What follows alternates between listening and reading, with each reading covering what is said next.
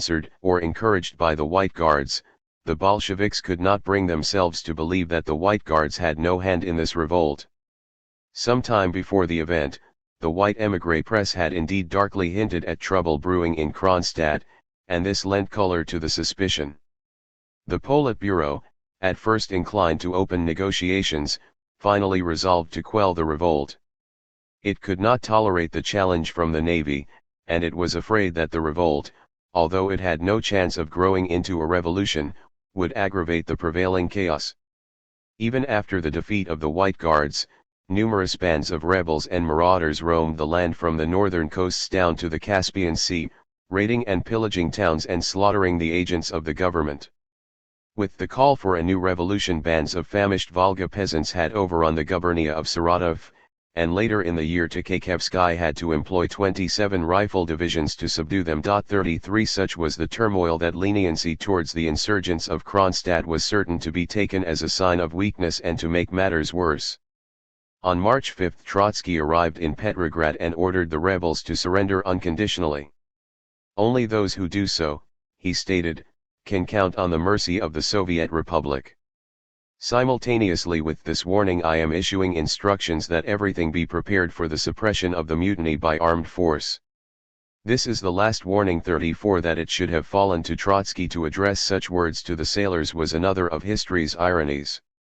This had been his Kronstadt, the Kronstadt he had called the pride and the glory of the revolution. How many times had he not stumped the naval base during the hot days of 1917? How many times had not the sailors lifted him on their shoulders and wildly acclaimed him as their friend and leader? How devotedly they had followed him to the Tauride Palace, to his prison cell at Kresty, to the walls of Kazan on the Volga, always taking his advice, always almost blindly following his orders. How many anxieties they had shared, how many dangers they had braved together. True, of the veterans few had survived, and even fewer were still at Kronstadt. The crews of the Aurora, the Petropavlovsk, and other famous warships now consisted of fresh recruits drafted from Ukrainian peasants. They lacked, so Trotsky told himself, the selfless revolutionary spirit of the older classes. Yet even this was in a way symbolic of the situation in which the revolution found itself. The ordinary men and women who had made it were no longer what they had been or where they had been. The best of them had perished, others had become absorbed in the administration, still others had dispersed and become disheartened and embittered.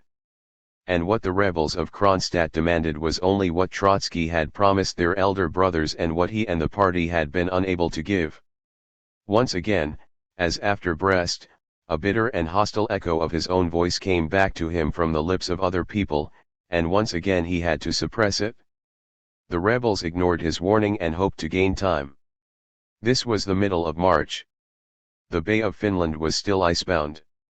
In a few days, however, a thaw might set in, and then the fortress, bristling with guns, defended by the whole Red Navy of the Baltic, assured of supplies from Finland or other Baltic countries, would become inaccessible, almost invincible. In the meantime even communists joined in the revolt, announcing that they had left the party of the hangman Trotsky. The fortress, so Trotsky, or was it Tchékevsky, resolved, must be seized before ice floes barred the approach. In feverish haste picked regiments and shock troops were dispatched to reinforce the garrison of Petrograd.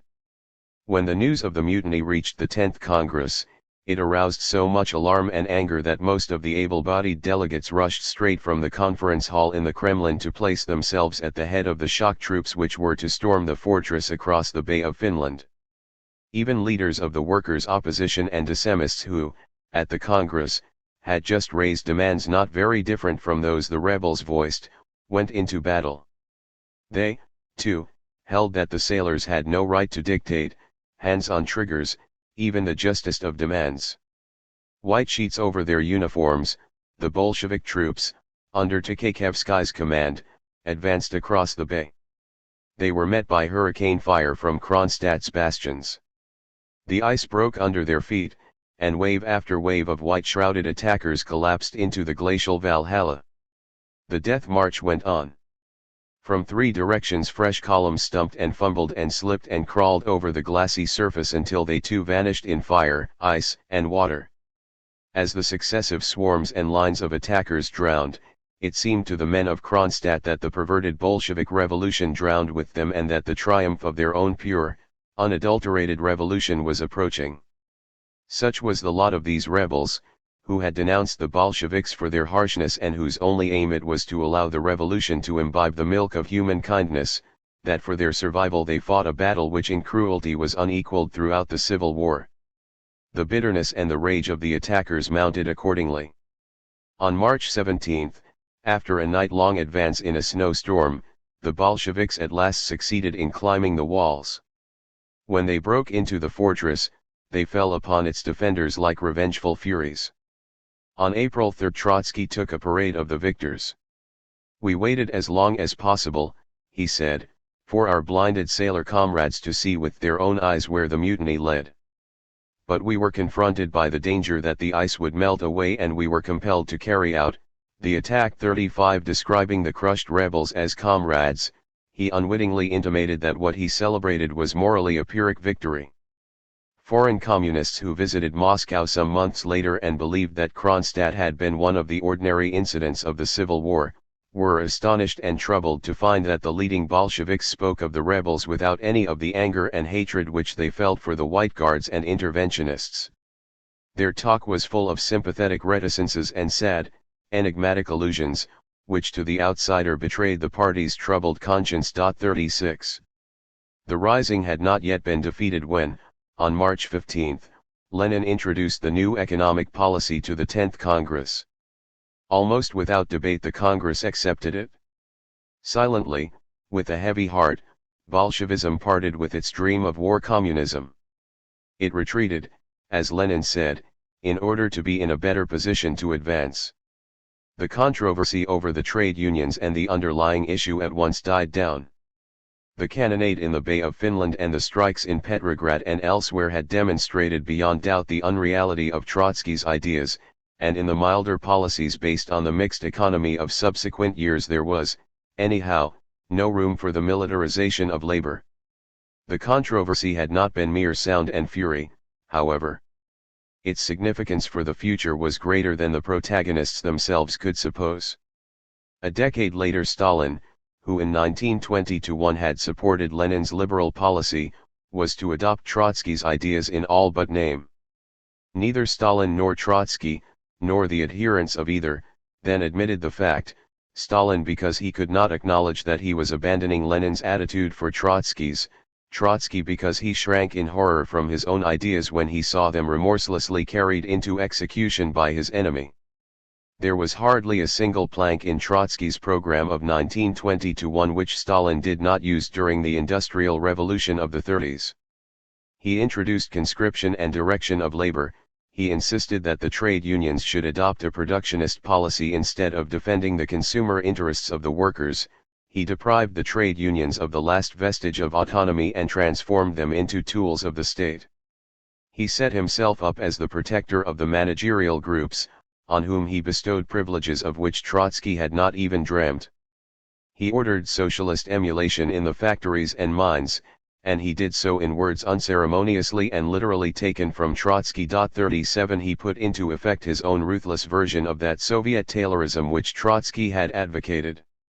And, finally, he passed from Trotsky's intellectual and historical arguments ambiguously justifying forced labor to its mass application.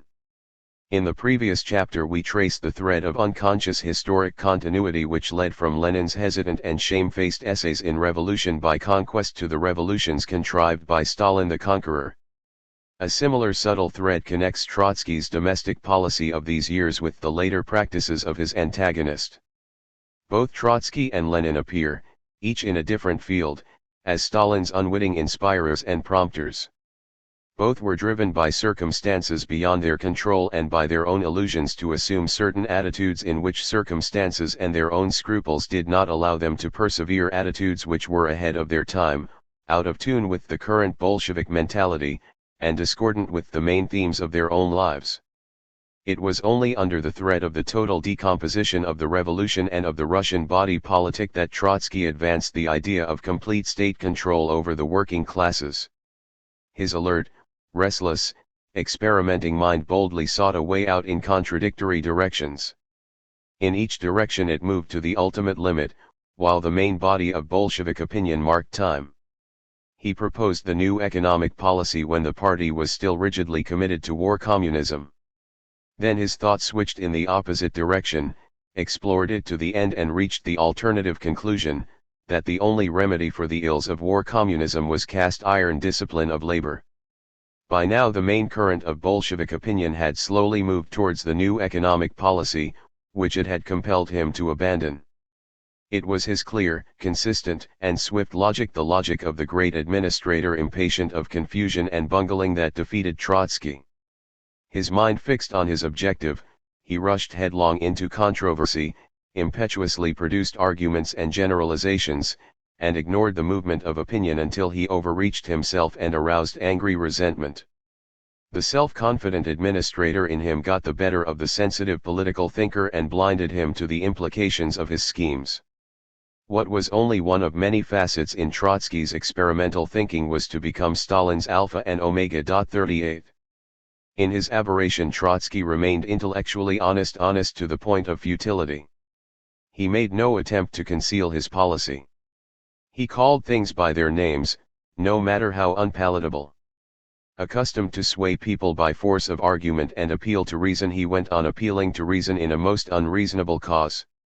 He publicly advocated government by coercion, that government which can never be publicly advocated and is practiced only sub silentio. He hoped to persuade people that they needed no government by persuasion. He told them that the workers' state had the right to use forced labor, and he was sincerely disappointed that they did not rush to enroll in the labor camps. 39 He behaved thus absurdly because before his mind's eye he had no cold machine of coercion slowly and remorselessly grinding its human material, but the monumental and evanescent outlines of a proletarian Sparta, the austere rigors of which were part of the pioneering adventure in socialism. The very absurdity of his behavior contained its own antidote. In his candor he gave the people ample notice of the danger threatening them. He indicated the limits to which he was prepared to go. He submitted his policies to public control. He himself did everything in his power to provoke the resistance that frustrated him. To keep politically alive he needed broad daylight. It took Stalin's bat-like character to carry his ideas into execution. The Bolshevik Party still defended the principle of proletarian democracy against Trotsky, but it continued to depart from it in practice. It was only in 1921 that Lenin's government proceeded to ban all organized opposition within the Soviets. Throughout the Civil War the Bolsheviks had harassed the Mensheviks and social revolutionaries, now outlawing them, now allowing them to come into the open, and then again suppressing them. The harsher and the milder courses were dictated by circumstances and by the vacillations of those parties in which some groups leaned towards the Bolsheviks and others towards the White Guards. The idea, however, that those parties should be suppressed on principle had not taken root before the end of the Civil War. Even during the spells of repression, those opposition groups which did not plainly call for armed resistance to the Bolsheviks still carried on all sorts of activities, open and clandestine. The Bolsheviks often eliminated them from the Soviets or reduced their representation by force or guile. It was through the machinery of the Soviets that Lenin's government organized the Civil War, and in that machinery it was not prepared to countenance hostile or neutral elements. But the government still looked forward to the end of hostilities when it would be able to respect the rules of Soviet constitutionalism and to readmit regular opposition. This the Bolsheviks now thought themselves unable to do. All opposition parties had hailed the Kronstadt rising, and so the Bolsheviks knew what they could expect from them. The more isolated they themselves were in the nation, the more terrified were they of their opponents. They had half suppressed them in order to win the Civil War. Having won the Civil War they went on to suppress them for good. Paradoxically, the Bolsheviks were driven to establish their own political monopoly by the very fact that they had liberalized their economic policy. The new economic policy gave free scope to the interests of the individualistic peasantry and of the urban bourgeoisie. It was to be expected that as those interests came into play they would seek to create their own means of political expression or try to use such anti-Bolshevik organizations as existed. The Bolsheviks were determined that none should exist. We might have a two-party system, but one of the two parties would be in office and the other in prison. This dictum, attributed to Bukharin, expressed a view widespread in the party. Some Bolsheviks felt uneasy about their own political monopoly, but they were even more afraid of the alternative. Trotsky later wrote that he and Lenin had intended to lift the ban on the opposition parties as soon as the economic and social condition of the country had become more stable. This may have been so.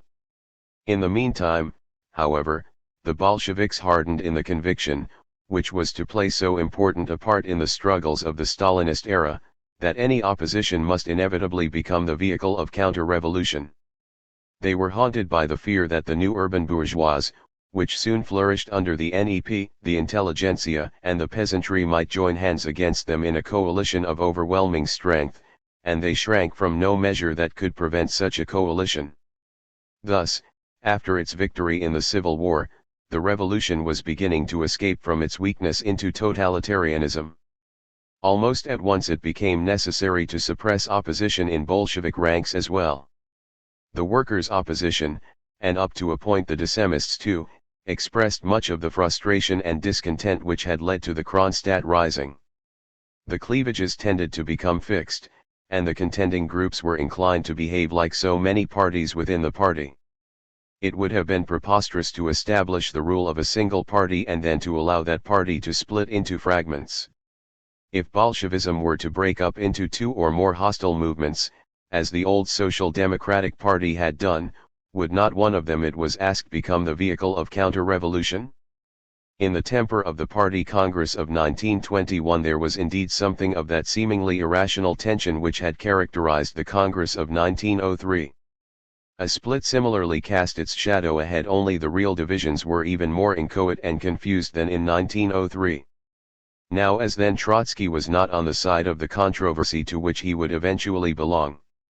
And now as then he was anxious to prevent the split. He therefore raised no objection when Lenin proposed that the Congress should prohibit organized groups or factions within the party, and he himself disbanded the faction he had formed during the recent controversy. 40 This was not yet strictly a ban on inter-party opposition. Lenin encouraged dissenters to express dissent. He liberally invited them to state their views in the Bolshevik newspapers, in special discussion pages and discussion sheets. He asked the Congress to elect the leaders of all shades of opposition to the new Central Committee. But he insisted that opposition should remain diffuse and that the dissenters should not form themselves into solid leagues. He submitted a resolution, one clause of which, kept secret, empowered the Central Committee to expel offenders, no matter how high their standing in the party. Trotsky supported the clause, or, at any rate, raised no objection to it, and the Congress passed it. It was against Shlyapnikov, Trotsky's most immitigable opponent, that the punitive clause was immediately directed, and against him it was presently invoked. It did not occur to Trotsky that one day it would be invoked against himself. The arrangement under which opposition was permitted, provided it remained dispersed, could work as long as members of the party disagreed over secondary or transient issues. But when the differences were serious and prolonged, it was inevitable that members of the same mind should band together. Those who, like the workers' opposition, charged the ruling group with being animated by bureaucratic and bourgeois hostility towards the masses could hardly refrain from concerting their efforts against what they considered to be a sinister and formidably organized influence within the party. The ban on factions could thus at first delay a split, only to accelerate it later. Barely 2 years were to elapse before Trotsky was to take up and give a powerful resonance to many of the criticisms and demands made by the less articulate leaders of the workers' opposition and of the dissemists, whom he now helped to defeat, and before he, too, was to cry out for a return to proletarian democracy. It was only a few years since Trotsky had, as an émigré in Vienna, drawn that impressive vista of Russia's past, in which he showed how history had thrown the Russian people into a severe environment, exposed them to pressures from wealthy and powerful Europe and to invasions from all directions, and let a Leviathan-like state mold their destinies for them. To feed itself, he then wrote, the Leviathan starved the nation, retarded or accelerated the growth of its social classes, and atrophied its civilization. 41 The revolution was in one of its aspects the people's triumph over the Leviathan. The triumph had seemed complete, for the old state had been reduced to dust and ashes. Yet the revolution, too, had to draw its nourishment and its vitality from that same severe environment. From this it absorbed all its severity. Rich in world-embracing ideas and aspirations, the new republic was poor with the accumulated poverty of over 1,000 years. It mortally hated that poverty. But that poverty was its own flesh and blood and breath. Trotsky had contrasted the spires and the vaulting arches and the Gothic lacework of Western European feudalism with the coarse and barbarous vulgarity of Russian feudalism, which could only fill the crevices of its log cabin with moss. He had juxtaposed the rich and complex growth of the Third Estate in Europe with the Russian police-sponsored crafts, the free and cultivated bourgeois personality of the West with the snout which every policeman could kick and punch.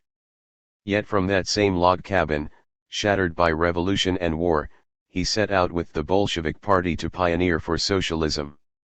Against all expectations, the advanced, civilized West had turned its back on the revolution, and for decades Bolshevism had to entrench itself in its native environment in order to transform it. The brand of socialism which it then produced could not but show the marks of its historic heritage. That socialism, too, was to rise rough and crude, without the vaulting arches and spires and lacework of which socialists had dreamt. Hemmed in by superior hostile forces, it soon delivered itself up to the new Leviathan state rising as if from the ashes of the old. The new state, like the old, was to protect and starve the nation, retard and accelerate its growth, and efface the human personality, the revolutionary proletarian personality. It was another of history's ironies that Trotsky, the hater of the Leviathan, should have become the first harbinger of its resurrection. When he was still at the threshold of his career, Trotsky wrote, "A working class capable of exercising its dictatorship over society will tolerate no dictator over itself." 42 By 1921 the Russian working class had proved itself incapable of exercising its own dictatorship. It could not even exercise control over those who ruled in its name. Having exhausted itself in the Revolution and the Civil War, it had almost ceased to exist as a political factor. Trotsky then proclaimed the party's historical birthright, its right to establish a stern trusteeship over the proletariat as well as the rest of society. This was the old Jacobin idea that a small virtuous and enlightened minority was justified in substituting itself for an immature people and bringing reason and happiness to it, the idea which Trotsky had abjured as the hereditary obsession of the Decembrists, the Narodniks, and the Bolsheviks. This obsession, he himself had argued, had reflected the atrophy or the apathy of all social classes in Russia. He had been convinced that with the appearance of a modern, socialist working class that atrophy had been overcome. The revolution proved him right. Yet after their paroxysms of energy and their titanic struggles of 1917 to 21 all classes of Russian society seemed to relapse into a deep coma. The political stage, so crowded in recent years, became deserted and only a single group was left on it to speak boisterously on behalf of the people. And even its circle was to grow more and more narrow. When Trotsky now urged the Bolshevik party to substitute itself for the working classes, he did not, in the rush of work and controversy, think of the next phases of the process, although he himself had long since predicted them with uncanny clear-sightedness. The party organization would then substitute itself for the party as a whole, then the Central Committee would substitute itself for the organization, and finally a single dictator would substitute himself for the Central Committee. The dictator was already waiting in the wings. Radio Times Hulton Picture Library. Trotsky in Exile, on a Hunting Trip. Preface. Carlyle once wrote that as Cromwell's biographer he had to drag out the Lord Protector from under a mountain of dead dogs, a huge load of calumny and oblivion. My job, as Trotsky's biographer, has been somewhat similar, with this difference, however, that when I set out to assail my mountain of dead dogs, great events were about to strike at it with immense force. I had concluded The Prophet Armed, the first part of my study of Trotsky, while Stalin was still alive, and while his cult appeared as indestructible as the stigma attached to Trotsky seemed indelible. Most reviewers of The Prophet Armed agreed with a British critic who wrote that that single book undoes 3 decades of Stalinist denigration, but, of course, neither the book nor its documentation brought forth a single word of comment from the Soviet historians and critics, who usually devote an unconscionable amount of attention to every piece of Sovietology, no matter how trashy, that appears in the West. Then came Stalin's death, the 20th Congress, and Khrushchev's secret speech. An earthquake shook the mountain of dead dogs, scattering half of it far and wide, and for a moment it looked as if the other half too was about to be blown away. Historically truthful references to Trotsky's part in the Russian Revolution began to appear in Soviet periodicals for the first time in 3 decades, although the paucity and timidity of the references suggested how close the connection between history and politics still was in this case, and how delicate the problem. When Stalin's idol was being smashed and the Stalinist falsification of history was being officially and emphatically denounced, the shade of Stalin's chief antagonist inevitably aroused fresh and lively, though bewildered, interest. In Moscow, Peking, Warsaw, and East Berlin people wondered anew what had been the significance and the moral of Trotsky's struggle against Stalin. Young historians, to whom the archives, hitherto kept under lock and key, had suddenly been thrown open, avidly looked for an answer in the unfamiliar records of Bolshevism.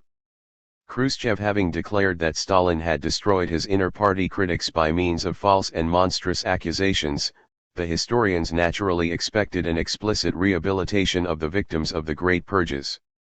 Here and there the rehabilitation was already taken for granted.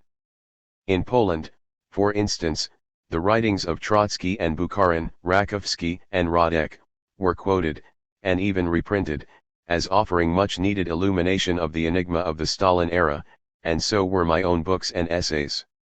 Soon thereafter, however, the assault on the mountain of dead dogs was halted in its tracks. Towards the end of 1956, or early in 1957, during the reaction against the Hungarian turmoil, a halt was called in Moscow to the restitution of historical truth. The dilemmas and fluctuations of current policy became once again reflected in the writing of history, and were focused, as it were, in the treatment of Trotsky. Since then Stalin's discredited short course of the history of the CPSU has been replaced by a new official compendium of party history which attempts to reimpose, though in a modified and softened version, the anathema on Trotsky, and in Soviet periodicals the volume of writings designed surreptitiously to defame Trotsky has grown much larger than it ever was in the last decade or so of the Stalin era. However, what was once a drama has now become sheer farce. The Stalinist anathema, absurd though it was, had its logic and consistency. Stalin knew that he could not maintain it effectively without gross, unscrupulous, and systematic falsification of the past. Khrushchev tries to ban the truth about Trotsky without resorting to outright falsification. He contents himself with a moderate dose of distortion, and by this alone he renders the anathema ludicrous. Thus, the authors of the new party history extol the work of the Military Revolutionary Committee of 1917 and of the Commissariat of War of the Civil War period, without mentioning in this connection that Trotsky stood at the head of both these bodies, but almost in the same breath they do mention this fact when they have to find fault with the work of the same committee or the same commissariat. It is as if one watched a child, who has not yet learned the meaning of hide and seek, pull at his mother's skirt and shout, "Here I am, look for me." The Khrushchevite historians evidently assume that Soviet readers will not be intelligent enough to see that the praise and the blame are both directed alike at the same person. In his own, perverse way Stalin took a far higher view of the perspicacity of his subjects, and he preferred to give them no facts that might stimulate heretical guesswork, and to leave no scope for such guesswork. The new versions of party history also dwell one-sidedly on disagreements between Lenin and Trotsky, but by publishing Lenin's suppressed writings and throwing open the archives, the new party leaders have in fact done virtually everything that was needed for Trotsky's rehabilitation. Now all their attempts to banish him once again from the annals of the revolution are vain. Trotsky's ghost is evidently still haunting Stalin's successors. I trust that in these pages readers will find at least part of the explanation of this apparently bizarre fact. Despite all the great changes that have occurred in Soviet society since the 1920s, or rather because of these changes, some of the crucial issues of the controversy between Stalin and Trotsky are as alive today as ever. Trotsky denounced the bureaucratic degeneration of the workers' state, and he confronted Stalin's monolithic and infallibly led party with the demand for freedom of expression, debate, and criticism, believing that on these alone could and should voluntary and genuine communist discipline be based. His voice was smothered in the Russia of the 1920s, but with the many-sided, industrial, educational, and social progress of the Soviet Union, his idea has come back to life, gaining possession of many communist minds. In their brief hour of truth, Khrushchev and Mikoyan, Mao and Gomulka, Kadar and Tolyatti, not to speak of Tito and Nagy, had to pay their tribute to it. A substratum of Trotskyism could be found in the contributions, however half-hearted and fragmentary, which each of them then made to de-Stalinization. Indeed, in this hour of truth Trotsky appeared as the giant forebear of all of them, for none of them approached Stalinism with anything like the depth, the sweep, and the vigor of his critical thought.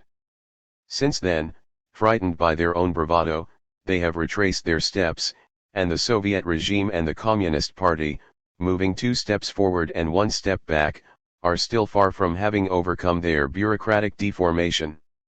The fact that as yet the issues posed by Trotsky have, at best, been only half resolved makes the story of his opposition to Stalinism more, not less, topical.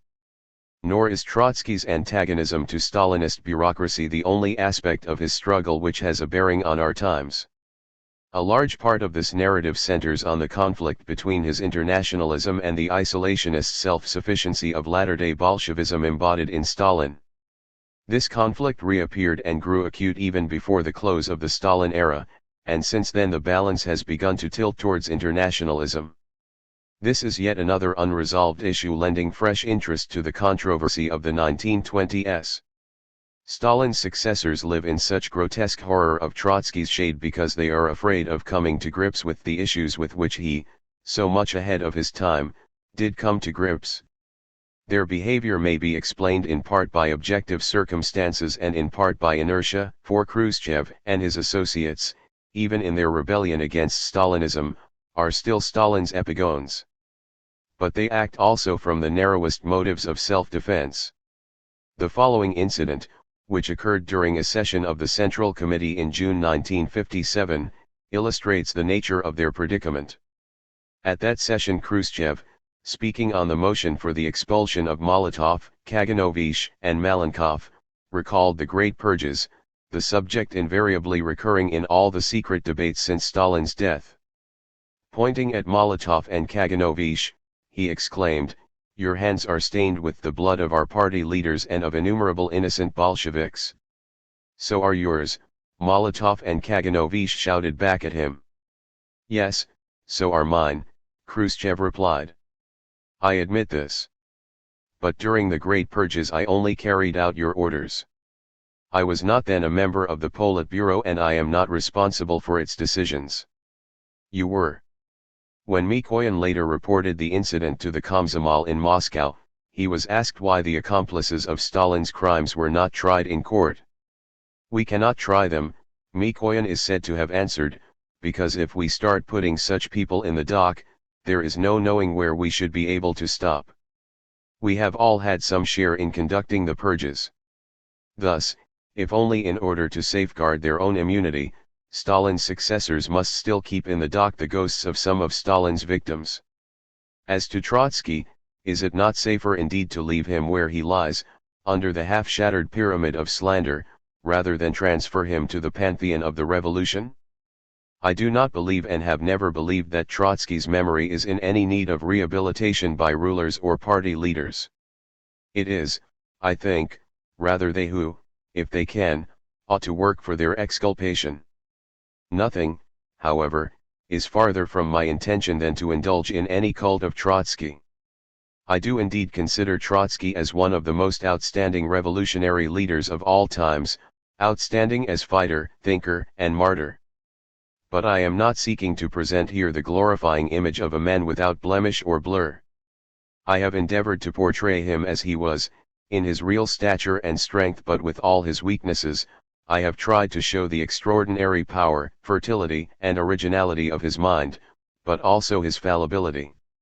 In discussing the ideas which form his distinctive contribution to Marxism and modern thought, I have attempted to disentangle what in my view is, and for a long time is likely to remain, of objective and lasting value from that which reflected merely transient situations, subjective emotions, or errors of judgment. I have done my best to do justice to Trotsky's heroic character, to which I find only very few equals in history.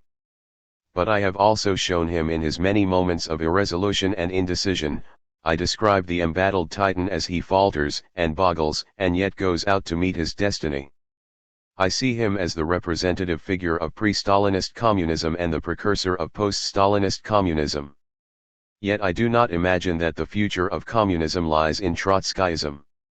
I am inclined to think that the historic development is transcending both Stalinism and Trotskyism and is tending towards something broader than either of them.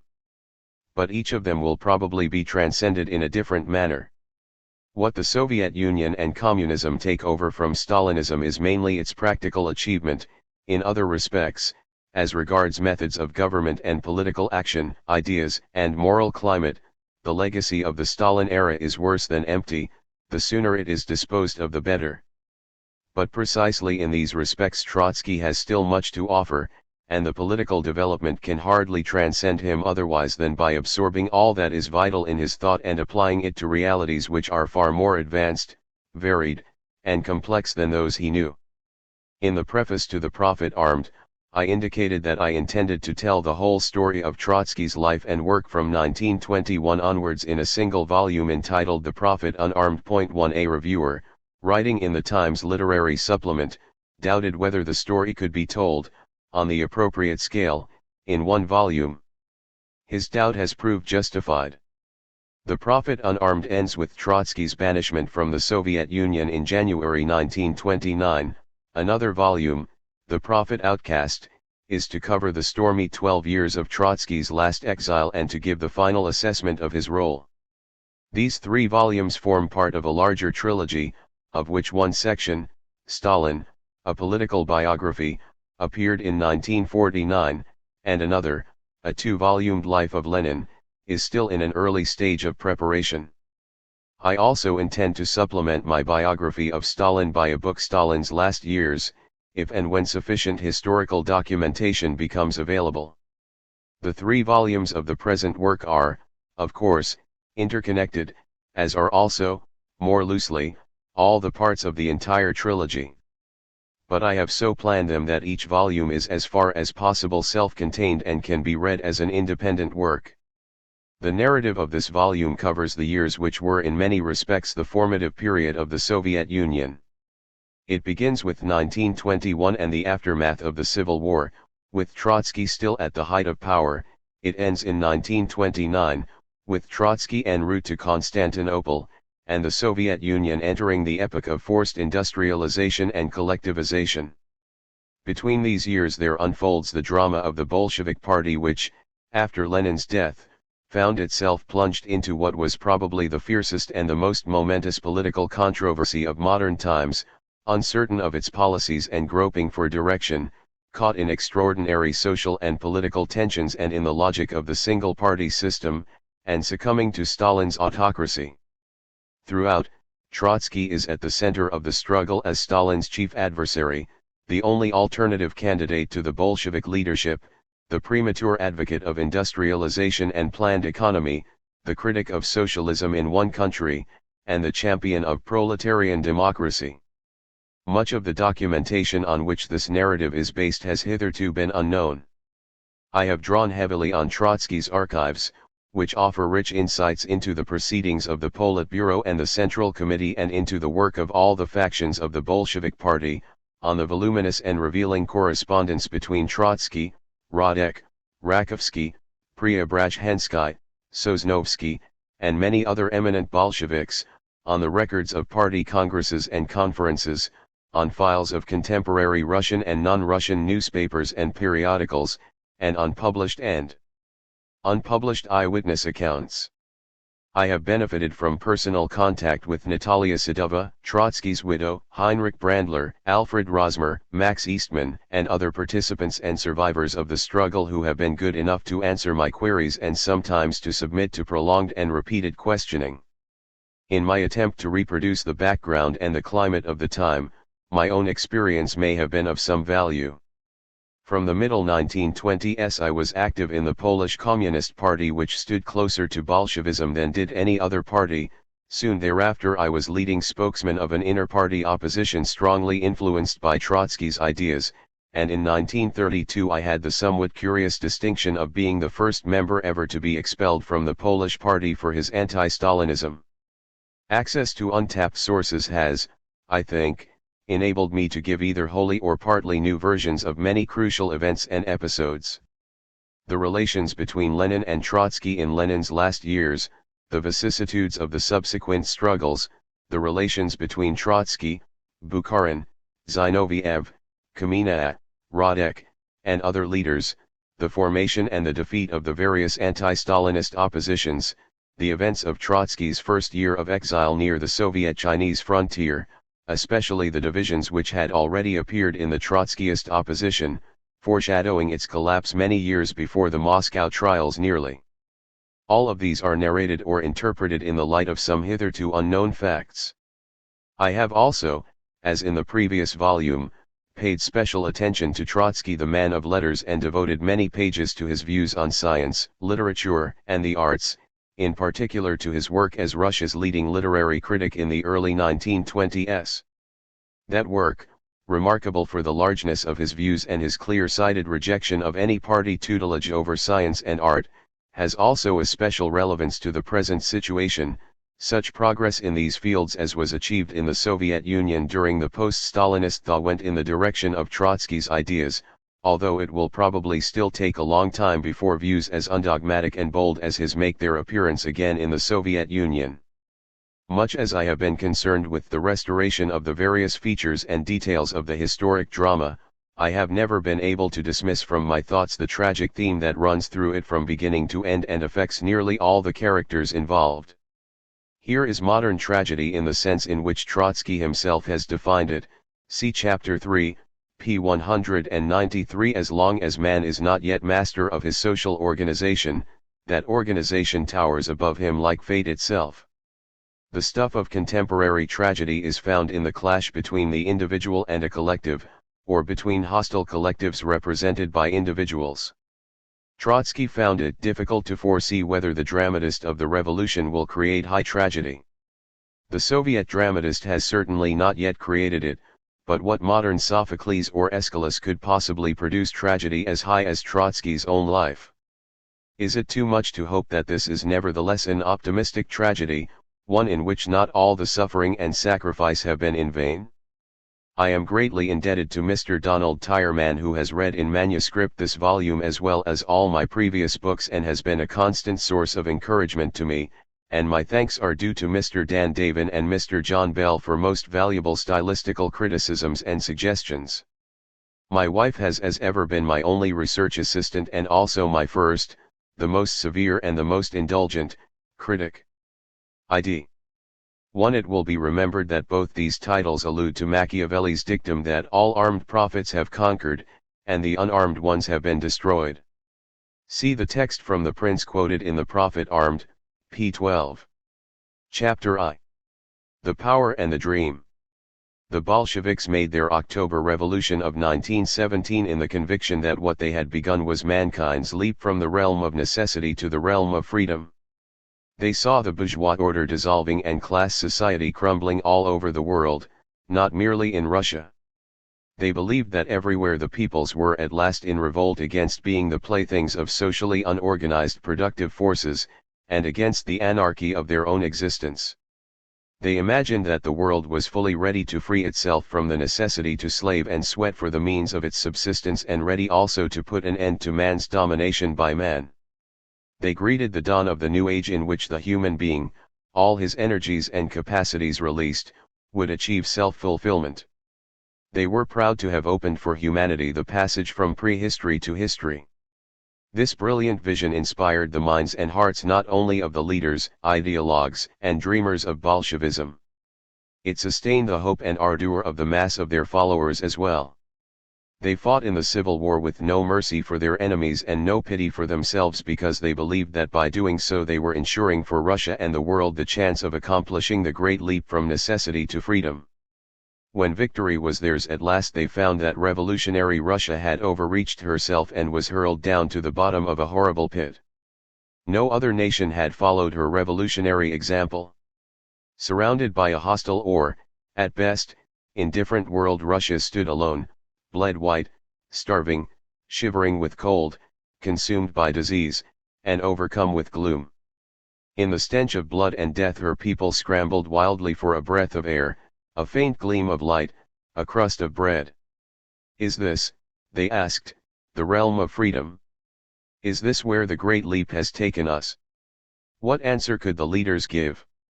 They replied that the great and celebrated revolutions of earlier ages had suffered similar cruel setbacks, but had nevertheless justified themselves and their work in the eyes of posterity, and that the Russian Revolution too would emerge triumphant. Nobody argued thus with greater power of conviction than did the chief character of this book. Before the hungry crowds of Petrograd and Moscow, Trotsky recalled the privations and the distress which revolutionary France endured many years after the destruction of the Bastille, and he told them how the first consul of the Republic every morning visited in person the alleys of Paris, anxiously watched the few peasant carts bringing food from the country, and went away every morning knowing that the people of Paris would continue to starve. 1. The analogy was all too real, but consoling. Historical parallels, no matter how true and relevant, could not fill Russia's empty stomach. Nobody was able to gauge the depth to which the nation had slumped. Down below, hands and feet fumblingly searched for solid points of support, for something to lean on and something to grasp at in order to climb up.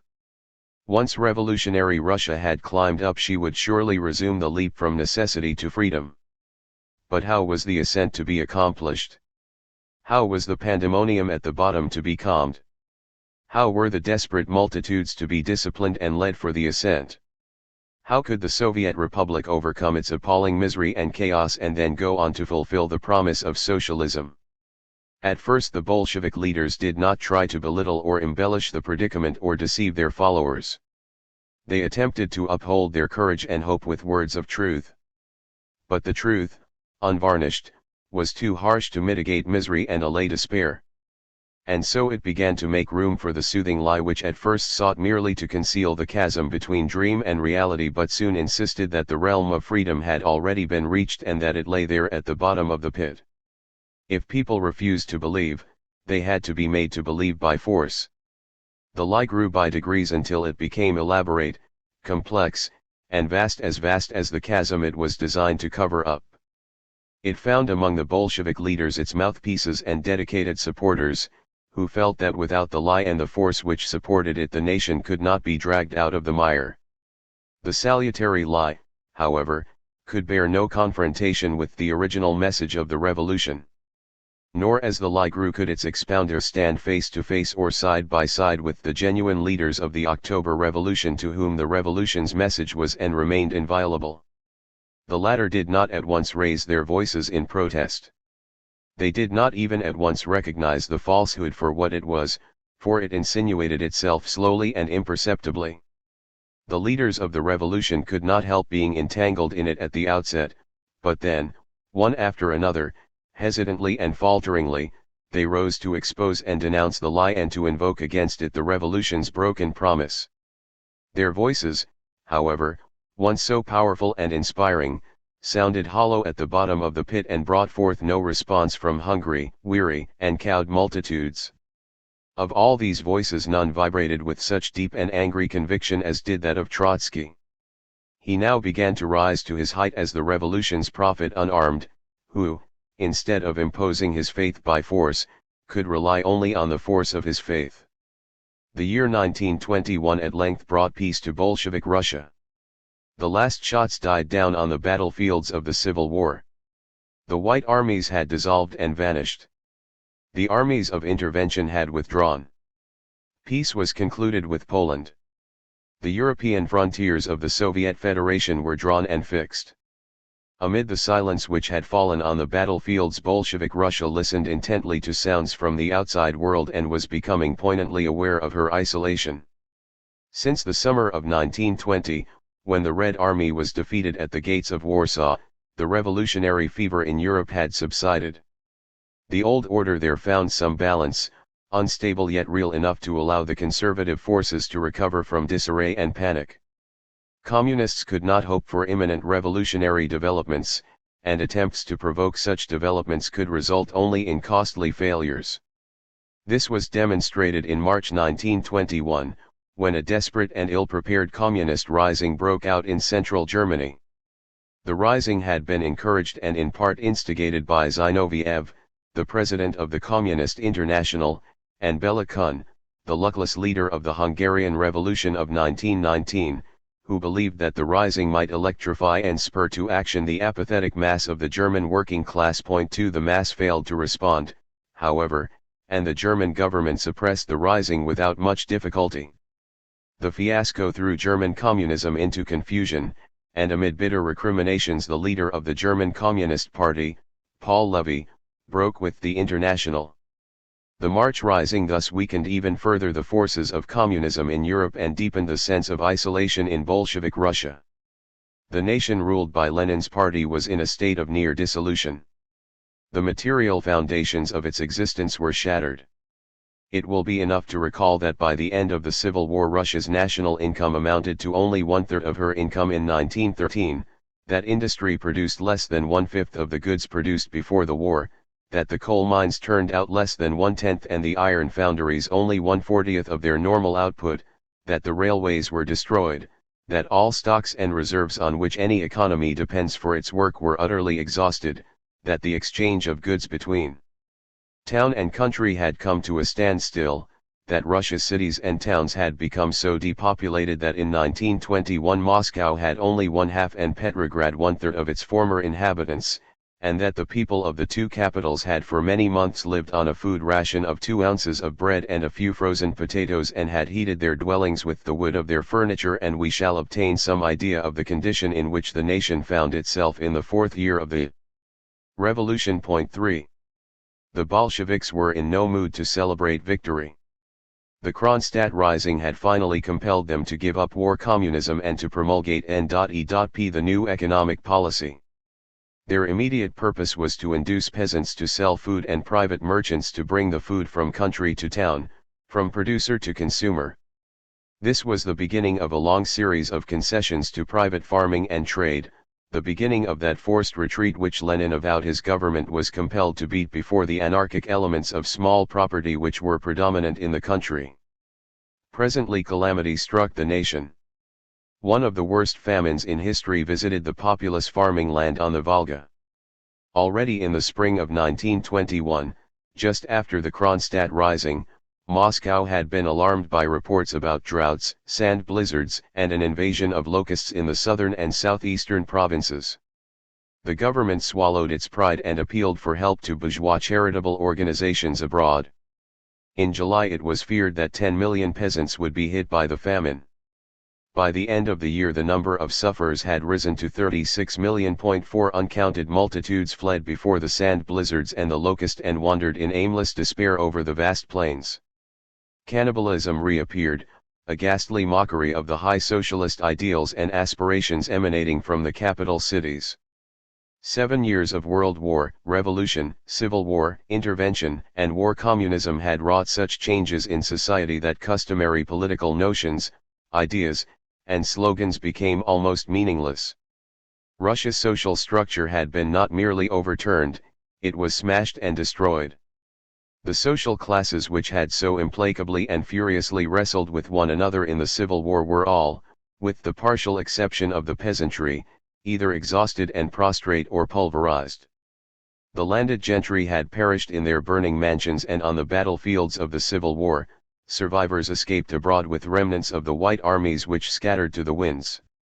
Of the bourgeoisie, never very numerous or politically confident, many had also perished or emigrated. Those who saved their skins, stayed in Russia, and attempted to adjust themselves to the new regime, were merely the wreckage of their class. The old intelligentsia, and to a lesser degree the bureaucracy, shared the fate of the bourgeoisie proper. Some ate the émigrés' bread in the West, others served Russia's new masters as specialists. With the revival of private trade, a new upstart middle class made its appearance. Its members, contemptuously labeled N.E.P. men, were bent on exploiting quickly the opportunities NEP offered them, amassed mushroom fortunes, and enjoyed their day with the feeling that one deluge was behind them and another ahead of them. Despised even by the survivors of the old bourgeoisie, this new middle class did not aspire to develop a political mind of its own.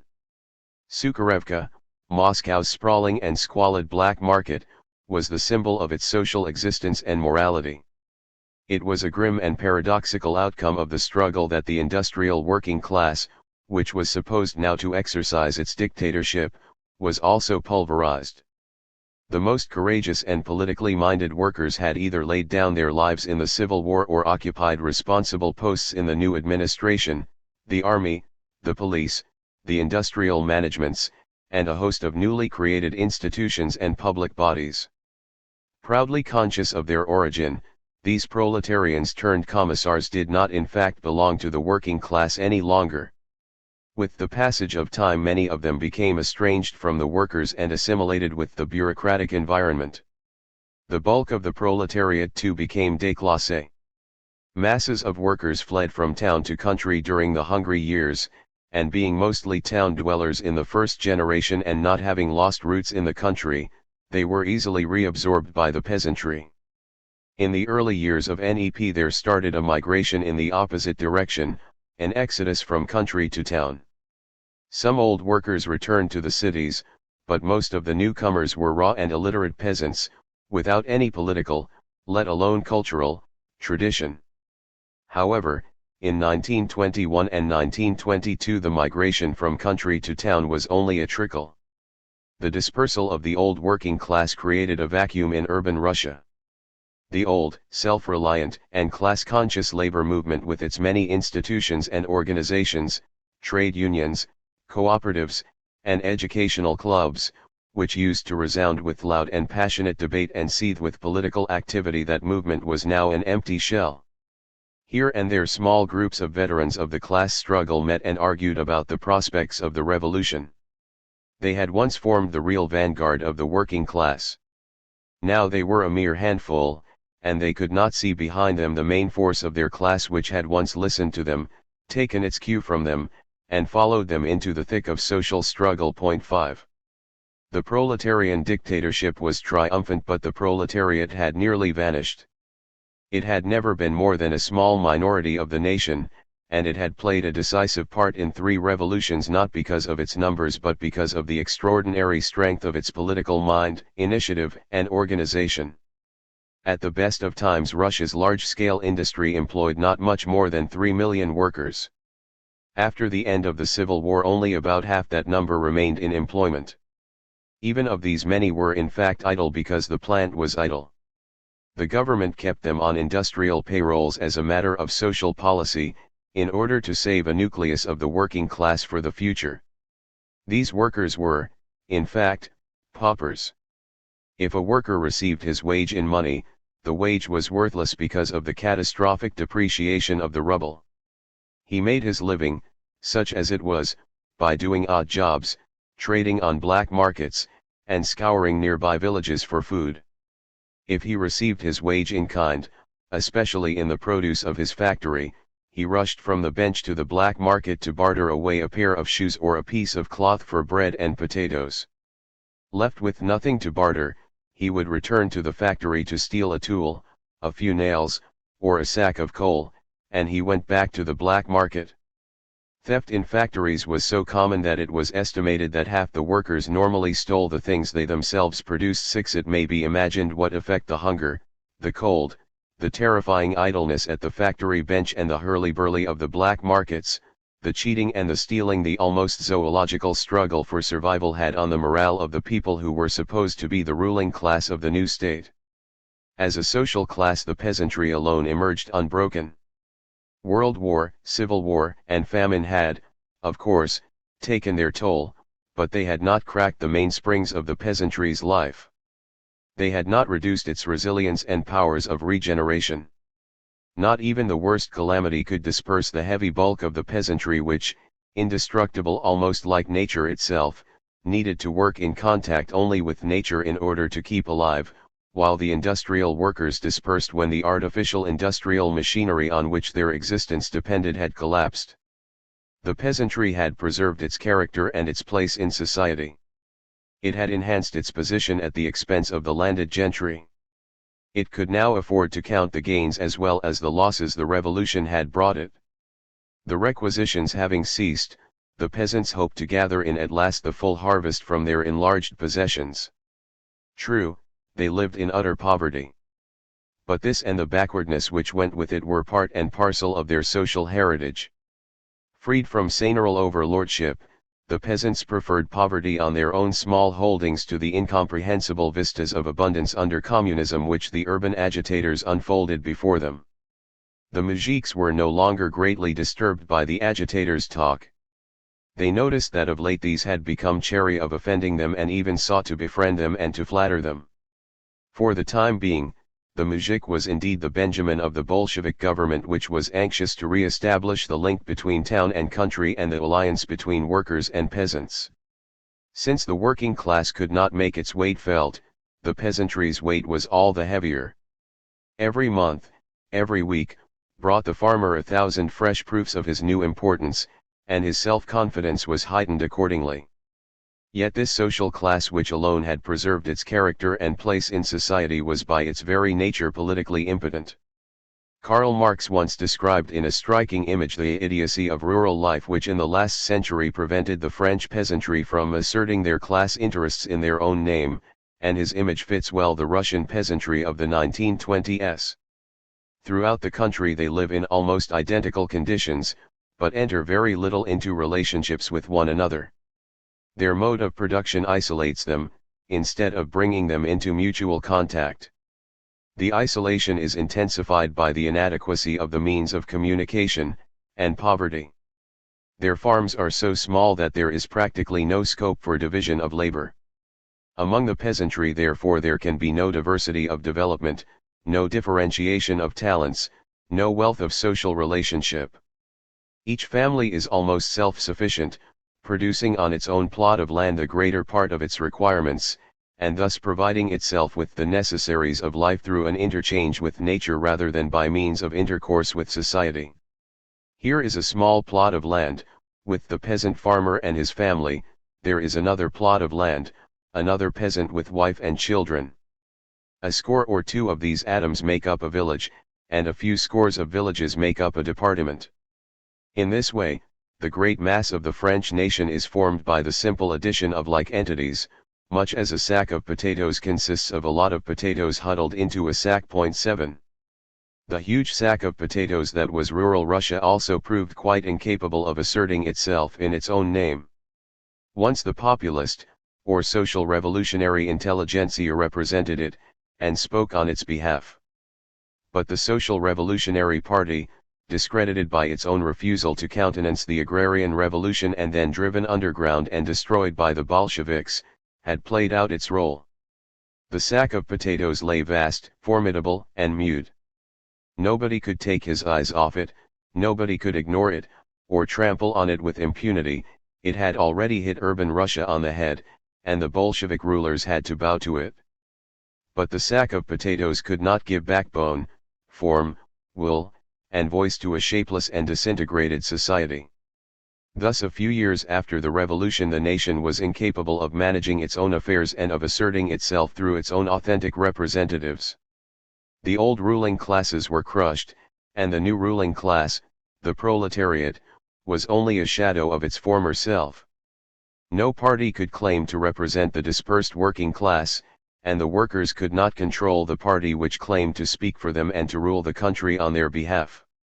Whom then did the Bolshevik Party represent? It represented only itself, that is, its past association with the working class, its present aspiration to act as the guardian of the proletarian class interest, and its intention to reassemble in the course of economic reconstruction a new working class which should be able in due time to take the country's destinies into its hands. In the meantime, the Bolshevik Party maintained itself in power by usurpation. Not only its enemies saw it as a usurper, the party appeared as a usurper even in the light of its own standards and its own conception of the revolutionary state. The enemies of Bolshevism, we remember, had from the outset denounced the October Revolution and then the dispersal of the Constituent Assembly in 1918 as acts of usurpation. The Bolsheviks did not take this accusation to heart. They replied that the government from which they seized power in October had not been based on any elective representative body, and that the revolution vested power in a government backed by the overwhelming majority of the elected and representative councils of workers and soldiers' deputies. The Soviets had been a class representation and by definition an organ of proletarian dictatorship. They had not been elected on the basis of universal suffrage. The gentry and the bourgeoisie had been disfranchised, and the peasantry was represented only in such a proportion as was compatible with the predominance of the urban workers. The workers cast their votes not as individuals in traditional constituencies but in factories and workshops as members of those productive units of which their class consisted. It was only this class representation that the Bolsheviks had since 1917 considered as valid and legitimate. Point 8. Yet it was precisely in the terms of the Bolshevik conception of the workers' state that Lenin's government had gradually ceased to be representative. Nominally, it was still based on the Soviets.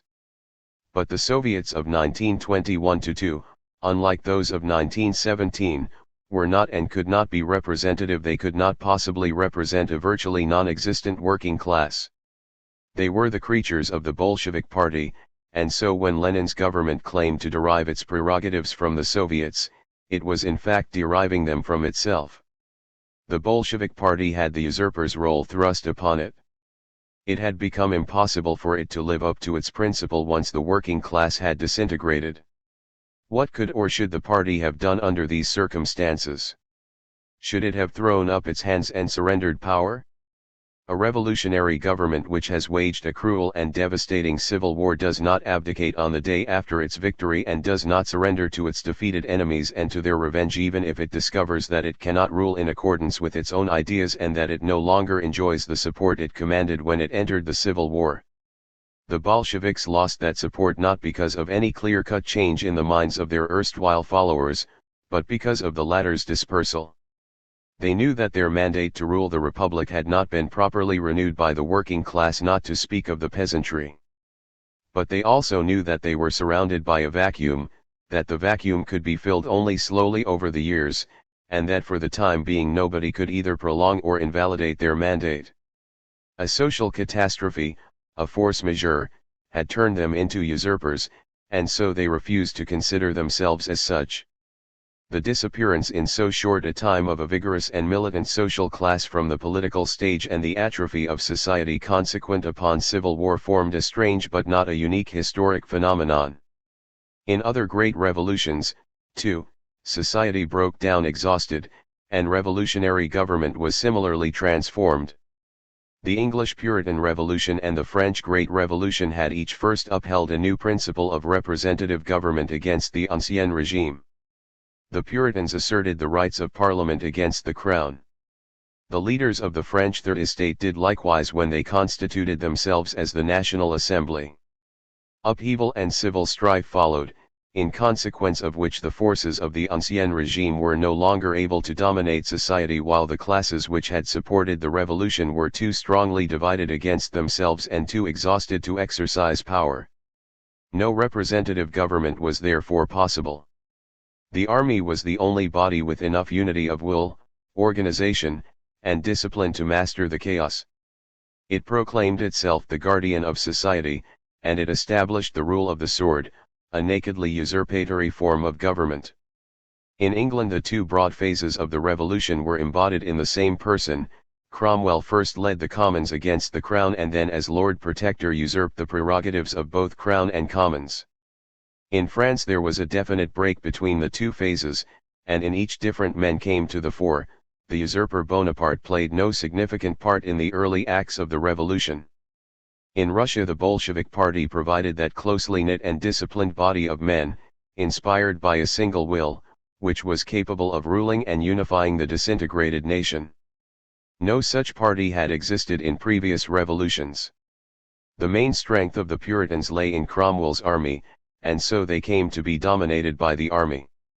The Jacobin party came into being only in the course of the upheaval. It was part of the fluctuating revolutionary tide. It broke up and vanished at the ebb of the tide. The Bolshevik party, on the contrary, formed a solid and centralized organization long before 1917. This enabled it to assume leadership in the revolution and, after the ebb of the tide, to play for many decades the part the army had played in revolutionary England and France, to secure stable government and to work towards the integration and remodeling of the national life. By its cast of mind and political tradition the Bolshevik party was extremely well prepared and yet peculiarly ill-adapted for the usurper's part. Lenin had trained his disciples as the vanguard and the elite of the labor movement. The Bolsheviks had never contented themselves with giving expression to the actual moods or aspirations of the working class. They regarded it as their mission to shape those moods and to prompt and develop those aspirations.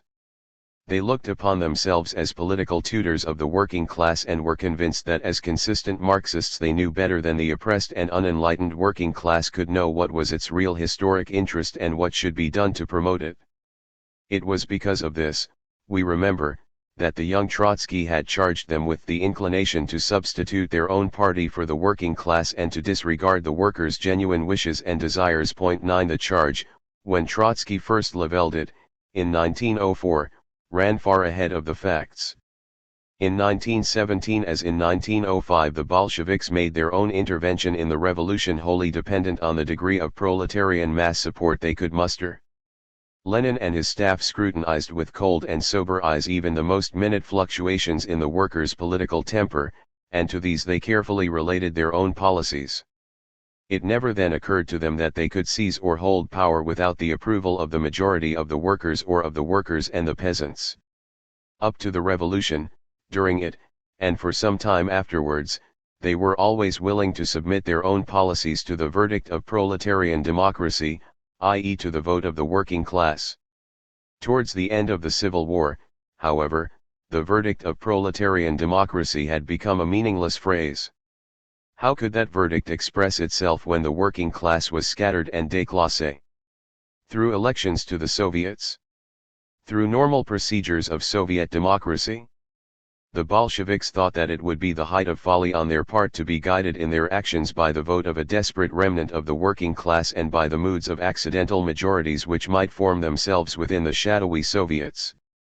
At last they and Trotsky with them did in fact substitute their own party for the working class. They identified their own will and ideas with what they believed would have been the will and the ideas of a full-blooded working class, if such a working class had existed. Their habit of regarding themselves as the interpreters of the proletarian class interest made that substitution all the easier. As the old vanguard, the party found it natural for itself to act as the locum tenens for the working class during that strange and, it hoped, short interval when that class was in a state of dissolution. Thus the Bolsheviks drew a moral justification for their usurpatory role from their own tradition as well as from the actual state of society. The Bolshevik tradition, however, was a subtle combination of diverse elements. The party's moral self-reliance, its superiority, its sense of revolutionary mission, its inner discipline, and its deeply ingrained conviction that authority was indispensable to proletarian revolution, all these qualities had formed the authoritarian strands in Bolshevism. These, however, had been held in check by the party's intimate closeness to the real, and not merely to the theoretical, working class, by its genuine devotion to it, by its burning belief that the will of the exploited and the oppressed was the beginning and the end of the revolution, and that the worker should eventually be the real master in the new state, because in the end history would through his mouth pronounce a severe and just verdict on all parties, including the Bolsheviks, and all their deeds. The idea of proletarian democracy was inseparable from this attitude. When the Bolshevik evoked it, he expressed his contempt for the formal and deceptive democracy of the bourgeoisie, his readiness to ride roughshod, if need be, over all the non-proletarian classes, but also his feeling that he was bound in duty to respect the will of the working class even when momentarily he dissented from it. In the early stages of the revolution, the proletarian democratic strand was preeminent in the Bolshevik character. Now the bent towards authoritarian leadership was on top of it. Acting without the normal working class in the background, the Bolshevik from long habit still invoked the will of that class in order to justify whatever he did. But he invoked it only as a theoretical surmise and an ideal standard of behavior, in short, something of a myth. He began to see in his party the repository not only of the ideal of socialism in the abstract, but also of the desires of the working class in the concrete. When a Bolshevik, from the Politburo member to the humblest man in a cell, declaimed that the proletariat insists or demands or would never agree to this or that, he meant that his party or its leaders insisted, demanded, and would never agree. Without this half-conscious mystification, the Bolshevik mind could not work. The party could not admit even to itself that it had no longer any basis in proletarian democracy. True, at intervals of cruel lucidity the Bolshevik leaders themselves spoke frankly about their predicament. But they hoped that time, economic recovery, and the reconstitution of the working class would solve it, and they went on to speak and to act as if the predicament had never arisen and as if they still acted on a clear and valid mandate from the working class. Point 10. The Bolsheviks had by now finally suppressed all other parties and established their own political monopoly. They saw that only at the gravest peril to themselves and the revolution could they allow their adversaries to express themselves freely and to appeal to the Soviet electorate. An organized opposition could turn the chaos and discontent to its advantage all the more easily because the Bolsheviks were unable to mobilize the energies of the working class. They refused to expose themselves and the revolution to this peril. As the party substituted itself for the proletariat, it also substituted its own dictatorship for that of the proletariat. Proletarian dictatorship was no longer the rule of the working class which, organized in Soviets, had delegated power to the Bolsheviks but was constitutionally entitled to depose them or revoke them from office. Proletarian dictatorship had now become synonymous with the exclusive rule of the Bolshevik party. The proletariat could revoke or depose the Bolsheviks as little as it could revoke or depose itself. In suppressing all parties, the Bolsheviks wrought so radical a change in their political environment that they themselves could not remain unaffected. They had grown up under the Tsarist regime within a half-open and half-clandestine multi-party system, in an atmosphere of intense controversy and political competition. Although as a combatant body of revolutionaries they had had their own doctrine and discipline which even then set them apart from all other parties, they nevertheless breathed the air of their environment, and the multi-party system determined the inner life of their own party. Constantly engaged in controversy with their adversaries, the Bolsheviks cultivated controversy in their own ranks as well. Before a party member took the platform in order to oppose a cadet or a Menshevik, he thrashed out within his own party cell or committee the issues which occupied him, the adversary's case, the reply to it, and the party's attitude and tactical moves. If he thought that the party was wrong on any point or its leadership inadequate, he said so without fear or favor, and tried to convert his comrades to his view. As long as the party fought for the workers' democratic rights, it could not refuse those rights to its own members within its own organization. Point 11. Destroying the multi-party system, the Bolsheviks had no inkling of the consequences to themselves. They imagined that outside that system they would still remain what they had always been, a disciplined but free association of militant Marxists. They took it for granted that the collective mind of the party would continue to be shaped by the customary exchange of opinion, the give and take of theoretical and political argument. They did not realize that they could not ban all controversy outside their ranks and keep it alive within their ranks. They could not abolish democratic rights for society at large and preserve those rights for themselves alone. The single-party system was a contradiction in terms. The single party itself could not remain a party in the accepted sense. Its inner life was bound to shrink and wither. Of democratic centralism, the master principle of Bolshevik organization, only centralism survived. The party maintained its discipline, not its democratic freedom. It could not be otherwise. If the Bolsheviks were now to engage freely in controversy, if their leaders were to thrash out their differences in public, and if the rank and file were to criticize the leaders and their policy, they would set an example to non-Bolsheviks who could not then be expected to refrain from argument and criticism. If members of the ruling party were to be permitted to form factions and groups in order to advance specific views within the party, how could people outside the party be forbidden to form their own associations and formulate their own political programs? No body politic can be 9/10 mute and 1/10 vocal. Having imposed silence on non-Bolshevik Russia, Lenin's party had in the end to impose silence on itself as well. The party could not easily reconcile itself to this. Revolutionaries accustomed to take no authority for granted, to question accepted truth, and to examine critically their own party, could not suddenly bow to authority with unquestioning obedience. Even while they obeyed, they continued to question. After the 10th Congress had, in 1921, declared the ban on inter-party factions, Bolshevik assemblies still resounded with controversy. Like-minded members still formed themselves into leagues, produced their platforms and theses, and made scathing attacks on the leaders. In so doing, they threatened to undermine the basis of the single-party system. Having suppressed all its enemies and adversaries, the Bolshevik Party could not continue to exist otherwise than by a process of permanent self-suppression. The very circumstances of its own growth and success drove the party to adopt this course. Early in 1917 it had no more than 23,000 members in the whole of Russia. During the revolution the membership trebled and quadrupled.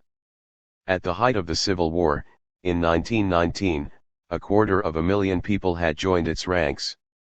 This growth reflected the party's genuine pull on the working class. Between 1919 and 1922 the membership trebled once again, rising from 250,000 to 700,000. Most of this growth, however, was already spurious. By now the rush to the victor's bandwagon was in full progress. The party had to fill innumerable posts in the government, in industry, in trade unions, and so on, and it was an advantage to fill them with people who accepted party discipline. In this mass of newcomers the authentic Bolsheviks were reduced to a small minority. 12 They felt that they were swamped by alien elements, and they were alarmed and anxious to winnow the chaff from the wheat. But how was this to be done? It was difficult enough to tell those who joined the party for the sake of a disinterested conviction from the turncoats and pot hunters. It was more difficult still to determine whether even those who sought membership from no disreputable motive grasped the party's aims and aspirations and were ready to fight for them. As long as several parties expounded their programs and recruited followers, their perpetual contests secured the proper selection of the human material and its distribution between the parties.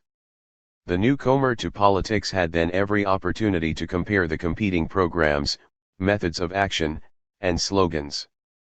If he joined the Bolsheviks he did so by an act of conscious choice. But those who entered politics in the years 1921 to 2 could make no such choice. They knew the Bolshevik Party only. In other circumstances their inclinations might have led them to join the Mensheviks, the Social Revolutionaries, or any other group. Now their urge for political action led them to the only party in existence, the only one which offered an outlet to their energy and ardor. Many of the new entrants were, as Zinoviev called them, unconscious Mensheviks or unconscious social revolutionaries 13 who sincerely thought of themselves as good Bolsheviks. The influx of such elements threatened to falsify the party's character and to dilute its tradition. Indeed, at the 11th Party Congress, in 1922, Zinoviev claimed that there were already within the Bolshevik organization 2 or more potential parties formed by those who honestly mistook themselves for Bolsheviks. Thus, by the mere fact that it was the single party, the party was losing its single mind, and inchoate substitutes for the parties it had banned began to appear in its own midst. The social background with all its repressed diversity of interest and political mentality reasserted itself and pressed on the only existing political organization and infiltrated it from all sides. The leaders resolved to defend the party against this infiltration. They began a purge. The demand for a purge had come from the workers' opposition at the 10th Congress, and the first purge was carried out in 1921. Police and the courts had nothing to do with the procedure. At public meetings, the control commissions, i.e. party tribunals, examined the record and the morals of every party member, high or low. Every man and woman in the audience could come forward and testify for or against the investigated individual, whom the control commission then declared either worthy or unworthy of continued membership. The unworthy bore no punishment, but the loss of membership in the ruling party was likely to deprive him of chances of promotion or of a responsible post. Within a short time 200,000 members, about 1/3 of the total membership, were thus expelled. The Control Commission classified those expelled into several categories: vulgar careerists, former members of anti-Bolshevik parties, especially former Mensheviks, who joined after the end of the Civil War, Bolsheviks corrupted by power and privilege, and, finally, the politically immature who lacked an elementary grasp of the party's principles. 14 It seems that people whose only fault was that they had criticized the party's policy or its leaders were not expelled. But it soon became clear that the purge, needed though it was a double-edged weapon. It provided the unscrupulous with opportunities for intimidation and with pretexts for settling private accounts. The rank and file applauded the expulsion of turncoats and corrupt commissars, but were bewildered by the scope of the purge. It was known that purges would be repeated periodically, and so people wondered what, if 1/3 of the membership could be expelled in a single year, would happen next year or the year after. The humble and the cautious began to think twice before they ventured to make a risky remark or take a step which at the next purge might bring upon them the reproach of political immaturity or backwardness. Initiated as a means of cleansing the party and safeguarding its character, the purge was destined to serve the party as the most deadly instrument of self-suppression. We have seen that, when the working class had vanished as an effective social force, the party in all its formidable reality substituted itself for the class. But now the party too appeared to turn into an entity as elusive and phantom-like as that for which it had substituted itself. Was there any real substance, and could there be any autonomous life, in a party which in a single year declared a full 1/3 of its members unworthy and expelled them? The 200,000 purged men and women had presumably taken part in all normal procedures of party life up till now, voted for resolutions, elected delegates to congresses, and had thus had a large formal share in determining the party's policy. Yet their expulsion brought about no perceptible change or modification of policy. Not even a trace could be found in the party's outlook of the great surgical operation by which 1/3 of its body had been slashed off. This fact alone proved that for some time past the mass of members had had no influence whatsoever on the conduct of affairs. Bolshevik policy was determined by a small section of the party which substituted itself for the whole. Who constituted that section? Lenin himself answered the question in no uncertain terms. In March 1922 he wrote to Molotov, who was then secretary to the Central Committee, "If one does not wish to shut one's eyes to reality, one ought to admit that at present the proletarian character of the party's policy is determined not by the class composition of the membership but by the enormous and undivided authority of that very thin stratum of members who might be described as the party's old guard." 15 In that guard Lenin now saw the only repository of the ideal of socialism, the parties. Trustee, and ultimately the locum tenens of the working class. The guard consisted in all of a few thousand authentic veterans of revolution.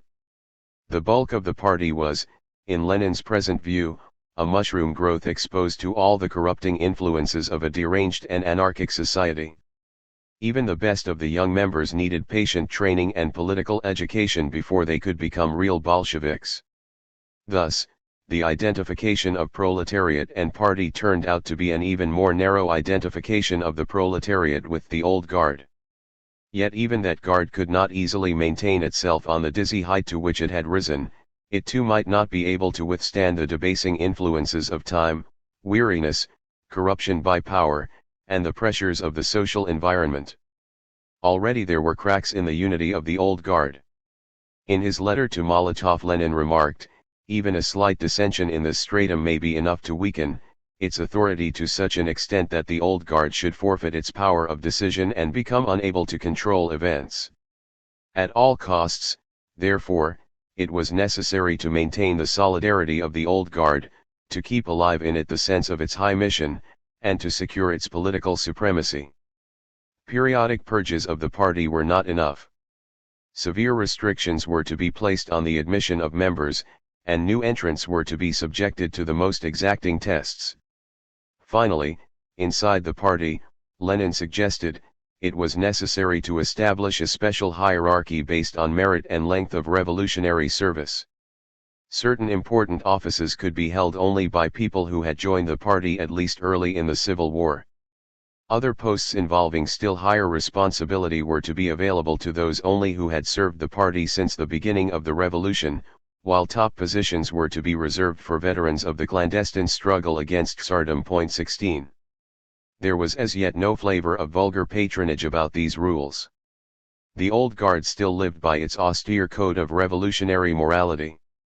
Under the part maximum, a party member, even one who held the highest office, was not allowed to earn more than the wages of a skilled factory worker.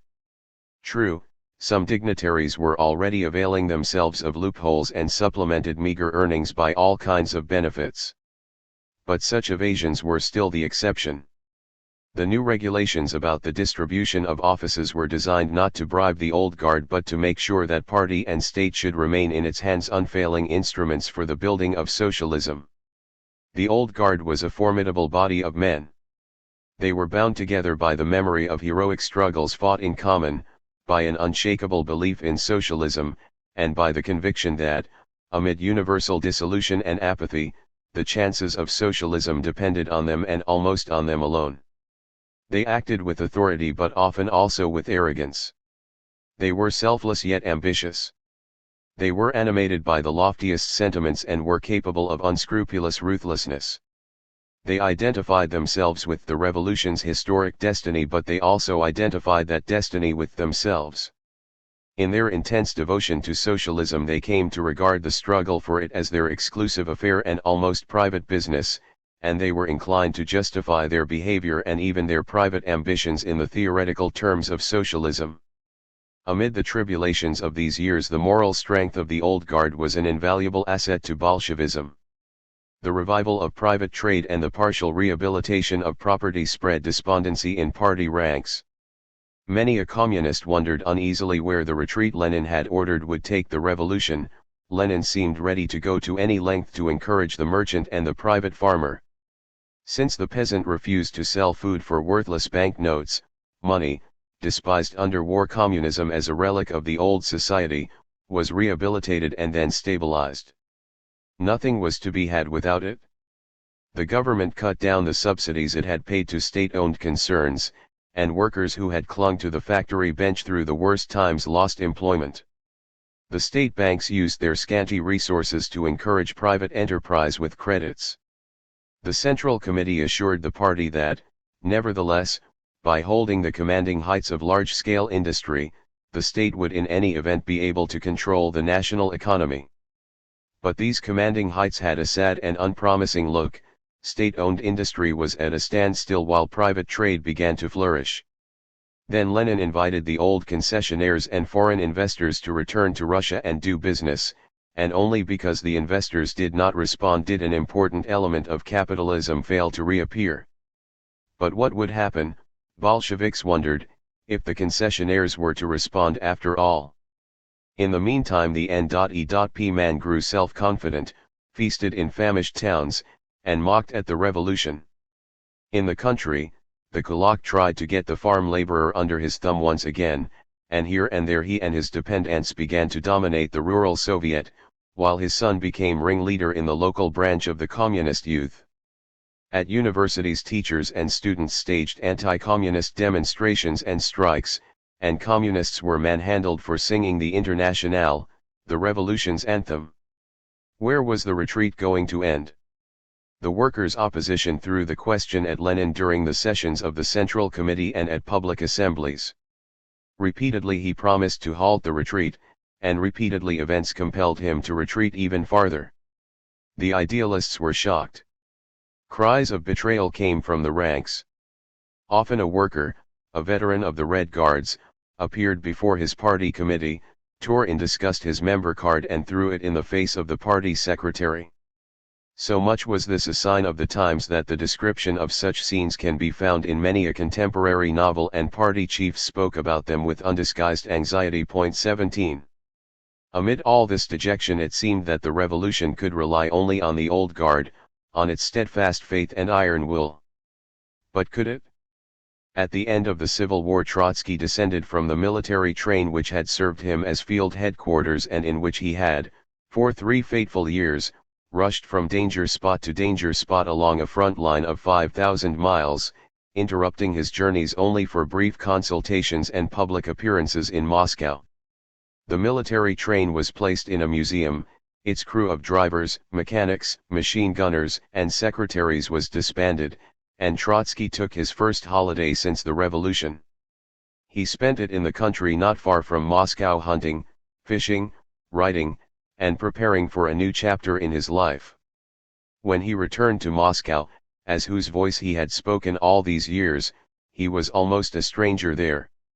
He had his first glimpse of the old capital at the turn of the century when he was brought to Butyrki prison to await deportation to Siberia, and so it was from behind the bars of a prison van that he first viewed the city of his future triumphs and defeats. He did not return to Moscow until 20 years later, in March 1918, during the Brest-Litovsk crisis, after the Bolshevik government had evacuated Petrograd and established itself in the Kremlin. Presently he left for the fronts.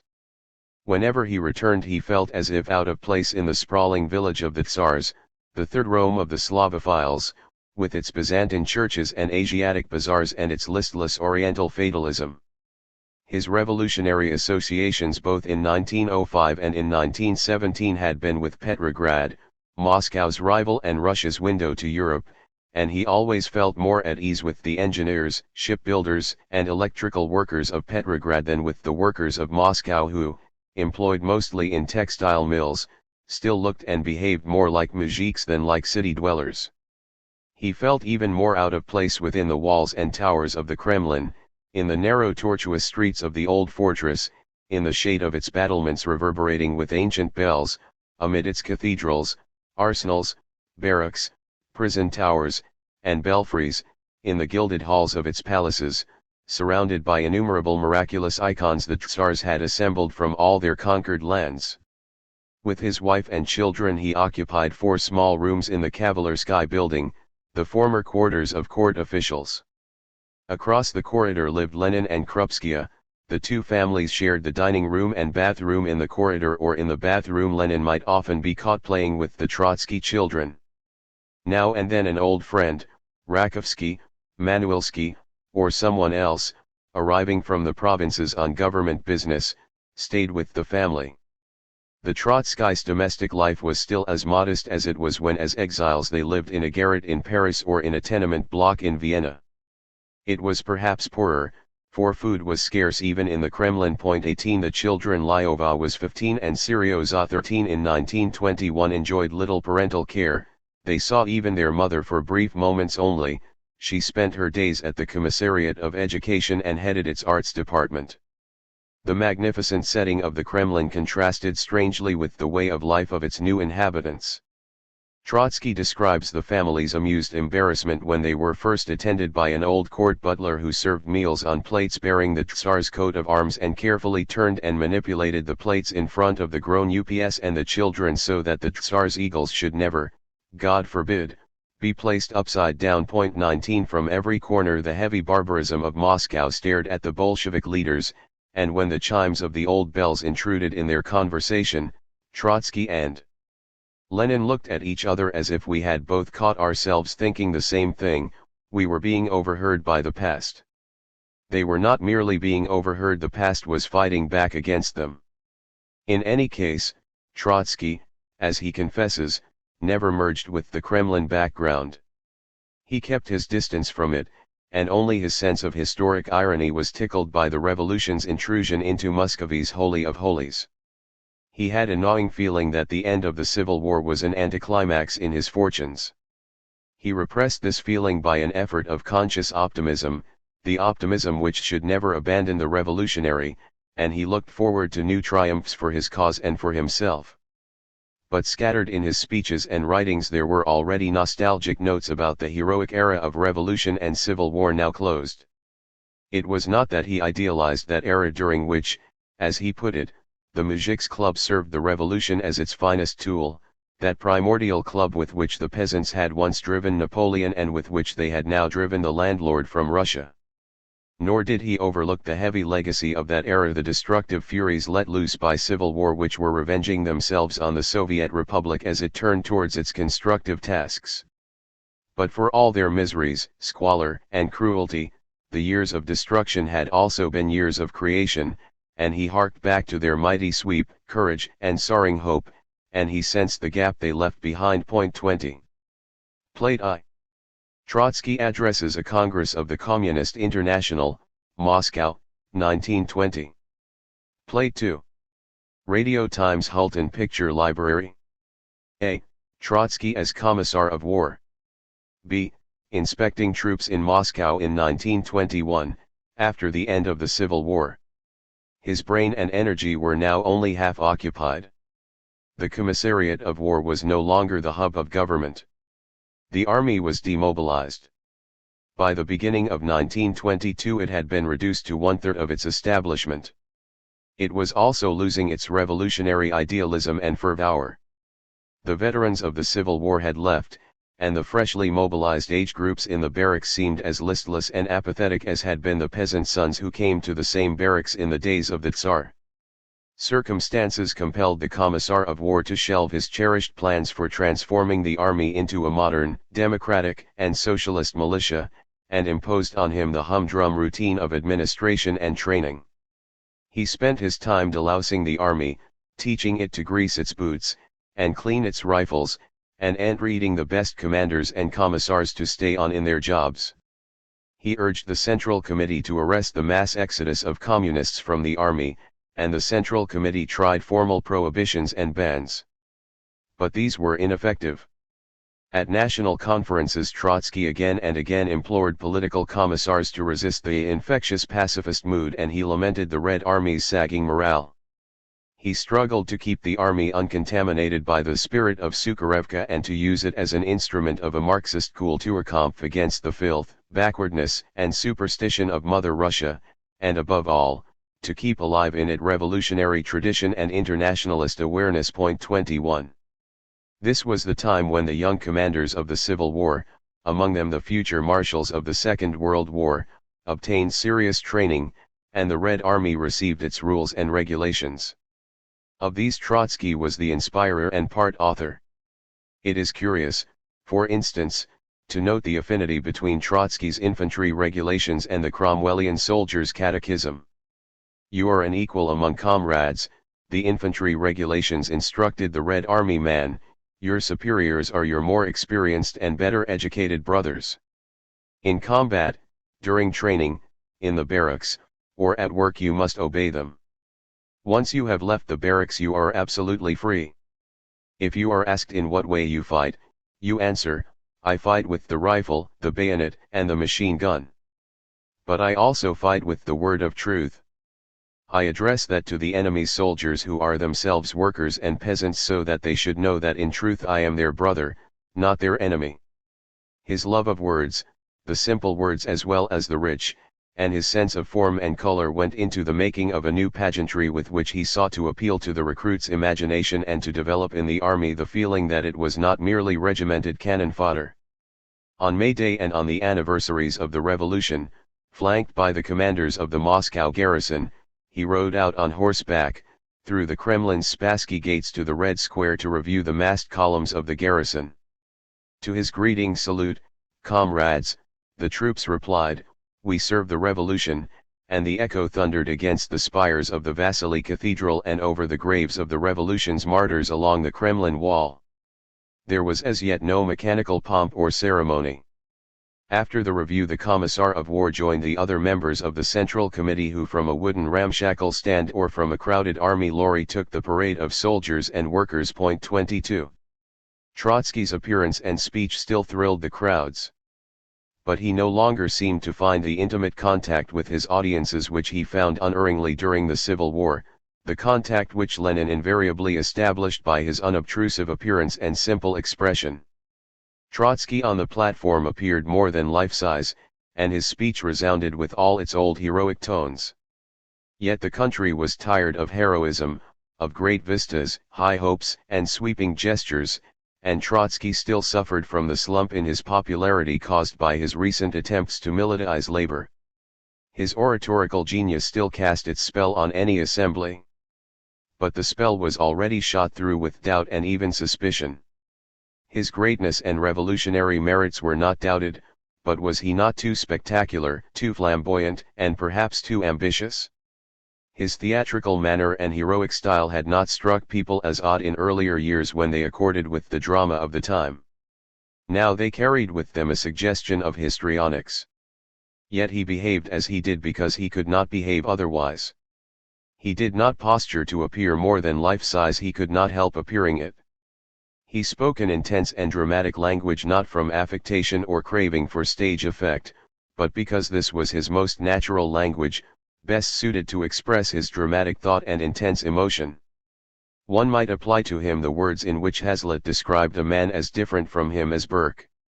He gave a hold to his antagonists by mixing up sentiment and imagery with his reasoning, and being unused to such a sight in the region of politics, people were deceived, and could not discern the fruit from the flowers.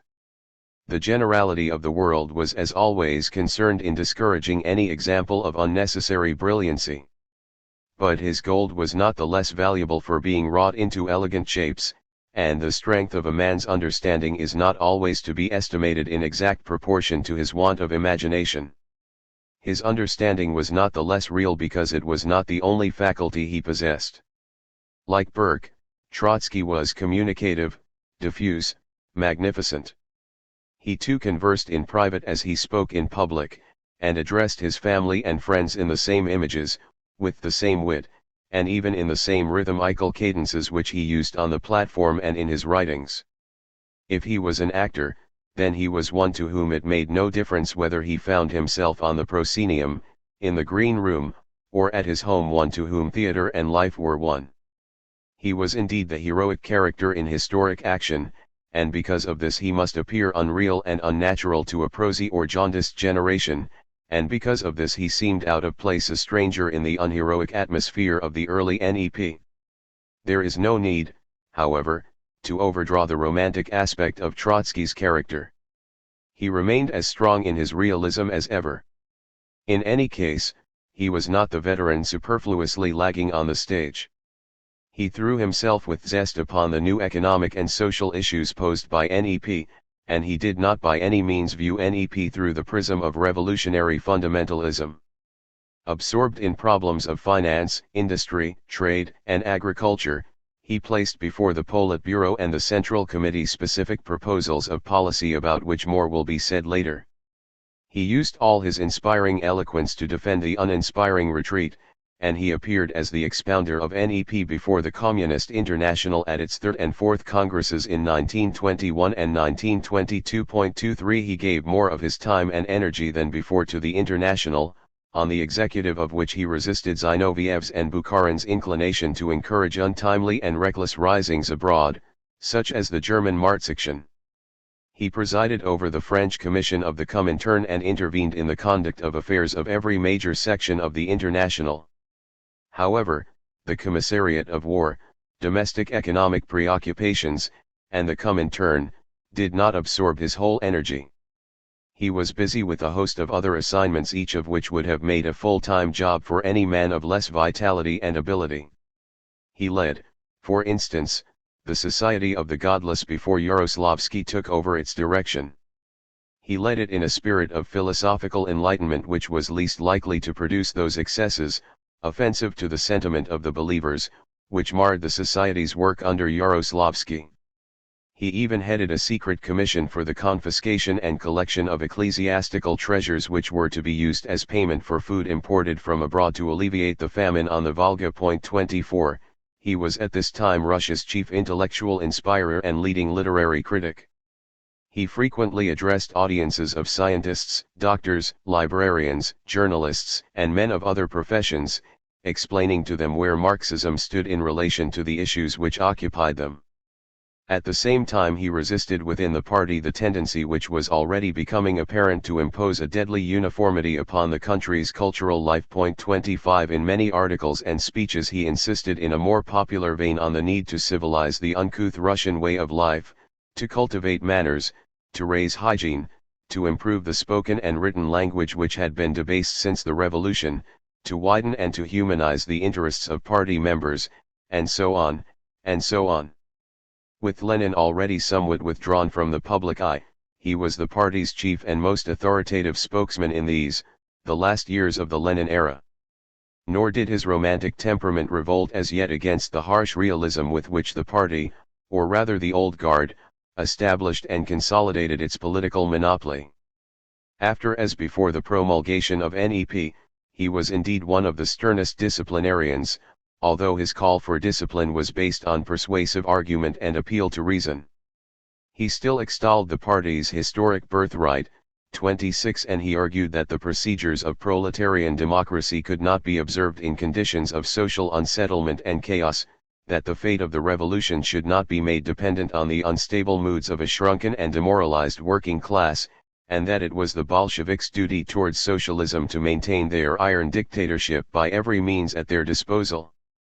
He had once intimated that the party's political monopoly was an emergency measure to be revoked as soon as the emergency was over, but this was not what he said now.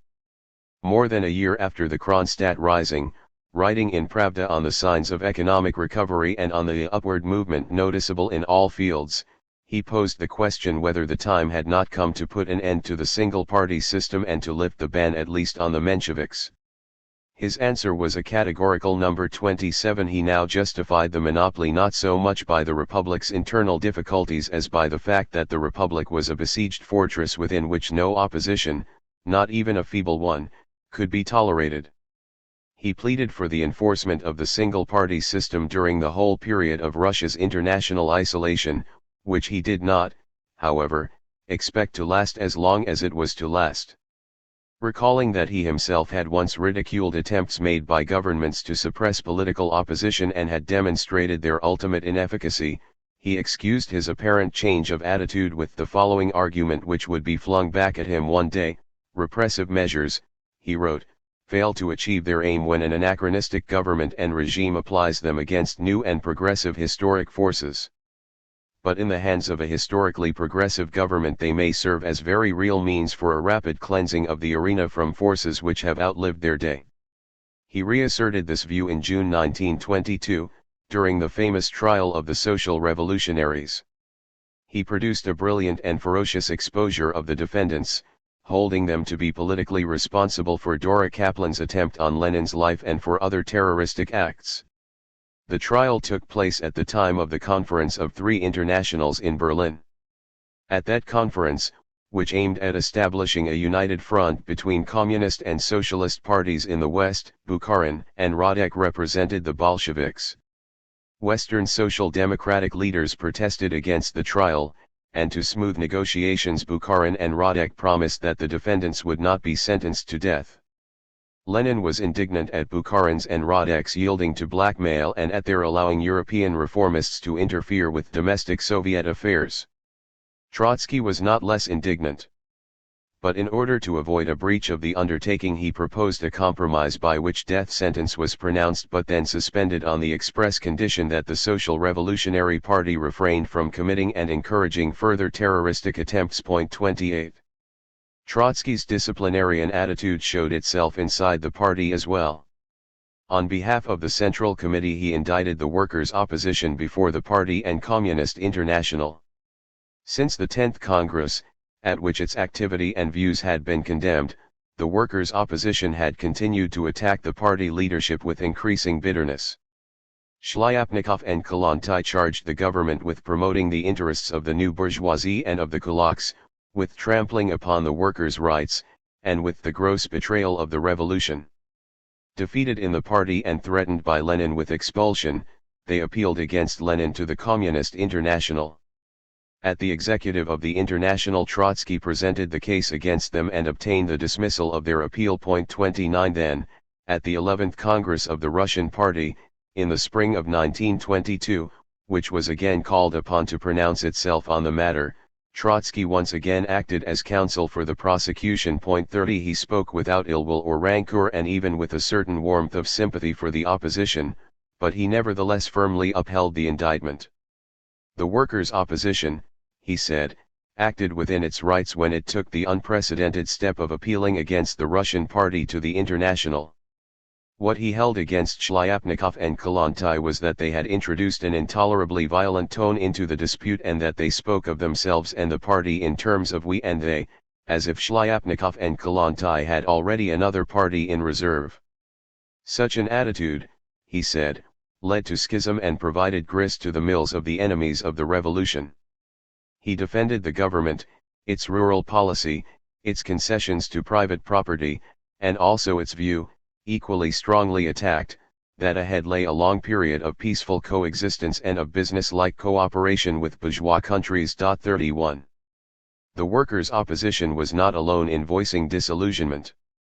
At the 11th Congress, the last attended by Lenin, Trotsky saw himself and Lenin attacked by old and intimate friends, Antonovo Vzinko, who spoke about the party's surrender to the kulak and foreign capitalism, 32 Ryazanov, who thundered against the prevalent political demoralization and the arbitrary manner in which the Politburo ruled the party, 33 Lazovsky and Skripnik, the Ukrainian commissar, who protested against the over-centralistic method of government, which, he said, was all too reminiscent of the one and indivisible Russia of old, 34 Bubnov, still the decemist, who spoke about the danger of the party's petty bourgeois degeneration, 35 and Preobrazhensky, one of the leading economic theorists and former secretary of the Central Committee. 36 One day most of the critics would be eminent members of the Trotskyist opposition, and one day Trotsky himself would appeal, as Shlyapnikov and Kollontai had done,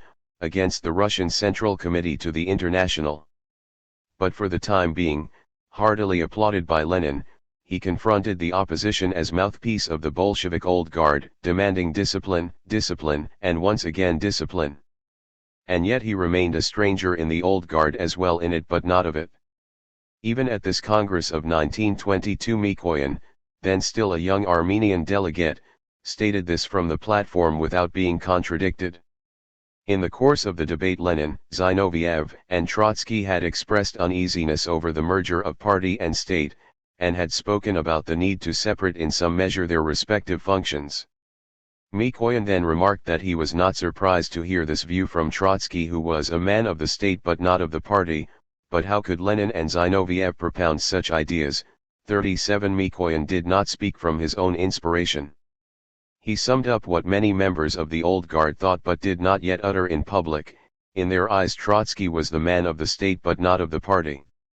Now, when the old guard found itself elevated to an undreamed of height, above the people, the working class, and the party, it began to cultivate its own past, and also the legends about it, with a pietism which is never quite absent from any group of veterans with memories of great battles fought and great victories won in common. The nation had known little or nothing about the men who, having risen from the obscurity of an underground movement, stood at its head. It was time to tell the people who those men were and what they had done. The party historians dug up the archives and set out to reconstruct their epic story. The tale they told was one of almost superhuman heroism, wisdom, and devotion to the cause. They did not by any means concoct the tale in cold blood. Much of it was true, and they sincerely believed even in that which was not quite true. As the members of the old guard viewed themselves in the dim mirror of the past, they inevitably saw that mirror brightened up and their own reflections in it enlarged by the retrospective glare of the victorious revolution. But as they looked into that mirror they invariably saw in it Trotsky as their antagonist, the Menshevik, the ally of the Mensheviks, the leader of the August Bloc, and the bitter polemicist who had been dangerous to them even when he stood alone. They reread all the excoriating epithets he and Lenin had once exchanged in open controversy, and the archives, which contained unknown manuscripts and letters, yielded many other rough remarks the two men had made about each other. Every document bearing on the party's past, no matter how trivial, was treasured and published with reverence. The question arose whether Trotsky's old anti-Bolshevik tirades should be withheld from publication. Almansky, the controller of the party archives, put the question to him, when Trotsky's letter to Chkij, written in 1912, and describing Lenin as intriguer, disorganizer and exploiter of Russian backwardness, was discovered in the files of the Tsarist Gendarmerie. 38 Trotsky objected to publication. It would be foolish, he said, to draw attention to disagreements which had long since been lived down. Besides, he did not think that he had been wrong in all that he had ever said against the Bolsheviks, but he was not inclined to go into involved historical explanations. The offensive document did not appear in print, but its contents were too piquant for copies not to be circulated among old and trusted party men. So this, they commented, is how Trotsky denigrated Lenin in a letter. And to whom? To Chkij, the old traitor, and he still says that he was not altogether wrong. True, Trotsky had since made ample amends, if these were at all needed. In 1920, when Lenin was 50 years old, Trotsky paid his tribute to Lenin and wrote a character sketch of him, which was as incisive in its psychological truth as it was full of admiration. 39 All the same, the odd episodes from the past reminded those who had never felt anything but adoration for the party's founder how relatively recent was Trotsky's conversion to Bolshevism. Plate 3. Trotsky leaving his military train. Plate 4. Radio Times Hulton Picture Library. Trotsky and General Muralov, Army Inspector and Commander of Moscow. Not only memories of old feuds prevented the old guard from acknowledging Trotsky as its man. His strong personality had not become submerged in the old guard or taken on its protective coloring. He towered above the old Leninists by sheer strength of mind and vigor of will. He usually arrived at his conclusions, even when they coincided with those of others, from his own premises, in his own way, and without reference to the axioms consecrated by party tradition. He stated his opinion with an ease and freedom which contrasted strikingly with the labored style of orthodox formulas in which most of Lenin's disciples expressed themselves. He spoke with authority, not as one of the scribes. The very width and variety of his intellectual interests aroused a sneaking suspicion in men who, from necessity, self-denial, or inclination, had accustomed themselves to concentrate narrowly on politics and organization and who prided themselves on their narrowness as on their virtue. Thus, almost everything in him, his fertile mind, his oratorical boldness, his literary originality, his administrative ability and drive, his precise methods of work, the exacting demands he made on associates and subordinates, his aloofness, the absence of triviality in him, and even his incapacity for small talk, all this induced in the members of the old guard a sense of inferiority. He never bothered to stoop down to them and he was not even aware that he might do so. Not only did he not suffer fools gladly, he always made them feel that they were fools. The men of the old guard were much more at ease with Lenin, whose leadership they had always accepted and who usually spared their susceptibilities. When Lenin, for instance, attacked a political attitude which he knew that some of his followers shared, he was careful not to attribute that attitude to those whom he hoped to wean from it, and so he always allowed them to retreat without losing face. When he was intent on converting anyone to his view, he conversed with the man in such a manner that the latter went away convinced that he had himself, by his own reasoning and not under Lenin's pressure, arrived at a new viewpoint. there was little of that subtlety in Trotsky, who could rarely withstand the temptation to remind others of their errors and to insist on his superiority and foresight. His very foresight, not less real because of its ostentatiousness, was offensive. His restless and inventive mind perpetually startled, disturbed, and irritated.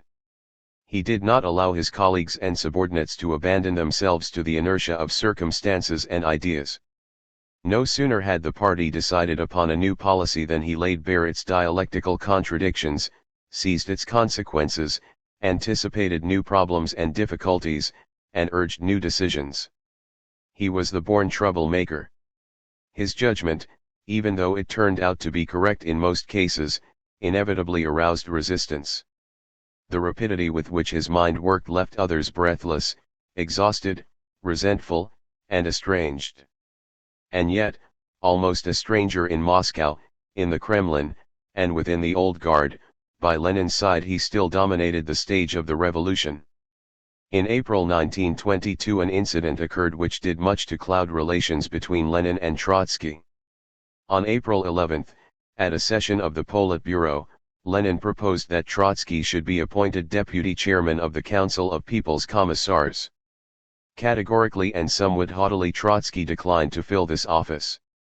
The refusal and the manner in which it was made annoyed Lenin, and much was made of this in the new controversies which, added to old animosities, divided the Politburo. 40.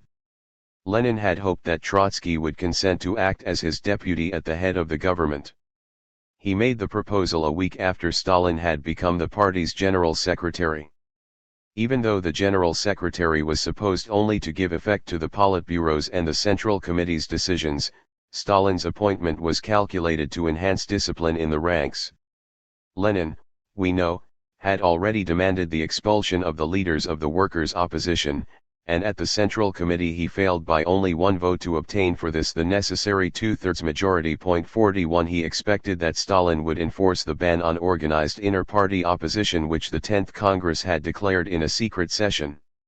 In these circumstances it was almost inevitable that the General Secretary should assume wide discretionary powers.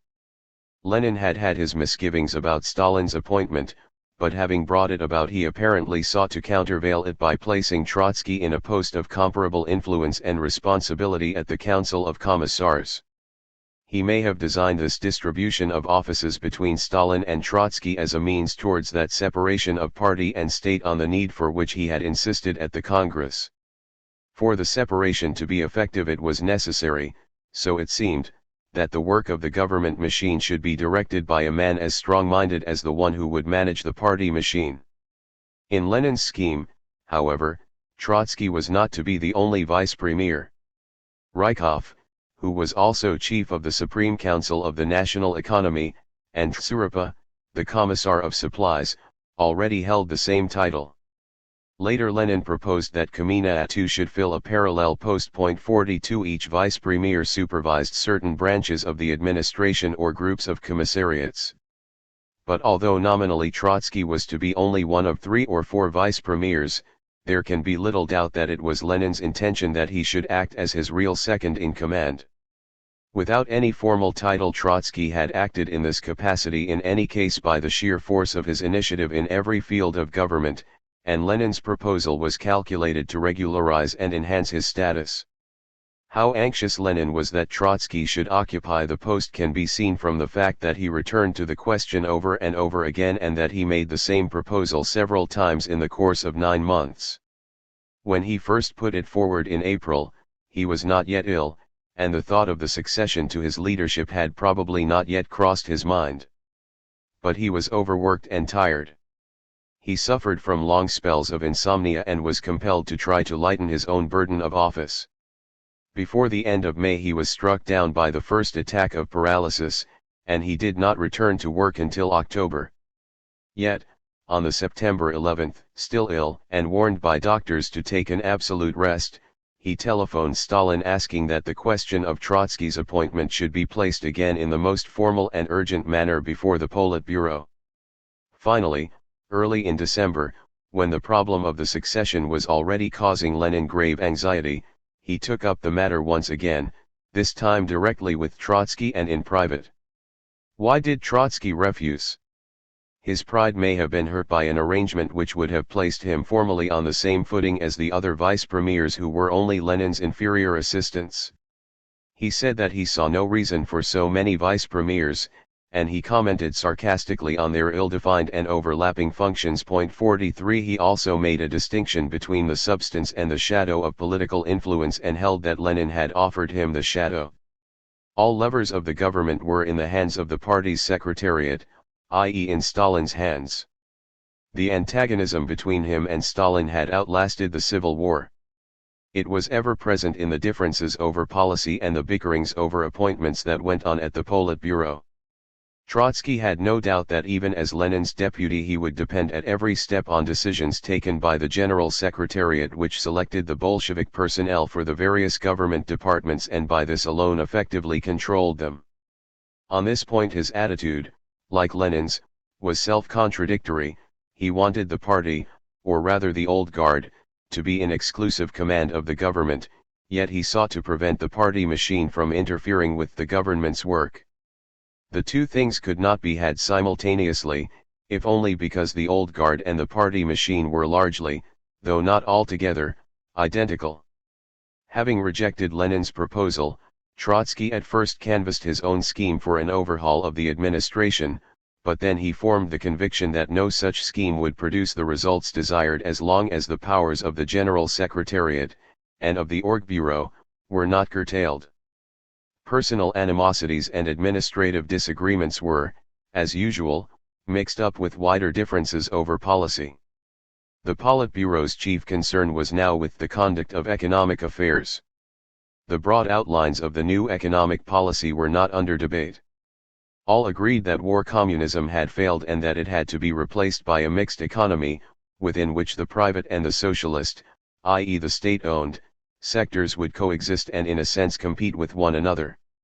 All saw in NEP not merely a temporary expedient but a long-term policy, a policy providing the setting for a gradual transition to socialism. Everybody took it for granted that NEP had a dual purpose. The immediate aim was the revival of the economy with the help of private enterprise, and the basic purpose was to promote the socialist sector and to ensure its gradual extension over the whole field of the economy. But if in these general terms the policy commanded common assent, differences arose when the general principles had to be translated into specific measures. Some Bolshevik leaders saw primarily the need to encourage private enterprise, while others, without denying this need, were above all eager to promote the socialist sector. In the first years of NEP the prevalent mood was that of an extreme reaction against war communism. The Bolsheviks were anxious to convince the country that it need not be afraid of any relapse into war communism, and they themselves were convinced that such a relapse would be impermissible, except in war. Nothing was more important than to save the economy from utter ruin, and they saw that only the farmer and the private trader could begin to save it. They regarded therefore no incentive offered to the farmer and the trader as too liberal. The results were not long in showing themselves. Already in 1922 the farmers harvested about 3/4 of a normal pre-war crop. This brought about a radical change in the country's condition, for in a primitive agricultural country one good harvest can work wonders. Famine and pestilence were overcome.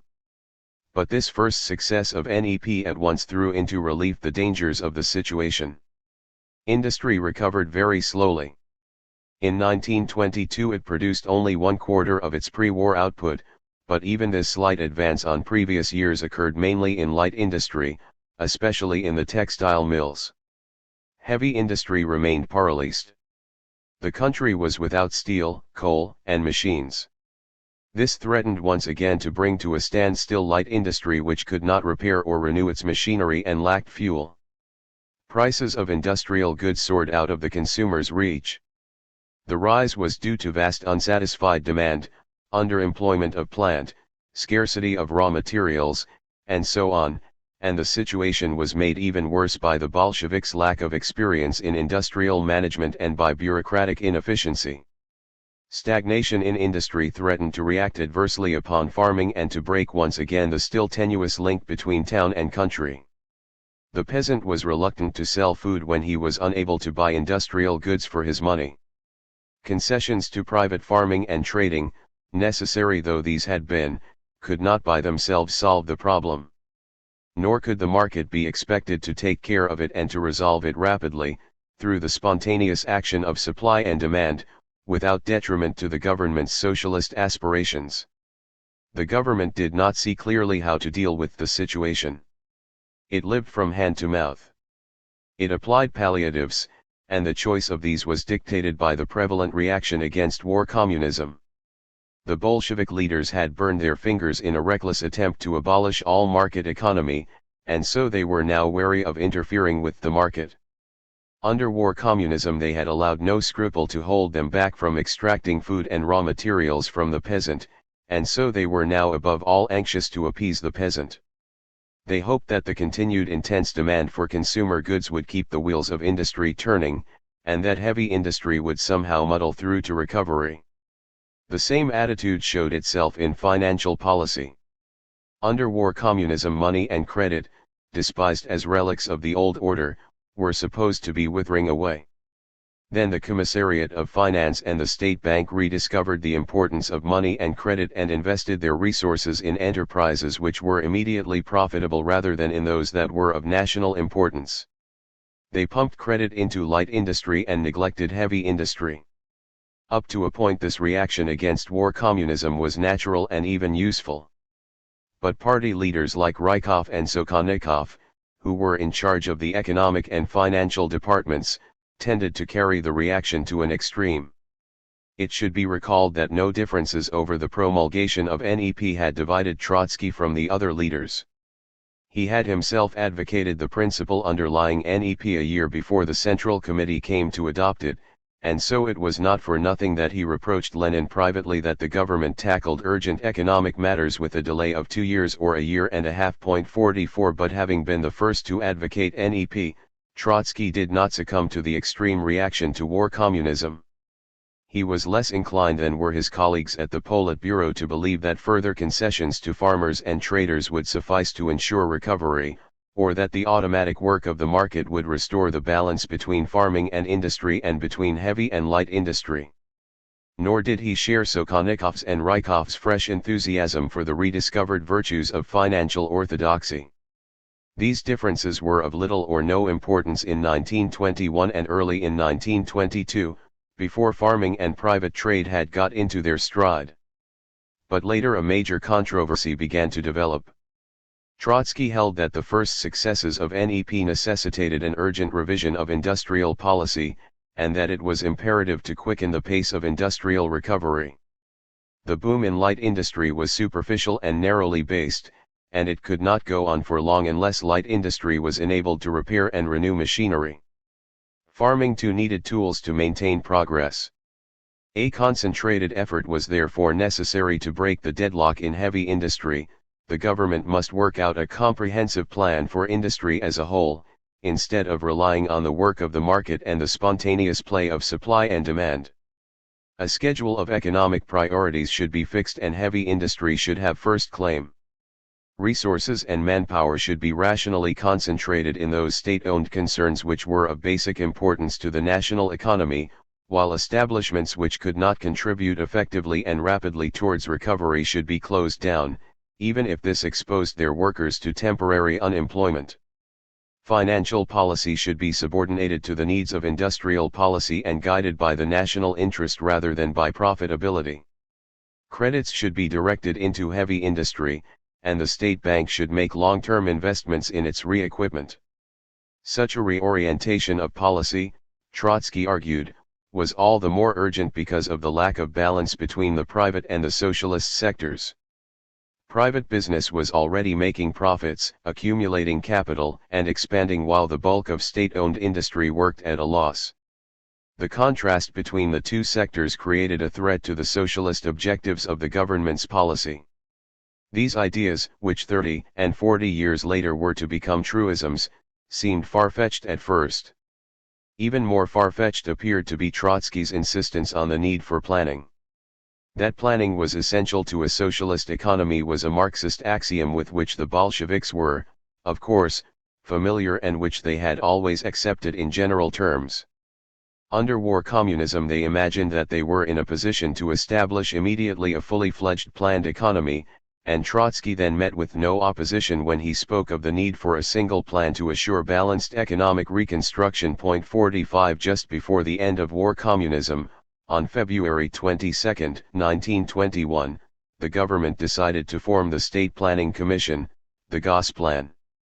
But after the introduction of NEP, when all efforts were directed towards reviving the market economy, the idea of planning suffered eclipse. So much had the idea been associated in people's thoughts with war communism that a reminder of it appeared to be out of season. True, just after the promulgation of NEP, on April 1, 1921, the State Planning Commission was constituted and Kazhizhanovsky was appointed as its chief. But the new institution led a shadowy existence.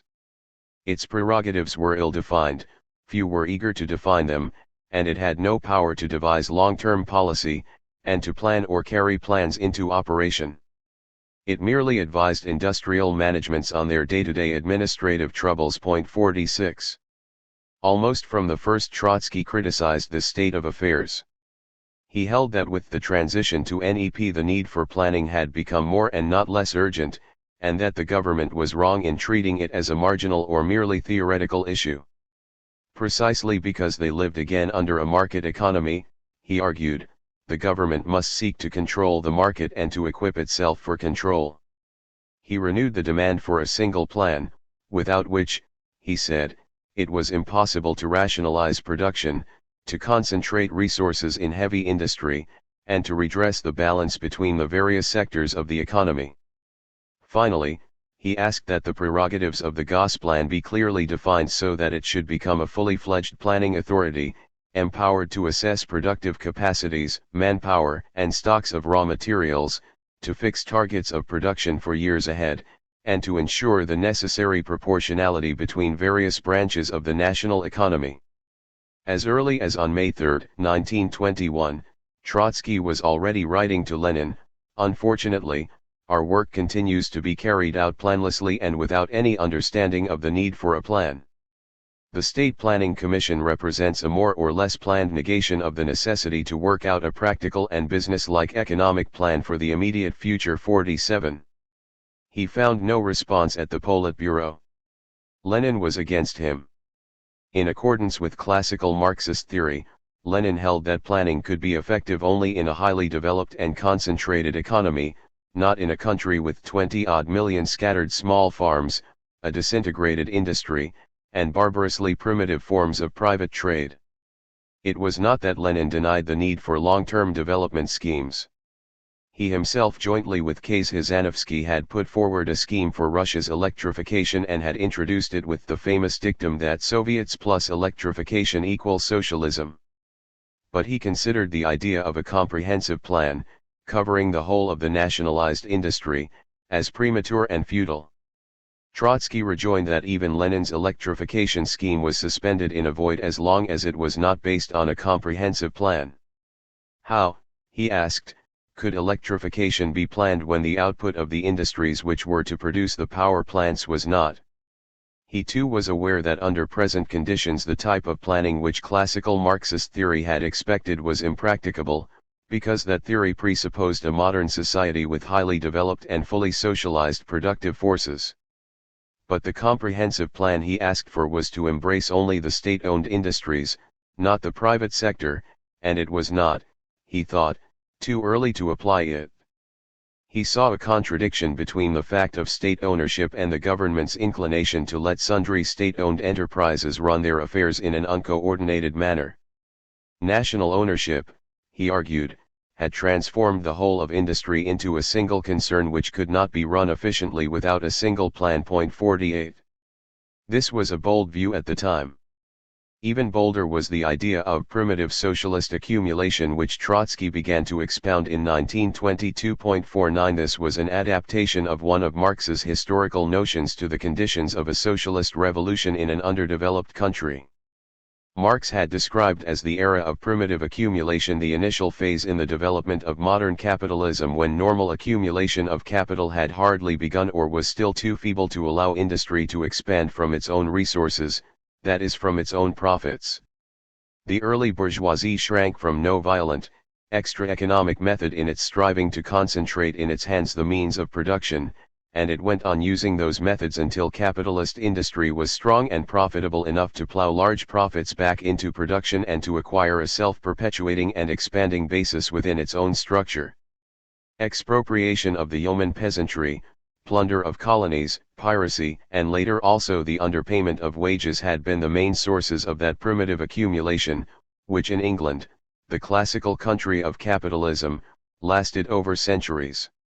Only when this process was relatively far advanced did the era of normal accumulation set in and legitimate profits formed the main, though not the only, basis for large-scale investment and continued industrialization. What then was primitive socialist accumulation to be? Marxists had never imagined that socialism too might have to go through a phase of development comparable to the primitive accumulation of capitalism. They had always taken it for granted that a socialist economy would rise on the foundations of modern industrial wealth accumulated by bourgeois society and then nationalized. But there had not been enough of that wealth in Russia, and still less was left after the ravages of recent years. Having proclaimed socialism as their objective, the Bolsheviks now found that the material foundations for socialism were lacking in Russia. They had to lay these first. They had, Trotsky argued, to embark upon primitive accumulation which would differ from its predecessors in that it would be carried out on the basis of social ownership. He had no intention of suggesting that a socialist government should or could adopt the bloody and disgraceful methods of exploitation and plunder which Marx had associated with bourgeois primitive accumulation, or that socialism could come into the world as capitalism had come dripping from head to foot, from every pore, with blood and dirt. But intensive and rapid capital formation was necessary. Soviet industry could not yet expand by the normal process of plowing profits back into production. Most of it still worked at a loss, and even if it did not, it would still be incapable of producing surpluses large enough to sustain rapid industrialization, that conditio sine qua non of socialism. The nation's accumulation fund could be increased either at the expense of the earnings of private business and farming or of the nation's wages bill. Only some time later did Trotsky begin to urge heavier taxation on the N.E.P. men and the wealthier peasants. At present, in 1922, he merely pointed out with much force that the economy was run and could be reconstructed and expanded only at the workers' expense. He said, for instance, at a Congress of the Komsomol in October, "We have taken over a ruined country. The proletariat, the ruling class in our state, is compelled to embark upon a phase which may be described as that of primitive socialist accumulation. We cannot content ourselves with using our pre-1914 industrial plant. This has been destroyed and must be reconstructed step by way of a colossal exertion on the part of our labor force." And again, the working class can approach socialism only through the greatest sacrifices, by straining all its strength and giving its blood and nerves. Point 50. His pleas at once aroused resistance. Men of the workers' opposition had already said that NEP stood for the new exploitation of the proletariat, and the quip had become something of a slogan. Trotsky's argument came as if to illustrate the truth of the charge and to give point to it. Was he not in fact trying to argue the workers into submission to the new exploitation? He retorted that of exploitation it was proper to speak only when one social class was made to toil and slave for the benefit of another. He asked the workers to toil for their own benefit. At the worst, he said, he might be accused of trying to argue them into self-exploitation, for he called the workers to make sacrifices and to give their blood and nerves for their own proletarian state and their own socialist industry. 51. This was not the first time that Trotsky rested his case on the identification of the working class with the state. In 1920 and 1921 he had argued in the same terms against the autonomy of the trade unions. The workers, he had said, had no interests of their own to defend against their own state. Lenin then replied that the proletarian state invoked by Trotsky was still an abstraction, it was not yet a workers' state proper, it often had to strike a balance between workers and peasants and, worse still, it was bureaucratically deformed. The workers were bound in duty to defend their state, but they should also defend themselves against it. 52 When Trotsky now again claimed that the interests of the working class and of its state were identical, he laid himself open to the same criticism. Was it not in the name of an abstract idea that he urged the workers to shoulder the main burden of primitive socialist accumulation? Would not the bureaucracy and perhaps even the kulak and the N.E.P. man be the chief beneficiaries? And how could primitive socialist accumulation be pursued if the working class refused to bear the brunt? These questions were to loom large in coming years. Immediately Trotsky replied that the policy he advocated could not and should not be imposed upon the workers, only with their consent could it be pursued. The chief difficulty was therefore of an educational character. The workers should be made aware of what was necessary and what was demanded of them, for without their willingness and socialist enthusiasm nothing could be achieved. 53 Once again he attempted to strike the heroic chord in the working class, as he had done, with overwhelming success, in 1919 when the White armies threatened Moscow and Petrograd, and as he had again tried and utterly failed to do in the winter of 1920-1, before the Kronstadt revolt. It should be added that his advocacy of primitive socialist accumulation did not at this stage meet with objections within the Politburo, although most of its members preferred not to compromise their popularity and face the workers with the frank demand for their blood and nerves. Such were the main economic ideas which Trotsky expounded in the early years of NEP, when he acted in effect as the forerunner of the Soviet planned economy. He was not their sole originator. What he said represented the collective thought of a small circle of theorists and administrators who were close to Trotsky, even though some of them did not approve of his disciplinarian attitudes. According to Trotsky himself, Vladimir Smirnov, the leader of the Decemists, who served on the Supreme Council of the National Economy, first coined the term primitive socialist accumulation. 54 Evgeny Preobrazhensky must be regarded as the chief theorist of the idea. His work The New Economics, which appeared in 1925, is distinguished by a greater depth of strictly theoretical argument than can be found in Trotsky's writings, and he undoubtedly moved his theses in 1922-3. Yuri Pyatakov, who was the moving spirit of the Council of the National Economy, and also argued for a single economic plan, was disturbed by the condition of heavy industry, and criticized the credit policy of the Commissariat of Finance and of the State Bank. 55 No doubt, Trotsky made borrowings from these men, and perhaps from others also. But they were too absorbed in theorizing or too immersed in administration to produce more than either abstract treatises or fragmentary empirical conclusions. Trotsky alone transformed their ideas and conclusions into a program of policy which he defended before the Politburo and expounded before a nationwide audience. Lenin continued to show little enthusiasm for the single plan and for the enlargement of the Gosplan's powers. He described his electrification plan as the only serious work on the question and dismissed the idle chatter about a comprehensive plan. Stalin did likewise, and he did his utmost to widen the breach between Lenin and Trotsky. 56 The lesser leaders, Rykov and Sokhonikov, saw Trotsky's policy as an encroachment upon their own responsibilities. They were skeptical of planning, and they were opposed to investing the Gosplan with wide powers. In their own circle they commented presently they were to make the charge in public that Trotsky demanded such wide powers for the Gosplan because he hoped to assume its direction, and that having ceased to be the country's military dictator he aspired to become its economic master. We do not know whether Trotsky did indeed wish to become the head of the Gosplan. Even if he did, the aspiration was hardly reprehensible. He criticized Kazhizhanovsky, the actual head of Gosplan, as inefficient, 57 but he never put forward his own candidature, and he argued the case on its merits. However, personal ambitions and departmental jealousies again and again intruded. Thus his opponents suggested that an enhanced Gosplan would compete with the Council of Labor and Defense over which Lenin presided, with Trotsky as his deputy.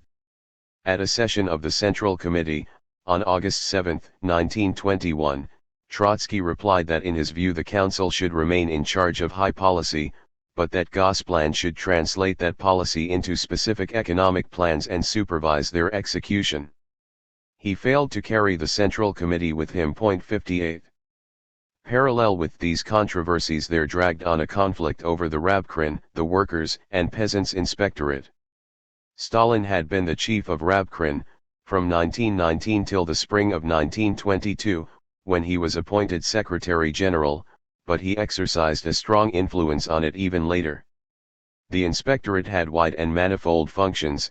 It was entitled to audit the morals of the civil service, to inspect without warning the work of any commissariat, to watch over the efficiency of the entire administration, and to prescribe measures for raising it.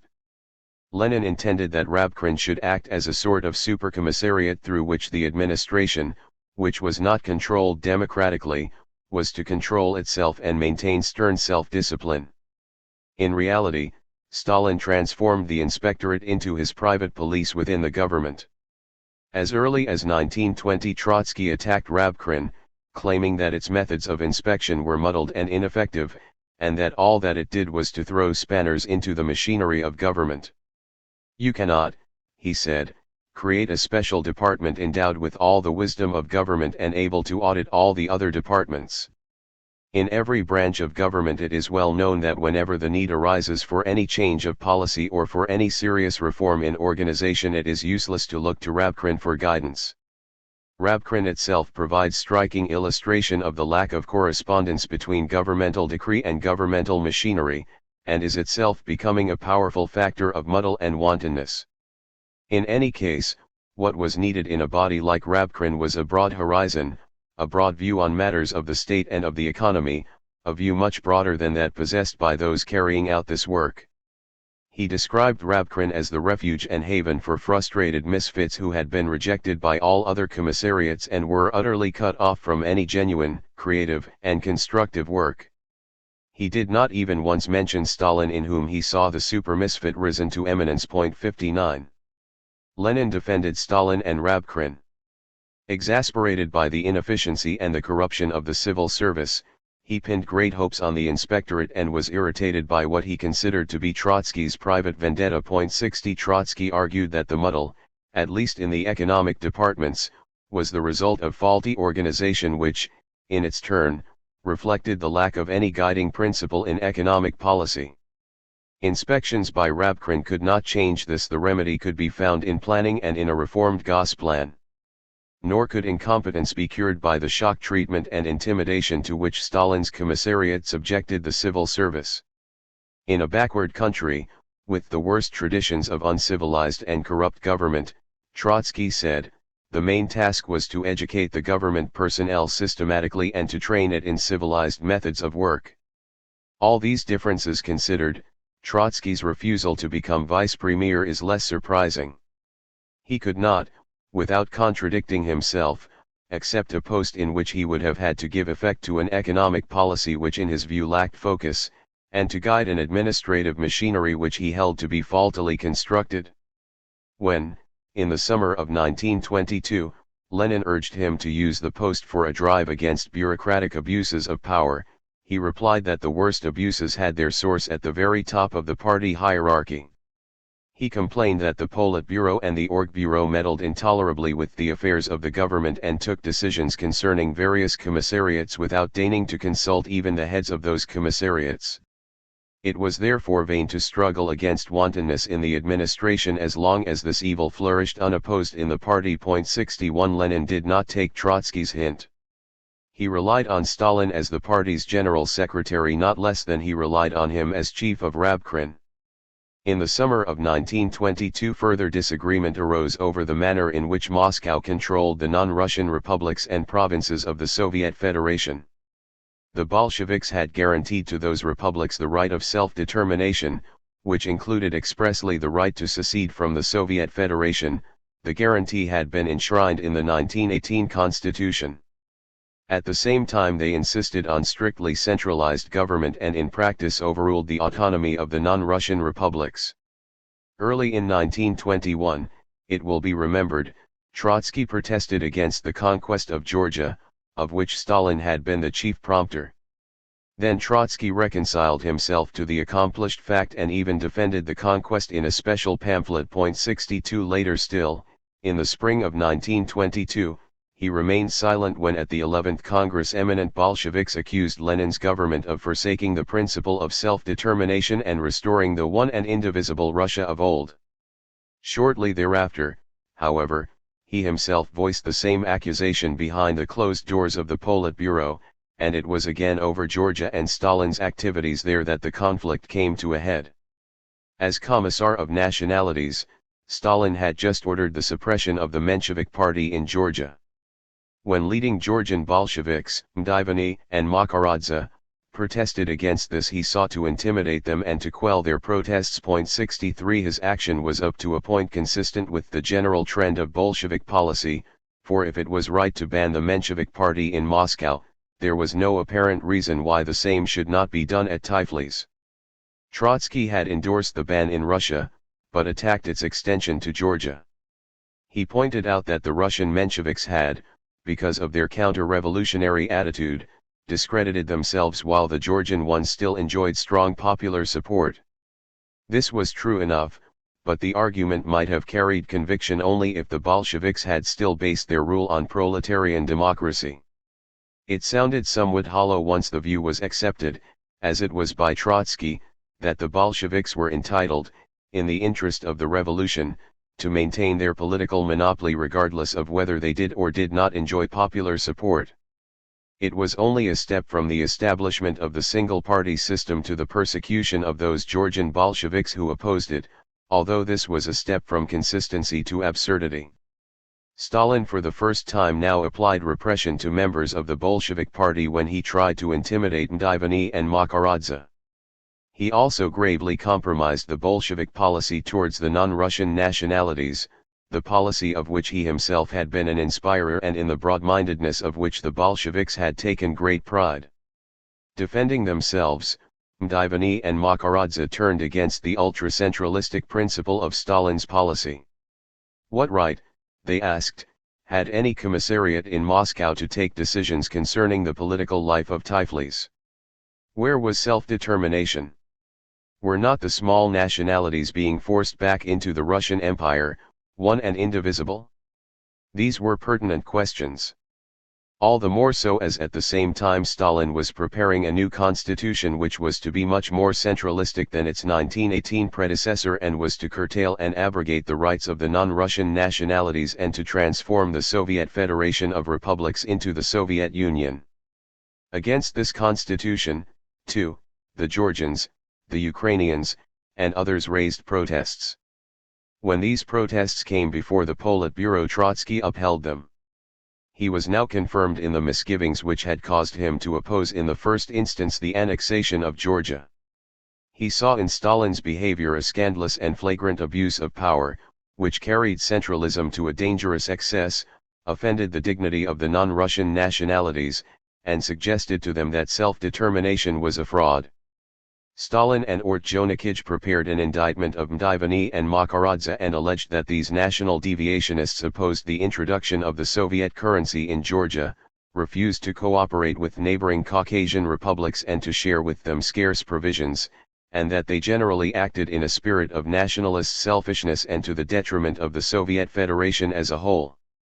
Such behavior, if the charges had been true, could not be tolerated in party members.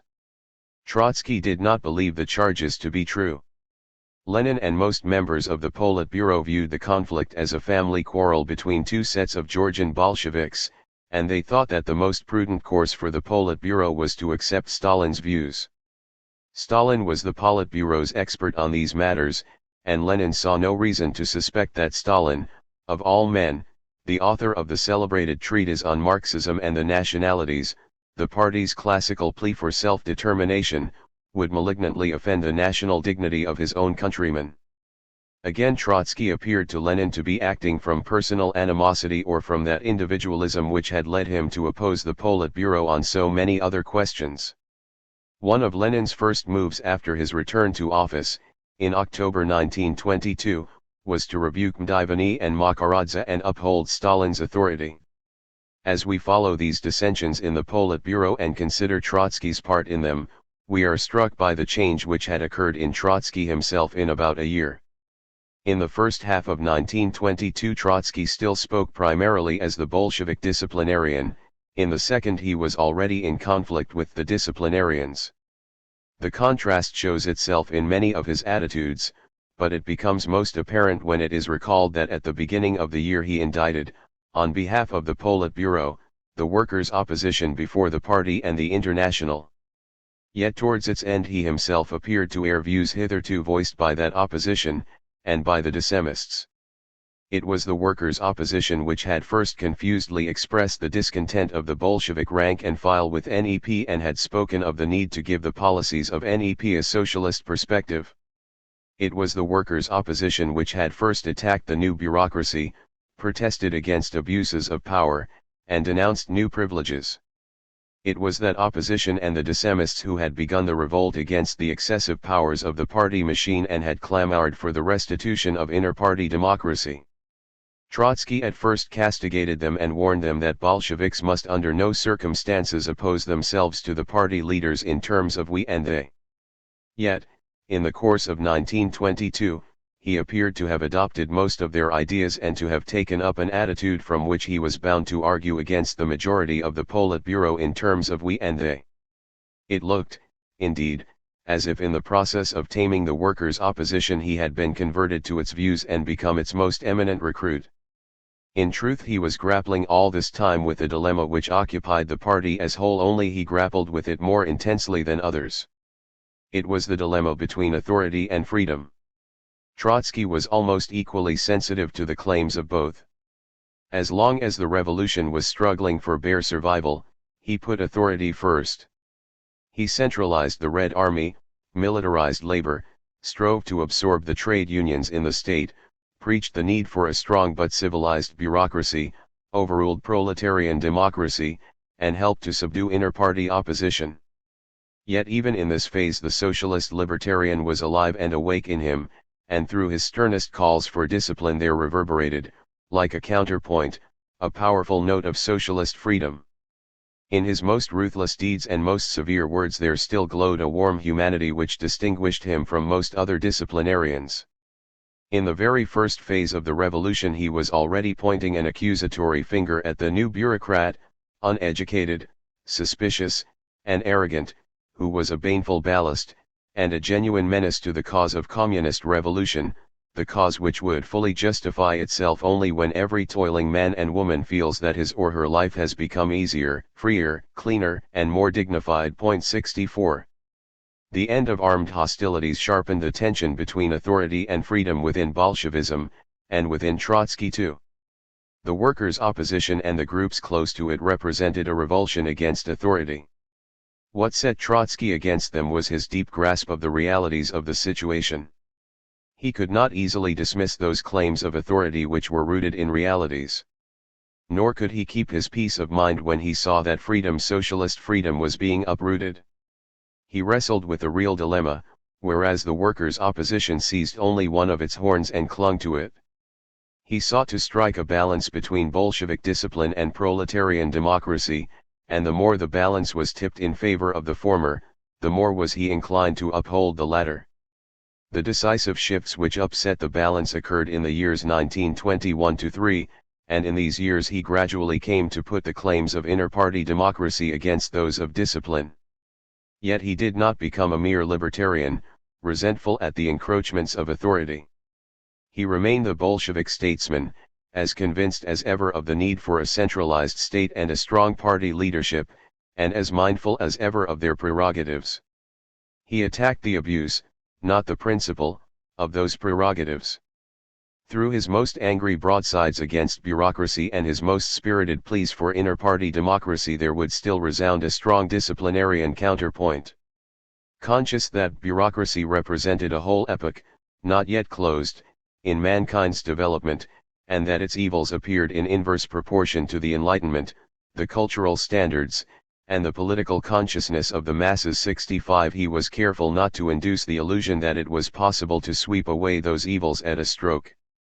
As yet he did not even turn against bureaucracy at large, he rather appealed to its progressive and enlightened men against its backward and despotic elements, and hoped that the former, together with the advanced workers, would be able to curb, to re-educate, and if need be to eliminate the latter. He had indeed shifted his ground, come closer to the workers' opposition and kindred groups, and implicitly acknowledged the rational side of their revulsion against authority, but, unlike them, he was not carried away by the revulsion. He did not simply reject bureaucracy. He still grappled with a real dilemma, but he did it in a different manner than before and from the opposite end. It is for this reason that it is impossible to pinpoint the change in Trotsky's attitude and to define more precisely what brought it about and when it occurred. No single event brought it about, and there was no single moment at which it was brought about. The policy of the Politburo drifted over many issues from a workers' democracy to the totalitarian state. Trotsky's ideas drifted with the drift of Bolshevik policy but in the opposite direction. He began to protest against the excesses of centralism as these made themselves felt. He began to defend the rights of the small nations as these rights were being violated. He clashed with the party apparatus as the apparatus grew independent of the party and subjected party and state to itself. Because the processes against which he reacted developed piecemeal and in an ambiguous manner, his reactions, too, were piecemeal and vague. At no point did he feel the need for any drastic revision of his views, because what he said now, in his anti-bureaucratic phase, he had also said in his disciplinarian phase, although he had said it with less emphasis and in a different context. He passed from one phase into the other almost without noticing it. Amid the drift of policies, one relatively stable issue stood out: the rivalry between Stalin and Trotsky. It had, we remember, intruded itself even in the conduct of the Civil War, and it had sprung from an almost instinctive antagonism of temperaments, backgrounds, political inclinations, and personal ambitions. In this rivalry Stalin played the active and offensive part. He was offended by the inferiority of the place he occupied. Only slowly did Trotsky take cognizance of the rivalry, and only reluctantly did he begin to react and to get involved in it. So far the rivalry had remained in the background, where Lenin's strong personality kept it, and it had not assumed any broader significance, for it was not yet identified with any clear conflict of policies and interests. In 1922 this identification began. As manager of the party machine, Stalin, supported for the time being by Lenin, came to represent authority at its extreme, to enforce its claims and to exact obedience. A deep conflict of policies and interests began to take shape, to absorb the personal antagonism, and even to focus itself on it, until the personal antagonism was thus at once overshadowed and yet magnified by the wider conflict. An account of the disagreements in which Trotsky was opposed to Lenin, Stalin, and the majority of the Politburo, may leave a one-sided impression of his actual position in the Bolshevik leadership. The biographer is bound to throw into relief the events and situations out of which grew Trotsky's later struggles with Stalin and which were therefore of the greatest consequence to his fortunes. These events and situations did not, however, appear in the same bold relief to contemporaries. Nor were the discords related here of the greatest importance in determining Trotsky's place among the Bolshevik leaders, especially his relationship with Lenin. The controversies were confined to the Politburo. The party and the country had no inkling of them. The public voice still coupled Trotsky's name with Lenin's, and in the eyes of the world he was one of the chief inspirers of Bolshevik policy. And in truth, his disagreements with Lenin did not, in the balance of their common work, outweigh their solid and close agreement on an incomparably wider range of domestic and foreign issues. As Commissar of War, Trotsky continued to enjoy Lenin's full support. Even after the Civil War he had to contend with the military opposition which had challenged his policy in earlier years. Tukhachevsky still sought to win the party's support for his pet idea of an international general staff of the Red Army. Frunze and Voroshilov, encouraged by Zinoviev and Stalin, still tried to obtain official sanction for their conceptions of proletarian strategy and for their offensive military doctrine. These issues were important enough to be thrashed out at the 11th Congress at a special session held in secret. 66 Trotsky obtained the final disavowal of the demands of his opponents, and he was assisted by the fact that he had Lenin's authority behind him. Lenin had learned to value his military work so much that he accepted almost automatically his judgment in that field. A curious incident may be cited as illustration. After the Kronstadt Rising, Lenin suggested to Trotsky that the Baltic Navy be scuttled or closed down. The sailors, he held, were unreliable, the navy was useless, it consumed coal, food, and clothing, of which the country was desperately short, and so its disbandment would be a pure gain. Trotsky objected. He was determined to preserve the navy and was confident that he could reorganize it and bring about a change in its morale. The matter was settled in a most informal manner, through little private notes which Trotsky and Lenin scribbled to each other during a session of the Politburo. Lenin accepted Trotsky's assurances, and the navy was saved. 67. Lenin also repeatedly indicated to the party and the International his regard for Trotsky as interpreter of Marxism, and he lent wholehearted support to the outstanding influence Trotsky exercised on Russia's cultural life. This aspect of Trotsky's activity is discussed in a later chapter. Both rejected the ambition of clamorous groups of writers and artists, especially of the proletkult, to sponsor a proletarian culture and proletarian literature. In educational affairs, which since the Civil War both considered to be of paramount importance, and in all matters relating to the advocacy of Marxism, both counseled caution and tolerance, and both discouraged firmly the crudity of approach, the conceit, and the fanaticism, which influential party members began to exhibit.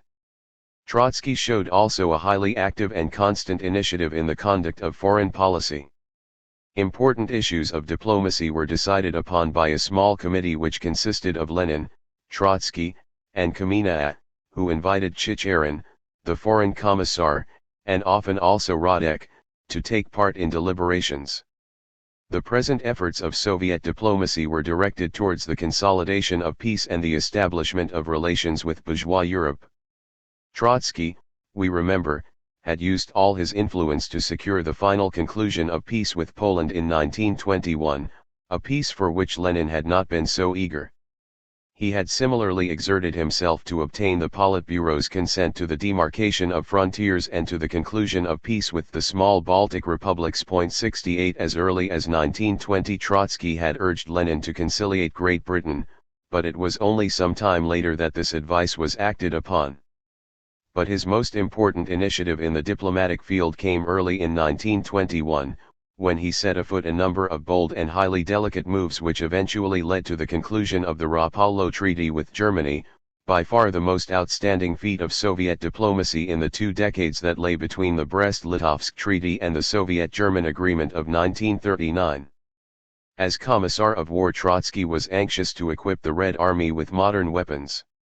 The Soviet armament industry, primitive and run down, could not supply them. Through his agents abroad he purchased munitions wherever he could, even as far as the United States. But the purchases were haphazard and the Red Army was dangerously dependent on foreign supplies. Trotsky was bent on building up with foreign assistance a modern armament industry in Russia. But where, the question arose, could such assistance be obtained?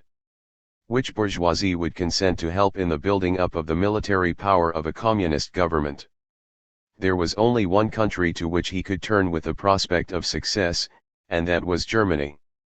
Under the Versailles Treaty, Germany had been forbidden to manufacture munitions. Her armament factories, the most modern in Europe, stood idle. Could not their owners be tempted to supply equipment and technological advice, if the enterprise was made sufficiently attractive? At the beginning of 1921, Viktor Kopp, the former Menshevik who had once worked for the Viennese Pravda, established, on Trotsky's behalf, secret contacts with the great concerns of Krupp, Blomuendi Voss, and Albatross Werke. As early on as April 7, 1921, he reported that these concerns were prepared to cooperate and to supply equipment and technological assistance needed for the manufacture in Russia of planes, submarines, artillery, and other munitions. Throughout the year envoys traveled between Moscow and Berlin, and Trotsky kept Lenin and Chicherin informed about every phase. The Politburo authorized him to pursue the negotiations in the strictest secrecy, and he held their threads in his hands during all these preliminaries to the Rapallo Treaty, until the moment came for the diplomats to act. 69. As the negotiations proceeded, the scope of transactions widened. Not only the armament industries were idle in Germany. The old and splendid officers' corps was also unemployed. Its members were therefore glad to undertake to instruct Russian soldiers and airmen, and in exchange they were allowed to train secretly in Russia German military cadres, whom they could not train at home. Thus the groundwork was laid for that long cooperation between the Reichswehr and the Red Army which was to outlast Trotsky's tenure of office by a full decade and which contributed greatly to the modernization of the Soviet armed forces before the Second World War. However, till the spring of 1922 all these moves were still tentative, and there was hesitation in both Moscow and Berlin, for here and there diplomacy still hoped for a rapprochement with the powers of the Entente at the forthcoming Genoa Conference, the first international gathering to which both Germany and Soviet Russia, hitherto the outcasts of diplomacy, were invited.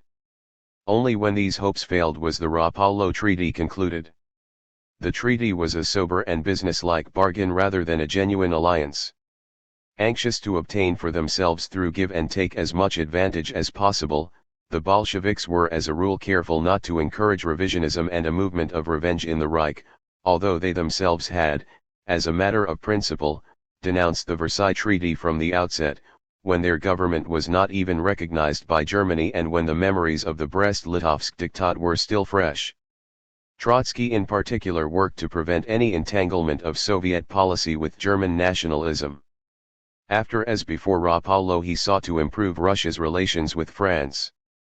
In the autumn of 1922 he received in the Kremlin Édouard Herriot, who, as leader of the Cartel de Gauche, was presently to become French Prime Minister.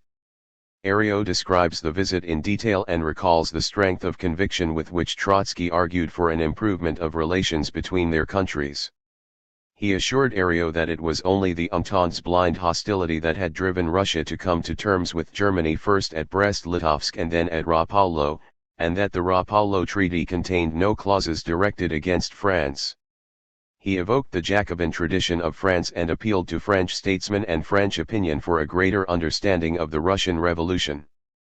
As he spoke about the affinity of Jacobinism and Bolshevism, Herriot recalls, a detachment of Red Army men marched past singing the Marseillaise in French, and through the open window the words Nous serons morts pour la liberté burst into the conference room. 70.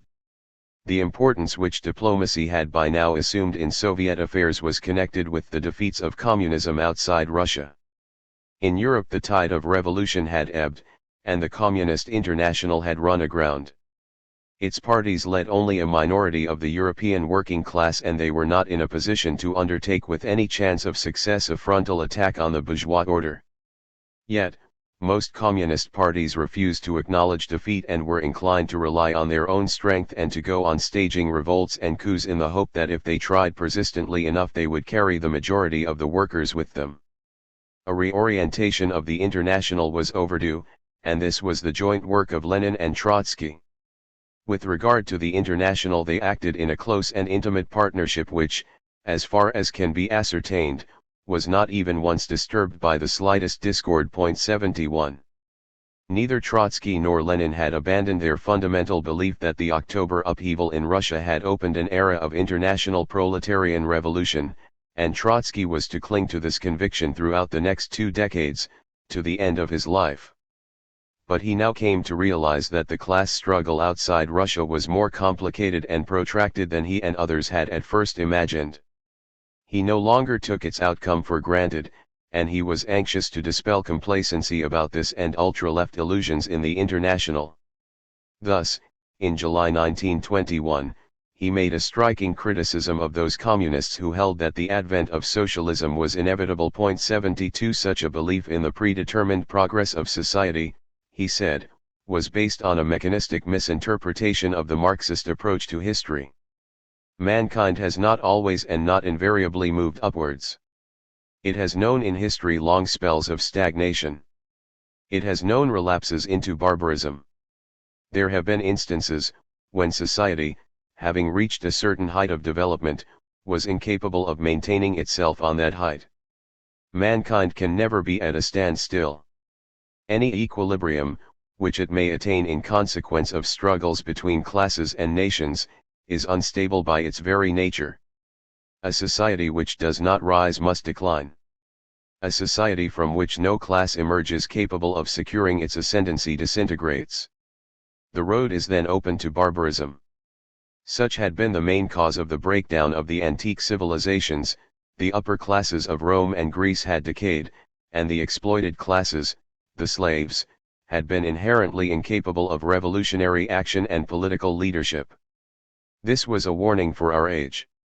The decay of the bourgeois order was undeniable. True, American capitalism was still a dynamic and expansive force, although even in the United States socialism could already develop the nation's resources more rationally and with greater benefit to society than capitalism did. But European capitalism was historically at the end of its tether. It did not significantly develop its productive forces. It had no progressive role to play. It could open up no new vistas. If this were not so, all thought of proletarian revolution in our time would be quixotic. But although European capitalism was decaying, the bourgeois order did not and would not collapse by itself. It had to be overthrown, and only the working class could overthrow it in revolutionary action. If the working class were to fail in this, then Oswald Spengler's gloomy prediction of the Untergang der Abendlands would come true. History confronted the workers with a challenge as if saying to them, "You ought to know that if you do not overthrow the bourgeoisie, you will perish under the ruins of civilization. Try and carry out your task." 73. Meanwhile, European capitalism had withstood the shocks of World War and post-war crises. The possessing classes of Western Europe had learned their lessons from the Russian Revolution. They did not allow themselves to be taken by surprise as Tsardom did, and they mobilized all their resources and strategic ideas. The appearance of fascism. Trotsky said this in 1922, the year of Mussolini's march on Rome was a symptom of that mobilization, and there was the danger, he added, that a German Mussolini might also rise to power. 74. All this was of grave omen to the further course of socialist revolution. The whole development, with its peculiar sequence of phases unforeseen by earlier Marxists, might put socialism at a disadvantage. Proletarian revolution would have produced the best results if it had occurred first in the United States or, as a second best, in Britain, against the background of highly developed productive resources. Instead, the revolution had won in Russia, where it found only limited possibilities to demonstrate its advantages. It would find itself placed under even worse handicaps in the countries of Asia and Africa, which were more backward than Russia. This led Trotsky to make the melancholy remark that history seems to be unwinding her skein from the other end, that is, from the countries which are least mature. 75. He did not cease to hope that the skein would still unwind from the Western, the European, end as well. The delays of revolution, the mobilization of counter-revolution, the prospect of a stalemate in the class struggle, and of the decadence of European civilization were for him not certainties to be accepted fatalistically, but dangers to be acted against and averted. The chances were still overwhelmingly in favor of revolution, but much depended on the attitude of the communist parties. It was their duty to lead European society out of the impasse. They had to struggle for leadership. They could succeed in this only if they became militant and conscious parties, versed in the strategy and tactics of revolution, and accustomed to concert their efforts under strict international discipline. They were bound to fail if they remained only a radical variety of the old social democratic parties, if they cherished illusions about bourgeois parliamentarism, and if they worked only within the framework of their national politics.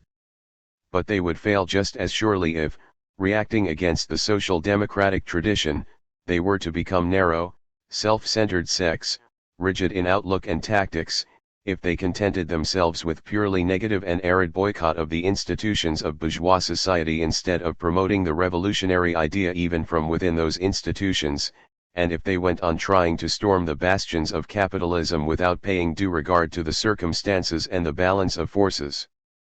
The communist parties were not immediately confronted with revolutionary opportunities. Their job was to gather strength and to win over the majority of the workers without whose support no revolution could ever succeed. Together with Lenin, Trotsky worked out the tactics of the United Front. 76 The gist of it was this: the communist parties, still too weak to overthrow the established order, should be the most active participants in the day-to-day struggles of the workers for higher wages, shorter hours, and democratic freedoms. They should not change the idea of socialism into the small coin of trade unionism and parliamentary reform, but carry into the struggle for partial demands their own revolutionary spirit and purpose. They should make the workers realize how tenuous were all the gains they could win under capitalism and so rally them, even through the fight for such gains, for the last battle. The Social Democrats directed the struggle for partial demands in such a way as to contain the workers' militant energy within the framework of capitalism, and they used reform as the diversion from revolution. The Communists, on the contrary, should use it as the springboard of revolution. But since Communists had to fight for partial gains and reforms, they had some common ground, however narrow, with the Social Democrats and the moderate trade unionists. They should try to concert action with them within a united front. This should remove at least one dangerous consequence of the fundamental and irremediable cleavage between reformism and communism: it should overcome the division of the working class and prevent the dispersal of its energies.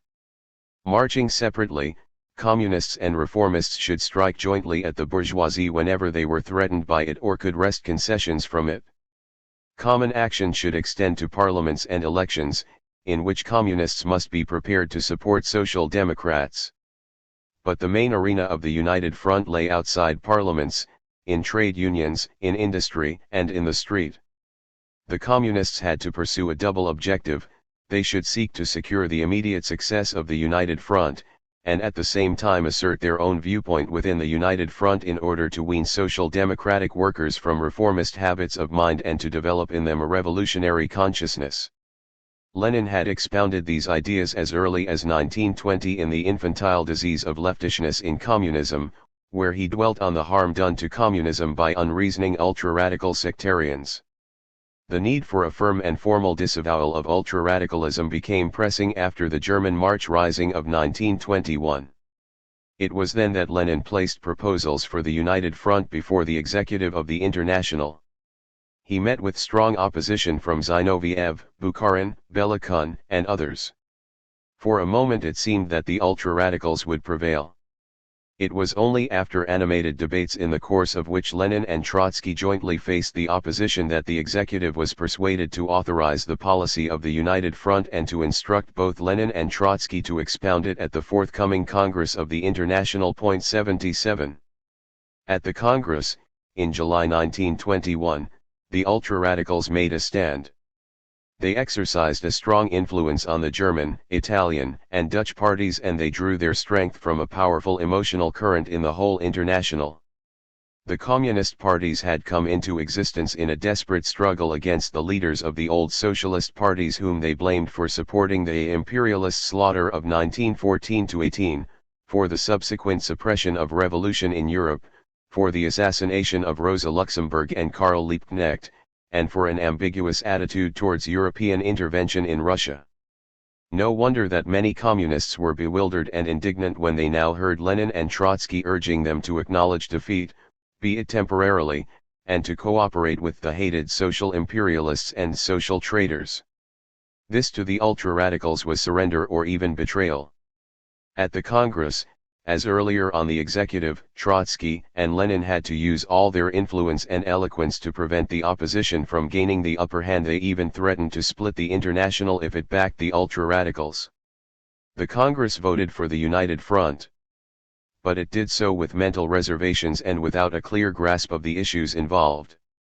Lenin and Trotsky had set the Communist parties the dual task of fighting arm in arm with the reformists against the bourgeoisie and of wresting from the reformists' influence over the working class.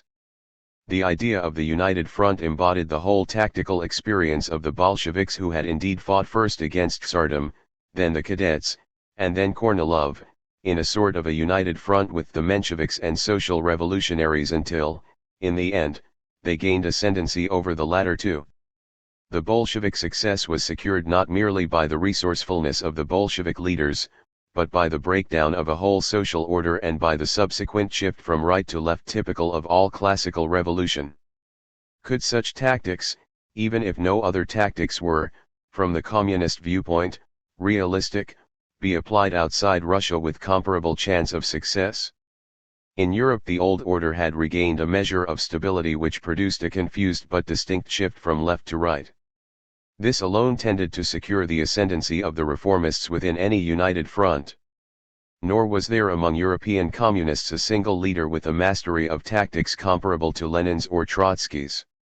And so the European communists were to prove incapable of applying the united front in both its aspects. Some took to heart their duty to cooperate in all earnestness with the Social Democrats.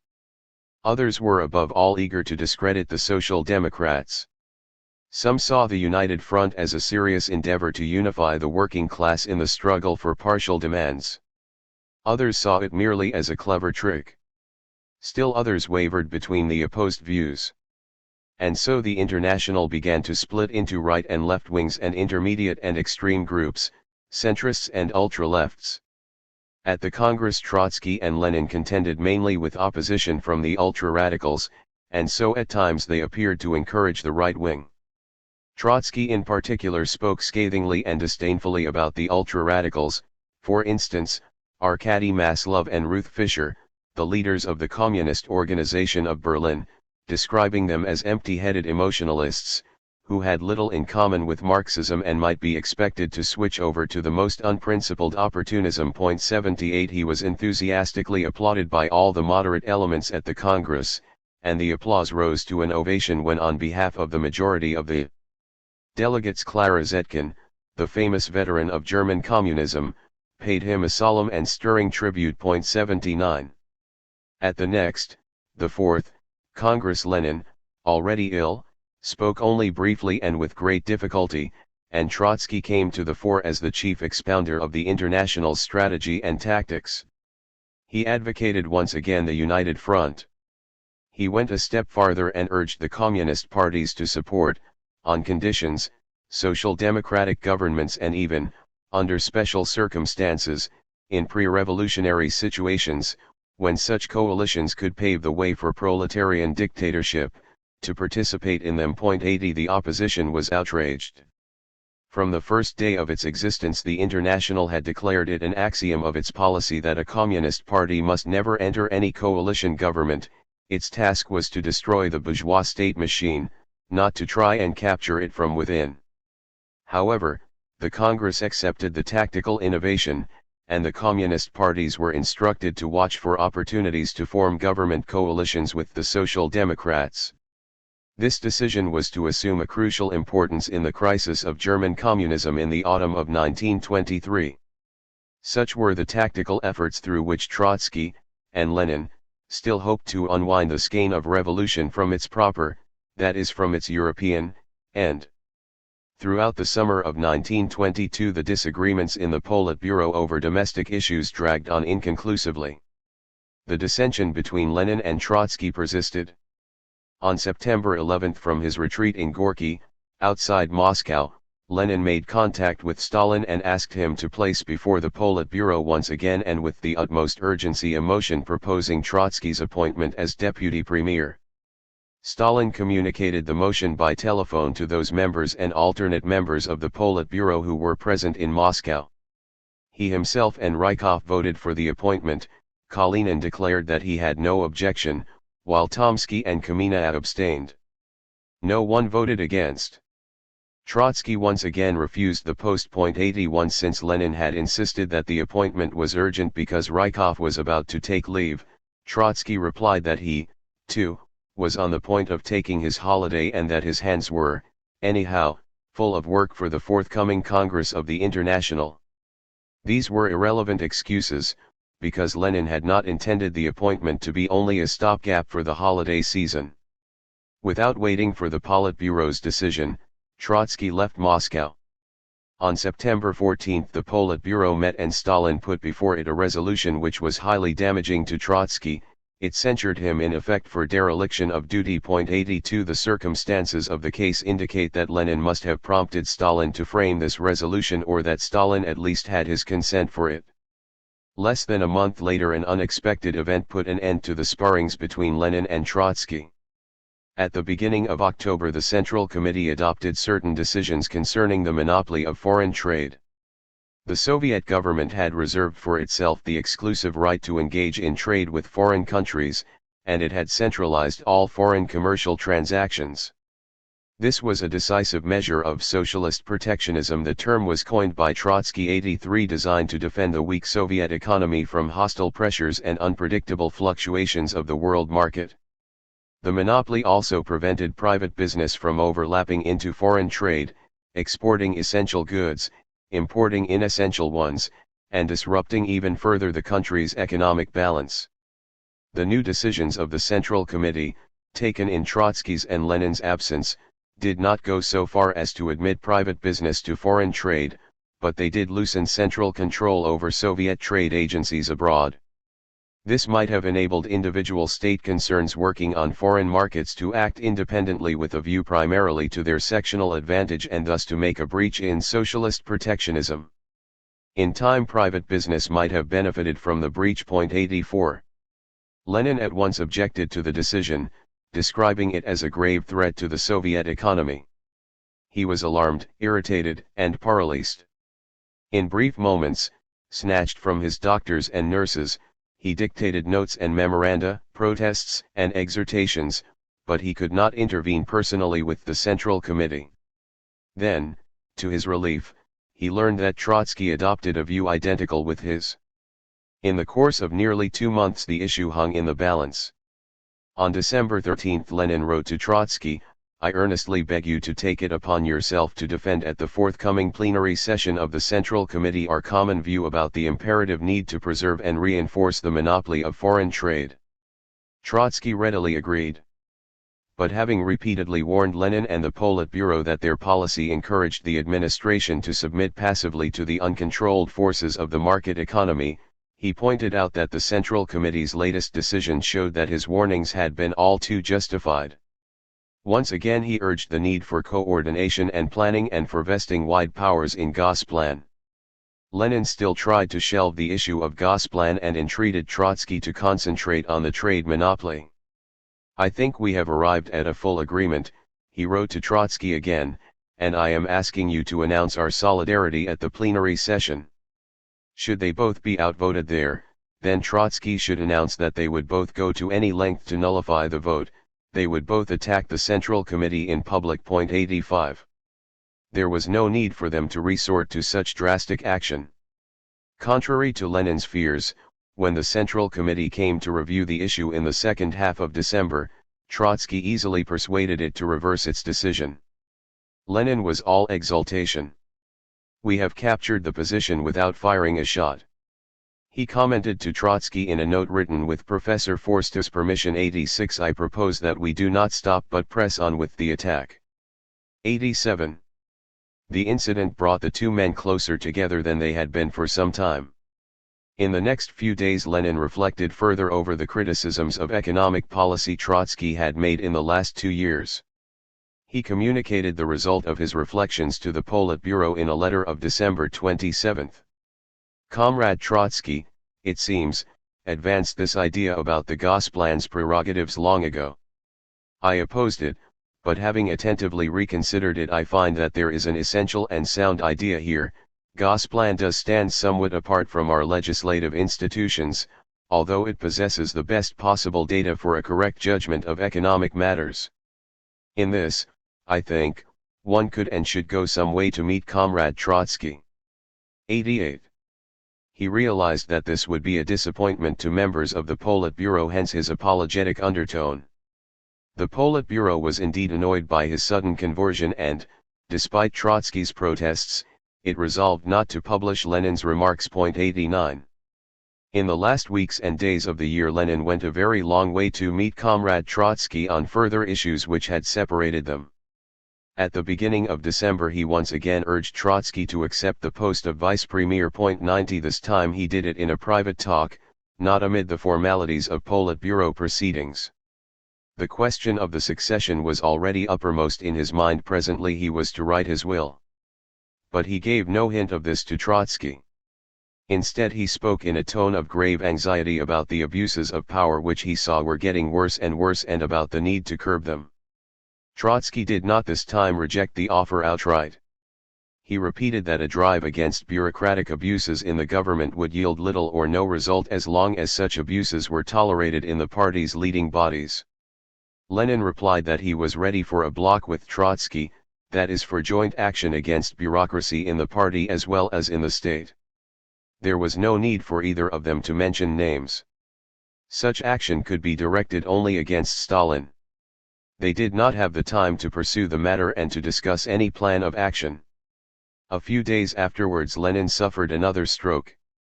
In their last conversation Lenin gave Trotsky no indication that he had also pondered anew the other major issue over which they had differed, Stalin's policy in Georgia.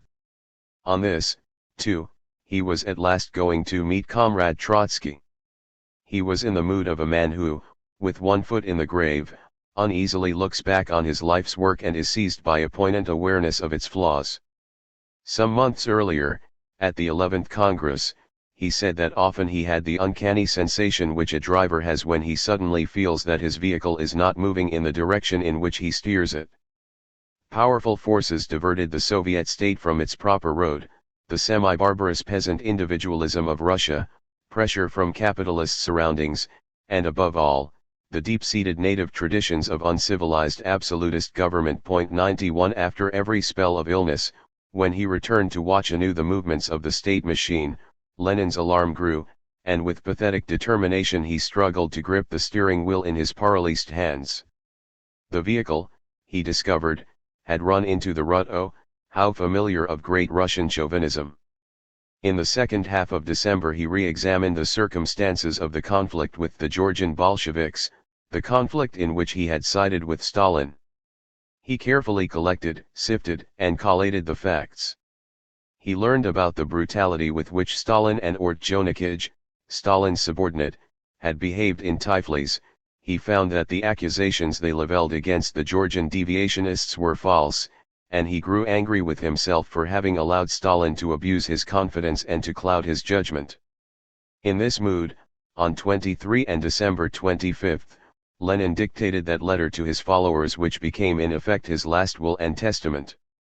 He intended to offer the party guidance about those who would presently be called upon to lead it. He characterized briefly the men of the leading team, so that the party should know which, in his view, were the merits and the faults of each. He contained his emotion and weighed his words so as to convey a judgment based on observation of many years and not a view formed on the spur of the moment. The party, he wrote, should beware of the danger of a split in which Stalin and Trotsky, the two most eminent leaders of the present Central Committee, would confront each other as the chief antagonists. Their antagonism reflected as yet no basic conflict of class interest or principle, it still was, he suggested, merely a clash of personalities.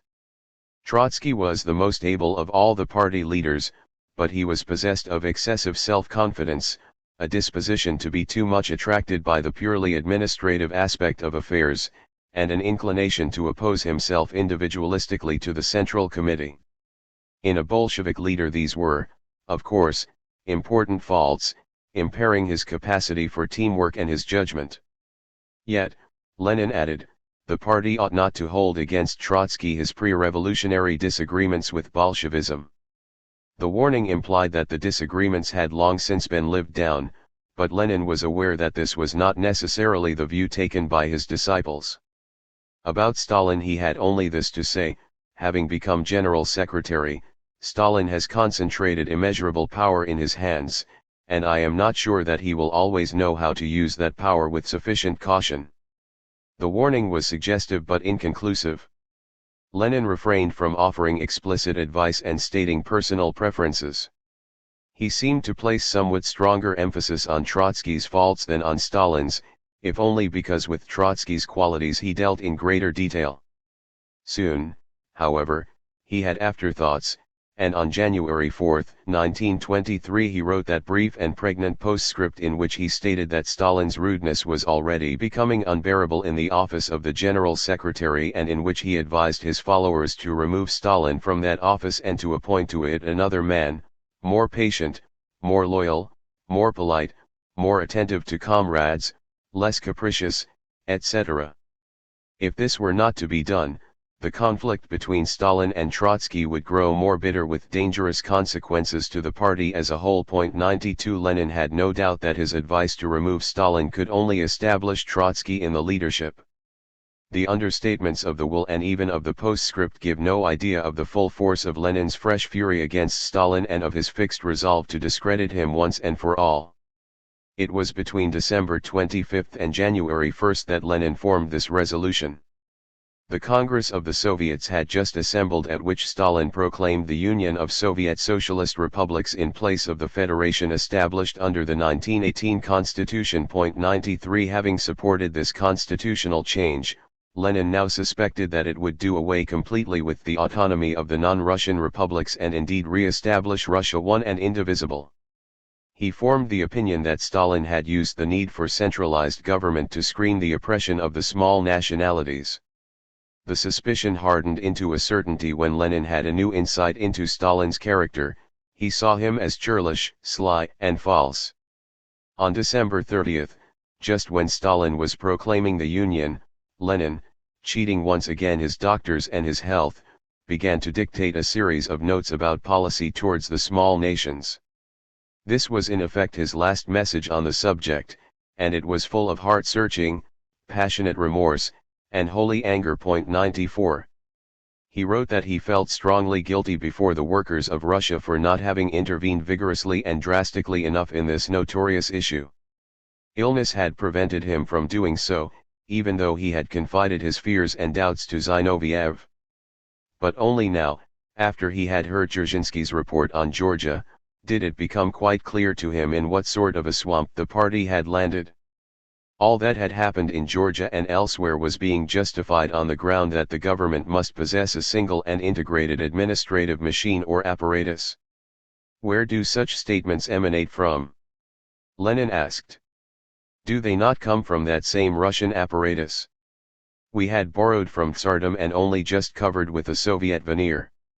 To the small nations, freedom of secession from the Union was becoming an empty promise. They were in fact exposed to the eruption of that truly Russian man, the great Russian chauvinist, who is essentially a scoundrel and an oppressor, as is the typical Russian bureaucrat. It was high time to defend the non-Russian nationalities from that truly Russian Dzerzhimorda, the great brutish bully of Gogol's satire. The rashness of Stalin's administrative zeal and his spite have played a fatal role. I fear that Dzerzhinsky too, has distinguished himself by his truly Russian state of mind. It is well known that Russified aliens are always much more Russian than the Russians themselves. On New Year's Eve Lenin continued. Internationalism on the part of a so-called great nation, great only through its acts of oppression, great only in the sense in which the bully may claim to be great, internationalism on the part of such a nation should consist not merely in respecting formal equality between nations. It is necessary to create such real equality as would reduce the actual inequality which arises in life. The Georgian who treats this aspect of the matter with contempt and charges others with being social chauvinists, that Georgian who himself is not merely a genuine social chauvinist but a coarse brutish bully on behalf of a great power, that Georgian is offending against the interests of proletarian class solidarity. Nothing hampers the growth and consolidation of such solidarity as much as does injustice towards smaller nationalities. That is why it is better to show too much conciliation and softness towards national minorities, rather than too little.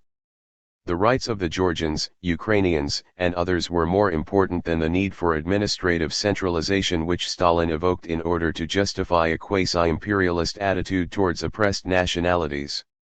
If need be, Lenin concluded, the new constitution sponsored by Stalin, together with the new centralistic organization of government, would have to be scrapped altogether. Having expressed himself with so much anguish and merciless bluntness, Lenin apparently intended to turn the matter over in his thoughts and to consider what course of action to take. For over 2 months he did not communicate his notes to any member of the Politburo. The upheaval in Lenin's mind which caused him to reverse so many of his crucial policies may appear even more startling and more sudden than the change which had occurred in Trotsky in 1921 and 1922. It, too, resulted from the intense conflict between the dream and the power of the revolution, a conflict which was going on in Lenin's mind, and not only in his. In its dream the Bolshevik party saw itself as a disciplined yet inwardly free and dedicated body of revolutionaries, immune from corruption by power. It saw itself committed to observe proletarian democracy and to respect the freedom of the small nations, for without this there could be no genuine advance to socialism. In pursuit of their dream the Bolsheviks had built up an immense and centralized machine of power to which they then gradually surrendered more and more of their dream, proletarian democracy, the rights of the small nations, and finally their own freedom. They could not dispense with power if they were to strive for the fulfillment of their ideals, but now their power came to oppress and overshadow their ideals. The gravest dilemmas arose, and also a deep cleavage between those who clung to the dream and those who clung to the power.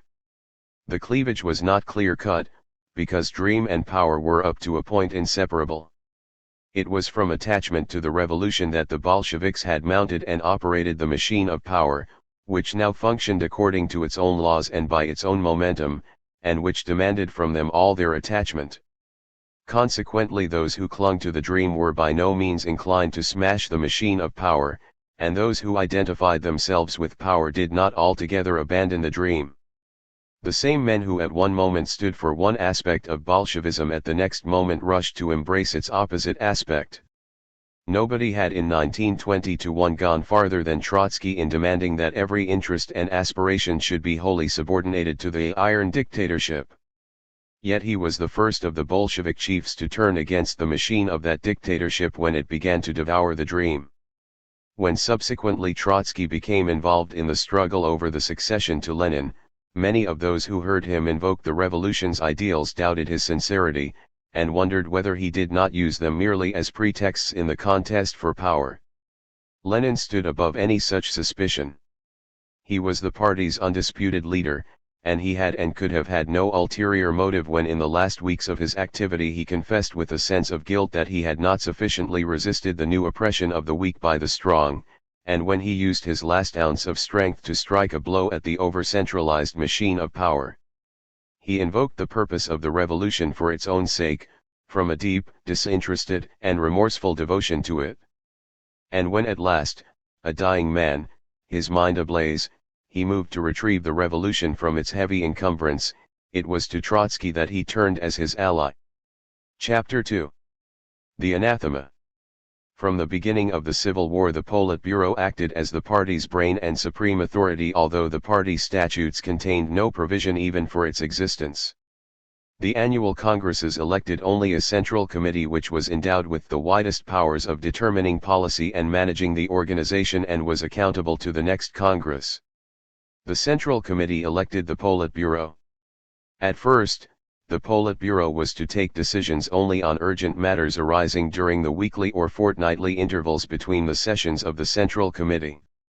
Then, as the scope of the affairs with which that committee had to deal widened, including more and more of the business of government, and as the members of the committee became increasingly absorbed in manifold departmental responsibilities and were often absent from Moscow, the Central Committee gradually and informally delegated some of its prerogatives to the Politburo.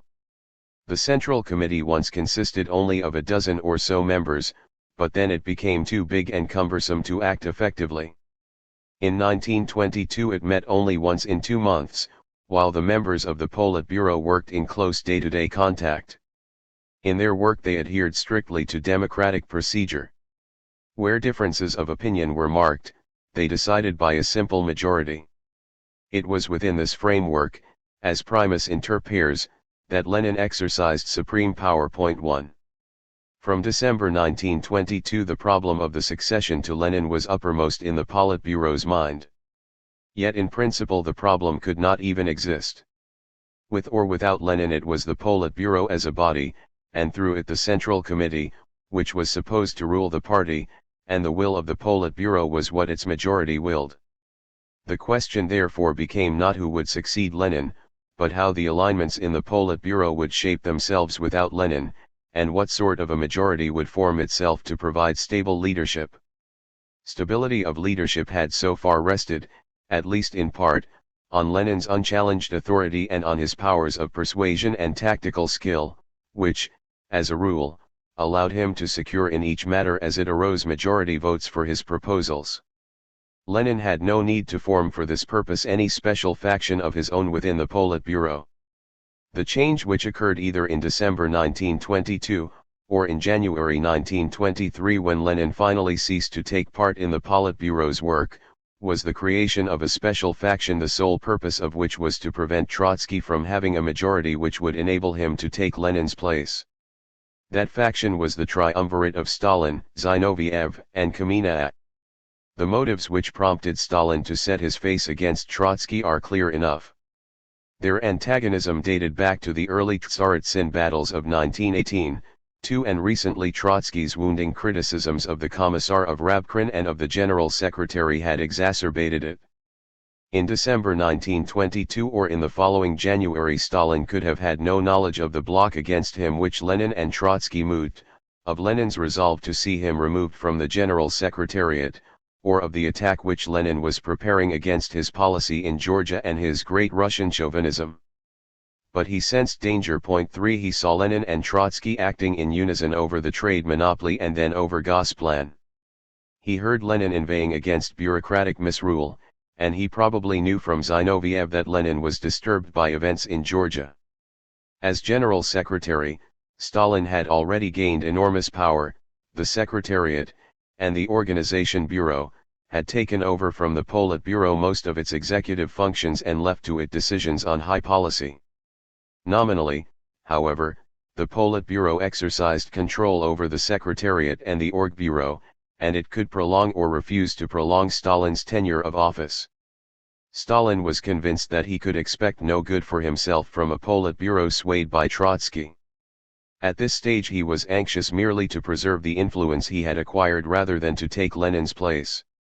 He was aware that the party saw in him only the supreme technician and manipulator of its machine, but not a policy maker and an expounder of Marxism such as it would expect Lenin's successor to be. No doubt Stalin's ambition was stung by this lack of appreciation, but his caution induced him to make allowance for it. Next to Lenin and Trotsky, Zinoviev was by far the most popular member of the Politburo. He was president of the Communist International, and in these years, when the Russian party had not yet come to use the International as a mere tool, but considered itself to be under its moral authority, the presidency of the International was the most exalted position for any Bolshevik to occupy. Zinoviev was also the head of the Northern Commune, the Soviet of Petrograd. He was an agitator and speaker of tremendous power, and he was almost constantly before the party's eyes as one of the revolution's giants, an embodiment of Bolshevik virtue, indomitable and implacable. This popular image of his personality did not correspond to his real character, which was complex and shaky. His temper alternated between bursts of feverish energy and bouts of apathy, between flights of confidence and spells of dejection. He was usually attracted by bold ideas and policies which it needed the utmost courage and steadfastness to pursue. Yet his will was weak, vacillating, and even cowardly. 4 He was superb at picking Lenin's brain and acting as Lenin's loud and stormy mouthpiece, but he had no strong mind of his own. He was capable of the loftiest sentiments. In his best moments, in his idealistic vein, he impressed his listeners with such force that in a single speech lasting 3 hours and made in a foreign language, Arguing against the most brilliant and authoritative men of European socialism, he persuaded a divided and hesitant Congress of the German Independent Socialist Party to join the Communist International. 5 His grip on the imagination of Russian crowds is described by eyewitnesses as demonic. 6 Yet from the loftiest sentiments he could stoop at once to the meanest tricks and the demagogue's cheapest jokes. In the course of the many years which he had spent by Lenin's side in Western Europe, his quick mind had absorbed a considerable mass of knowledge about the world, yet it remained unrefined and unpolished. His temper was warm and affectionate, yet it was also savage and brutal. Genuinely attached to the principle of internationalism and a man of world outlook, he was at the same time a parochial politician inclined to settle the greatest issues by horse trading and petty manoeuvre. He had risen to an undreamed of height, and, devoured by ambition, he strove to rise even higher, but he labored under inner uncertainty and doubt in himself. It was Zinoviev's great pride that he had been Lenin's closest disciple in the 10 years between 1907 and 1917, the years of reaction, isolation, and despair, when they were both struggling to keep the party in being and to prepare it for the great day, and when, at the time of the Zimmerwald and Kientel conferences, together they launched on the world the idea of the Third International. But it was Zinoviev's great shame, or so he himself and his comrades thought, that he had failed at his test in October 1917, when he opposed the insurrection and Lenin branded him as strike-breaker of the revolution. Between this shame and that pride his whole political life was torn. He did his best to get over the memories of 1917, and he was helped in this by Lenin, who even in his will begged the party not to remind Zinoviev and Kamina of their historic error. By 1923 most party members had almost forgotten the grave incident or were not inclined to delve into the past. The old guard preferred to let bygones be bygones, if only because the cleavage on the eve of the October Revolution had run right across it and many of its members were then on Zinoviev's side. All the more did the historians and the legend-mongers of the old guard turn the limelights on the earlier period, the one in which Zinoviev's great pride resided. If any man could in Lenin's absence speak for the old guard, then it was surely Zinoviev. It was unthinkable that he should now accept Trotsky's leadership. Not only was his memory crowded with the many incidents of their pre-revolutionary feud when, encouraged by Lenin, he had often vehemently inveighed against Trotsky. 7 Not only had his great shame been connected with the event on which rested Trotsky's chief title to glory, the October insurrection. Ever since 1917 he had been opposed to Trotsky at almost every crucial turn of Bolshevik policy. He was the most extreme advocate of the Peace of Brest-Litovsk, and he vaguely encouraged the military opposition to Trotsky during the Civil War. In the spring of 1919 Trotsky arrived at Petrograd to organize its defenses against Yudenika's offensive after Zinoviev, the city's official leader, had thrown up his hands in panic. During the Kronstadt Rising Trotsky blamed Zinoviev for having needlessly provoked it. On the other hand, Zinoviev was one of Trotsky's most vocal critics in the debate over militarization of labor and trade unions. 8 Later, at the Politburo, he cast his vote against Trotsky over economic policy and Gosplan only to find himself defeated when Lenin went over to Trotsky. Even at the executive of the International he was again defeated by Trotsky when the latter, together with Lenin, forced through the policy of the United Front. No wonder his attitude towards Trotsky was one of sneaking admiration mingled with envy and that sense of inferiority which Trotsky induced in so many members of the old guard. Zinoviev's attitude was as a rule shared by Kamina. The political partnership of these two men was so close that the Bolsheviks regarded them as their Castor and Pollux. Paradoxically, however, it was not the likeness but the contrast of their minds and temperaments that made of them political twins. Kamina, although he headed the party organization of Moscow City, was far less popular than Zinoviev but far more respected in the inner circle of the leaders. Less self-confident on the public platform, not given to oratorical flourishes and heroic postures, he possessed a stronger and more cultivated intellect and a steadier character, but he lacked Zinoviev's fervor and imagination.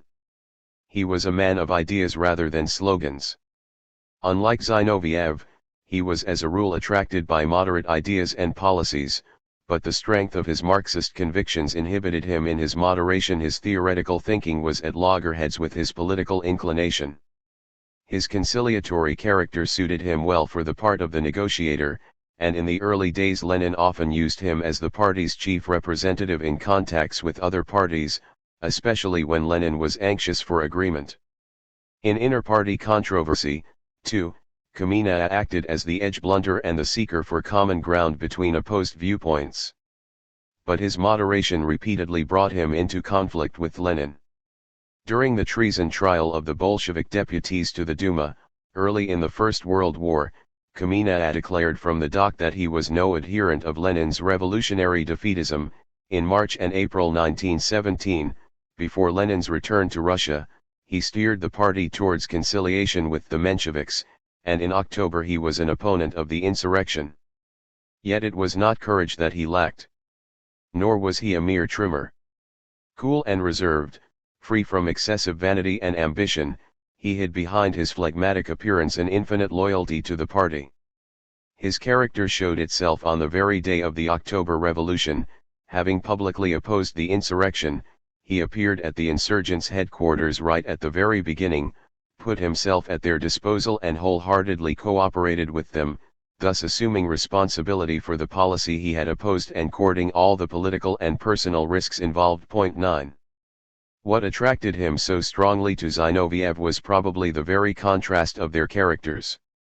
In each of them impulses were active which should have driven them wide apart, but in each strong inhibitions were also at work which kept their conflicting impulses in check, with the result that the two men usually met halfway between the opposed extremes towards which they gravitated. Kamina felt none of Zinoviev's and Stalin's intense hostility towards Trotsky, his former brother-in-law, and he might have put up with his leadership more easily than they. It was from sheer devotion to the old guard and friendship to Zinoviev that he turned against Trotsky. Whatever his private inclinations and tastes, he was extremely sensitive to the mood which prevailed among the old Bolsheviks, and by it he was swayed. When that mood went against Trotsky, Kamina, full of misgivings and heartbroken, went with it. He did not and could not hope to gain anything for himself by joining the triumvirate. He had no ambition to become Lenin's successor.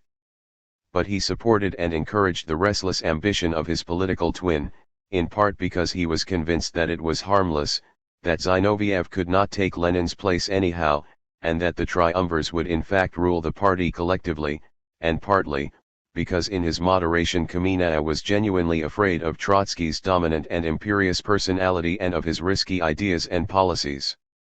Zinoviev, Stalin, and Kamina, however they differed in their characters and motives, were flesh and blood of the old guard, and between them they seemed to embody every aspect of the party's life and tradition. In Zinoviev were found the élan and the popular appeal of Bolshevism, in Kamina its more serious doctrinal aspirations and its sophistication, and in Stalin the self-assurance and the practical sense of its solid and battle-hardened caucus. When they joined hands to debar Trotsky from the leadership, they expressed a distrust and instinctive aversion felt by many members of the old guard.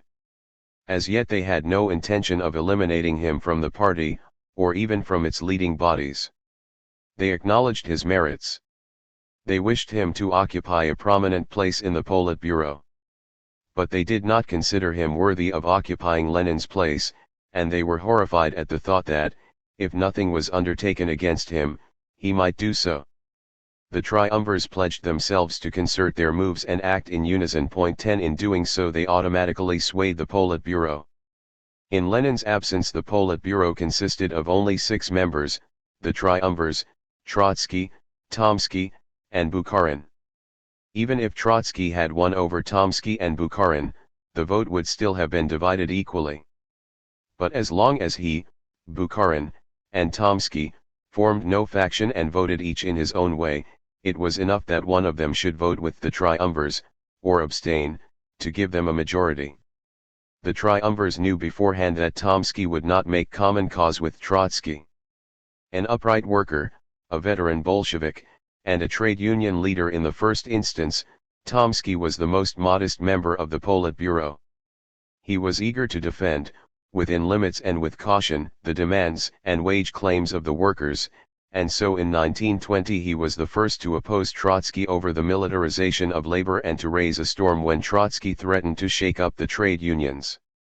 Trotsky criticized him harshly as an old-fashioned type of the trade unionist who from pre-revolutionary habit encouraged the consumptionist attitude in the workers and showed no understanding for the productionist outlook of the socialist state. For some time Trotsky led the trade unions in virtual revolt against the party. He was deposed from their central council and sent on an assignment, which was a barely veiled form of exile, to Turkestan. After the promulgation of NEP he returned to the Kremlin and was promoted to membership of the Politburo.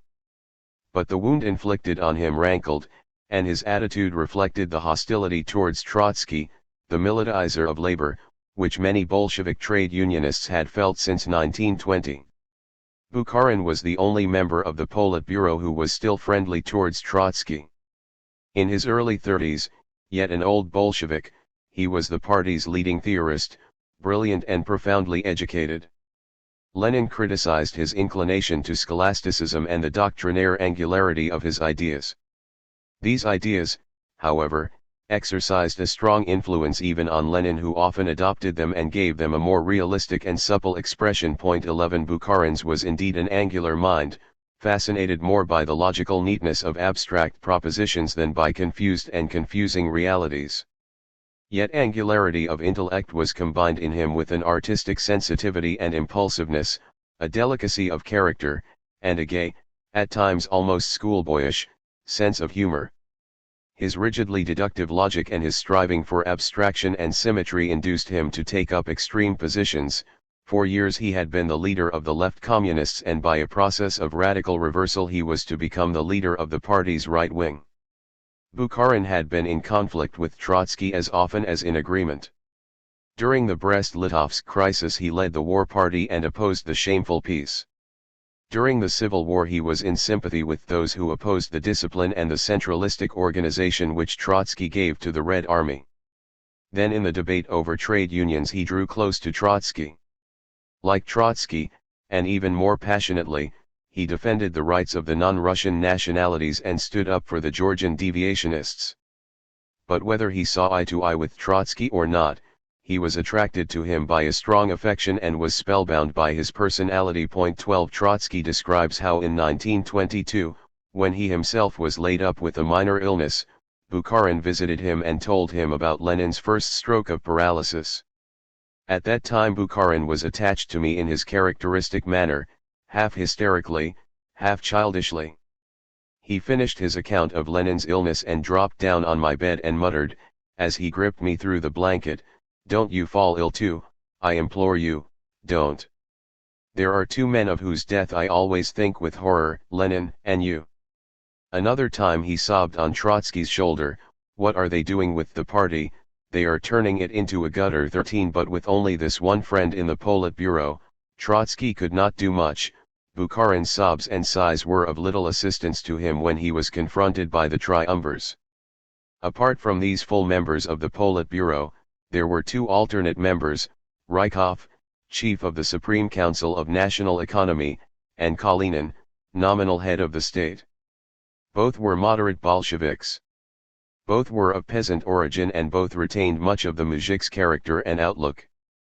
In both, receptiveness to the moods of rural Russia, to the peasantry's hopes and fears, and also to some of its prejudices was stronger than in perhaps any other leader. Both embodied the element of nativeness in the party, genuine Russianness and all that it implied, a distinct anti-intellectual bias, a distrust of the European element, a pride in social roots, and a certain stolidity of outlook. All this predisposed them against Trotsky. The peasantry, we know, cherished the regained freedom of private property and trade and was afraid of nothing more than of a relapse into war communism. Of that fear Rykov and Kalinin were the mouthpieces within the party. More than anyone else they sensed a danger of such a relapse in Trotsky's ideas on planning. When Trotsky spoke of the lack of any guiding idea in the Supreme Council of the National Economy and of its inclination towards a Soviet variety of laissez-faire, he had Rykov in mind.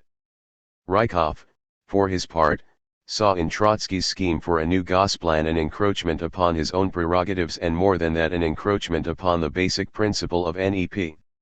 He was now the first to level against Trotsky the charge of hostility towards the peasant, the charge which was to resound through all the campaigns against Trotsky in coming years. 14. Kalinin, on the contrary, had a deep respect for Trotsky and a friendly feeling, which he was to express even at the height of the drive against Trotskyism.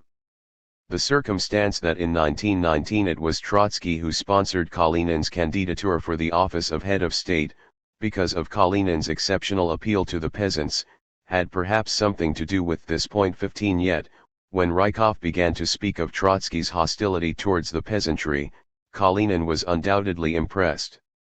He had no strong views about Trotsky's proposals for policy, of which, in any case, he understood little, but he concluded, without rancor, that nothing could be safer and sounder than to keep in check Trotsky's influence, an influence which might endanger the alliance between workers and peasants.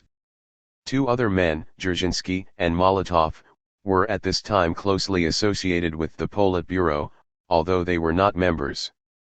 Dzerzhinsky, chief of Chayka and GPU, was the only one in this group of leaders who did not belong to the old guard.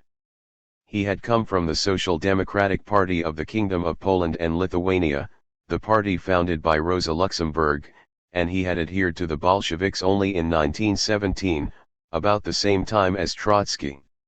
His original party had, under Rosa Luxemburg's inspiration, adopted towards the Bolsheviks an attitude indistinguishable from Trotsky's. It was usually critical of both Bolsheviks and Mensheviks, and it was the only party in the Socialist International to agree with Trotsky's theory of permanent revolution. Dzerzhinsky, even after he had joined the Bolsheviks, remained opposed to Lenin over the self-determination of the non-Russian nationalities, and, again following Luxemburg, he argued that socialism should overcome, not encourage, separatist tendencies among the small nations. Paradoxically, this internationalist reasoning led him, the Pole of noble origin, to back Stalin's ultra-centralistic policy and to act vis-a-vis the Georgians as a spokesman of the new indivisible Russia. Dzerzhinsky's views, however, had not hitherto counted for much within the party. Important as the revolution's chief security officer, he was not a political leader. When the Bolsheviks decided to set up the Extraordinary Commission for the Struggle Against Counter-Revolution, as their political police were first called, they looked for a man with absolutely clean hands to do the dirty work, and they found such a man in Dzerzhinsky.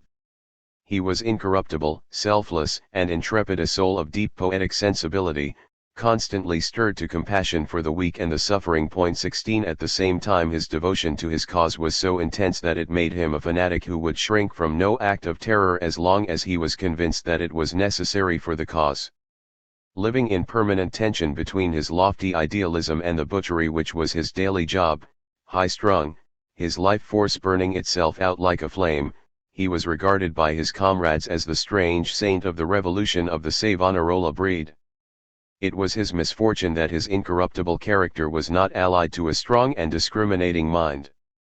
His need was to serve the cause, and he came to identify the cause with the party of his adoption and then to identify that party with its leaders, with Lenin and Trotsky until lately, and now with the triumvirs behind whom he saw the old guard.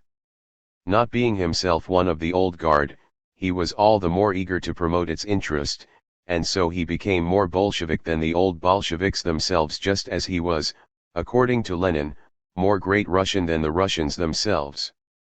For sheer lack of color, Molotov forms a striking contrast to Dzerzhinsky. In his late 20s, he already occupied a high position in the hierarchy.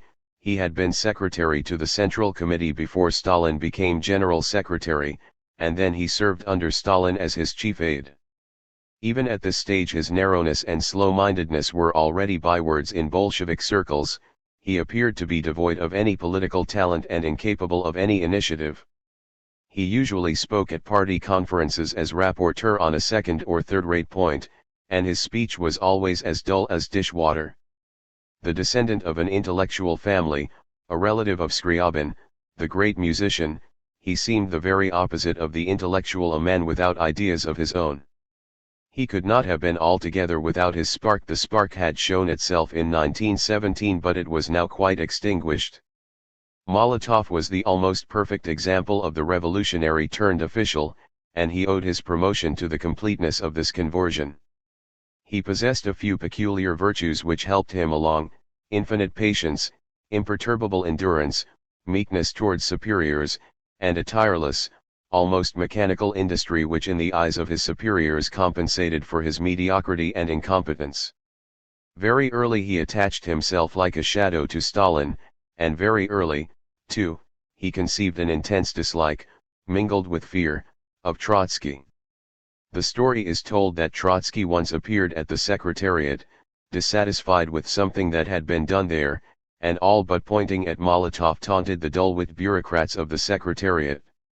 "Comrade Trotsky," Molotov stammered out, "Comrade Trotsky, not everyone can be a genius." 17. Thus even before the beginning of the struggle for the succession, Trotsky stood almost alone in the Politburo. He had the first inkling of a concerted action against him in the early weeks of 1923, a full year before Lenin's death, when at sessions of the Politburo he found himself attacked by Stalin with quite unwonted ferocity and venom. 18 Stalin assailed him for his persistence in declining to be vice premier. He questioned Trotsky's motives and insinuated that Trotsky refused to respond to the call of duty because in his craving for power he would not content himself with being one of Lenin's deputies. Then he heaped on Trotsky accusations of pessimism, bad faith, and even of defeatism, all on the flimsiest of grounds. Thus, to show up Trotsky's defeatism, he made much play of a remark Trotsky had once made to Lenin in private, saying that the cuckoo would soon sound the death knell for the Soviet Republic. 19. Stalin had several purposes in mind. He still reckoned with the possibility of Lenin's return to office, and so he took up the issue of the appointment Lenin had proposed, hoping that he might drive this wedge between Lenin and Trotsky. He knew that nothing could embarrass Trotsky more than the insinuation that he craved to inherit Lenin's position.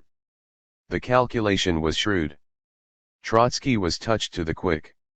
He had sounder reasons than Stalin had to hope for Lenin's return, which would bring into action their bloc. Even apart from this, he was so confident of his own position in the party and the country and of his superiority to his adversaries, that he had no inclination to fight for the succession. He did not try to recruit partners and associates, and it did not even occur to him to maneuver for position. Yet Stalin's charges and insinuations were such that it was as absurd for Trotsky to refute them as it was dangerous to ignore them.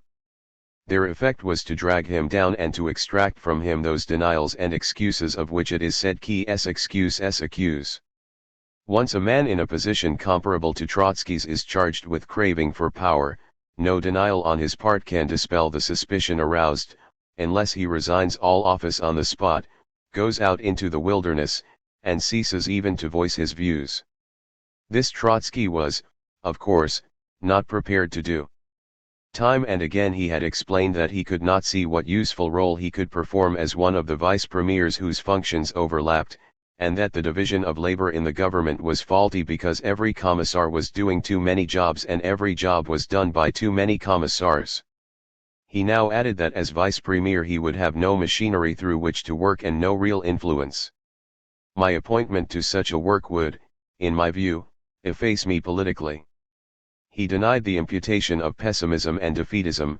He had indeed made the remark about the cuckoo sounding the death knell for the Soviet Republic when he tried to impress on Lenin the ruinous effects of economic waste and red tape, but his purpose, was there any need to say it, was to remedy those ills, not to sow panic. 20 To such irrelevancies had the bickering in the Politburo sunk, and it dragged on for weeks, during which Trotsky, waiting for Lenin's return, held his fire.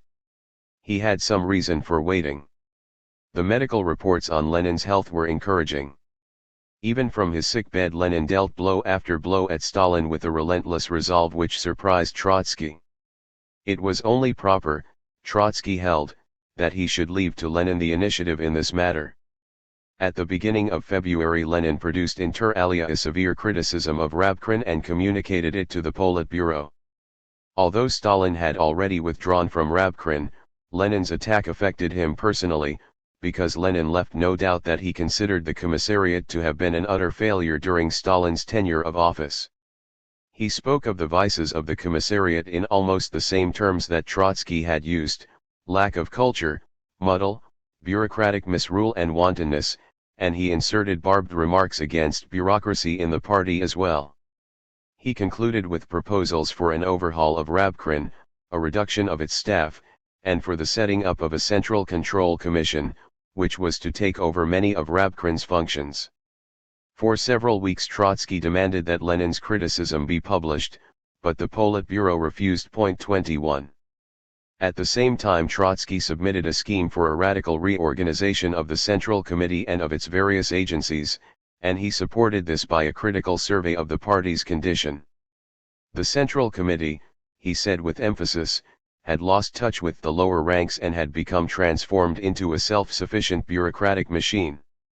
This was the issue over which the controversy was to burst into the open next autumn, but already in January and February Trotsky posed it before the Politburo with even greater bluntness than that which he was to allow himself in the public debate later. In some details, such as the size of the Central Committee and its relationship with the Central Control Commission, his scheme differed from Lenin's. The triumvirs made the most of these differences, saying that Trotsky not only snubbed Lenin by refusing to become his deputy but also tried to divert the party from Lenin's ideas of organization.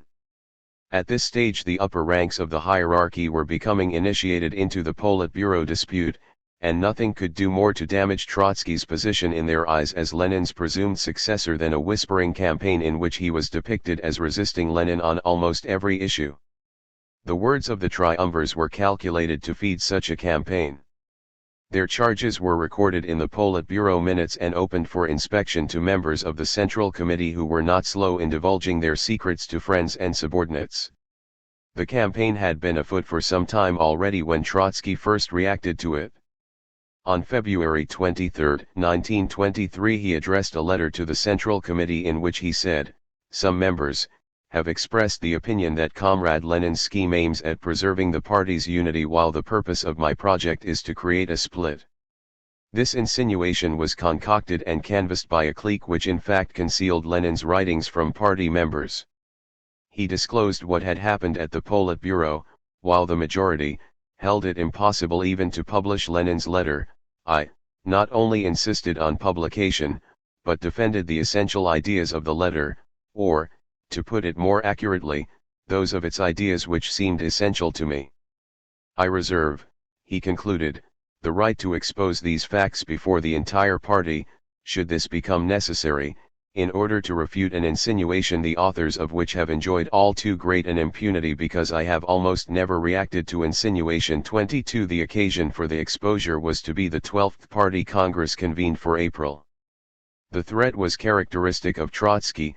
He felt that he was by the unwritten code of inter-party loyalty bound to give his antagonists due notice of any move against them which he might contemplate.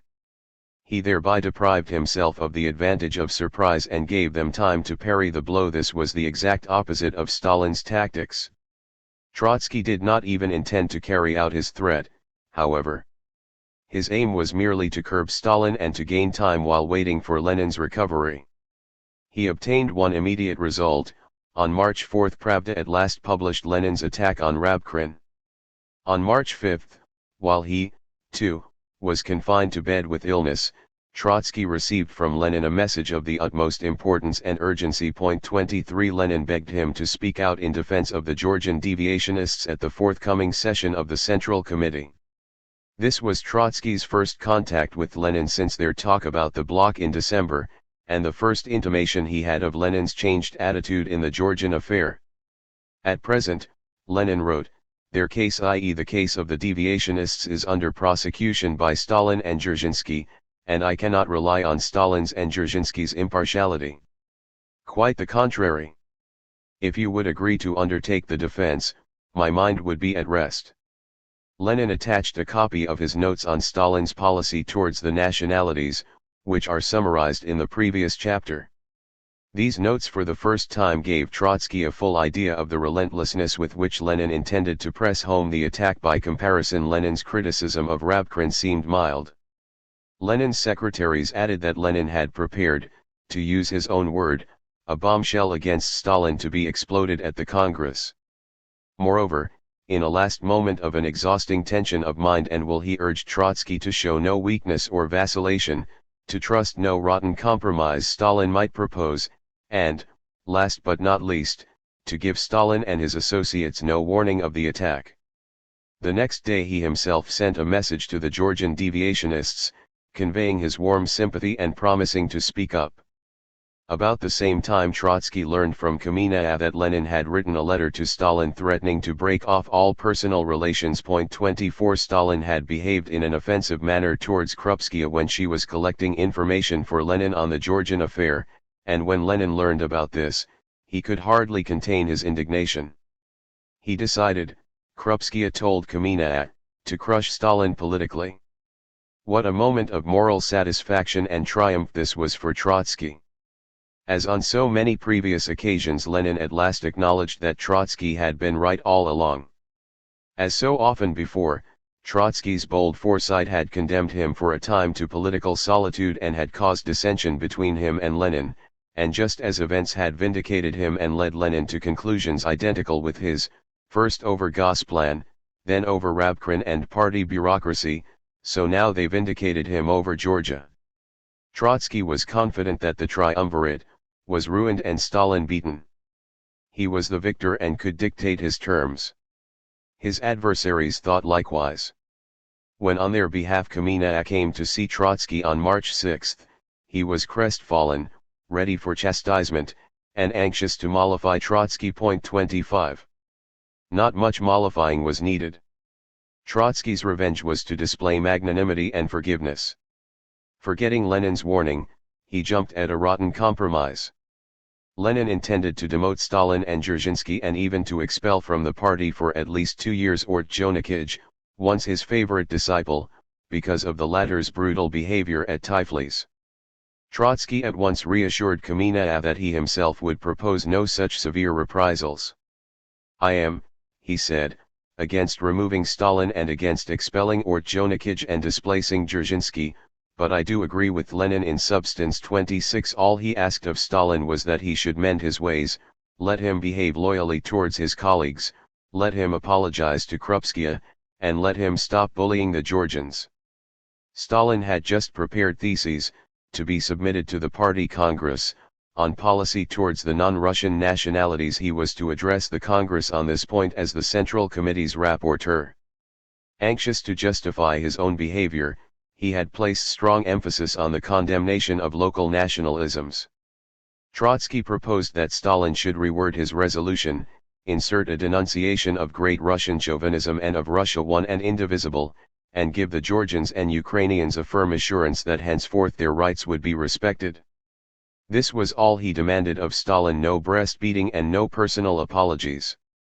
On these terms he was prepared to let Stalin continue as General Secretary. On these terms Stalin was, of course, ready to surrender, or at least to feign surrender.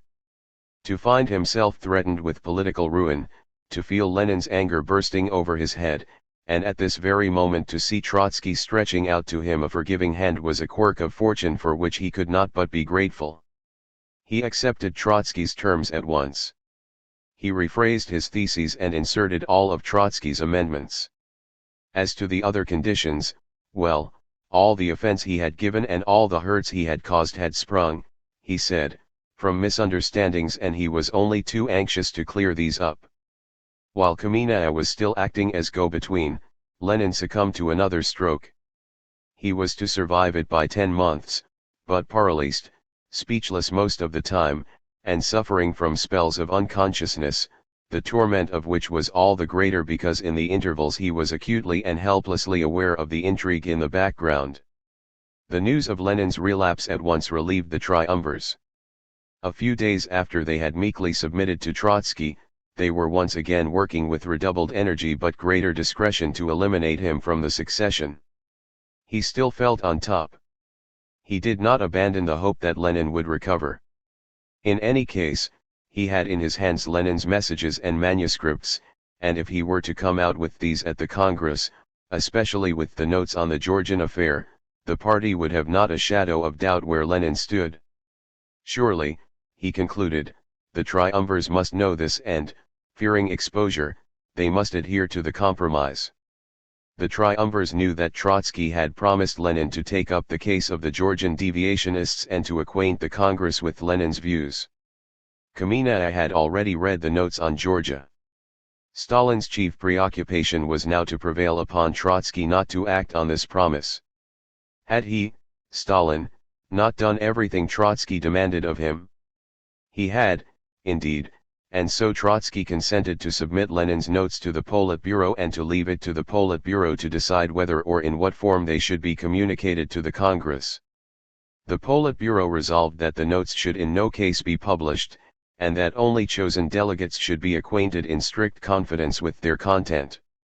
This was not how Lenin had expected Trotsky to behave when he urged him to remain adamant, to address the Congress with complete bluntness, and to allow no patching up of differences. But all these urgings and warnings were lost on Trotsky, who in his magnanimous mood helped the triumvirs to conceal from the world Lenin's deathbed confession of shame and guilt at the revival of the Tsarist spirit in the Bolshevik state. Lenin's notes on policy towards the non-Russian nationalities were to remain unknown to the party for 33 years. 27. Hindsight makes Trotsky's behavior appear incredibly foolish. This was the moment when his adversaries were taking up positions, and every one of his steps was as if calculated to smooth their way.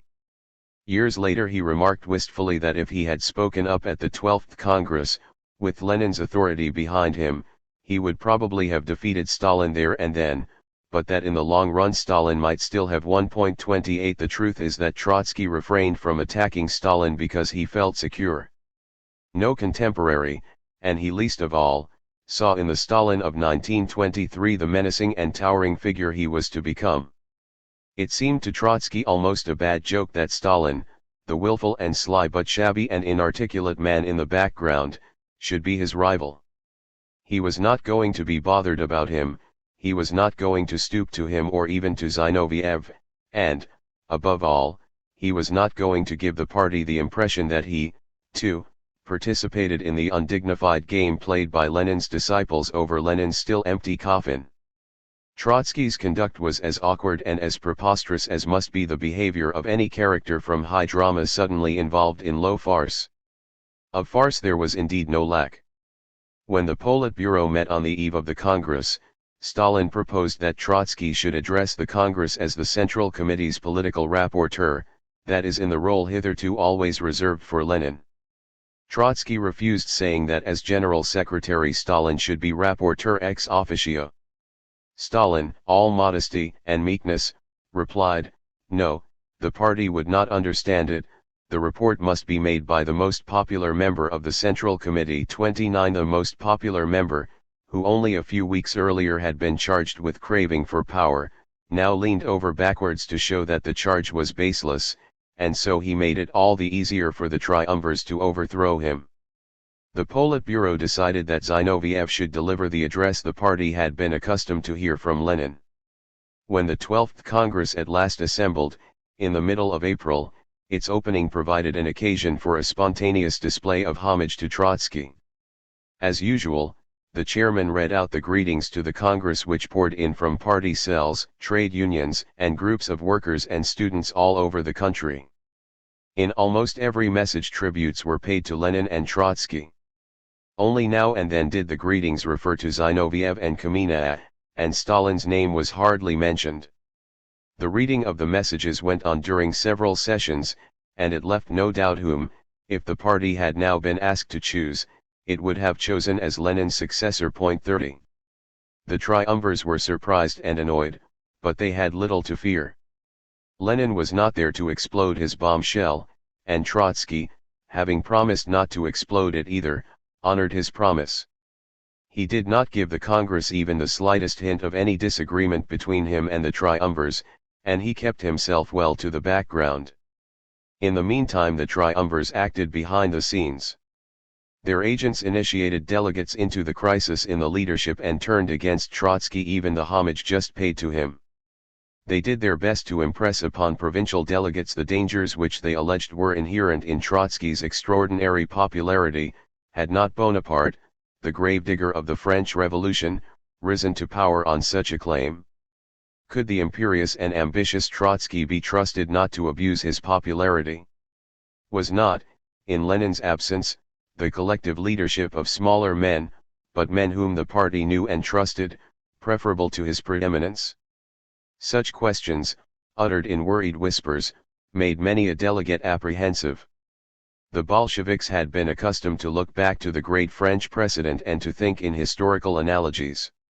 Occasionally, they cast round for that unpredictable character among their leaders, the potential Danton or the would-be Bonaparte, who might spring a dangerous surprise upon their revolution.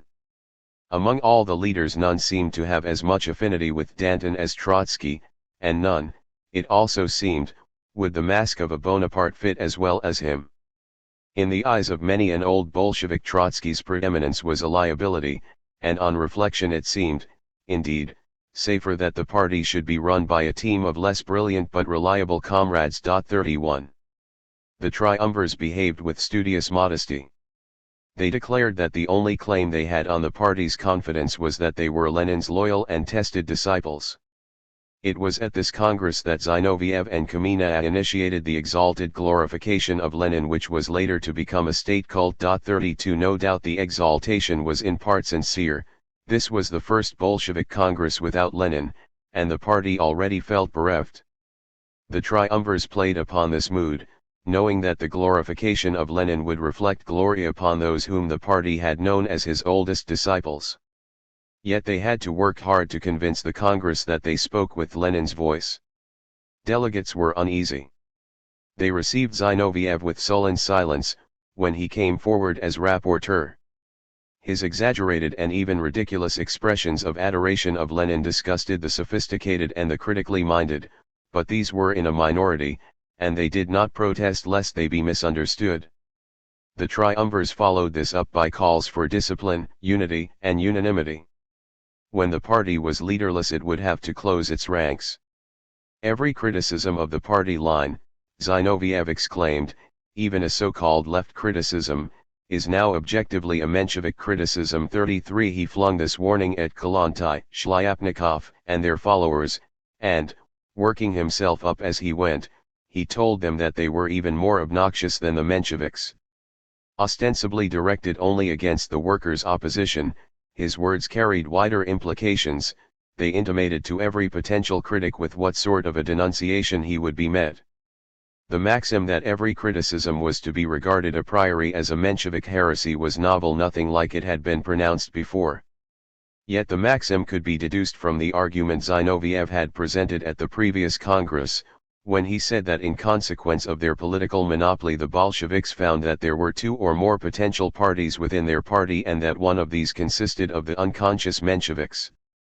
Concerned only with the immediate circumstances of the struggle for power and flushed with self-confidence, Zinoviev now went a step farther and described every opponent of the leading group as a virtual mouthpiece for those unconscious and inarticulate Mensheviks.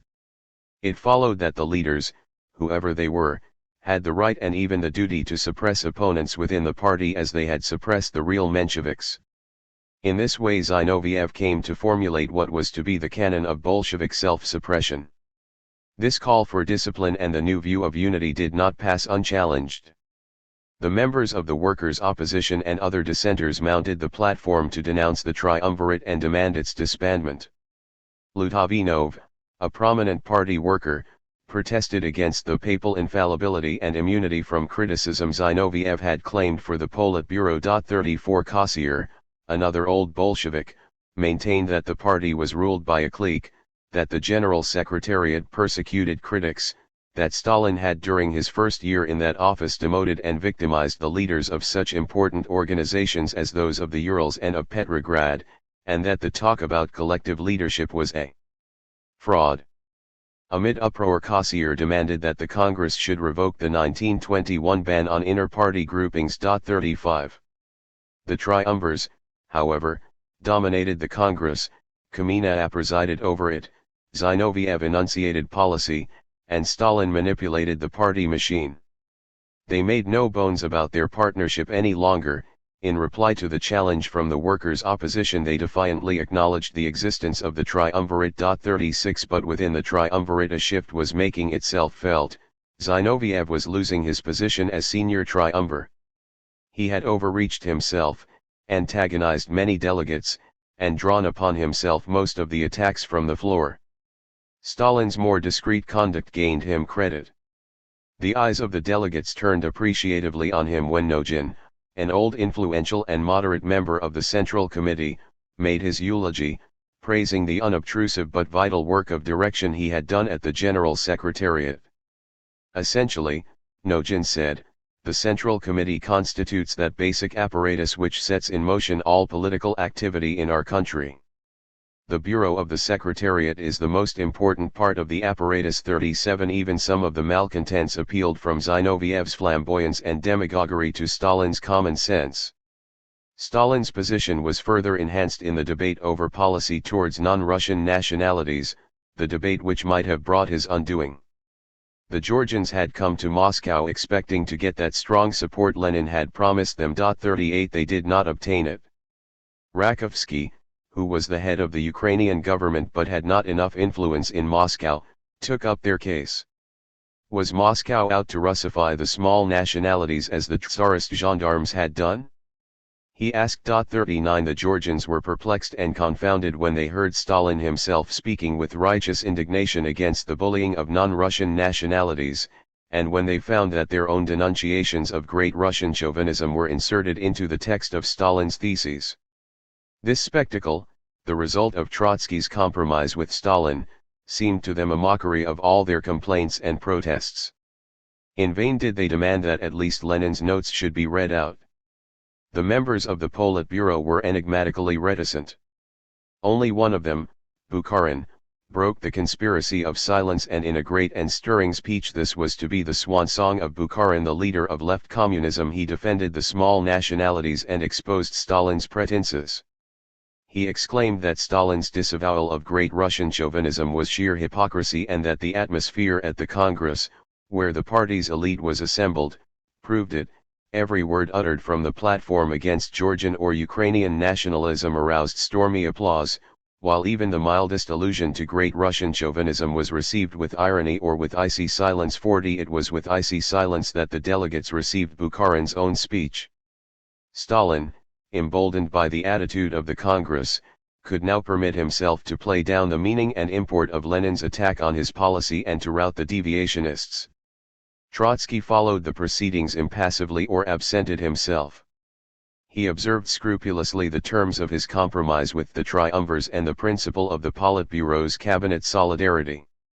This principle did not prevent Zinoviev from treating Trotsky to elusive pinpricks about his obsession with planning. 41 Trotsky did not react. He showed a blank face to the speakers of the workers' opposition when they demanded the disbandment of the triumvirate and attacked the General Secretariat. He gave not a nod of encouragement to the disheartened Georgians, and when the debate over nationalities opened he left the assembly, excusing himself on the ground that he would be busy preparing his own report to the Congress. 42. When at last, on April 20, Trotsky addressed the Congress, he turned away from the issues that had aroused so much heat and passion and spoke strictly on economic policy. 43 This, no doubt, was a great subject and the one in which he saw the key to all other problems, and at last he had the opportunity to present fully and before a nationwide audience the ideas he had so far developed only loosely or only within the closed circle of the leaders. It was part of his bargain with the triumvirs that he was authorized to present his views as a statement of official policy, although the Politburo agreed with his views no more than he agreed with Stalin's policy towards the non-Russian nationalities. He attached the greatest importance to his being able to launch his economic policy as the party's official line, and this in his eyes probably justified in part his concessions to the triumvirs. And in fact no member of the Politburo contradicted him openly while the Congress debated his address. He appealed to the party to master the country's economic destiny and to tackle the great and difficult task of primitive socialist accumulation. He surveyed the experience of 2 years of the new economic policy and redefined its principles. The twin purpose of NEP, he argued, was to develop Russia's economic resources and to direct that development into socialist channels. The rise in industrial production was still slow, it lagged behind the recovery of private farming. Thus a discrepancy arose between the two sectors of the economy, and it was reflected in the scissors that opened between high industrial and low agricultural prices. This metaphorical term which Trotsky coined soon entered the economist's idiom all over the world.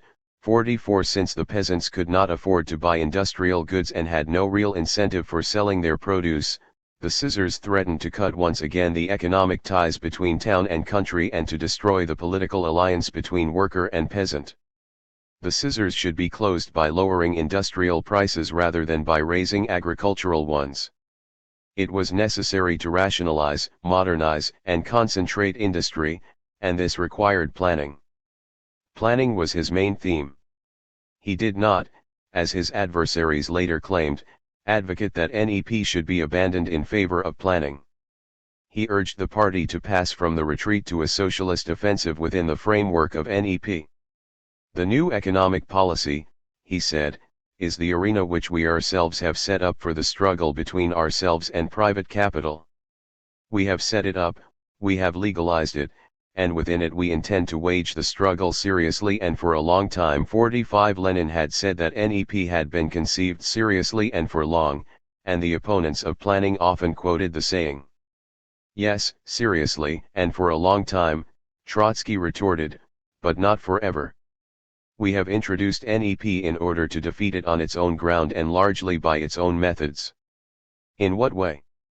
By making effective use of the laws of the market economy, and also by intervening through our state-owned industry in the play of those laws and by systematically broadening the scope of planning. Eventually we shall extend planning to the entire scope of the market, thereby absorbing and abolishing the market. 46. Bolshevik views on the relationship between planning and a market economy were still extremely vague. Most Bolsheviks considered NEP almost incompatible with planning. They saw in NEP an act of appeasement of private property to which they had been driven by weakness. They thought that the need for such appeasement would remain for years, and so it was necessary to stress the stability of NEP and to strengthen the peasants' and the merchants' confidence in it.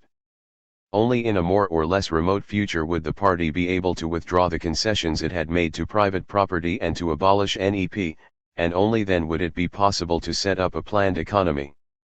This view was to underlie Stalin's policies throughout the decade, in the course of which he first resisted planning in the name of NEP and then for the sake of planning decreed the abolition of NEP, liquidated private trade, and destroyed private farming. In Trotsky's conception, NEP was designed not merely to appease private property. It had set the framework for long-term cooperation, competition, and struggle between the socialist and the private sectors of the economy. Cooperation and struggle appeared to him dialectically opposed aspects of a single process. Consequently, he called on the party to protect and expand the socialist sector, even while it conciliated and helped to develop the private sector. Socialist planning would not one day supersede NEP at a stroke. Planning should develop within the mixed economy until the socialist sector had by its growing preponderance gradually absorbed, transformed, or eliminated the private sector and outgrown the framework of NEP. There was thus in Trotsky's scheme of things no room for any sudden abolition of NEP, for prohibition of private trade by decree and for the violent destruction of private farming, just as there was no room for any administrative proclamation of the transition to socialism. This difference between Trotsky's and Stalin's approach was to show itself most strikingly only at the turn of the decade. Immediately, however, because of his insistence on the need for an offensive socialist policy, Trotsky seemed to many people basically opposed to NEP. There is no need to go here into the economic detail of Trotsky's argument or into the case he made for primitive socialist accumulation. His ideas on this are summarized in the previous chapter. Suffice it to say that his address and the theses he presented are among the most crucial documents on Soviet economic history, and that he drew there a perspective on the Soviet economy for several decades ahead, the decades during which the evolution of the Soviet Union was to be determined by the processes of forced capital formation in an underdeveloped but largely nationalized economy. The Marxist historian may indeed describe and analyze those decades, the Stalinist decades, as the era of primitive socialist accumulation, and he may do so in terms borrowed from Trotsky's exposition of the idea in 1923.47. But whatever were the historic merits of Trotsky's performance at the 12th Congress, and of whatever interest that performance may be to any study of Marxist ideas, it did not improve Trotsky's position for the struggle which awaited him. His central idea was, on the whole, beyond the understanding of his audience. The Congress was as usual impressed, but this time it was impressed by the élan of his speech rather than by its content. The few implications of his thought that the mass of delegates could grasp were such as to arouse apprehension and even suspicion. Some could not help wondering whether he was not, after all, calling on the party to abandon NEP and to return to the disastrous policies of war communism. When he demanded that industrial output should be concentrated in a small number of large and efficient concerns, the question arose what would happen to the workers who lost employment through the closing down of inefficient factories. When he argued that the working class would have to shoulder the main burden of industrial reconstruction, he made not the slightest attempt to soften the harsh impact of his words. On the contrary, he gave his thought an overemphasis which was bound to startle and shock many workers. There may be moments, he said, when the government pays you no wages, or when it pays you only half your wage, and when you, the worker, have to lend the other half to the state. 48 It was in this way, by taking away half the worker's wage, that Stalin later promoted accumulation, but then he told the workers that the state paid them 2 or 3 times the wages they had earned before. When Trotsky put this issue before the Congress with all his bluntness and merciless honesty, the workers were struck by his mercilessness rather than by his honesty. Is he again telling us, they could not help reflecting, as he told us when he formed the labor armies, that we must take the producers', not the consumers' view? Nothing would be easier for the agents of the triumvirs than to confirm the workers in this suspicion. And how, asked others, would Trotsky's policy affect the peasantry? Would it not drive the party to a collision with the muzhik? It would, Rykov and Sokhonikov had already said at the Politburo and at the Central Committee. A significant incident at the Congress gave new point to the question.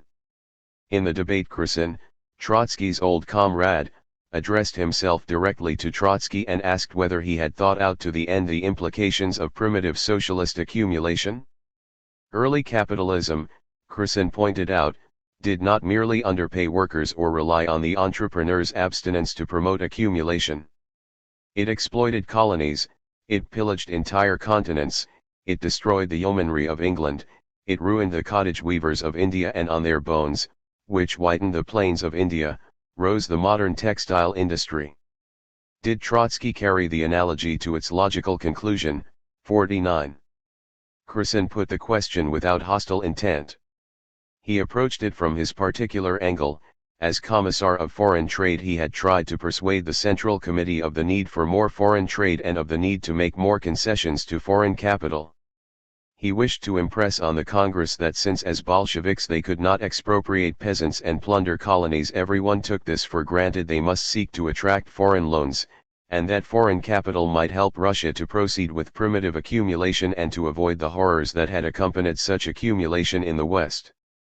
The Bolsheviks, however, had found out by now that they had little chance of attracting foreign credits on acceptable terms, and so the question which Kherson posed retained its full force: where would the resources needed for rapid accumulation come from? When Kherson spoke of the plunder of the peasantry and the white bones of the Hindu cottage weavers, Trotsky jumped to his feet to protest that he had proposed nothing of the sort. 50 This was true enough. Still, did not the logic of his attitude lead, after all, to plundering the peasantry? That Trotsky jumped to his feet to deny it indicates that he felt a cloud of suspicion not yet larger than a man's hand gathering over his head. Having said so much that was likely to antagonize the workers and to stir in the party the fear of a collision with the peasantry, Trotsky then incurred the enmity of the industrial managers and administrators. He could not help saying the most unpopular things once he was convinced that what he had to say was of vital importance and that it was his duty to say it. And so he drew the picture of the condition of industry in such dark colors and flayed the new economic bureaucracy so pitilessly for complacency, conceit, and inefficiency that it smarted under his lash and sought to work off the grudge. Trotsky, the managers replied, saw the economy in such dark colors and was so displeased with their work because he would content himself with nothing less than the utopia of a planned economy. 51.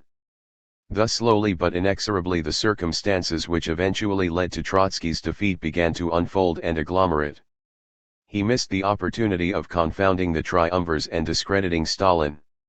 He let down his allies. He failed to act as Lenin's mouthpiece with the resolution Lenin had expected of him. He failed to support before the entire party the Georgians and the Ukrainians for whom he had stood up in the Politburo. He kept silent when the cry for inter-party democracy rose from the floor.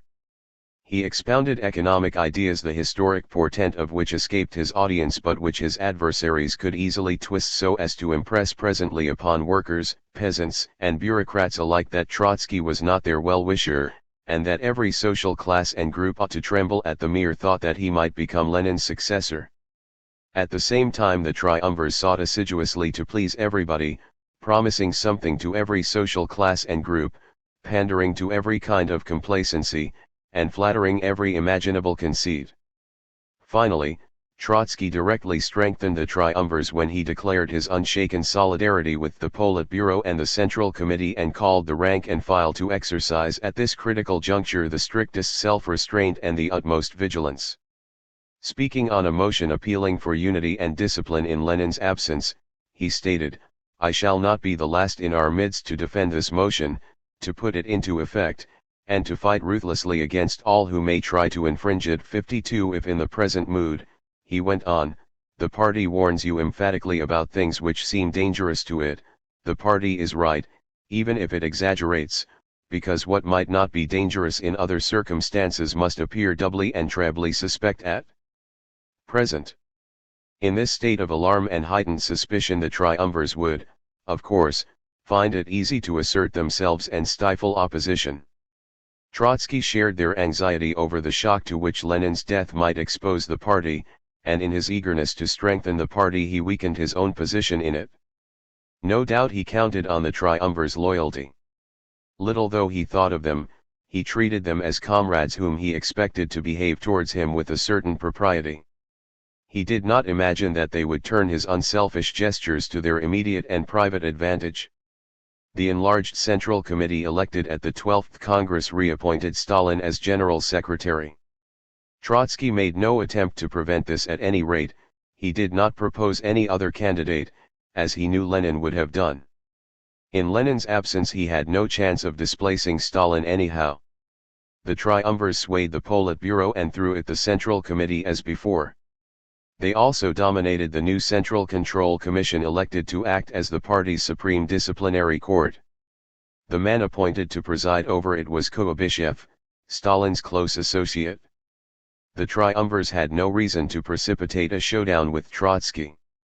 He offered no provocation, and they were not yet sure how the party would behave if the conflict came into the open. Yet Stalin lost no time in setting the stage. He used his wide powers of appointment to eliminate from important posts, in the center and in the provinces, members who might be expected to follow Trotsky, and he filled the vacancies with adherents of the triumvirate or preferably of himself.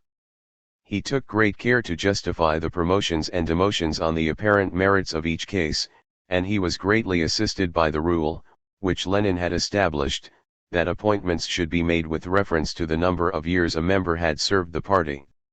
This rule automatically favored the old guard, especially its caucus. It was in the course of this year, the year 1923, that Stalin, making full use of this system of patronage, imperceptibly became the party's master. The officials whom he nominated as regional or local secretaries knew that their positions and confirmation in office did not depend on the members of the organization on the spot but on the general secretariat. Naturally they listened much more attentively to the tune called by the General Secretary than to views expressed in local party branches. The phalanx of these secretaries now came to substitute itself for the party, and even for the old guard of which they formed an important section. The more they grew accustomed to act uniformly under the orders of the General Secretariat, the more it was the latter which virtually substituted itself for the party as a whole. In theory the party was still governed by the Central Committee and by decisions of party congresses. But henceforth a party congress could only be a sham. As a rule only nominees of the General Secretariat had any chance of being elected as delegates. Trotsky watched this change in the party, grasped its significance, but could do nothing to arrest it. There was only one way in which he might have tried to counteract it, by appealing openly to the rank and file and calling on them to resist the impositions of the General Secretariat. But as Stalin was backed by the Politburo and the majority of the Central Committee, this would have been incitement against the newly elected and regularly constituted leadership. No single member of the Politburo, not even one enjoying the highest authority, could risk such a step. Least of all could Trotsky risk it now, after he had concealed from the party his differences with the triumvirs, after he had solemnly declared his full solidarity with them, and pledged himself to act as the most zealous and vigilant guardian of discipline. If he were to try to arouse the party against the triumvirs, he would appear to act hypocritically, from a private grudge, or from the ambition to take Lenin's place. For the time being he could resist Stalin only within the Politburo and the Central Committee. But there he was isolated and his words counted for little. Even Bukharin was inclining ever more towards the triumvirs. Among the 40 members of the new Central Committee Trotsky had no more than 3 political friends, Rakovsky, Radek, and Pyatakov. The sessions of the Politburo held in his presence were becoming mere formalities, all the cards were stacked against him, and the real Politburo worked in his absence. Thus shortly after the 12th Congress he began to pay the penalty of procrastination. He was already the political prisoner of the triumvirs. Unable to achieve anything against them within the leading party bodies, and unable to undertake any action against them from without, he could only bide his time and wait for some event to open a new prospect. In the summer of 1923 Moscow and Petrograd were suddenly shaken by a political fever.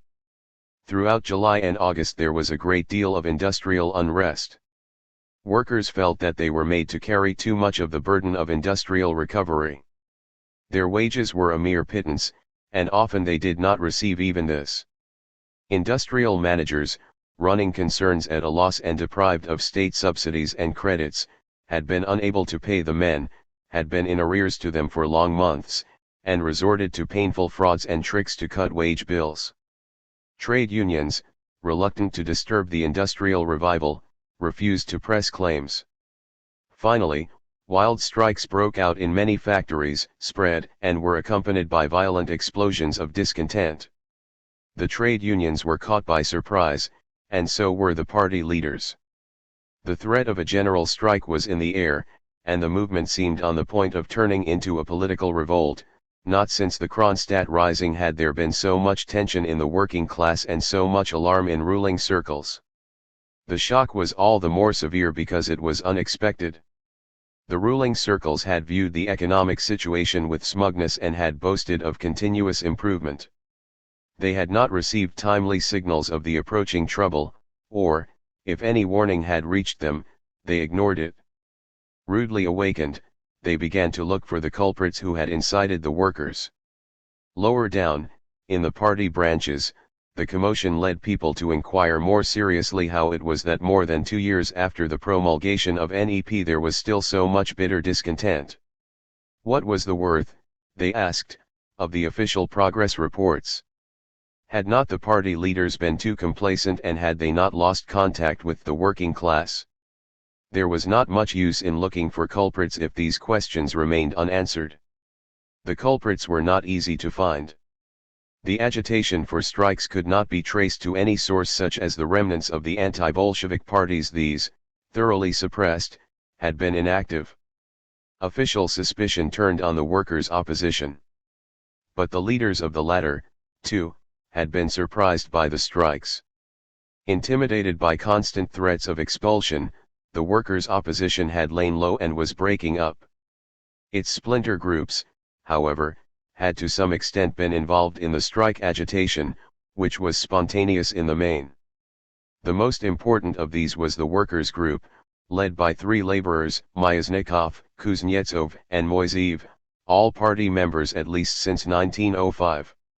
In April and May, immediately after the 12th Congress, they circulated a manifesto denouncing the new exploitation of the proletariat and urging the workers to fight for Soviet democracy. 53 In May, Myasnikov was arrested. But his followers went on propagating his views. When the strikes broke out, they wondered whether they should not go to the factories with the call for a general strike. They were still arguing about this when the GPU arrested them, about 20 persons in all. 54. The discovery that this and similar groups, like the Workers' Truth, had been active in the factories caused among party leaders a dismay which seemed quite out of proportion to its cause. But small as these groups were, they had many contacts in party and trade unions. Rank and file Bolsheviks listened to their arguments with open or sneaking sympathy. As the trade unions did not voice, and as the party paid all too little attention to, the workers' grievances, small political sects, had they not been stopped, might have rapidly acquired a broad influence and placed themselves at the head of the discontent. The instigators of the Kronstadt revolt had not been more numerous or influential, and where there is much inflammable material, a few sparks may produce a conflagration. The party leaders sought to stamp out the sparks. They determined to suppress the workers' group and the Workers' Truth on the ground that the members of these organizations no longer considered themselves bound by party discipline and conducted half-clandestinely an agitation against the government. Dzerzhinsky was charged with the business of suppression. As he investigated the activities of the presumed culprits, he found that even party members of unquestioned loyalty regarded them as comrades and refused to testify against them. He then turned to the Politburo and asked it to declare that it was the duty of any party member to denounce to the GPU people who inside the party engaged in aggressive action against the official leaders. The issue came before the Politburo just after Trotsky had had several clashes with the triumvirs which had envenomed their relations, and Dzerzhinsky's demand was more than he could stomach. He was not at all eager to defend the workers' group and kindred sets of dissenters. He did not protest when their adherents were thrown into prison. Although he held that much of their discontent was justified and that many of their criticisms were well-founded, he had no sympathy with their crude and anarchic tub-thumping. Nor was he inclined to countenance industrial unrest. He did not see how the government could meet the workers' demands when industrial output was still negligible. It was no use paying higher wages when wages could buy no goods. He saw that the strikes by delaying recovery only made matters worse, and he refused to seek popularity by bandying promises that could not be honored or by exploiting grievances. Instead, he urged again the long overdue change in economic policy. Nor was he at all eager to support the demand for Soviet democracy in that extreme form in which the workers' opposition and its splinter groups had raised it. But he took exception to the manner in which the triumvirs and Dzerzhinsky proposed to deal with the trouble and to the obstinacy with which they dwelt on the symptoms of the discontent instead of turning to the underlying cause. When he saw that the Politburo was on the point of ordering party members to spy upon and to denounce one another, he was seized with disgust. Dzerzhinsky's demand had raised a delicate issue, because the attitude of the Bolsheviks to the GPU had in it nothing of that haughty distaste with which the good bourgeois democrat normally views any political police. The GPU was the sword of the revolution, and every Bolshevik had been proud to assist it in work directed against the revolution's enemies. But after the Civil War, when the reaction against the terror set in, many of those who had volunteered to serve in the GPU were glad to leave its ranks. Only saints or scoundrels can serve in the G.P.U., Dzerzhinsky complained to Radek and Brandler about this time, but now the saints are running away from me, and I am left with the scoundrels. 55 Yet this debased GPU was still the guardian of the Bolshevik monopoly of power. Hitherto it had defended it only against external enemies, White Guards, Mensheviks, social revolutionaries, and anarchists. The question was whether the GPU should also defend the monopoly against its supposed Bolshevik enemies. If so, then it could not do it otherwise than by operating within the party itself. Trotsky did not tell the Politburo plainly that it should reject Dzerzhinsky's demand. He evaded the question and dwelt on the underlying issue.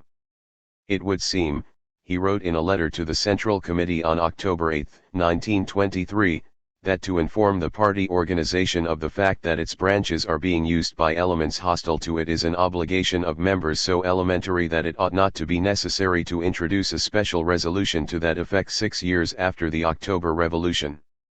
The very demand for such a resolution is an extremely startling symptom alongside of others no less clear.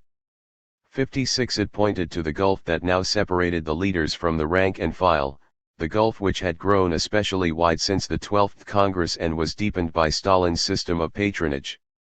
When Trotsky stated this, the triumvirs reminded him that he himself had under war communism ruled the trade unions through his nominees.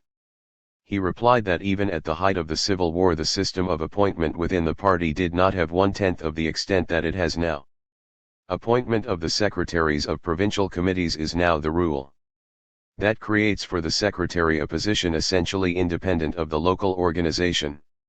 Trotsky did not explicitly question the general secretary's prerogatives, he merely urged him to make moderate and prudent use of them.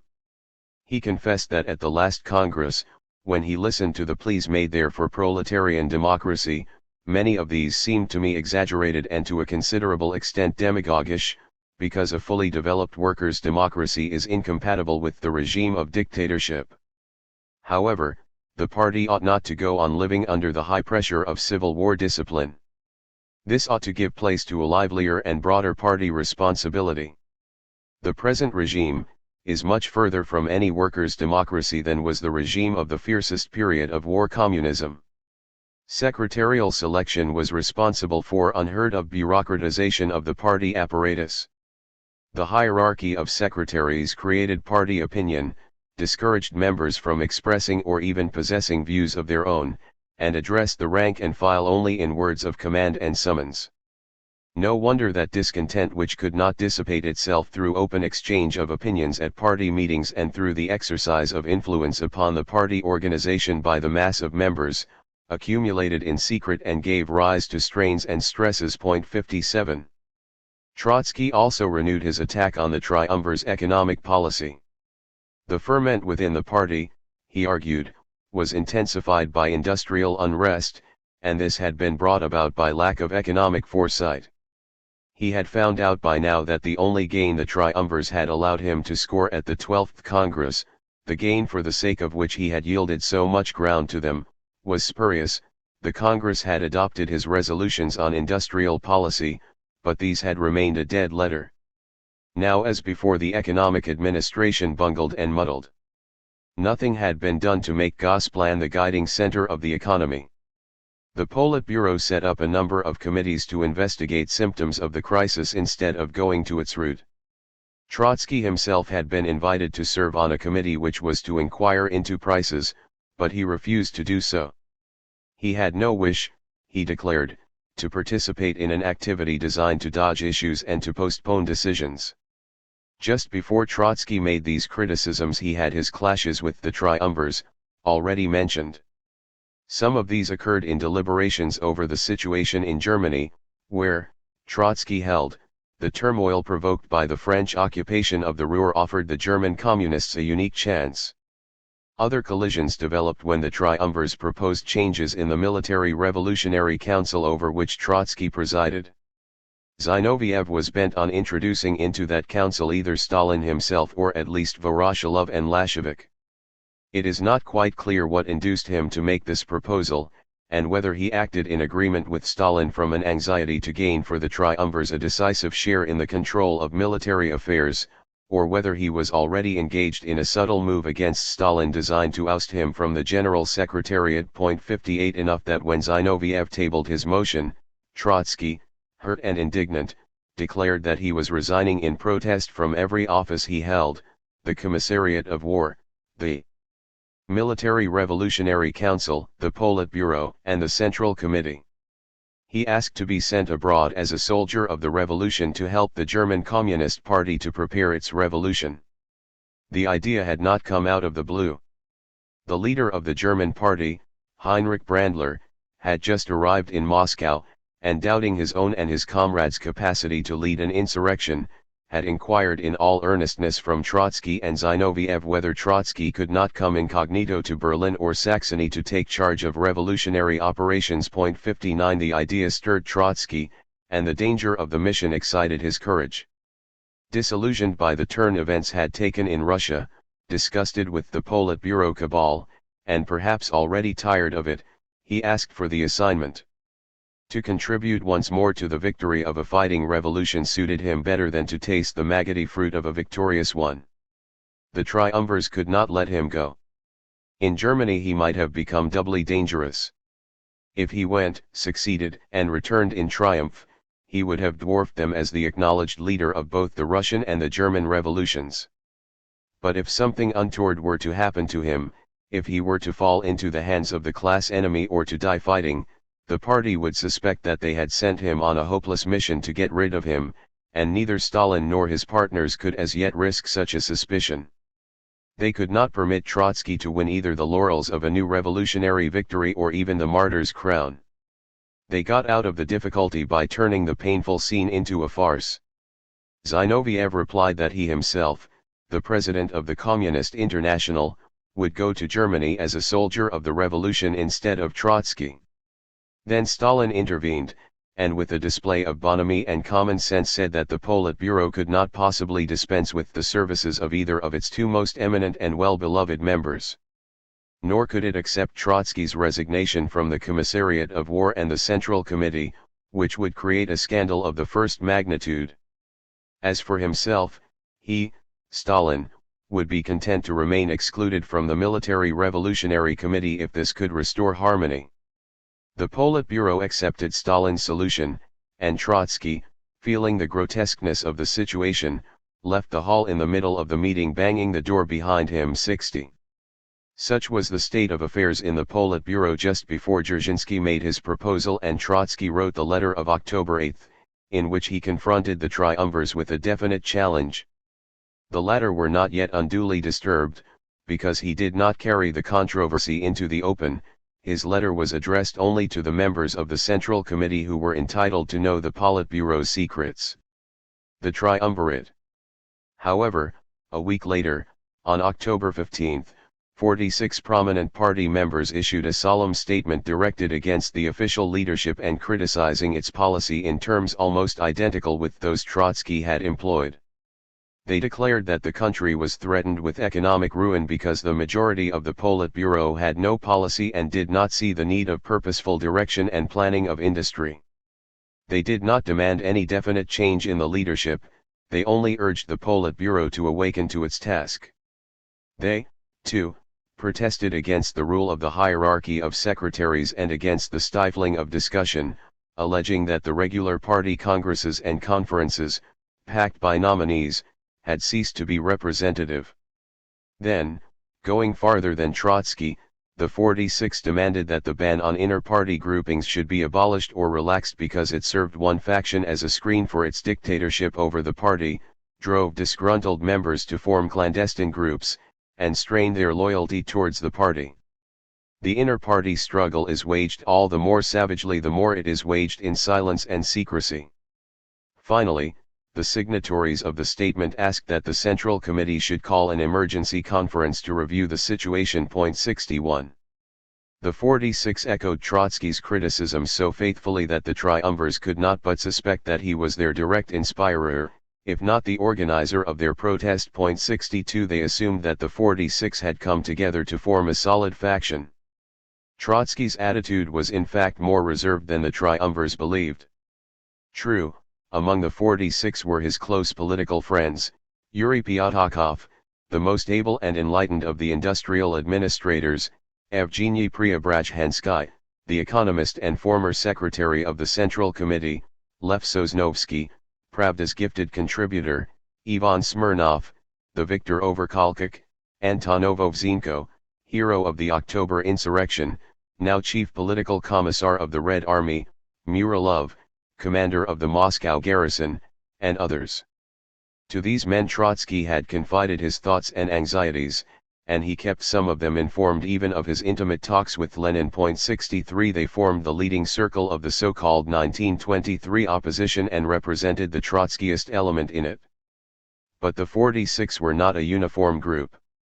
There were among them also adherents of the workers' opposition and dissemists like V. Smirnov, Sapronov, Kossier, Bubnov, and Osinsky, whose views diverged from those of the Trotskyists. Many of the signatories appended to the common statement strong reservations on special points or plain expressions of dissent. The statement dwelt with equal emphasis on two issues, economic planning and inter-party democracy. But some signatories were primarily interested in the former while others took the latter more to heart. Men like Preobrazhensky and Pyatakov demanded freedom of criticism and debate primarily because they were opposed to specific economic policies and hoped through debate to convert others to their views, while members like Sapronov and Sosnovsky were in opposition chiefly because they cherished inter-party freedom for its own sake. The former voiced the aspirations of the advanced and educated elite of the Bolshevik bureaucracy itself, while the latter expressed a revulsion against bureaucracy at large. Far from forming a solid faction, the 46 were a loose coalition of groups and individuals united only on a vaguely common denominator of discontents and strivings. Whether or to what extent Trotsky should be regarded as the direct sponsor of this coalition is not certain. He himself denied this while his adversaries claimed that his denial was a ruse de guerre to which he resorted in order to avoid the blame for organizing a faction. 64 However, they offered no specific proof, and the 46 did not act as a coherent faction with a distinct line of conduct and discipline.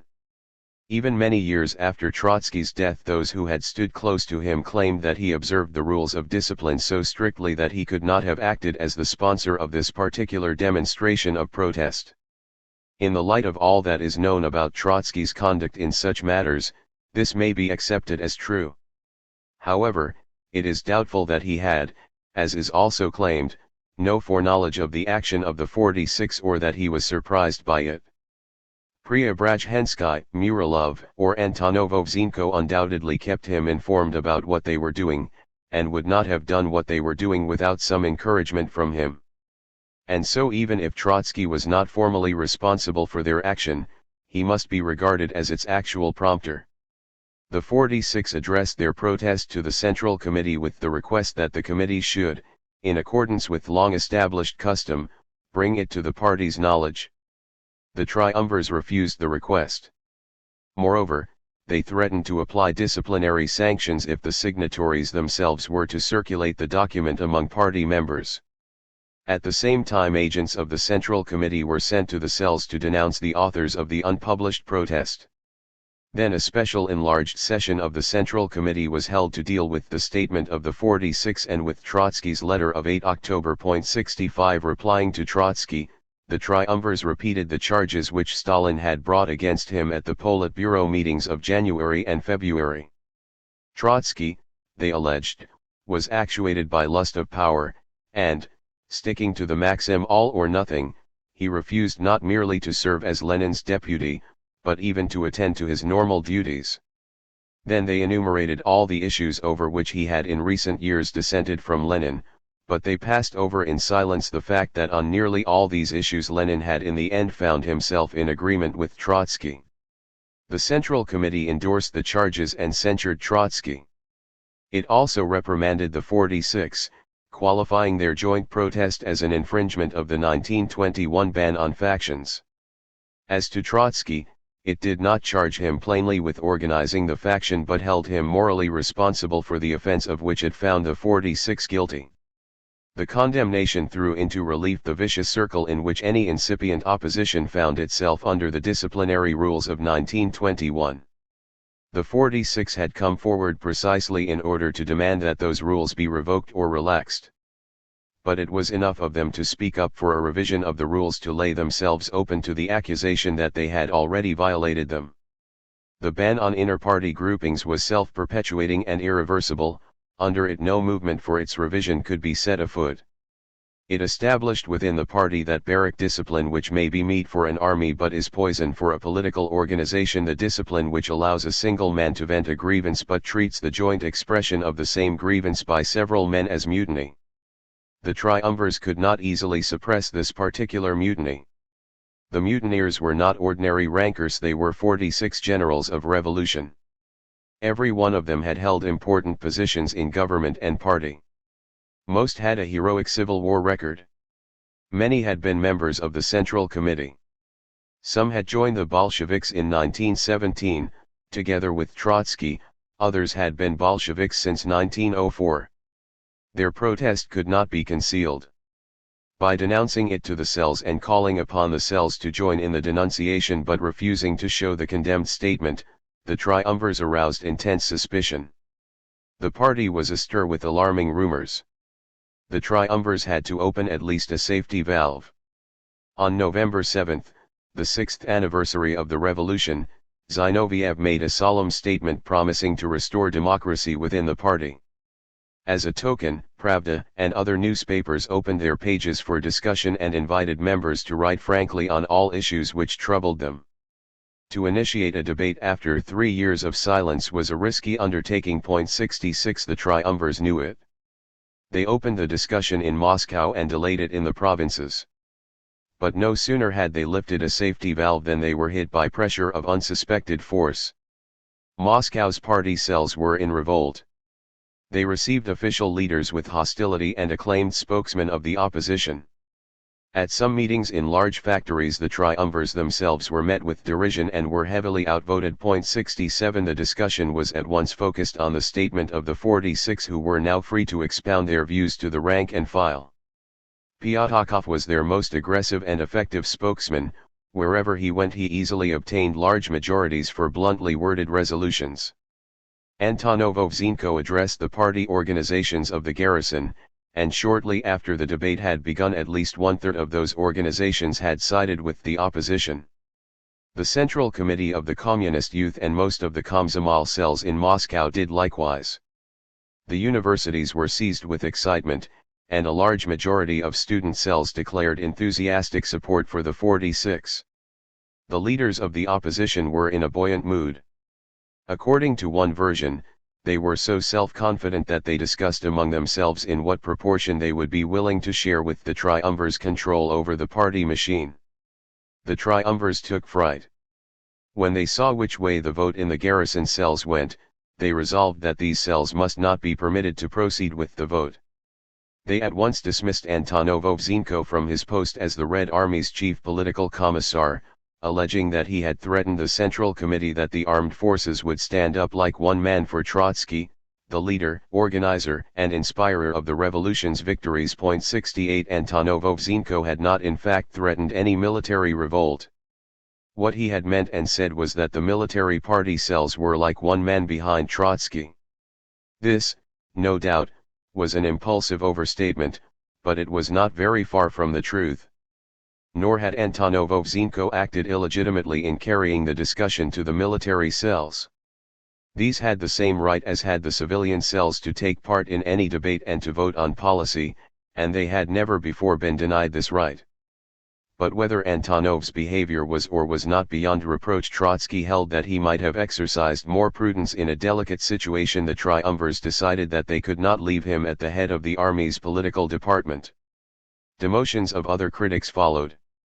The General Secretariat, violating the statutes, disbanded the Central Committee of the Komsomol and replaced it by nominees. 69 Disciplinary reprisals were applied to other supporters of the opposition as well, and every imaginable device was used to obstruct the further progress of controversy.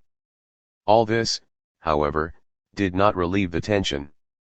The triumvirs then decided to confound the opposition by taking a leaf from its book. They framed a special resolution bluntly denouncing the bureaucratic regime within the party in terms which sounded like a plagiarism from Trotsky and the 46, and they proclaimed the opening of a new course which was to guarantee full freedom of expression and criticism for party members. Throughout November, when Moscow was all excitement, Trotsky did not take part in the public controversy. An accident of ill health reduced him to silence. Late in October, during a weekend hunting trip to the marshy country outside Moscow, he had contracted a malarial infection, and he was bedridden with fever during these decisive months. It is curious to note how such accidents, first Lenin's illness and then his own, contributed to the trend of events which was more solidly determined by the basic factors of the situation. One can foresee a revolution or a war, Trotsky remarks, in my life, but it is impossible to foresee the consequences of an autumn shooting trip for wild ducks. 70 It was certainly no mean disadvantage to Trotsky that at this crucial stage the use of his live voice and direct appeal to an audience was denied him. Those were hard days, his wife writes, days of tense fighting for Leftovitov at the Politburo against the rest of its members. He was alone and ill and had to fight them all. Because of his illness the Politburo held its meetings in our apartment. I sat in the adjoining bedroom and heard his speeches. He spoke with his whole being. It seemed as if with every such speech he lost some of his health, he spoke with so much blood. And in reply I heard cold and indifferent answers. After each of these meetings L.D.'s temperature rose. He came out of his study soaked through, and undressed and went to bed. His linen and clothes had to be dried as if he had been drenched in a rainstorm. 71. When the triumvirs decided to confound the opposition by a resounding proclamation of the new course, they were anxious that Trotsky should endorse the proclamation. They asked him to put his signature next to theirs under the text they had plagiarized from him. He could not refuse without giving the party the impression that it was he who stood in the way of its freedom, and he hoped that the formal inauguration of a public debate would at least enable him to bring into the open the issues over which he had wrestled with the triumvirs in the secrecy of the Politburo. Yet he could not but suspect that he was being asked to endorse an empty promise.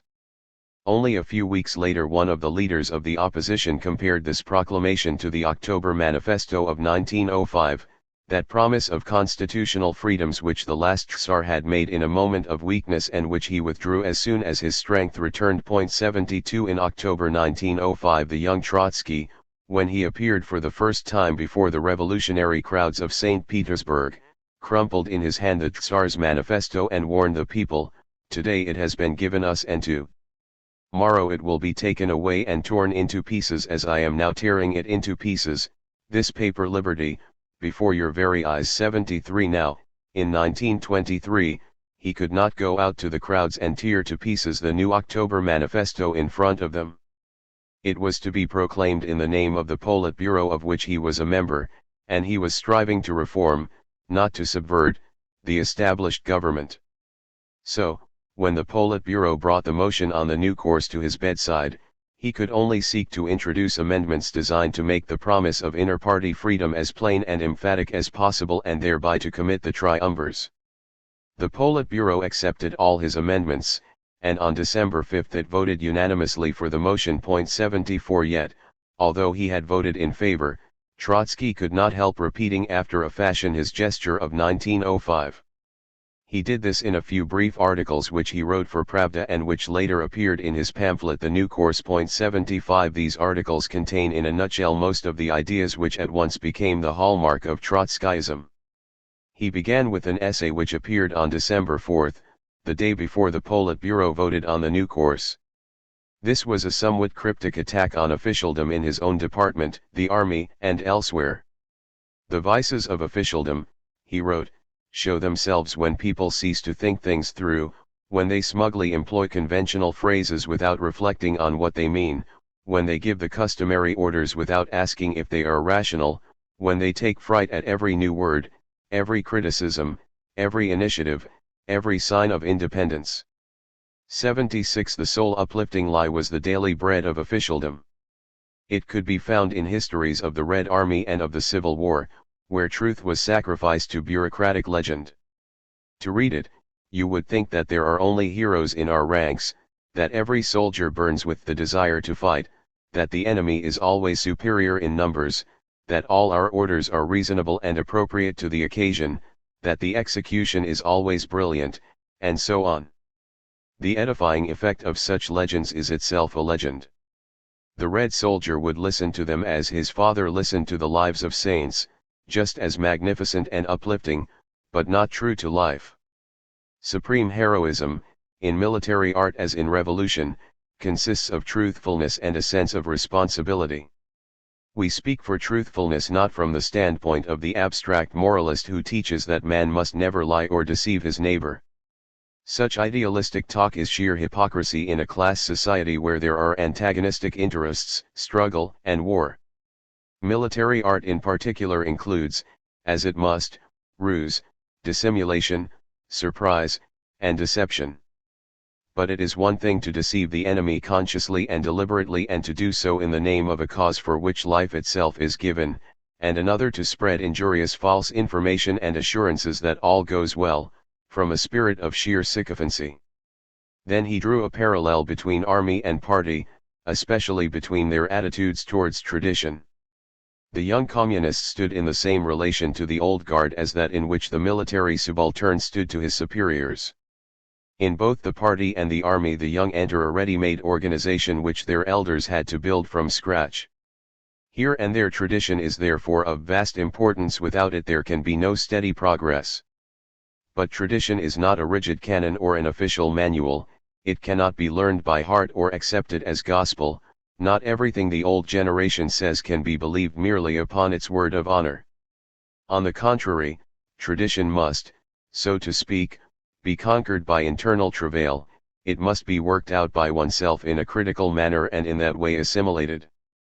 Otherwise the whole structure will be built on sand. I have already spoken of the representatives of the old guard, who impart tradition to the young in the manner of Famusov, a character from classical Russian comedy, learn by looking at the elders, at us, for example, or at our deceased uncle. But neither from the uncle nor from his nephews is there anything worthwhile learning. It is incontestable that our old cotters which have rendered immortal services to the revolution enjoy very great authority in the eyes of the young military men. And that is excellent because it assures the indissoluble bond between the higher and lower commands and their link with the ranks. But on one condition, that the authority of the old does not efface the personality of the young, and most certainly that it does not terrorize them. Any man trained merely to say yes, sir, is a nobody. Of such people the old satirist Saltykov said, they keep saying yes, yes, yes, till they get you in a mess. 77. This was Trotsky's first attack on the old guard. But it was couched in terms so general and elusive that very few grasped its meaning. The party and the country still had no inkling of his differences with the Politburo and held him to be responsible for official policy.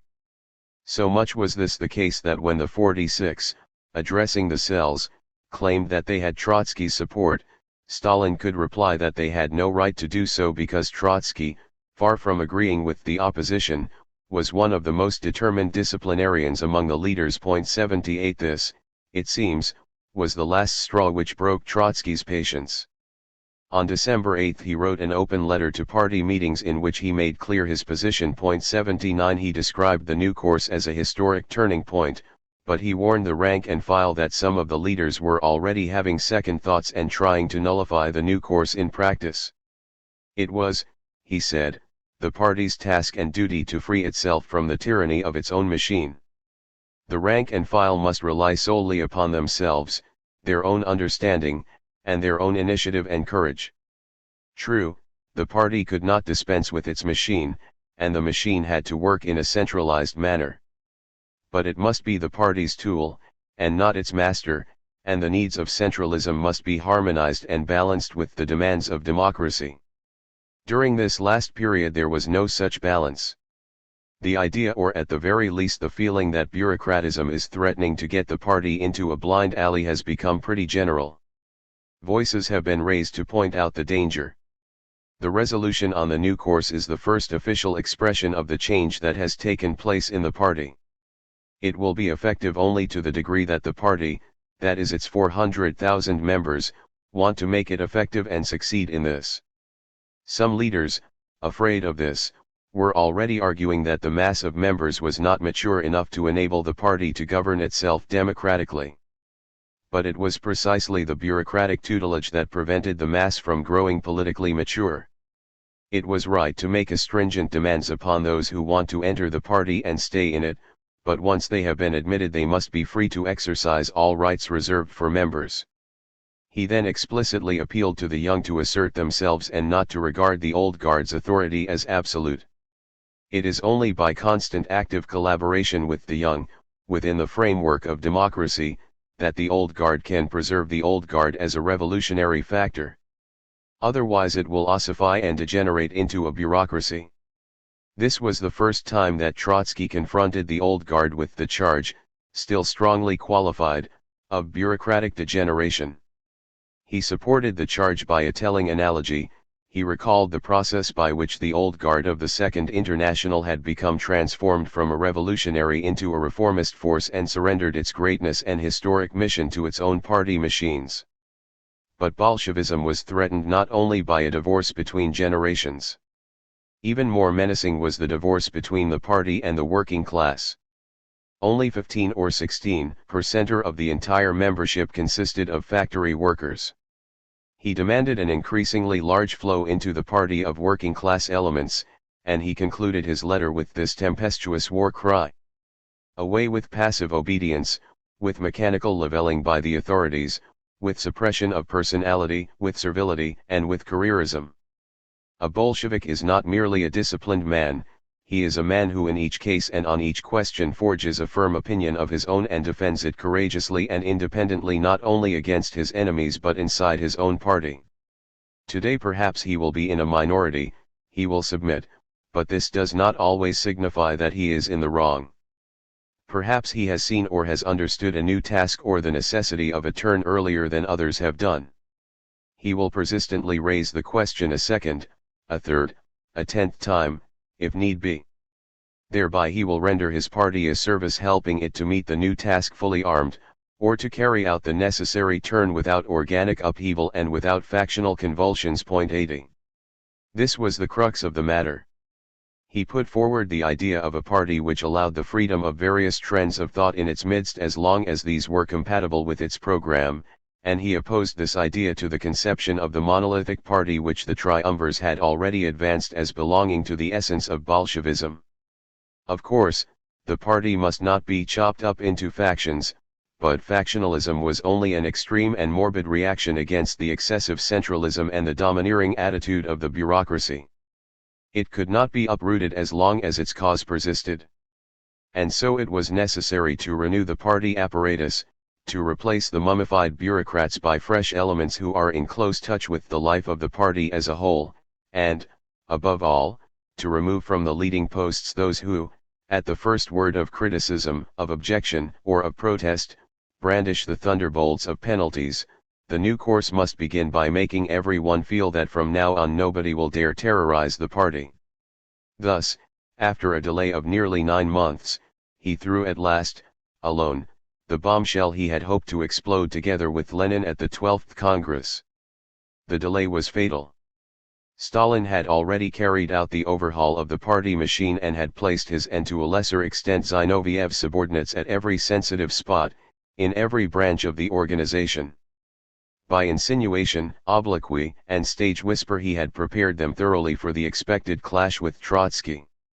And now he moved the phalanx of his secretaries into action. When Trotsky's letter was read out at the party meetings, pandemonium broke loose. Many received the letter as the message for which they had long waited, the inspiring call from the great revolutionary who had at last turned his back upon the Pharisees and placed himself once again at the head of the humble and the humiliated. Even members of the opposition groups against whom he had only recently acted as counsel for the prosecution responded with fervor, and acknowledged that even in his severity towards them he had been guided only by pure and high-minded motives. "We address ourselves to you, Comrade Trotsky," wrote one of them, "as to the leader of the Russian Communist Party and of the Communist International whose revolutionary thought has remained alien to caste exclusiveness and narrow-mindedness. I approach you, Comrade Trotsky," wrote another, "as one of the leaders of Soviet Russia to whom considerations of political revenge are alien." 81 But many a Bolshevik was stunned by the somber picture of the party he had drawn and by his harsh language, and some were outraged by what they considered to be an unprovoked insult to the party, if not a stab in its back.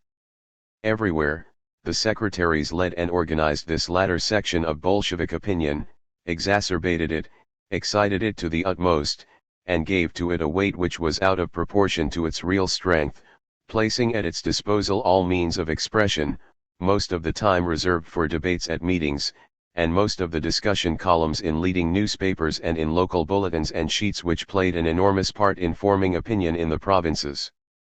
At the branch meetings the opposition's adherents often overwhelmed the party machine by their numbers and articulateness. But when the branch meetings with all their sound and fury were over, it was the secretaries who spoke on behalf of the branches, who handled the resolutions adopted, and who decided whether to suppress them or not, and, if not, how much currency to give them. Once a secretary had been confronted with the unmanageable temper of one meeting, he prepared carefully for the next meeting, packed it with his men, and ruled out or silenced the opposition. The debate was to be concluded by the holding of the 13th Party Conference. The preparations for the conference were also in the hands of the secretaries. The election of delegates was indirect and proceeded through several stages. At every stage the secretaries checked how many of the sympathizers of the opposition were elected, and they saw to it that they were eliminated at the next stage. It was never disclosed how many votes were cast for the opposition in the primary cells of Moscow. The 46 claimed, without meeting with denial, that at the regional conference, which was the tier above the primary cells, they had obtained not less than 36% of the vote, yet at the Gubernia conference, the next tier, that percentage dwindled to 18.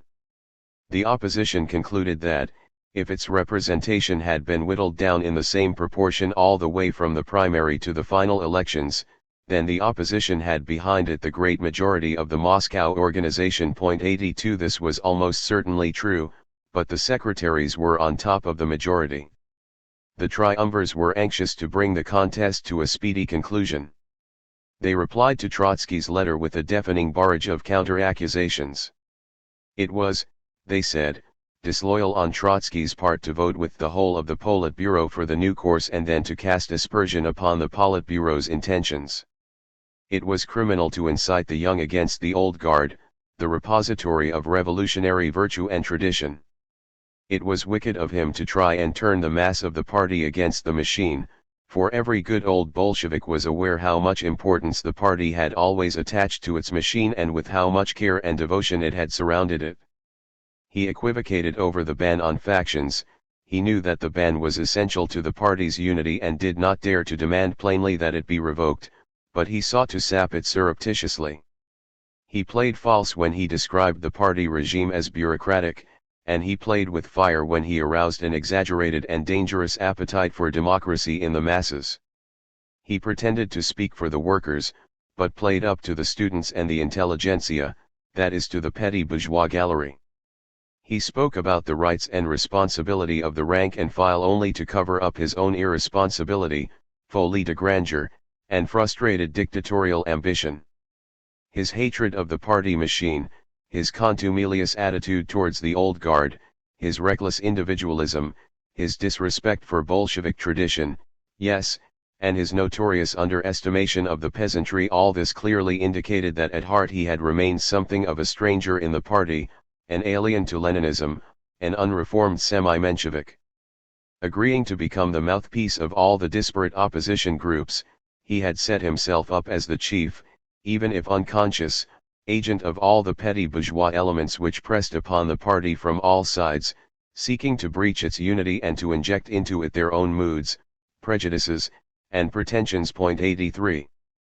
In the long history of inter-party oppositions none had been weighed down by so heavy a load of accusations and none had been ground down so remorselessly by the party machine as was the 1923 opposition. By comparison, the workers' opposition had been treated fairly, almost generously, and the oppositions which had been active before 1921 had as a rule enjoyed unrestricted freedom of expression and organization. What accounted for the vehemence and fury with which the party machine now bore down upon its chief critic? The triumvirs were not able to meet Trotsky on his own ground, in fair argument. His attack was all too dangerous. His open letter and his few articles on the new course rang out like powerful bells arousing alarm, anger, and militancy. Yet, the triumvirs resorted not merely to falsification and suppression. They also exposed and made the most of the weaknesses and inconsistencies, real or apparent, in Trotsky's attitude. Throughout he took his stand on the Bolshevik monopoly of power, and much more persuasively than the triumvirs did he call on the party to guard it as the sole guarantee of the revolution's survival, and he reaffirmed his own desire to defend it and to consolidate it. He objected only to the monopoly of power which the old guard obtained within the party and exercised through the machine. It was not difficult for his adversaries to demonstrate that the latter was the necessary sequel to the former, and that the party could maintain its monopoly only by delegating it to the old guard. Trotsky argued that the 400,000 members should be trusted to exercise their judgment and allowed to have their full share in shaping policy. Why then, his adversaries asked, had the party, under Lenin's inspiration and with Trotsky's consent, denied the mass of members that trust in recent years? Was it not because the party had been infiltrated by alien elements, ex-Mensheviks, turncoats, and even NEP men? Had not even some authentic Bolsheviks become alienated from their comrades and corrupted by power and privilege? Trotsky stated that the purge in which hundreds of thousands had been expelled should have sufficiently purified the party and restored its integrity. But had not Lenin and the Central Committee stated repeatedly that this was not so? Had they not foreshadowed new and periodical purges? Had they all not agreed with Zinoviev that it was inevitable that the party should, because of its monopoly, comprise unconscious Mensheviks and unconscious social revolutionaries? No single purge could eliminate these alien elements, let alone the immature ones. Expelled, they were bound to reappear. They entered the party in good faith and bad with every group of new entrants. After it had been found necessary to expel 1/3 of the membership in 1 year, how could the party trust the judgment of the mass and allow it to exercise full rights? Trotsky protested against the irrational self-suppression of Bolshevism which, however, followed ineluctably from the suppression by Bolshevism of all its enemies. If free competition of political trends within the party were to be tolerated, would that not allow the unconscious Mensheviks to become articulate, to form a definite body of opinion, and to split the party? The monolithic system kept the heterogeneous mass unconscious of its heterogeneity and inarticulate, and thus it mechanically assured unity. Some of the more sophisticated adherents of the triumvirs saw that the dangers to which Trotsky pointed were real enough. The old guard might degenerate, and the monolithic system was bound to breed discontent and arouse sporadic revulsion which might also lead to schisms. But the party had to face perils whichever road it chose. Under monolithic control at least no schismatic movement could spread as easily as it could in a democratically ruled organization. The party machine would spot it in time, nip it in the bud, and keep the rest of the party more or less immune. In other words, the party was in danger of losing its proletarian socialist outlook, in danger of degeneration, no matter whether it entrusted its future to the mass of members or to the old guard. The predicament arose from the fact that the majority of the nation did not share the socialist outlook, that the working class was still disintegrated, and that, the revolution having failed to spread to the West, Russia had to fall back, materially and spiritually, on her own resources. The possibility of degeneration was inherent in this situation, and what remained to be determined was whether its chief source lay in the heterogeneous mass of members or in the old guard. It was only natural that the old guard, or rather its majority, should trust its own socialist tradition and character infinitely more than it trusted the judgment and the political instincts of the 400,000 nominal party members. True, Trotsky did not ask the old guard to efface itself, he urged it to maintain its authority by democratic methods. But the old guard did not feel, and it was probably right in this, that it could do this. It was afraid of taking the risk, and it had a vested interest in preserving its acquired political privileges. The reform within the party which Trotsky advocated could be upheld as the first act in the restoration of those free Soviet institutions which the party had sought to establish in 1917, as the beginning, that is, of a return to a workers' democracy and of the gradual dismantling of the single-party system. This idea was not far from Trotsky's mind, 84, but he did not voice it either because he took it for granted but did not believe that the time had come to question and to weaken the single-party system, or because he did not wish to lay himself open to fresh and damaging charges and to complicate the controversy needlessly. Probably both these motives played their part. In effect, however, he claimed for the Bolsheviks a twofold privilege: the monopoly of freedom as well as the monopoly of power. These two privileges were incompatible.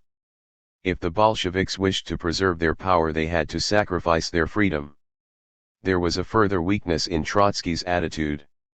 He urged the party to preserve its proletarian socialist outlook. At the same time, he pointed out that workers from the bench formed only a small minority, 1/6 of the party's membership. The majority consisted of industrial managers, civil servants, army officers, commissars, party officials. Some of these were of proletarian origin, but they were becoming more and more assimilated to the professional bureaucracy which the Soviets had inherited from Tsardom. It was thus precisely under the rule of inter-party democracy that the influence of the workers was bound to be negligible and that the bureaucratic elements were bound to retain the upper hand. Trotsky therefore urged the party to recruit more workers and to strengthen its proletarian cells. But he also insisted that the party should proceed cautiously and regulate carefully the admission of new members from the working class lest it be swamped by a politically raw and uncivilized mass. 85 The state of affairs appeared highly paradoxical from whichever angle it was approached. The application of democratic rules could not render the party democratic because it could only strengthen its bureaucracy, and the party could not become more enlightened and socialist in spirit by opening the doors widely to the working class. In what then did the party's proletarian outlook consist? It would be easy to conclude that the Bolshevik leaders, including Trotsky, dealt in a mythology which bore no relation to the party's social composition and to its real attitude to the working classes. Inner Bolshevik controversy was indeed conducted, at least in part, in quasi-mythological terms, reflecting that substitutism which had led the party, and then the old guard, to consider itself as the locum tenens of the working class. Neither side to the controversy could frankly and fully admit the substitution. Neither could say that they were condemned to pursue the proletarian ideal of socialism without the support of the proletariat. Such an avowal would have been incompatible with the whole tradition of Marxism and Bolshevism. They had to construct elaborate arguments and a peculiar and ambiguous idiom with its own conventions designed to veil and to explain away the sad state of affairs. The triumvirs were the worst sinners in this respect, and the mythology of substitutism finally congealed into the rigid cults of latter-day Stalinism.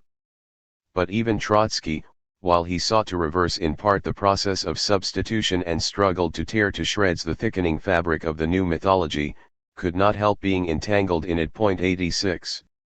In truth, the Bolshevik bureaucracy was already the only organized and politically active force in society and state alike. It had appropriated the political power which had slipped from the hands of the working class, and it stood above all social classes and was politically independent of them all. And yet the party's socialist outlook was not a mere myth. It was not only that the Bolshevik bureaucracy subjectively saw itself as the exponent of socialism and that it cultivated, in its own manner, the tradition of proletarian revolution. Objectively, too, by the force of circumstances, it had to work as the chief agent and promoter of the country's development towards collectivism. What ultimately governed the behavior and the policies of the bureaucracy was the fact that it was in charge of the publicly owned industrial resources of the Soviet Union.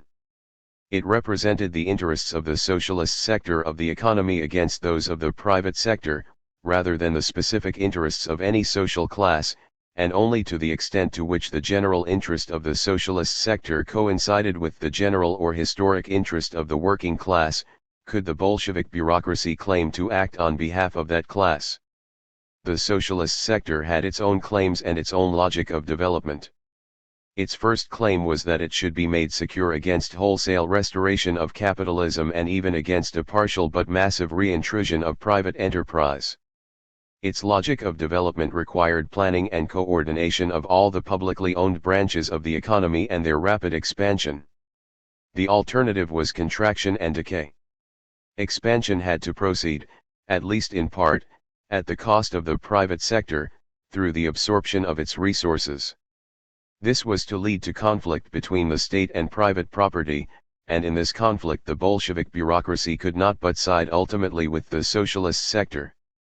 True, even then it could not achieve socialism, for that presupposed economic abundance, high popular standards of living, of education, and of general civilization, the disappearance of striking social contrasts, the cessation of domination of man by man, and a spiritual climate corresponding to this general transformation of society. But to the Marxist the nationalized economy was the essential prerequisite of socialism, its genuine foundation. It was quite conceivable that even on that foundation the edifice of socialism might not rise, but it was unthinkable that it should rise without it. It was this foundation of socialism that the Bolshevik bureaucracy could not but defend. At the point our narrative has reached, in the years 1923-4, the Bolshevik bureaucracy was only dimly aware of the nature of the interest to which it was tied. It was embarrassed and puzzled, as it were, by its own unprecedented command over the nation's industrial resources, and it did not quite know how to exercise it. It regarded uneasily, even fearfully, the property-loving peasantry, and it was momentarily even inclined to give more weight to the claims of the latter than to those of the socialist sector. Only after a series of shocks and internal struggles was the Bolshevik bureaucracy to be driven to identify itself exclusively and irrevocably with the socialist sector and its needs. It was Trotsky's peculiar fate that even while he declared war on the political pretensions and the arrogance of the bureaucracy, he had to try and awaken it to its historic mission. His advocacy of primitive socialist accumulation aimed at this.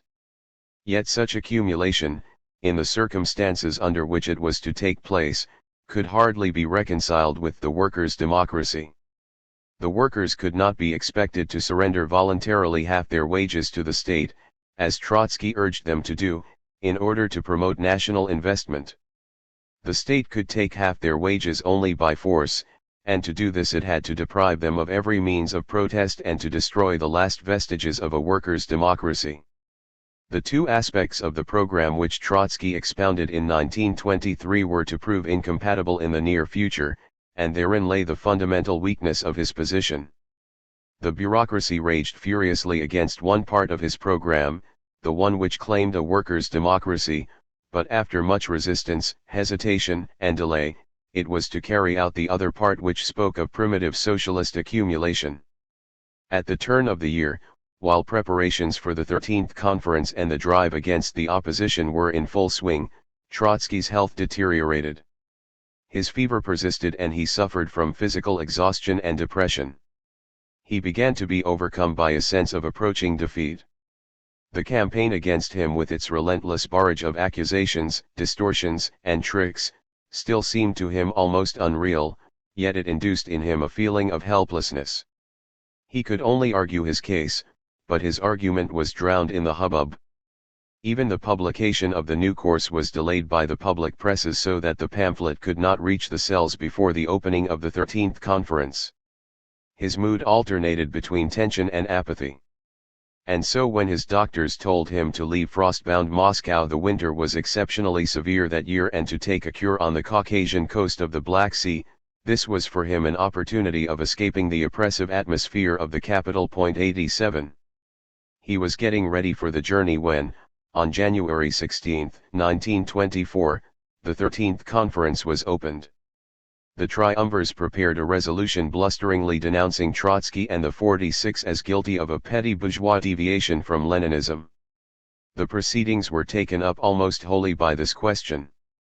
In Trotsky's absence, Pyatakov, Preobrazhensky, V. Smirnov, and Radek argued the opposition's case.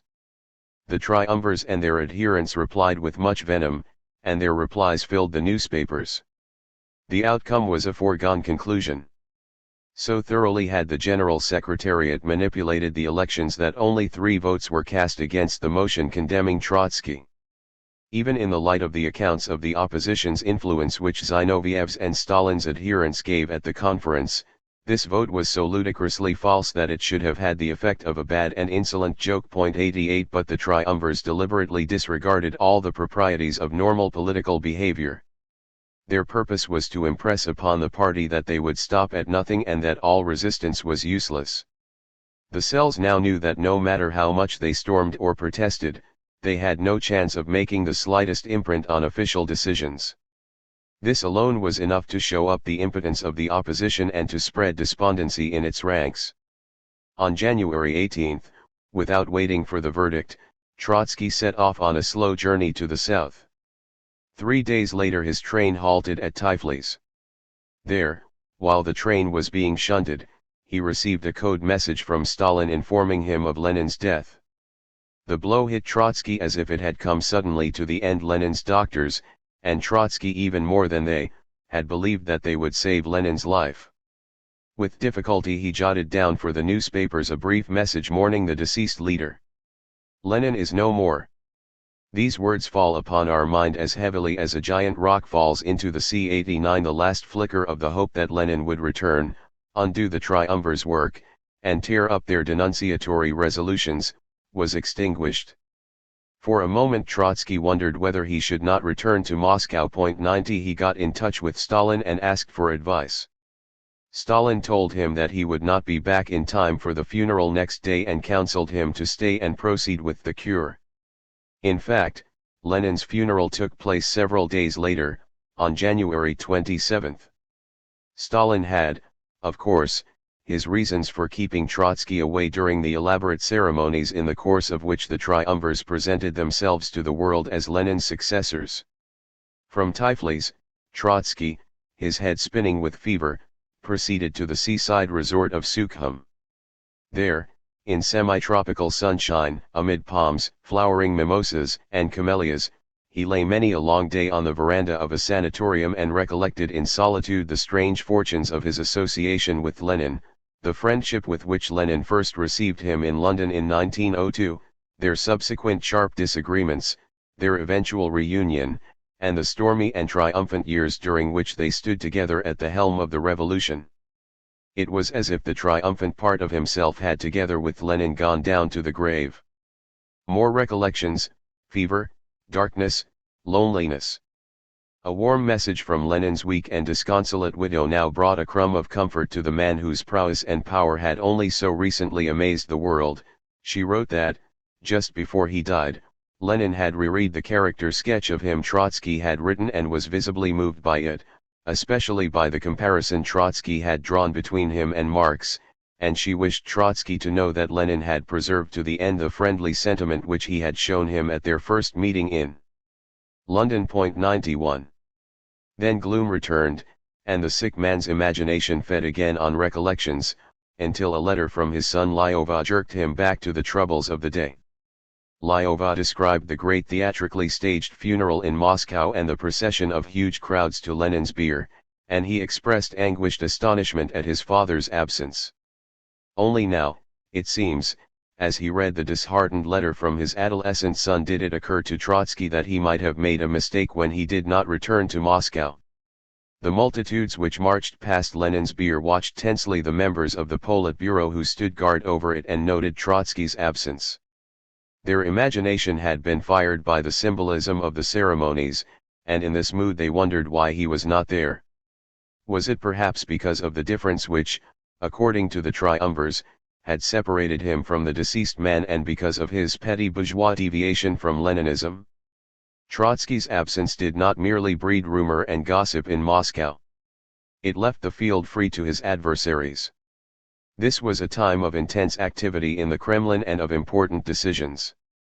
The succession to Lenin in government as well as party was being settled in the most formal manner. Rykov took Lenin's place as Predsovnarkom, chairman of the Council of the People's Commissars, and Rykov's place at the Supreme Council of the National Economy was taken by Dzerzhinsky. Rykov was appointed Predsovnarkom because he had been Lenin's deputy. Had Trotsky accepted the deputy's post, it would have been difficult to promote Rykov over his head. Then the triumvirs made a new and more determined attempt to obtain control of the Commissariat of War. They dismissed from the commissariat Sklyansky, Trotsky's devoted assistant, and sent a special delegation to Sukhum to inform Trotsky that Franz, who was Zinoviev's adherent, would take Sklyansky's place a year later. Franz was to succeed Trotsky himself as Commissar of War. The Politburo and the Central Committee were also giving effect to the decisions of the 13th Conference directed against the opposition. Still more adherents of the opposition were dismissed, demoted, or reprimanded. The propaganda department worked full blast to establish that cult of Lenin, under which Lenin's writings were to be quoted as gospel against all dissent and criticism, the cult which was designed primarily as an ideological weapon against Trotskyism.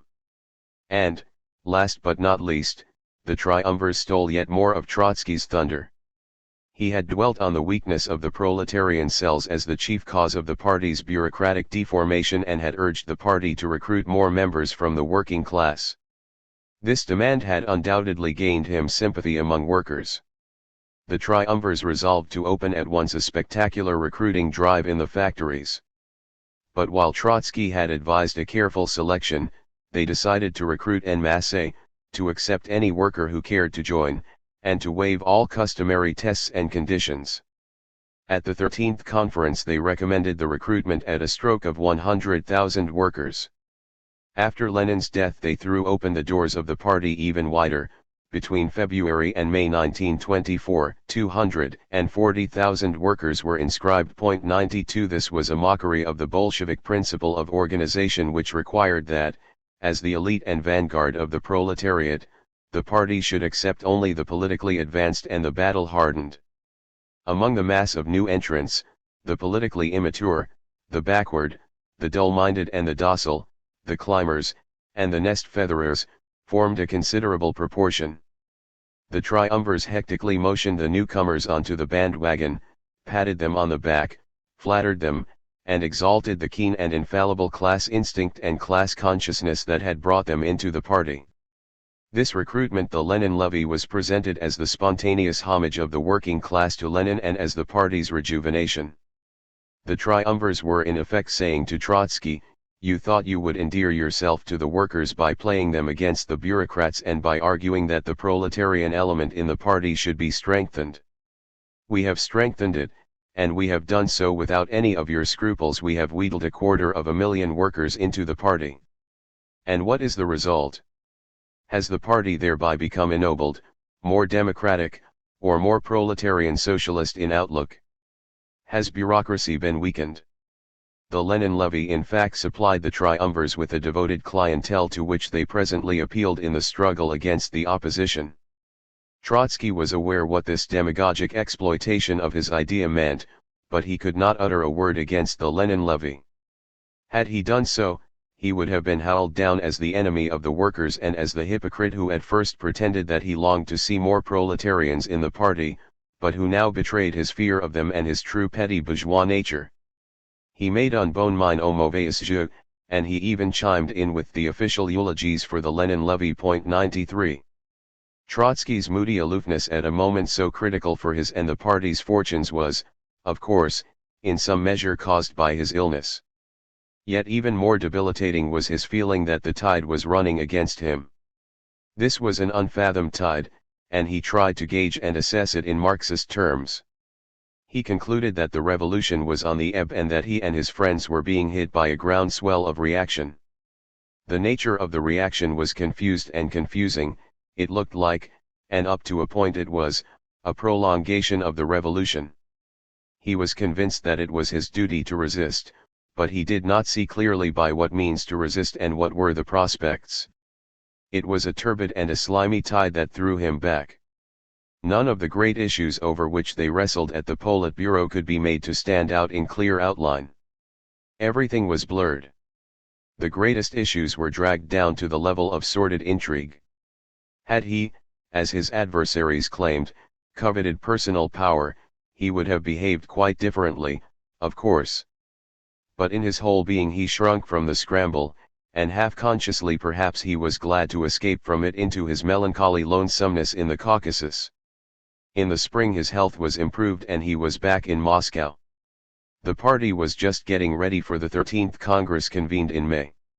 The Central Committee and senior delegates met on May 22 to acquaint themselves with Lenin's will, which had hitherto been in Krupskia's keeping. The reading of the will had the effect of a bolt from the blue. Those present listened in utter perplexity to the passage in which Lenin castigated Stalin's rudeness and disloyalty and urged the party to remove him from the General Secretariat. Stalin seemed crushed.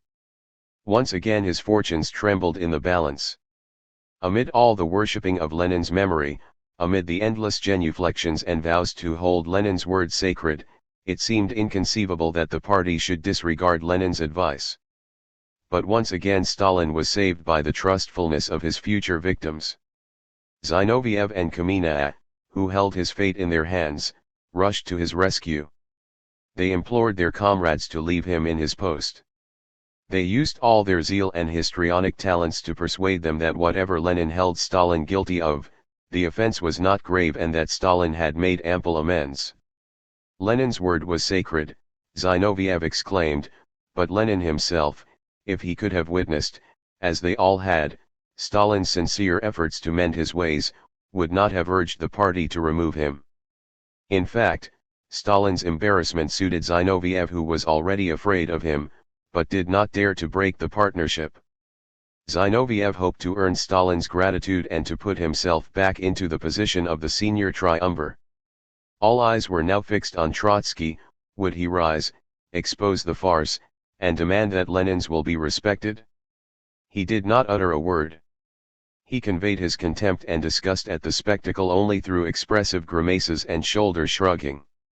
He could not bring himself to speak out on a matter in which his own standing was so obviously involved. It was resolved to disregard Lenin's advice on Stalin. But if so, then Lenin's will could not be published, for it would show up and render ridiculous all the mummeries of the Lenin cult.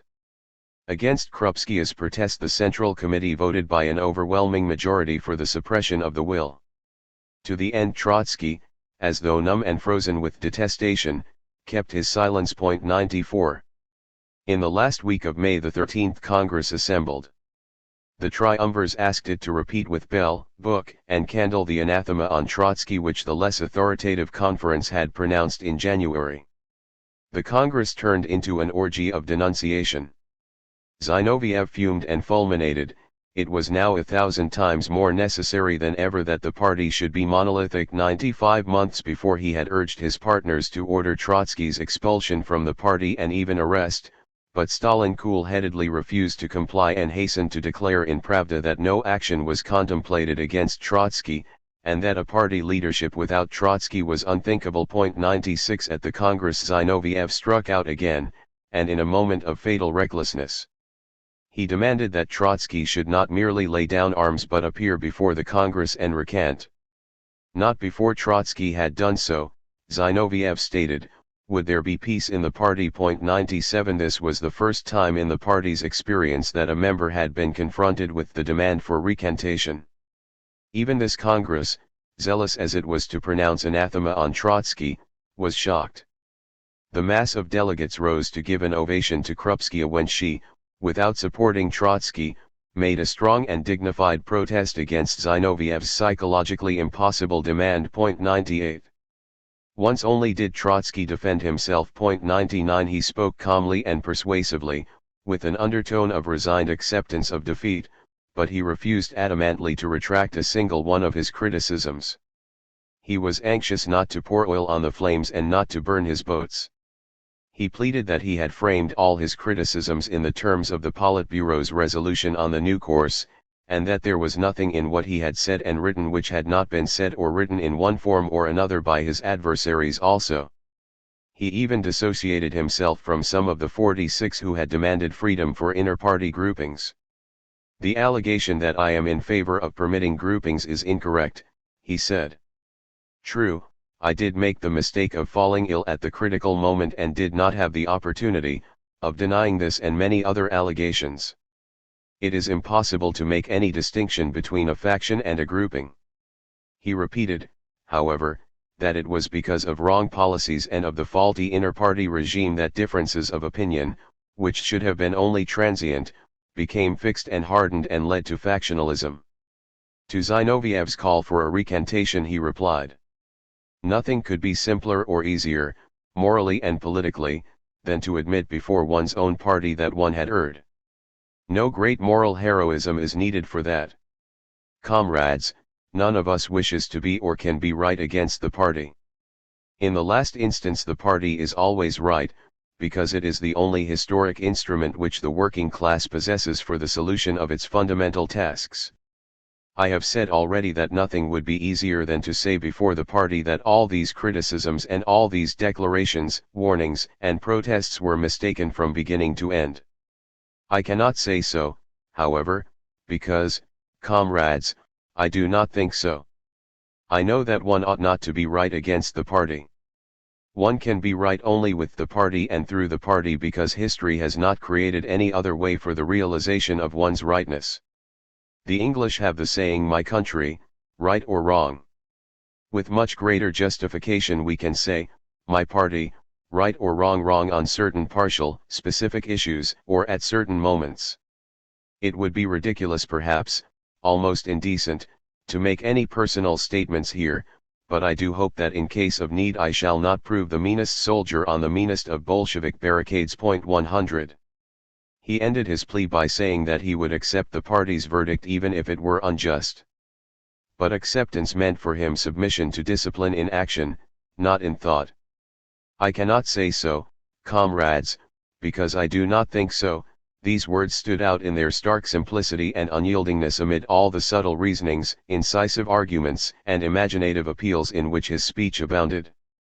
His calm and restraint infuriated the party secretaries. Bent but unbroken, disciplined but unrepentant, he seemed to them all the more defiant. His voice sounded in their ears like the cry of their own uneasy conscience, and they tried to blast it with insult. They drew from him no rejoinder. Only at the end of the Congress he went out to the Red Square to address a meeting of Moscow's communist children, the pioneers. He greeted them as the new shift who would one day come into the workshop of the revolution to replace those who had grown old, weary, and corrupt. 101. By this time the whole Communist International had been drawn into the controversy.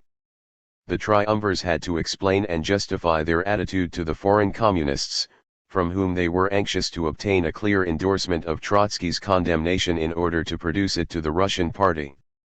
Yet the European communists, and in these years the influence of the International was still virtually confined to Europe, were alarmed by what was going on in Moscow and shocked by the violence of the attacks on Trotsky.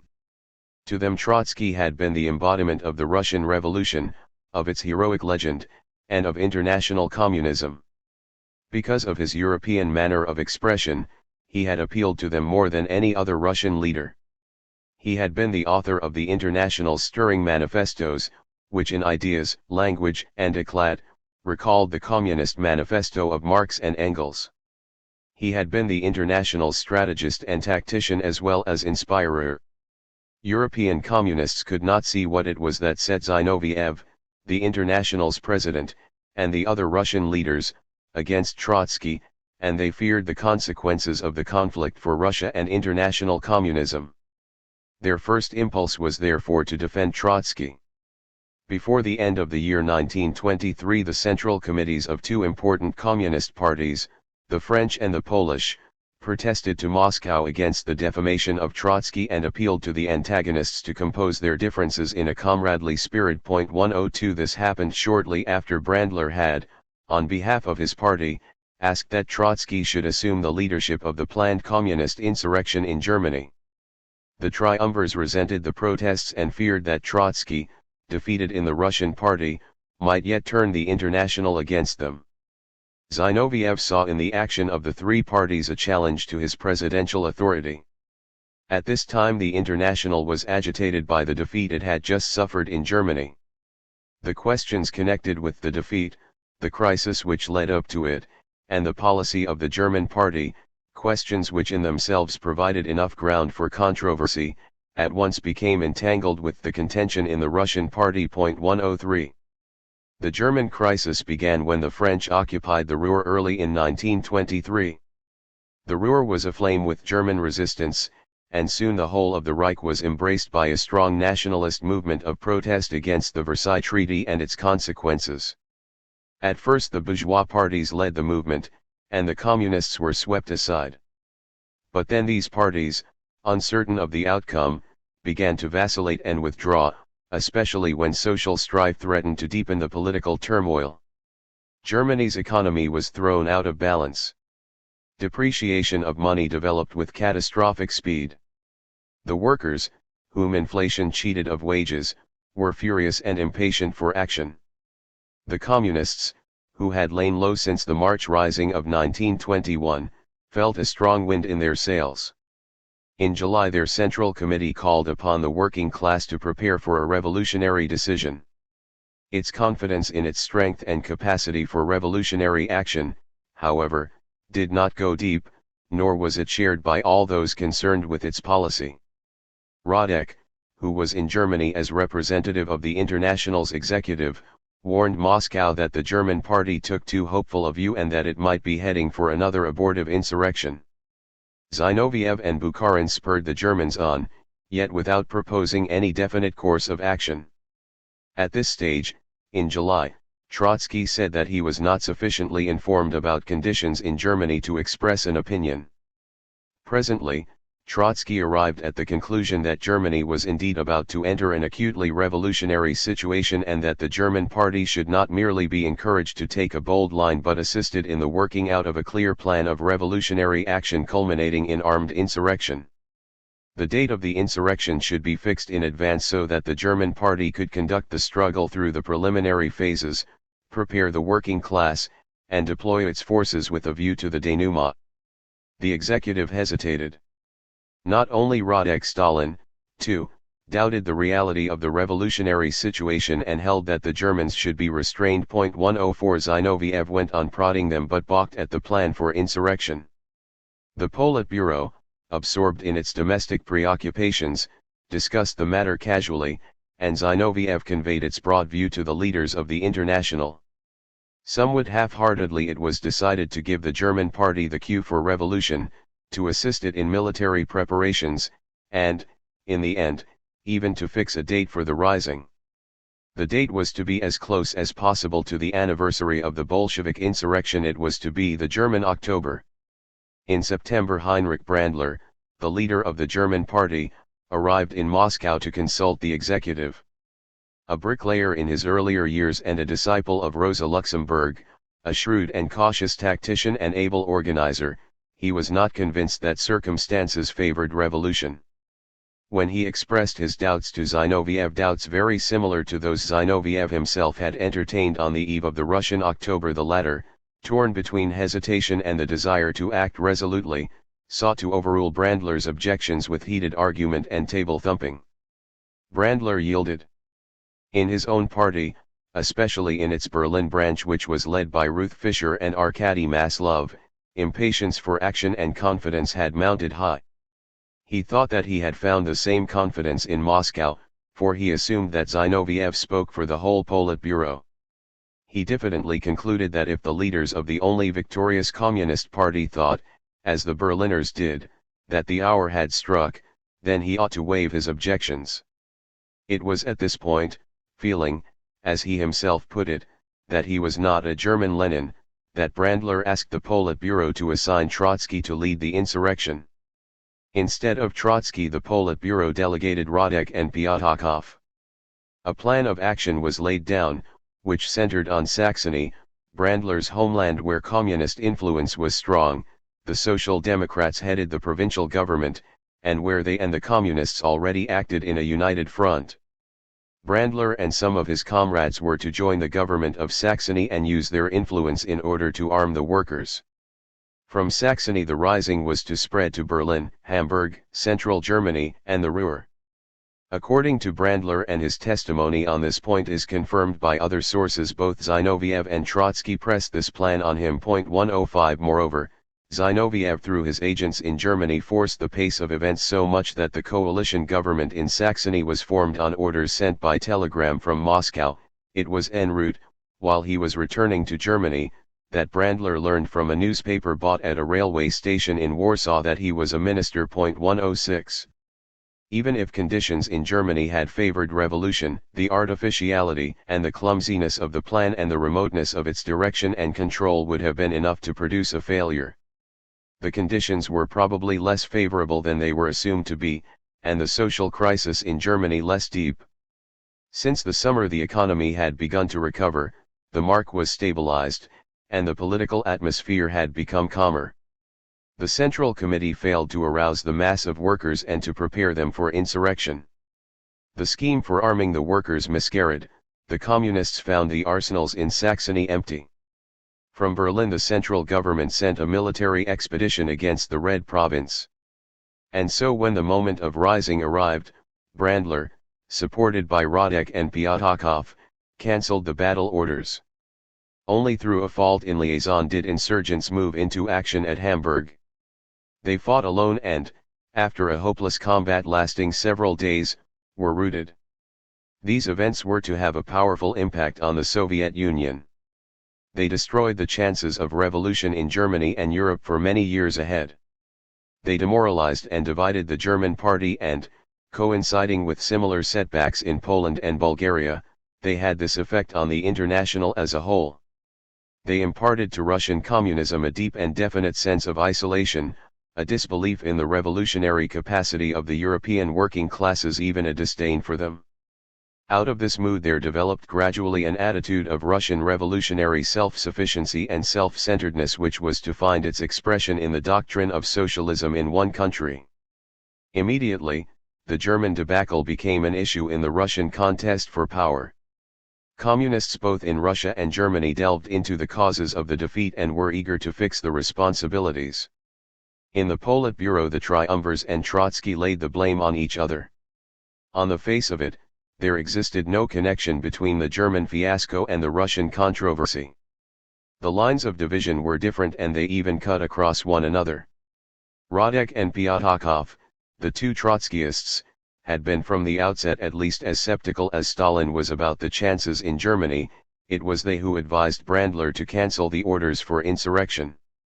On the other hand, Zinoviev had, after hesitation, sanctioned the plan for the rising, of which Trotsky was the initiator, but he also sanctioned the cancellation of the marching orders. Trotsky was convinced that the German Party and the International had missed a unique opportunity, and he held that Zinoviev and Stalin were at least as much responsible for that as Brandler. The triumvirs replied that the rising had been bungled on the spot by the two Trotskyists, and they insisted on Brandler's opportunism and on the necessity to depose him as leader of the German Party. Vis-a-vis Brandler the triumvirs were actuated by mixed motives. The rank and file of the German party had turned bitterly against him, and the organization of Berlin clamored for his dismissal. Zinoviev was eager to appease the clamor and to save his own and the International's prestige by making a scapegoat of Brandler. In deposing him and installing Fischer and Maslov in the leadership of the German party, Zinoviev made of that party his fief. He had yet another reason for insisting on Brandler's exemplary punishment. He suspected Brandler and his friends in the German Central Committee of sympathy with Trotsky. In denouncing Brandler as Trotsky's follower, Zinoviev also sought to burden Trotsky with the blame for Brandler's capitulation. At last Brandler, unable to make head or tail of the rivalries, anxious to disentangle the German question from the Russian issues, and eager to save his position, declared his support to the official Russian leadership, that is to the triumvirs. This, however, did not save him. Such was the situation in January 1924, when the executive of the International met to hold a formal inquest on the German defeat. The meeting was preceded by much wire-pulling and many shifts in the central committees of foreign parties, designed to secure in advance the executive's support for Zinoviev.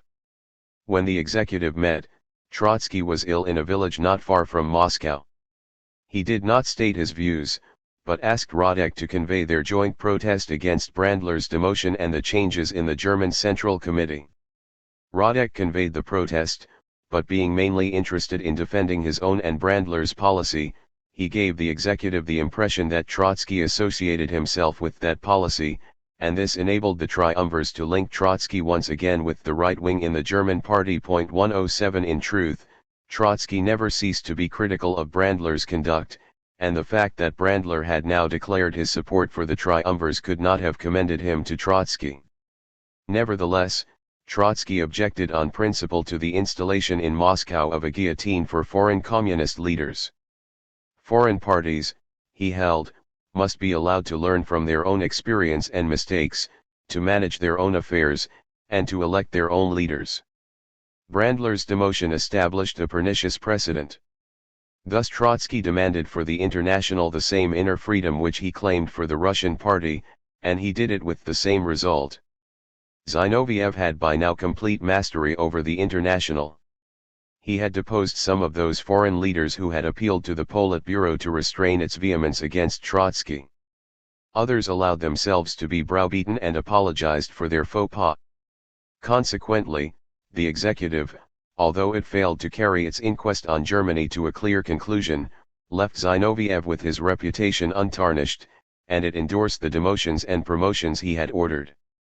This allowed him presently to obtain from the International an endorsement of the Triumvir's action against Trotsky and the 46.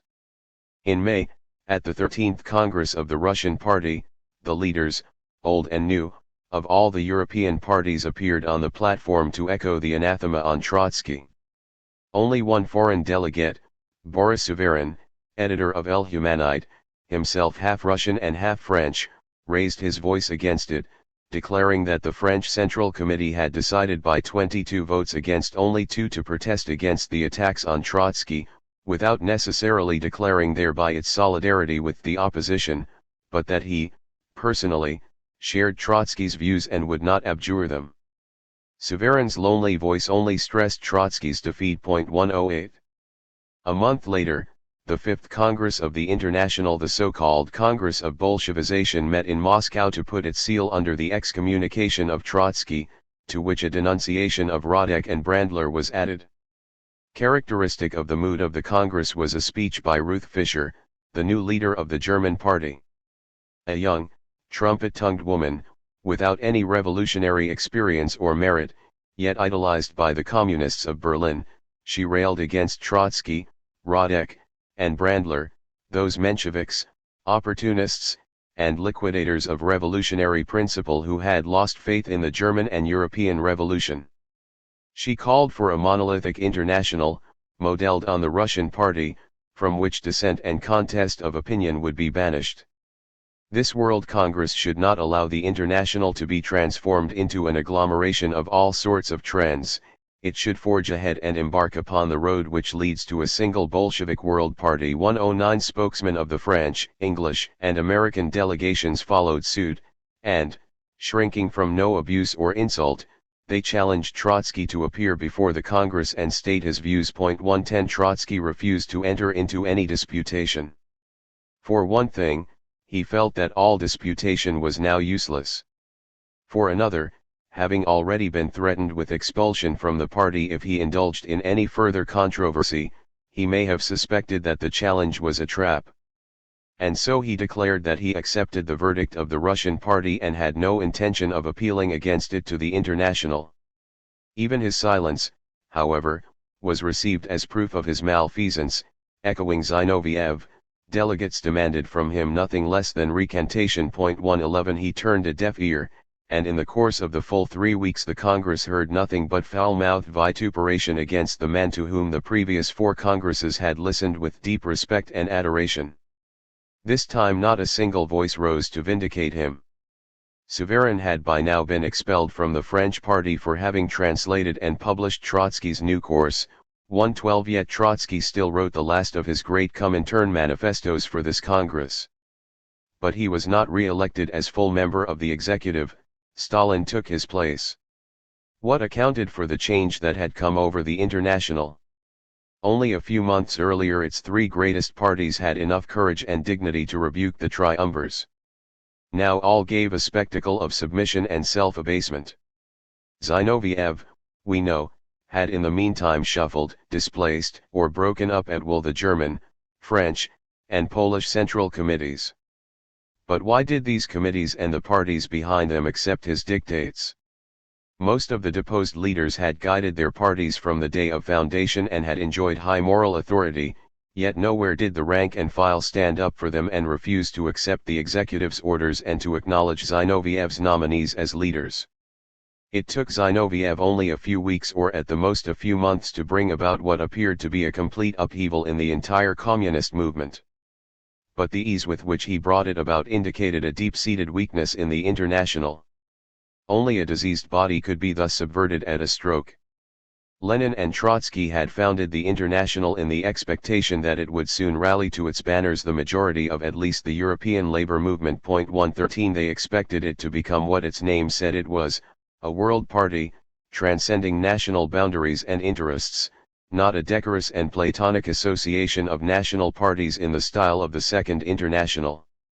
They believed in the basic unity of the revolutionary processes in the world, and this unity made it essential in their view that the new organization should possess a strong international leadership and discipline. The 21 conditions of membership, which the Second Congress adopted in 1920, were designed to give the International a constitution appropriate to this purpose, and to establish, among other things, a centralized and strong leadership in the executive. Trotsky had supported that constitution wholeheartedly. 114 By itself it was not calculated to assure the preponderance of the Russian party in the International. All parties were represented on the executive in a democratic manner. Its few Russian members enjoyed in principle no privilege. Internationalism implied the subordination of national viewpoints to the broader interest of the entire movement, but certainly not to any national Russian viewpoint. Had revolution won in any of the important European countries, or had at least the communist parties there grown in strength and confidence, such international leadership and discipline might have become real. But the ebb of revolution in Europe tended to transform the International into an adjunct to the Russian party. The self-assurance of its European sections was weak, and it dwindled from year to year. The defeated parties developed a sense of inferiority, and they came to look to the Bolsheviks, the only successful practitioners of revolution, to tackle their problems, to solve their dilemmas, and to make their decisions for them. The Bolsheviks responded, first from a sense of solidarity, then from habit, and finally from self-interest, until they were only too eager to handle the leading strings in which the foreign parties had so willingly put themselves. International leadership and discipline became in fact Russian leadership and discipline, and all the wide prerogatives which the 21 points had vested in the international executive of Lenin's and Trotsky's expectations passed almost imperceptibly to the Russian members of the executive. Lenin was disturbed by the state of affairs. He recalled Engels's forebodings about the preponderance of the German party in the Second International and pointed out that the supremacy of the Russian party might be not less harmful. 115 He tried to give foreign communists more self-reliance and even suggested that the executive should be transferred from Moscow to Berlin or another European capital in order to remove it from the constant pressure of Russian interests and preoccupations. However, most foreign communists preferred to see the hub of their international placed in the safety of Red Moscow rather than expose it to persecution and police raids in bourgeois capitals. Lenin's misgivings proved all too justified. As the years passed, the intervention of the Russian members of the executive in the affairs of foreign communism grew ever more meddlesome. Zinoviev ruled the International with relish, flamboyance, lack of tact and scruple. But even Trotsky found himself, as member of the executive, involved in the exercise of a tutelage which was inherent in the situation. As chairman of the French Commission of the Comintern, he supervised with plenary power the day-to-day work of the French communists. The German, the Italian, the Spanish, and the British parties eagerly sought his advice on every major issue and even on the detail of their activity, and he gave his advice freely. This led him to make pronouncements and to engage in a voluminous correspondence which in themselves form a running commentary on the history of these crucial years, a commentary rich in thought, sparkling with wit, and often astonishingly far-sighted. 116 But parts of the correspondence also reflect the tutelage. Here, for instance, he summons peremptorily Froissart, the French leader, to face grave but not unjustified charges at the International's assizes in Moscow. There he censures communist editors and prescribes the tactical line and even the topics and the style for their newspapers. Here he chides El Humanite for publishing the writings of dubious contributors. There again he lays down a date by which the French party must expel, as it had undertaken to do, all Freemasons and all careerists. On several occasions he acts as umpire to rival groups and lays down the law for them. 117 These, it is true, are extreme and exceptional instances. He never hectored or cajoled his subordinates in the Comintern, as Zinoviev and then Stalin did, and he always expected them to speak their mind on the affairs of the Russian party as frankly as he expressed himself on the conduct of their parties. It was not his fault if foreign communists rarely felt self-confident enough to speak their mind. He still treated the executive as a truly international body and acted on its behalf from the general principles of communism and not from any peculiarly Russian angle. It was in this spirit that he used the wide powers which the 21 points had vested in the executive. The actual preponderance of the Russian party, however, made it all too easy to use the 21 points as the constitutional framework for the establishment of a Russian de facto dictatorship. This was what Zinoviev did even before 1923, when he was still curbed by Lenin and Trotsky. Later all restraints had gone. Moreover, inner democracy could not survive in the international after it had withered in the Russian party. The habits of substitutism spread to the entire movement, and the chiefs of the Bolshevik Old Guard came to look upon themselves as the trustees not merely of the Russian working class but of the working classes of the world. In 1923-4 Zinoviev and Stalin indeed set out to refashion the European movement after the new Russian image. They could not tolerate in the international the opposition which they were bent on suppressing in their own party.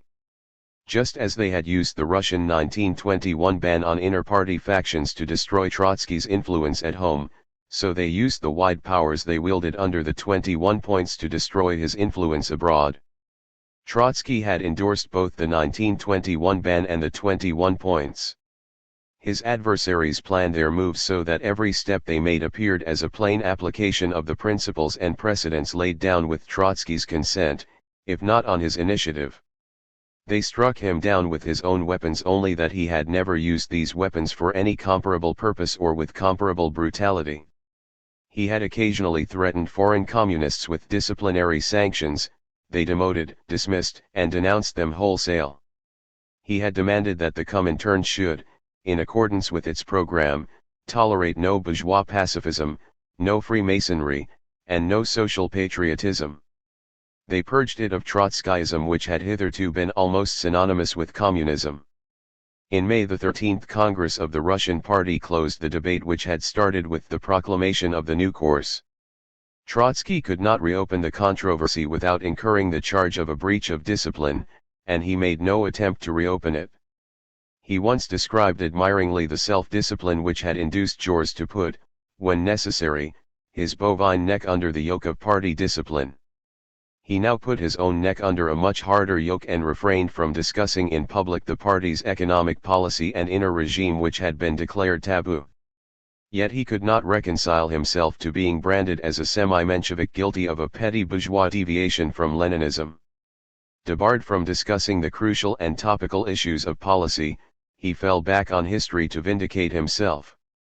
The opportunity offered itself when the state publishers, carrying out an earlier decision of the Central Committee to produce a many-volumed edition of Trotsky's works, prepared for the presses the book which contained his speeches and writings of 1917. He prefaced it with a long essay entitled The Lessons of October. The volume appeared in the autumn of 1924, and at once it stirred up a storm. Trotsky's speeches and writings of 1917 provided a strong reply to the obloquy about him as the unreformed Menshevik, for they reminded the party of his role in the revolution and of the unswerving militancy with which he then confronted the Mensheviks. Such a reminder was needed. The historical memory of nations, social classes, and parties is short, especially in times of great upheaval when the breathtaking events of one year crowd out of people's minds the events of preceding years, when in political life generations or age groups succeed one another at a furious pace, when the veterans of early struggles rapidly dwindle in numbers, disperse, or grow exhausted and weary, and when the young plunge into new struggles more or less unaware of what has gone before. In 1924 those who had belonged to the Bolshevik Party since the early days of 1917 already formed less than 1% of the membership. To the mass of young members the revolution was already a myth as vague as it was heroic. The earlier political struggles with all their tangled alignments appeared even more remote and unreal. The young communist took it for granted, for instance, that Bolsheviks and Mensheviks had always opposed one another in irreducible enmity as they had done within his memory. It was almost inconceivable to him that they should have formed, in the course of many years, two factions of the same party, evoking common principles, quarreling and breaking with one another, but also repeatedly trying to heal the breach.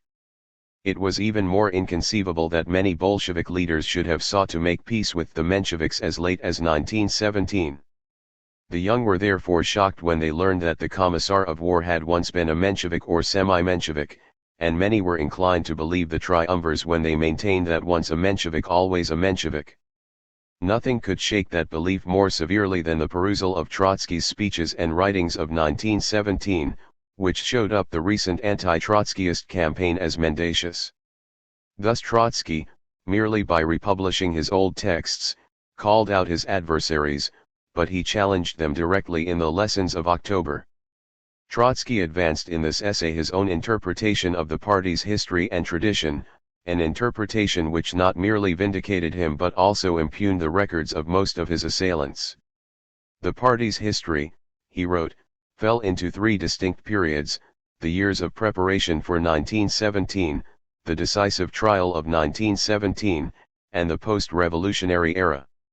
Each of these periods had problems, peculiarities, and a significance of its own. But it was in the second period that Bolshevism rose to its climax. A revolutionary party is tested in actual revolution just as an army is tested in actual battle. Its leaders and members are ultimately judged according to their conduct under this trial. Compared with this, their behavior during the preparatory period is of little importance. A Bolshevik should not be judged by what he said or did before 1917, in the course of the confused and in part irrelevant maneuvers of émigré politics, but by what he said and did in 1917. The argument, although Trotsky gave it the impersonal form of historical narrative, was pro domo sua. His own pre-revolutionary associations with Menshevism belonged to the irrelevant maneuvers of émigré politics, but his position as leader of the October insurrection was unassailable. By the same criterion the record of his adversaries was against them. They may have been good Leninists during the years of preparation, but they were found wanting in 1917.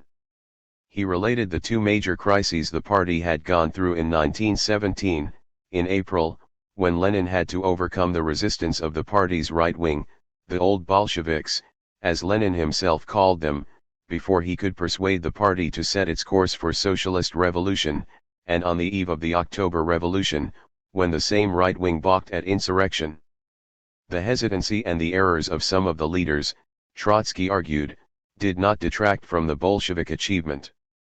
The party was a living organism with its frictions and divergencies of opinion. However, Bolsheviks should be aware of the facts. Even a revolutionary party of necessity includes conservative elements which hamper its progress, especially when the party faces a sharp turn and must take bold decisions.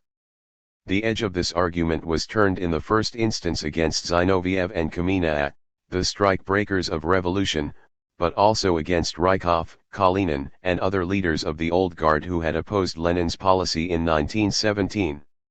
In effect, Trotsky called into question the triumvirs' right to speak as the only authentic interpreters of Bolshevik doctrine and, more broadly, the old guard's pretension to represent the Leninist tradition in its purity. The implied but obvious moral of his story was that this tradition was by no means as simple and constant as people were made to believe. The old guard represented that old Bolshevism which Lenin had abjured because it clung to outdated slogans and irrelevant recollections, while Trotsky's attitude was in full harmony with the Bolshevism of 1917 under the sign of which the party had won. From history and topical allusion Trotsky then passed to the latest critical event, the failure of communism in Germany. His main themes in the Lessons of October were the role of leadership in a revolutionary situation and the strategy and tactics of insurrection. No communist party, he argued, can create at will revolutionary opportunities, for these arise only as the result of a relatively slow decay of a social order, but a party can miss its opportunity through lack of determined leadership. In the affairs of revolution, too, there is a tide which must be taken at the flood.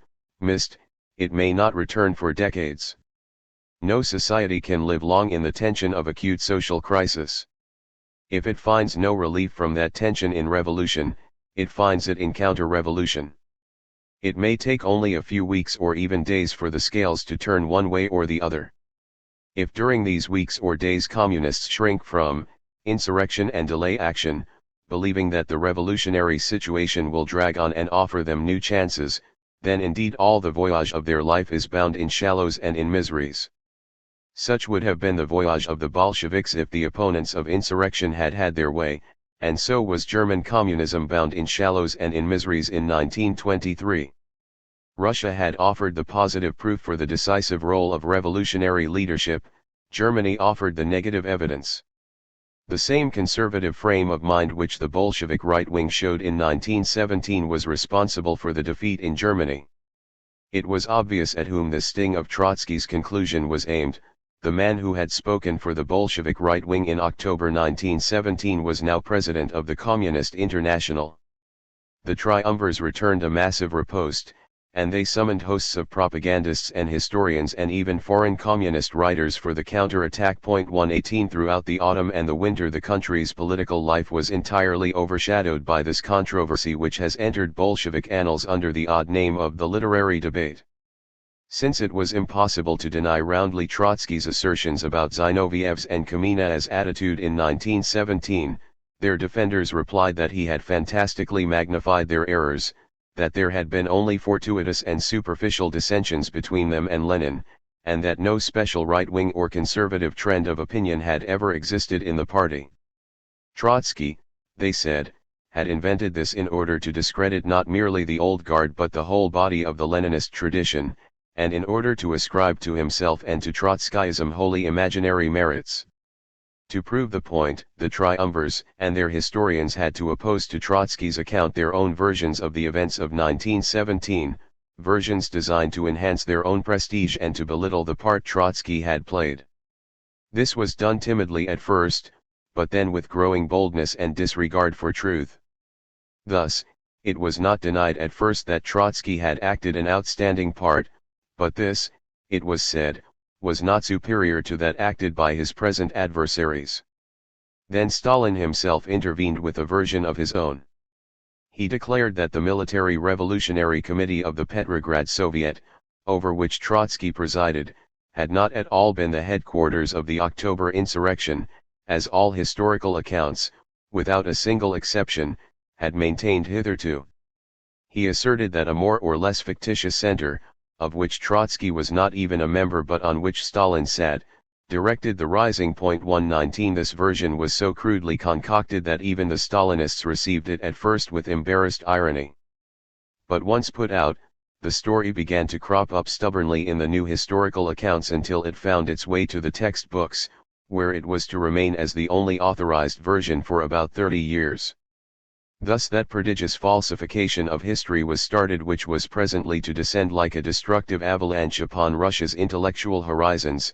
It began as a mere attempt to bolster the reputations of Zinoviev and Kamenet whom it was eventually to depict, as it was also to depict Bukharin, Rykov, Tomsky, and so many other Bolshevik leaders, as the saboteurs and traitors of the October Revolution and as foreign spies.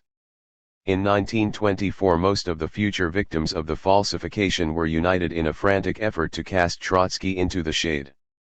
Yet, as long as Trotsky stood on the ground of the events of 1917, his position was formidable.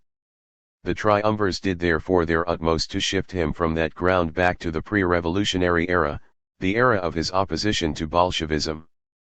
They established a canon of rigid continuity in the party's policies and a canon of its virtual infallibility. Whoever, they said, had, like Trotsky, opposed Bolshevism consistently throughout a long period was fundamentally in the wrong, and this was bound to show itself even in his later attitudes. Making a parody of determinism, the canon makers instilled into the party's mind the idea that no political error or deviation, whether collective or individual, could be treated as a casual occurrence. The rule did not apply, of course, to the triumvir's own errors. Each error had its deep causes or roots in the peculiar makeup, petty bourgeois or otherwise, of any given group or individual. A major error weighed on him who committed it with the fateful gravity of original sin. Trotsky's fall dated back to his early Menshevik days, not merely to the maneuvers of émigré politics but to his fundamental attitude towards the major problems of the time. In the October interval his petty bourgeois soul struggled to achieve grace. The party hoped to help him and to assimilate him. But again and again his stubborn Menshevik nature reasserted itself. In this light the disagreements which Trotsky had had with Lenin since the revolution also acquired a hitherto unsuspected sinister meaning. He had had two such major disagreements, over the Peace of Brest-Litovsk and over policy towards the trade unions. The other disagreements in which Lenin acknowledged his own mistakes were ignored. Innumerable pamphlets and articles were published which dwelt on these two cases and gave new accounts of them to prove that in both Trotsky's ineradicable anti-Leninism had revealed itself, and to establish a straight connection between his opposition to Lenin and his attack on Lenin's successors. The contexts of the old controversies, the real alignments, the motives, the hesitations, the self-contradictions, and the human virtues and failings of the actors, were all omitted from the new accounts. The party was shown a picture of itself and of its leaders which resembled those early medieval frescoes of the Last Judgment, where the virtuous, whose faces express nothing but piety, climb straight to heaven while the sinners, concentrated symbols of vice, rush to damnation. As the controversy switched backward and forward and back again to the years 1905–6, the fount of all of Trotsky's errors and deviations was at last discovered in his theory of permanent revolution. This was declared to be his master heresy. Yet ever since 1917 the party had had no quarrel with that theory. Trotsky's early essays on it had been republished in the original and in many translations as an authoritative statement of communist doctrine. Even now its two chief tenets, that the Russian Revolution had to pass from the bourgeois to the socialist phase, and that it would be the prologue to world revolution, were still the party's household ideas, and they could not be openly refuted. The polemicists dug up a few barbed remarks which Lenin made in 1906, himself still holding that the Russian Revolution would be only bourgeois in character.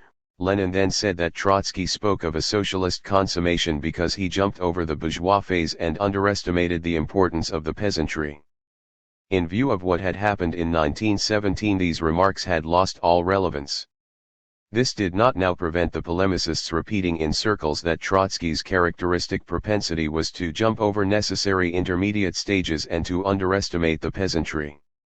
True enough, it was not easy to square this charge with the other accusation that he was an unreformed Menshevik. The Mensheviks, far from jumping over the bourgeois phase of the revolution, refused to go beyond it, and it took a great deal of purely scholastic argument to cope with this logical difficulty. However, as in all disputations of this sort, it was not the logic or the historical truth of the argument that mattered, but its undertone, its bearing on current policy, and the impression it made on the uninitiated. That the insistence on Trotsky's inclination to underestimate the peasantry had a bearing on current policy is obvious. The triumvirs and Rykov had begun to label Trotsky as the muzhik's enemy even the year before. Now they gave that label retrospective validity and historical coloring. More significant still was the broader undertone. To the popular understanding, permanent revolution suggested a prospect of continuous upheaval and of endless struggle, and the impossibility for the Russian Revolution to settle down and achieve a measure of stabilization. In denouncing permanent revolution, the triumvirs appealed to the popular longing for peace and stability. In truth, Trotsky's theory did claim that the fortunes of Bolshevik Russia depended ultimately on the spread of revolution abroad. Yet the hopes for its spread had been dashed many times and had just suffered the most severe setback in Germany. The Bolsheviks felt more isolated than ever. They found a psychological defense in their complacent sense of Russia's revolutionary self-sufficiency. Trotsky's theory offended and mocked that sense. Hence the intense irritation which the mere mention of permanent revolution began to arouse among Bolshevik cadres. They felt a vehement emotional urge to deprive Trotsky's theory of all ideological respectability. It was no matter of chance that in the autumn of 1924 Stalin, revising his own earlier views, formulated the doctrine of socialism in one country, which became the counterpart to permanent revolution. Stalin extolled the self-sufficiency of the Russian Revolution, and thereby he offered the party an ideological consolation for its frustrated internationalist hopes. 120. It is easy to see why and how the literary debate weakened Trotsky's position even further. It fixed in the public mind a contradictory image of Trotsky as, on the one hand, an inveterate semi-Menshevik and, on the other, an equally inveterate ultra-radical and extremist seeking to involve the party in dangerous ventures at home and abroad. At home, it was said, he strove to embroil the Bolsheviks with the peasants whom he had never understood. Abroad, he always saw revolutionary opportunities where none existed. The same aberration had led him to oppose the Brest-Litovsk peace and to blame Zinoviev for the defeat of revolution in Germany.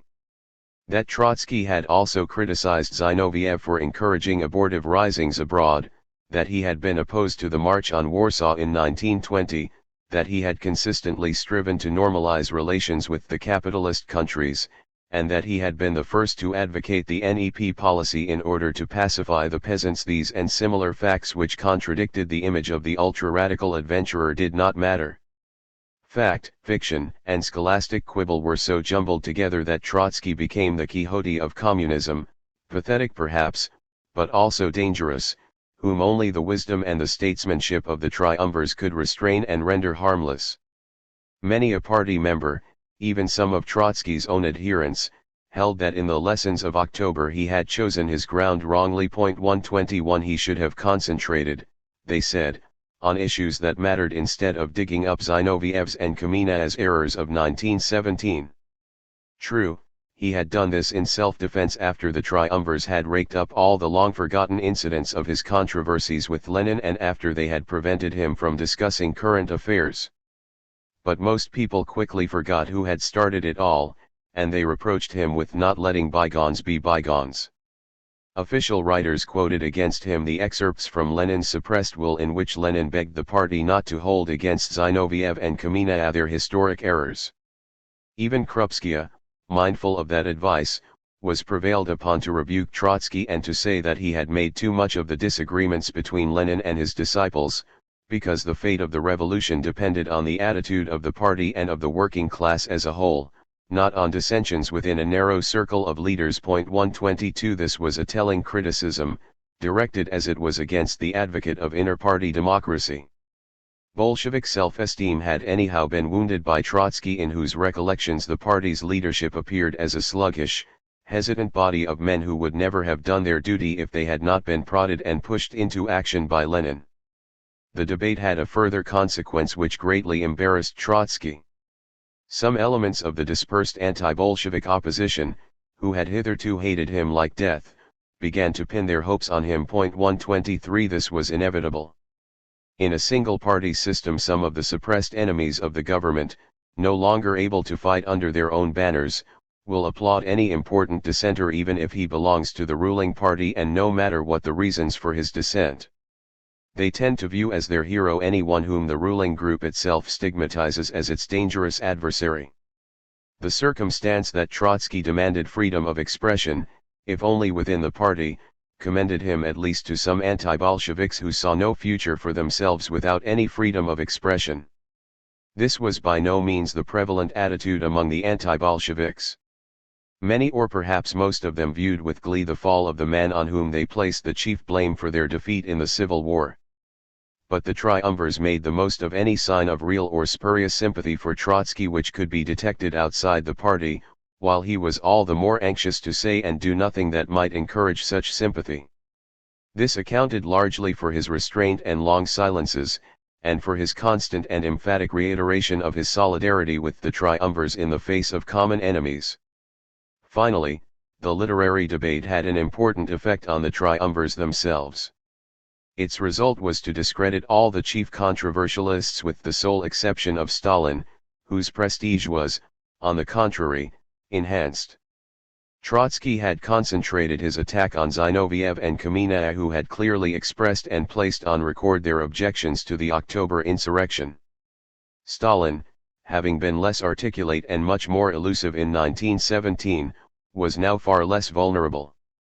Indeed, Zinoviev and Kamenet stood at present in need of his moral support, and they were glad to receive from him testimonials of good Bolshevism. 124 This helped Stalin to establish himself definitely as the senior triumvir.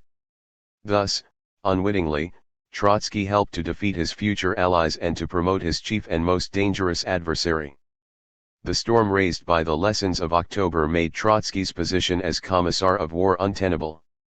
The triumvirs had denounced him in such terms that they could not leave him in charge of the country's military affairs, although only a year earlier they were still afraid to accept his resignation. They now openly worked to remove him from the commissariat. In no phase of the struggle did Trotsky make the slightest attempt to appeal against them to the army.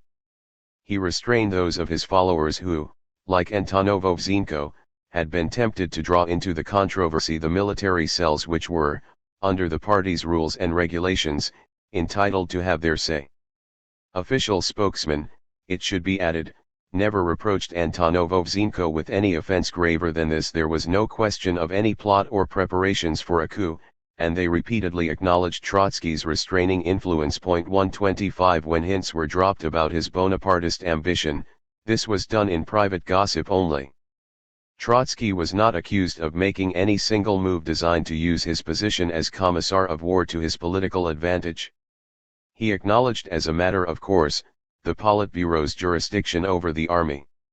Consequently, he accepted, though not without protest, the dismissal and demotion of his followers from the most influential posts in his commissariat and the appointment to them of his adversaries. 126.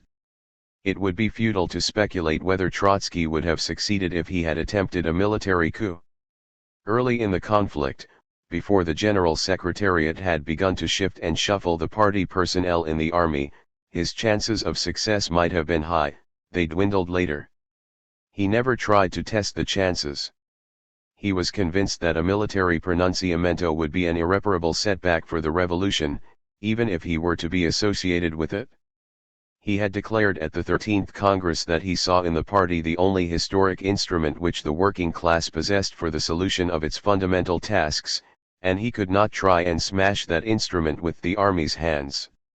In any conflict with the party, he held, the army would have to rely on the support of counter-revolutionary forces, and this would have condemned it to play a reactionary part. True, he saw degeneration in the party. But this consisted in the breach between the leaders and the rank and file, and in the party's loss of its democratic base. The task, as he saw it, was to reconstitute that base and to reconcile the leaders and the rank and file. Ultimately, the revolution's salvation lay in a political revival down below, in the depth of society.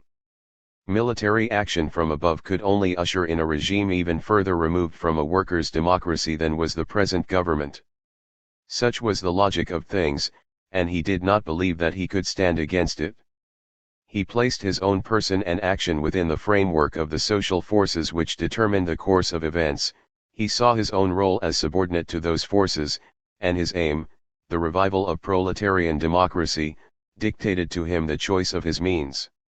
In the course of the year 1924, the direction of the Commissariat of War slipped from his hands. Through Franz and Unschlick, the triumvirs gradually extended their control over the whole body of the army's political commissars, and now they had no qualms about drawing the armed forces into the inter-party conflict.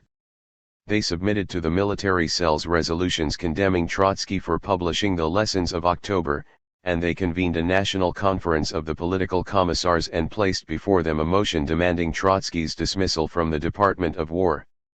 At this time Trotsky once again succumbed to an attack of malaria, and he did not, it seems, even state his case to the commissars. The conference duly passed the motion demanding his dismissal. Then he suffered the same rebuff from the communist cell on the Military Revolutionary Council, the council over which he had presided since the day it was formed. To crown it all, a plenary session of the Central Committee was called for January 17, 1925, and the Trotsky case figured as the first item on the agenda.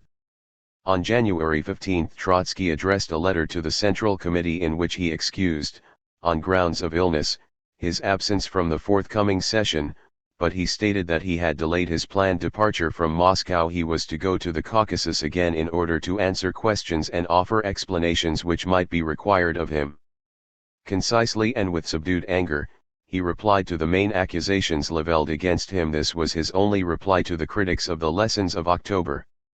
Then he asked to be immediately relieved from his duties as president of the Revolutionary Military Council and declared, "I am ready to carry out any work whatever assigned to me by the Central Committee, in whatever position or without any position and, it goes without saying, under any conditions whatever of party control." 127. At the Politburo, Zinoviev and Kamina proposed to ask the Central Committee to expel Trotsky from the Politburo and the committee.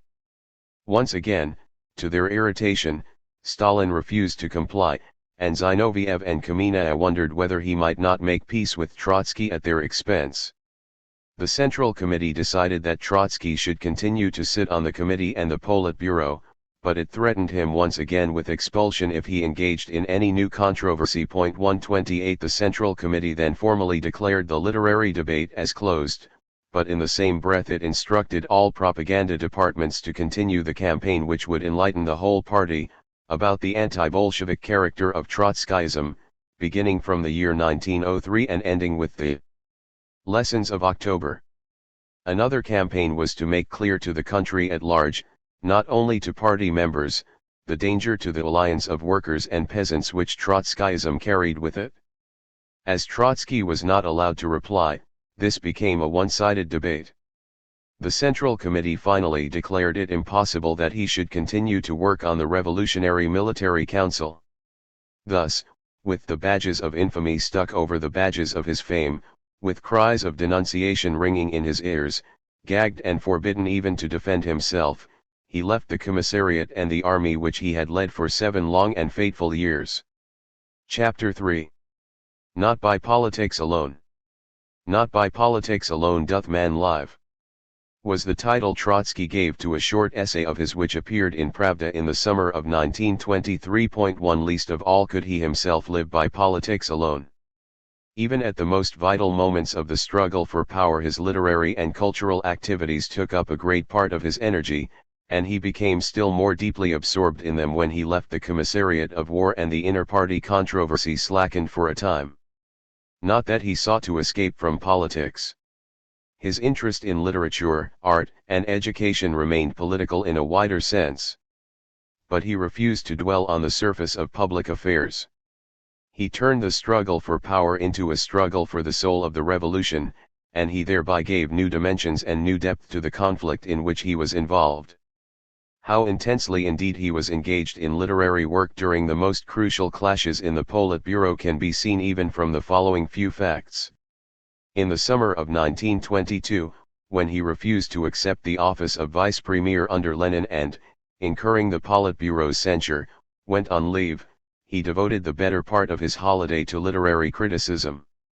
The state publishers had collected his pre-revolutionary essays on literature for republication in a special volume of his works, and he intended to write a preface surveying the condition of Russian letters since the revolution. The preface grew in size and became an independent work. He gave to it nearly all his leisure but failed to conclude it. He resumed writing during his next summer holiday, in 1923, when his conflict with the triumvirs, complicated by the expectation of revolution in Germany, was mounting to a climax, and this time he returned to Moscow with the manuscript of a new book, Literature and Revolution, ready for the printer. In the course of the same summer he wrote a series of articles on the manners and morals of post-revolutionary Russia which were later collected in Problems of Everyday Life. The topics he discussed were, family life under the new regime, bureaucracy enlightened and unenlightened, civility and politeness, vodka, the church and the cinema, swearing in the Russian language, and so on. He addressed many meetings of educationists, librarians, agitators, journalists, and worker correspondents, and in his speeches he dwelt on the dullness, shabbiness, and lifelessness to which the press had sunk, and insisted on the need to restore purity and force to the Russian language, now littered with party jargon and cliché. In the same summer and in the following autumn he worked on such diverse subjects as a comparative analysis of trade cycles in the 19th and the 20th centuries, about which he published a short but weighty treatise in the Vestnik of the Socialist Academy, 2. And the controversy between two schools in psychology, Pavlov's and Freud's. He had long been familiar with Freud's theory, and he studied Pavlov's works and prepared himself to intervene in the controversy with a plea for freedom of research and experimentation and for tolerance towards the Freudian school. In 1924 he also wrote, and published in book form, the biographical sketches of Lenin, in which, by presenting the founder of Bolshevism in all his humanity, he implicitly made his critique of the official icon of Lenin and of the incipient Lenin cult. In these writings he sought to strike at the root and not merely at the symptoms of the evils which beset the revolution, at the spiritual backwardness of Mother Russia, which was no less important than her economic poverty. He spoke of the need for primitive cultural accumulation as being at least as urgent as the need for industrial accumulation. He exposed the soil in which Stalinism was beginning to grow, and he sought to change the climate in which it was to flourish. Hence the importance he attached to manners and morals and to small matters of everyday life. He showed how these affected the affairs of state. His treatment of such topics is best illustrated by what he wrote about the peculiarly Russian habits of swearing. Abusive language and swearing are a legacy of slavery, humiliation, and disrespect for the dignity of man, one's own dignity and that of other people. I should like to hear from our philologists, linguists, and folklore experts whether they know in any other language such dissolute, sticky, and low terms of abuse as those we have in Russian. As far as I know, nothing or almost nothing of the kind exists outside our country. Swearing in our lower classes was the result of despair, embitterment, and above all, of slavery without hope and escape. The swearing of our upper classes, the swearing that came out of the throats of the gentry and of those in office, was the outcome of class rule, of slave owners' pride, and of unshakable power. Two streams of Russian abuse: the swearing of masters, officials, and police, full and fat, and the hungry, desperate, and tormented swearing of the masses have colored the whole of Russian life with despicable patterns. The revolution, however, is primarily the awakening of the human personality in the masses, in those masses which were supposed to possess no personality. In spite of occasional cruelty and the sanguinary relentlessness of its methods, the revolution is marked by growing respect for the dignity of the individual and by an ever-increasing concern for the weak.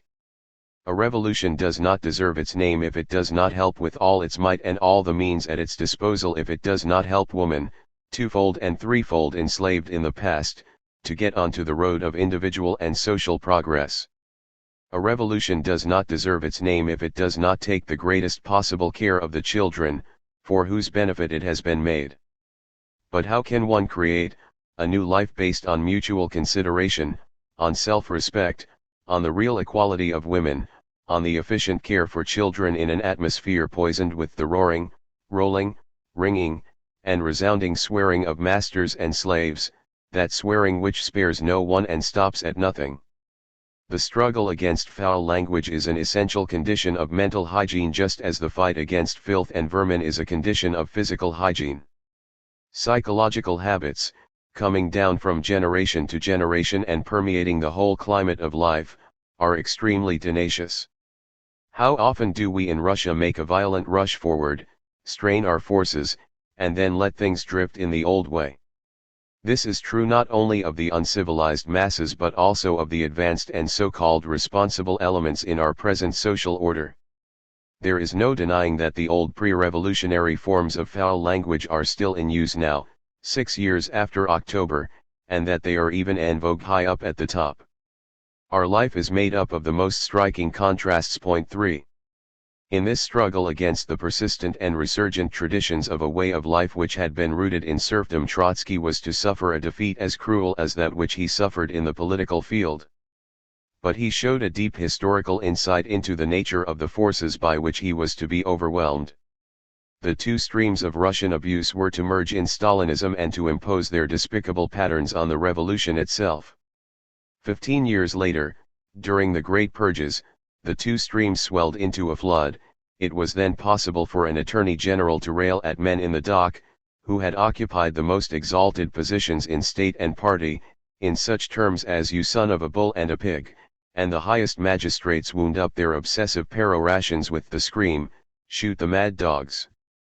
The cursing rolled on from the courtrooms to factories, farms, editorial offices, and university halls, and for several years it did deafen the whole of Russia. It was as if centuries of swearing had become condensed in a single moment, come to life in Stalinism, and burst upon the world. The October Revolution had given fresh impulses to cultural life, but it had also thoroughly upset it and created enormous difficulties. This would have been the effect of any revolution, even in the most favorable circumstances, and even with the educated elements of the nation on its side. The effect was immensely aggravated when the chief moving force of the revolution was an oppressed, property-less, and of necessity uneducated class. True, the Bolshevik leaders were men of the intelligentsia, and some of them possessed wide and profound education. But they were a mere handful. The cadres consisted mostly of self-educated workers and half-educated people of petty bourgeois descent. The party had trained them in politics, organization, and sometimes in the broad philosophy of Marxism. But all too often their approach to cultural affairs only showed that a little knowledge could be worse than complete ignorance. The majority of the intelligentsia had met the October Revolution with hostility. Some died in the Civil War. Many emigrated. Of those who had survived and stayed in Russia, many came to serve the new regime as specialists. A few even became enthusiastically converted to the revolution and did their best to raise the nation culturally. But most of the men of the intelligentsia were either too rigid in conservative habits of mind or else too intimidated or too mediocre and servile to exercise a large and fruitful intellectual influence. They took it ill when they were placed under the orders of self-educated or half-educated commissars. On the other hand, the commissars often lacked confidence in themselves, and were suspicious and inclined to disguise inner uncertainty by bluff and bluster. They were also fanatically convinced of the justice of their cause and sure that they had found in Marxism, in which, of necessity, they were also only half-educated, the master key to all problems of society, including those of science and art. All the stronger were the intelligentsia confirmed in their characteristic prejudices, and in the supercilious conviction that Marxism could teach them nothing, that its Weltanschauung was a mere farrago of half-baked half-truths. Thus a gulf was fixed between them and the new ruling groups. Trotsky, like Lenin, Bukharin, Lunacharsky, Kresin, and a few others, did his utmost to bridge the gulf. He pleaded with the commissars and the party secretaries to treat the intelligentsia with consideration and respect, and he urged the intelligentsia to show greater understanding for the needs of the time and for Marxism.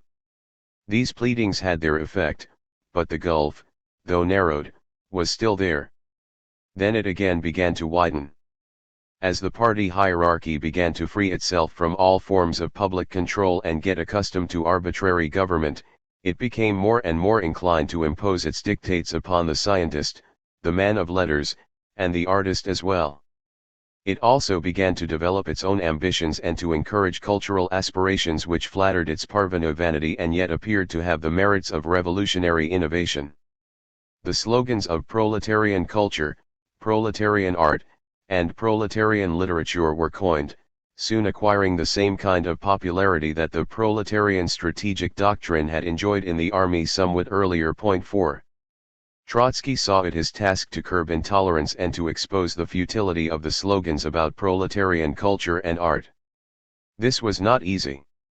The idea of proletarian culture appealed to some Bolshevik intellectuals, and to young workers in whom the revolution had awakened a craving for education but in whom it had also released iconoclastic instincts.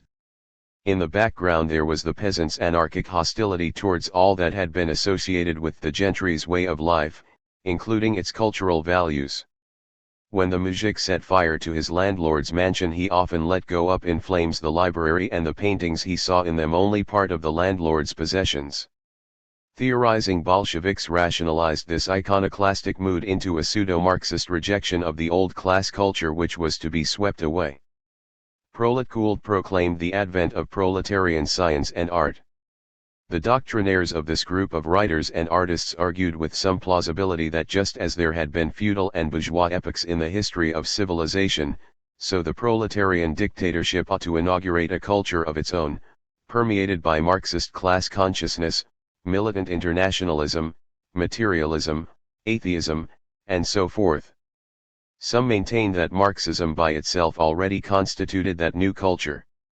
The originators and adherents of such views strove to obtain for them the party's support and even to make of them the guiding principles of educational policy. Both Lenin and Trotsky repudiated the proletkult theory. Lenin, however, confined himself to a few brief and sharp statements and left the field to Trotsky, to whom it was more congenial. We shall presently see how Trotsky conducted the argument against proletkult. The pretensions of proletkult, however, were only the most extreme expression of an inclination which was widespread far beyond proletkult circles, especially among party men in charge of educational and cultural affairs, an inclination to settle such affairs by word of command, to lay down the law, and to intimidate those who were too well educated, too intelligent, or too independent-minded to obey. It was this frame of mind, from which the cultural policy of Stalinism was to take its rise, that Trotsky untiringly sought to overcome. The state is an organization of compulsion, he said in an address to educationists. Consequently, Marxists in office may feel tempted to arrange even their cultural and educational work among the toiling masses on the principle, here is truth revealed to you, go down on your knees before it. Of course, ours is a stern government. The workers' state has the right and the duty to apply compulsion. We turn ruthless force against the enemies of the working class. But in the education of the working class, this here is truth down on your knees method contradicts the very essence of Marxism. 5. Such exhortations and warnings fill many pages in The Culture of a Transition Period, Volume XXI of Trotsky's works. Words of command addressed to scientists and bans on their theories can bring us nothing except harm and shame, he insisted, anticipating the harm and the shame of Stalin's pronouncements on linguistic and biological, not to speak of sociological heresies. It should be added that Trotsky did not argue in this spirit only after he had been driven into opposition. As early as in January 1919 he wrote, for instance, "Our party never was and never can become a flatterer of the working class. The conquest of power does not by itself transform the working class or invest it with all virtues, it only opens before it the opportunity of learning, developing its mind, and freeing itself of its inadequacies. By an intense effort the leading groups of the Russian working class have carried out work of gigantic historic significance. But even in these groups there is still too much half-knowledge and semi-competence." 6. With this half-knowledge and semi-competence he came to blows again and again. Lenin, when he introduced NEP, told the Bolsheviks that they had to learn to trade. It was not less important, Trotsky added, that they should learn to learn. 7. It was baneful, he reiterated, to approach the cultural heritage of the past with nihilistic contempt. The working class had to take possession of that heritage and to guard it. The Marxist should not accept it all indiscriminately, he ought to view the cultural legacy dialectically and see its historically formed contradictions. The achievements of civilization had so far served a double purpose: they had assisted man in gaining knowledge and control of nature and in developing his own capacities, but they had also served to perpetuate society's division into classes and man's exploitation by man. Consequently, some elements of the heritage were of universal significance and validity while others were bound up with obsolete or obsolescent social systems. 8. The communist approach to the cultural legacy should therefore be selective. As a rule, the main body of the strictly scientific thought of the past was relatively little distorted through the fact that it grew up in class society. It was in ideological creation, especially in notions on society itself, that man's domination by man was mirrored most directly. But even their elements which reflected class oppression and served to perpetuate it were intricately combined with other elements through which man took cognizance of himself, sharpened his mind, enlarged his intelligence, gained insight into his emotions, learned to control himself, and therefore to some extent surmounted the limitations of his social circumstances. That was why works of art created hundreds and even thousands of years ago still fascinated modern man and continued to strike a chord in him even while he was engaged in proletarian revolution or in building socialism. To be sure, the builder of socialism should review critically, using the criteria of dialectical materialism, all inherited values, but this could have nothing to do with flat rejection or pseudo-Marxist humbug. Before the cultural values of the past could be subjected to criticism, they must be thoroughly assimilated, and before the Marxist decided to revise from his angle any field of knowledge, he must first master it from the inside. Addressing the old intelligentsia, Trotsky argued from the opposite angle. He sought to persuade them that they could not live by the cultural heritage alone, and that they should re-educate themselves and find their place in Soviet society. He was concerned in particular with the outlook of the scientists and technologists, whom he repeatedly addressed on the relation between Marxism and science. His own interest in the subject was stimulated when, after his departure from the Commissariat of War, he became head of the Board for Electrotechnical Development and of the Committee for Industry and Technology. A new field of study opened before him, one which had attracted him in his early youth and which he then abandoned for the sake of revolutionary activity. He now became half administrator and half student. I was especially interested, he writes, in the Committee for Industry and Technology, which, because of the centralized character of Soviet industry, had developed on quite a large scale. I diligently visited many laboratories, watched experiments, and listened to explanations given by outstanding scientists. In my spare time I studied textbooks on chemistry and hydrodynamics. These interests are strongly reflected in his writings of the years 1925–6. Sitting at the feet of the scientists, he also acted as their tutor in the sociology and the Marxist philosophy of science. He was probably influenced by Engels's Dialektik der Natur, the first German and Russian editions of which appeared in Moscow in 1925. He made no explicit reference to that work, but it is unlikely that he should not have read it, and on some points he follows closely Engels's line of thought. At least 3 of his excursions into the philosophy of science deserve to be mentioned here: an address on Mendeleev, delivered at an All-Russian Congress of Scientists in September 1925, on the occasion of an anniversary of the great chemist, a lecture on culture and socialism given at the Red Square Club in February 1926, and a speech on radio, science, technology, and society at the Congress for the Promotion of Radio held in March of the same year.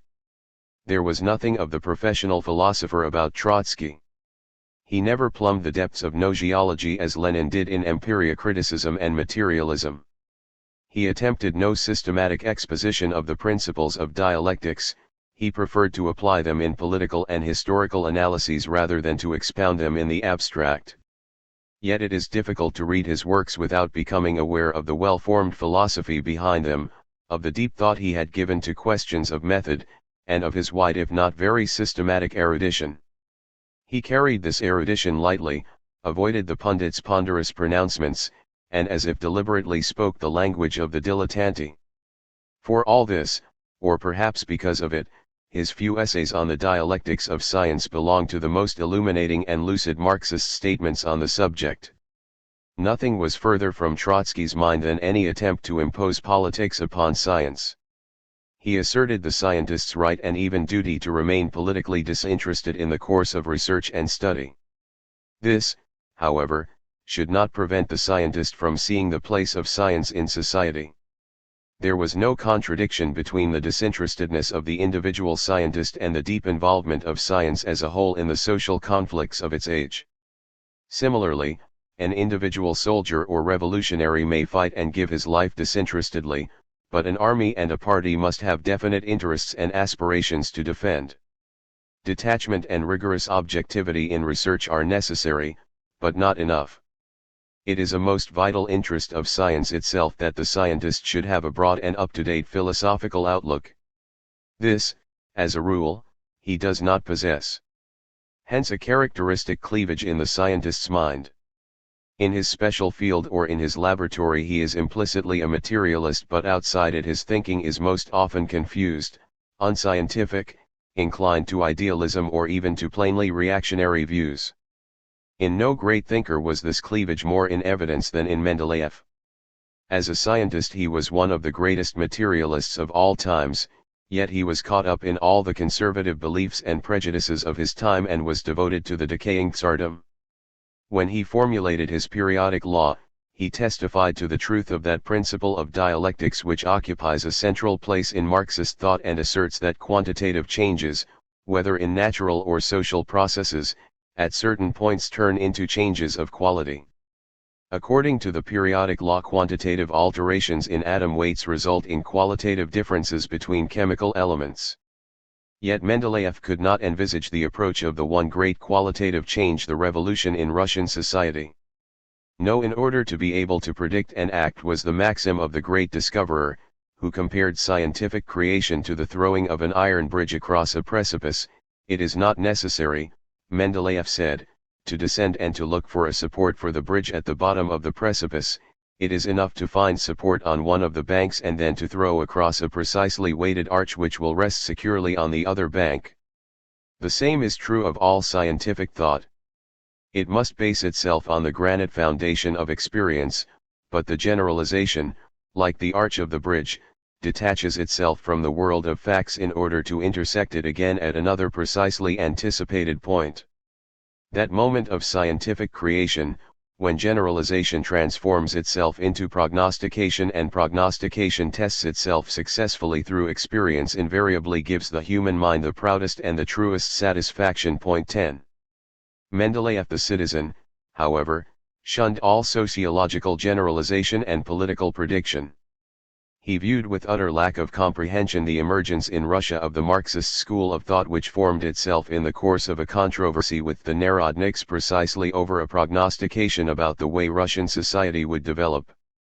Mendeleev's case then illustrates the predicament of the modern scientist, his lack of an integrated vision of the world and even of science.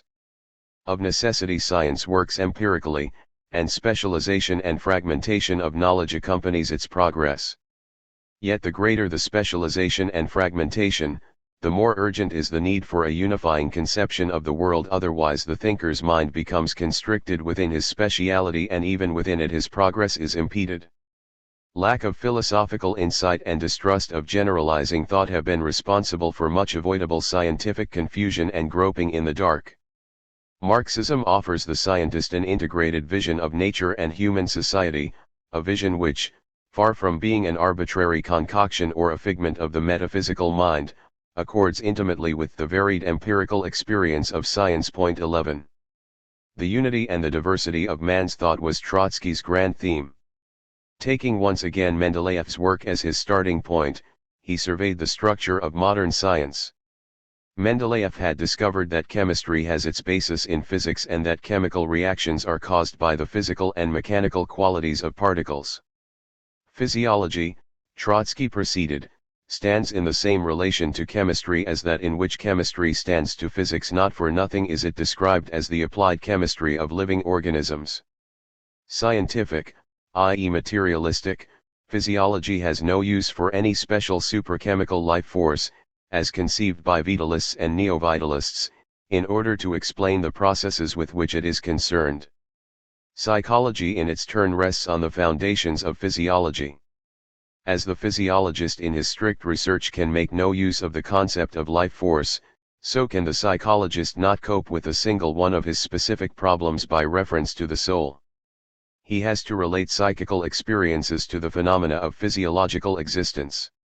This is what Freud's school does when it reveals that man's sexual urges underlie so many of his mental states, and this is a fortiori what the Pavlov school does when it treats the human soul as a complicated system of physiologically conditioned reflexes. Finally, the modern science of society is inseparable from the insight man has gained into the laws governing nature. It sees society as a peculiar part of nature. Thus, on the foundations laid by mechanics and physics rises the vast structure of contemporary science, all its varied parts interrelated and forming a single whole. Yet unity is not uniformity. The laws governing one science cannot be substituted for those ruling another. Even though Mendeleev has proved that chemical processes are in the last instance physical or mechanical, Chemistry cannot be reduced directly to physics. Still less can physiology be reduced to chemistry, or psychology and biology to physiology. Nor can the laws governing the development of human society be simply deduced from the laws which apply to nature. In a sense, it may remain the ultimate objective of science to explain the infinite variety of natural and social phenomena by a few general and elementary laws. 12 But scientific thought is progressing towards that objective in such a way that it appears more and more removed from it, namely, by way of the division and specialization of knowledge and of the formulation and elaboration of ever new, particular, and detailed laws. The view, for instance, that chemical reactions are ultimately determined by the physical qualities of particles was the beginning of all chemical knowledge, but by itself it offered not a single clue to any single chemical reaction. Chemistry works with its own keys, and it finds those keys only in its own laboratories, through empirical experience and generalization, hypothesis, and theory. Physiology, connected though it is through the solid channels of organic and physiological chemistry with chemistry at large, has methods and laws of its own. So has biology, and so has psychology. Every science seeks support in the rules of another only in the last instance, and every science applies itself to so particular a sphere, in which elementary phenomena appear in such complex combinations, that every such sphere requires an approach, methods of inquiry, and hypotheses which are peculiar to it alone. It is through diversity that the unity of science asserts itself. In the study of nature, the autonomy of every sphere of research is taken for granted. No serious student permits himself to confound the laws prevailing in one sphere with those valid in another. Only in reasonings on society, in history, economics, and politics, is such confusion and arbitrariness of method still endemic. Here no law need be acknowledged, or else the laws of natural science are crudely projected into the study of society, as they are, for instance, by Darwinists who dabble in sociology and by the neo-Malthusians. 13. Trotsky then surveyed broadly the advance of science and technology in the last few decades and its philosophical implications. That advance, he asserted, constituted an almost uninterrupted triumph for dialectical materialism, a triumph which, paradoxically, the philosophers and even the scientists were reluctant to acknowledge. The successes of science in mastering matter are, on the contrary, accompanied by a philosophical struggle against materialism. The discovery of radioactivity in particular had encouraged philosophers to draw anti-materialistic conclusions. Yet their arguments were effective only in criticism of the old physics and of the mechanistic variety of philosophical materialism connected with it. Dialectical materialism had never tied itself to the old physics. Indeed, it had philosophically transcended it in the middle of the 19th century, well ahead of the scientists. Insisting only on the primacy of being matter in relation to thought, dialectical materialism identifies itself with no particular conception of the structure of matter and treats every such conception as being only of relative validity, a stage in the progress of empirical knowledge. The scientists, on the other hand, find it difficult to dissociate philosophical materialism from this or that phase of their inquiry into the nature of matter. If only they learned to approach the issues in a larger spirit, to combine inductive and deductive reasoning, and empirical and abstract thought, they would be able to see their own discoveries in better perspective, avoid attributing to them absolute philosophical significance, and even anticipate more clearly the transitions from one phase of science to another. Many scientists dwelling on the allegedly anti-materialistic implications of radioactivity could not even see whither the discovery of radioactivity led them, and they viewed skeptically the possibility of splitting the atom. Criticizing this attitude, Trotsky went on record with this prediction: "The phenomena of radioactivity lead us straight to the problem of releasing the inner energy of the atom. The greatest task of contemporary physics is to extract from the atom its latent energy, to tear open a plug so that that energy should well up with all its might. Then it will become possible to replace coal and petrol by atomic energy, which will become our basic fuel and motive power." Countering the skeptics, he exclaimed, "This is by no means a hopeless task, and what vistas its solution will open up! Scientific and technological thought is approaching the point of a great upheaval, and so the social revolution of our time coincides with the revolution in man's inquiry into the nature of matter and in his mastery of matter. 14. Trotsky made this prophecy on March 1, 1926. He was not to live to see it come true, he was to die almost on the eve of its fulfillment. Of his excursions into the philosophy of science, one deserves to be especially recalled his plea in defense of Freudian psychoanalysis. Already in the early 1920s, the Freudian school of thought found itself under a ferocious attack which was to banish it from the Soviet Union for many decades. To influential party men, who had hardly any first-hand knowledge of Freud's theory, the school with its overemphasis on sex appeared suspect and incompatible with Marxism. However, intolerance of Freudism was not confined to Bolsheviks, it was, at least, just as strong in politically conservative academic circles, among Pavlov's followers who were bent on establishing a virtual monopoly for their own teachings. They had this advantage over the Freudians that their school had grown up on Russian soil, and that to Marxist intellectuals it appealed as being the more obviously materialistic of the two. Thus party men and academicians formed a curious alliance against psychoanalysis. Trotsky, we know, was perturbed by this as early as 1922. In that year he wrote a letter to Pavlov in which he sought to vindicate Freudism and tactfully entreated Pavlov to exercise influence in favor of tolerance and freedom of research. Whether he sent the letter is not known, but he included it in volume XXI of his works. Pavlov, it seems, ignored the plea. In the heat of the subsequent political crisis, Trotsky could not pursue the matter. But he took it up again in 1926, and this time he protested in public against the sycophancy by which the Pavlov school was already surrounded. He spoke with proper respect and admiration about the teaching of Pavlov himself as being completely in harmony with dialectical materialism and as destroying the partition between physiology and psychology. Pavlov sees the basic reflexes as physiological and the system of reflexes as resulting in consciousness. He also views the accumulation of physiological quantity as producing a new psychological quality. But Trotsky spoke with irony about the exaggerated pretensions of the Pavlov school, especially about its boast that it could explain the subtlest play of the human mind and even poetic creation as the work of conditioned reflexes only. Indeed, Trotsky remarked, Pavlov's method is experimental and painstaking, it approaches its generalization step by step, it starts from the dog's saliva and advances towards poetry, but the road to poetry can hardly be seen yet. He protested against the disparagement of Freudism all the more strongly because he held that Freud's teaching, like Pavlov's, was inherently materialistic.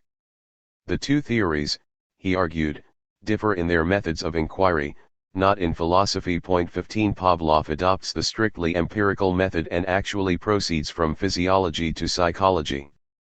Freud postulates in advance the physiological urge behind psychical processes, and his approach is more speculative. It is arguable that the Freudians give too much weight to sex at the expense of other factors, but a controversy over this would still remain within the framework of philosophical materialism. The psychoanalyst does not ascend from the lowest physiological to the highest psychological phenomena and from the basic to the complicated reflexes. Instead, he attempts to take all the intermediate stages at one jump, a jump from above downwards, from the religious myth, the lyrical poem, or the dream straight down to the physiological basis of the human psyche. In a striking image, Trotsky clinched the comparison. The idealists tell us that the soul is a bottomless well. Both Pavlov and Freud think that physiology forms its bottom. Pavlov, like the diver, plunges down to the lowest depth and painstakingly investigates the well from there upwards. Freud stands over it and with a penetrating gaze attempts to pierce its ever-shifting and troubled waters and to explore or guess the shape of things down below. Pavlov's experimental method had, of course, a certain advantage over Freud's partly speculative approach, which sometimes led the psychoanalyst to fantastic surmises. Yet, it would be too simple and crude to declare psychoanalysis as incompatible with Marxism and to turn one's back on it. In any case, we are not obliged to adopt Freudism either. Freudism is a working hypothesis. It can produce, and it does produce deductions and surmises which point to a materialist psychology. In due time experimentation will provide the tests. Meantime we have neither reason nor right to declare a ban on a method which, even though it may be less reliable, tries to anticipate results towards which the experimental method advances only very slowly. 16. Trotsky's plea fell on deaf ears. The psychoanalytical theory was presently banished from the universities. Less specifically but even more categorically he defended Einstein's theory of relativity. 17. But to the ecclesiastical materialism of the Stalin era that theory, too, became anathema, and only after Stalin's death was it to be rehabilitated. In his essays on the philosophy of science, Trotsky, well informed and at times inspired though he was nevertheless something of an amateur.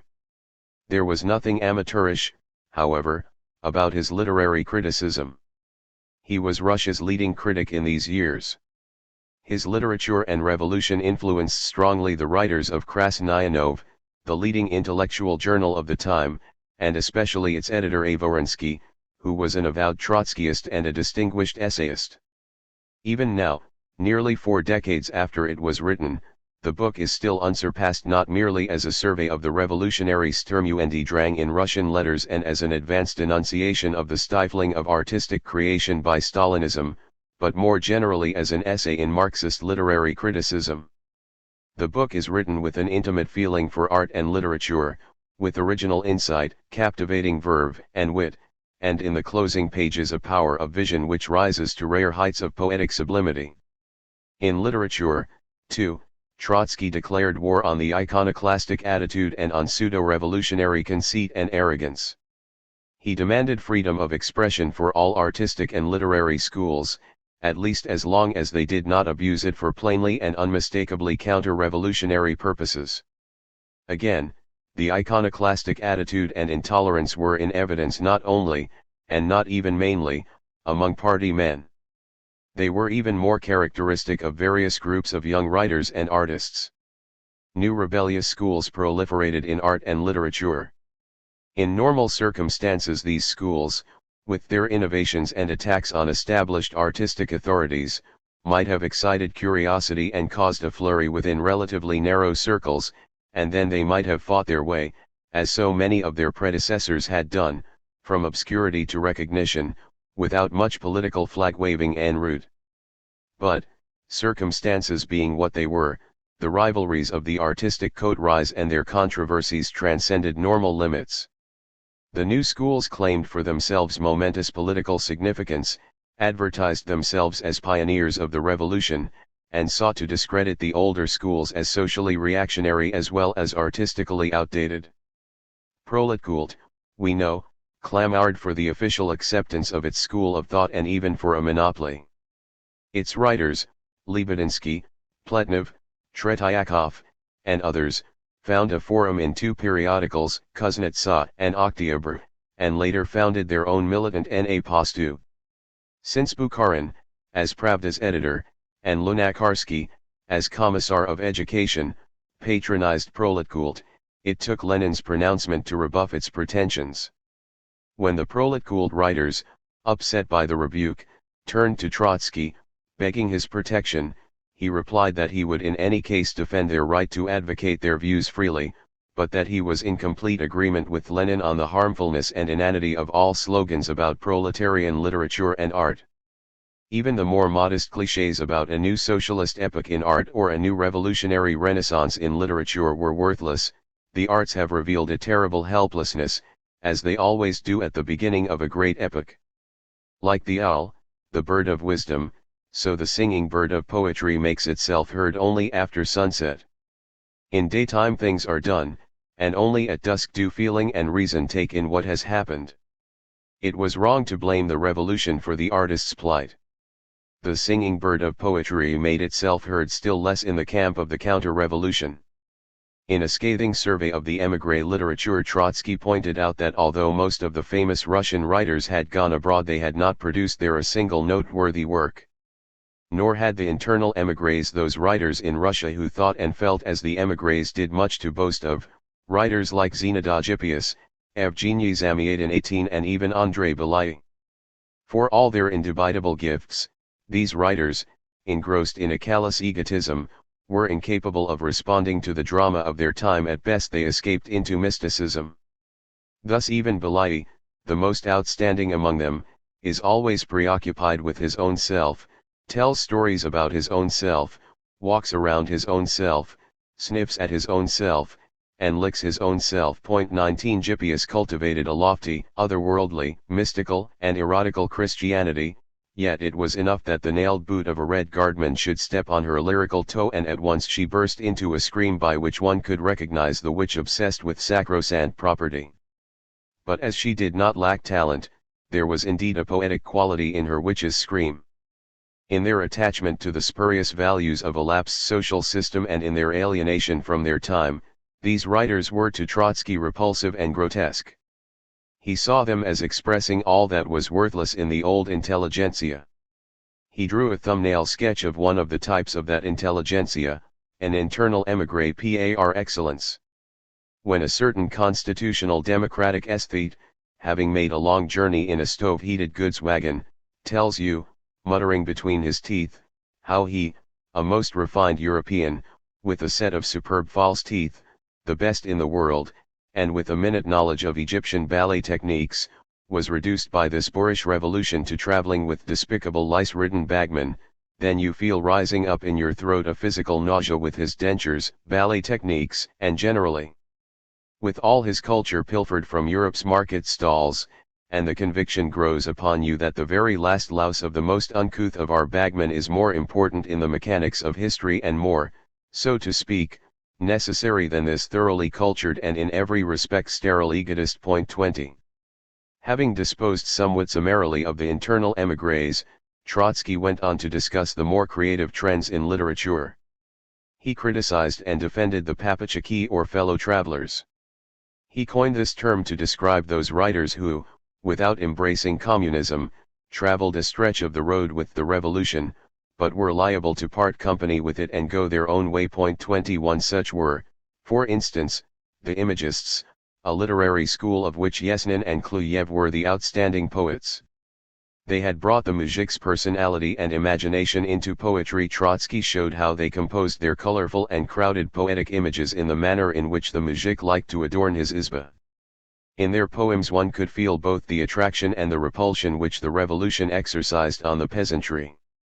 The ambiguity of their attitude gave artistic tension and social significance to their work. They were the poetic narodniks of the October era. That this frame of mind should find a stirring expression was only natural in a peasant country, and it was found not only among the Imagists.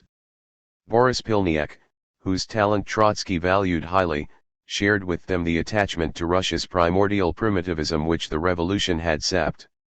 Consequently he accepted Bolshevism and rejected communism, conceiving the former as the elemental peculiarly Russian, and in part Asiatic aspect of the revolution, and the latter as the modern, urban, proletarian, and predominantly European element. More harshly Trotsky wrote about Marietta Shaginian, who had reconciled herself to the revolution only from a sort of fatalistic Christianity and utter artistic indifference to anything that lay, metaphorically speaking, outside her private drawing room. Shaginian was one of the very few writers of this group to survive the Stalinist purges and emerge as a Stalin prisoner. Trotsky described Alexander Blok also as a papachik, but placed him in a class of his own. Blok's poetry had received a first and mighty stimulus from the revolution of 1905. It was his misfortune that his best creative years fell in the doldrums between two revolutions, between 1907 and 1917. He could never make peace with the emptiness of those years.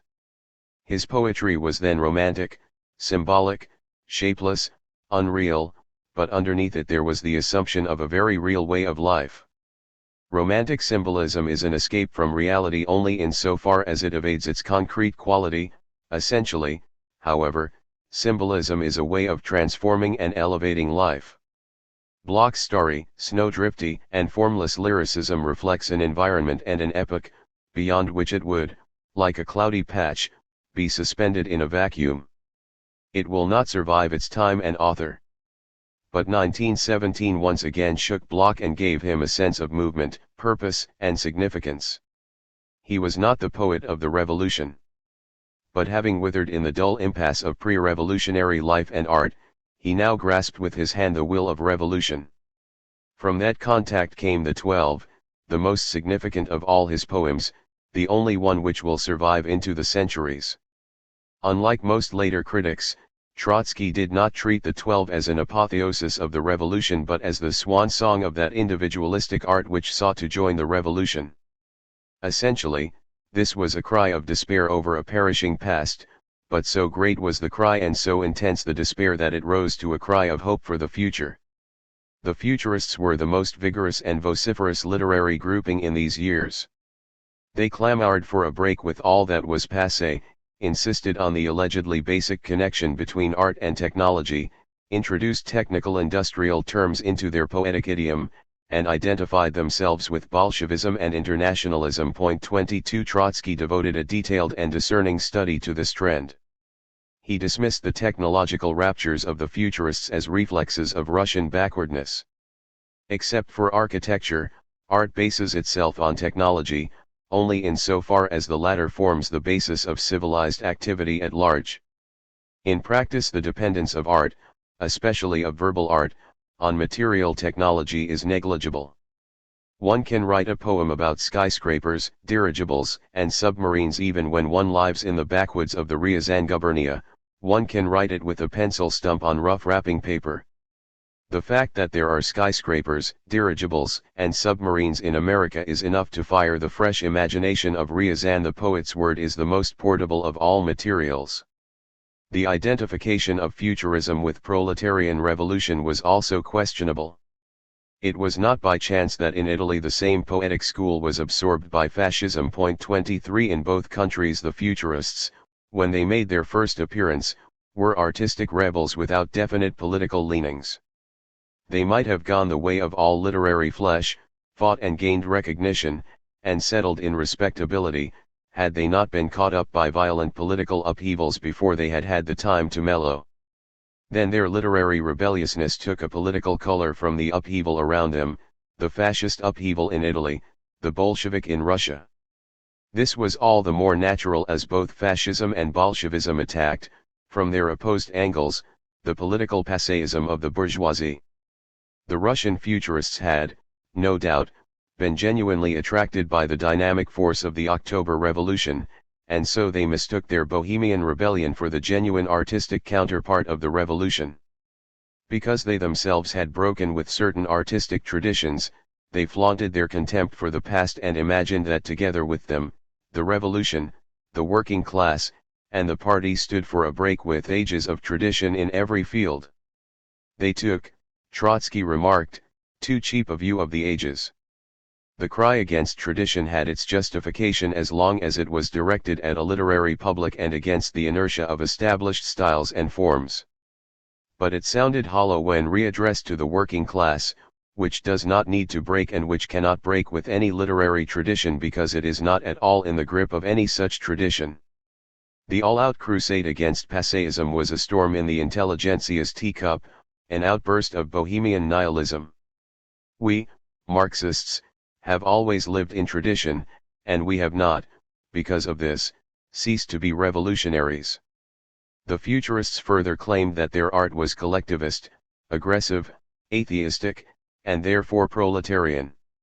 Attempts, Trotsky retorted, to derive by way of deduction an artistic style from the nature of the proletariat, from its collectivism, dynamism, atheism, etc., are pure idealism and can produce only clever philosophical homespun, arbitrary allegories, and provincial dilettantism. We are told that art is not a mirror but a hammer, it does not reflect things but transforms them.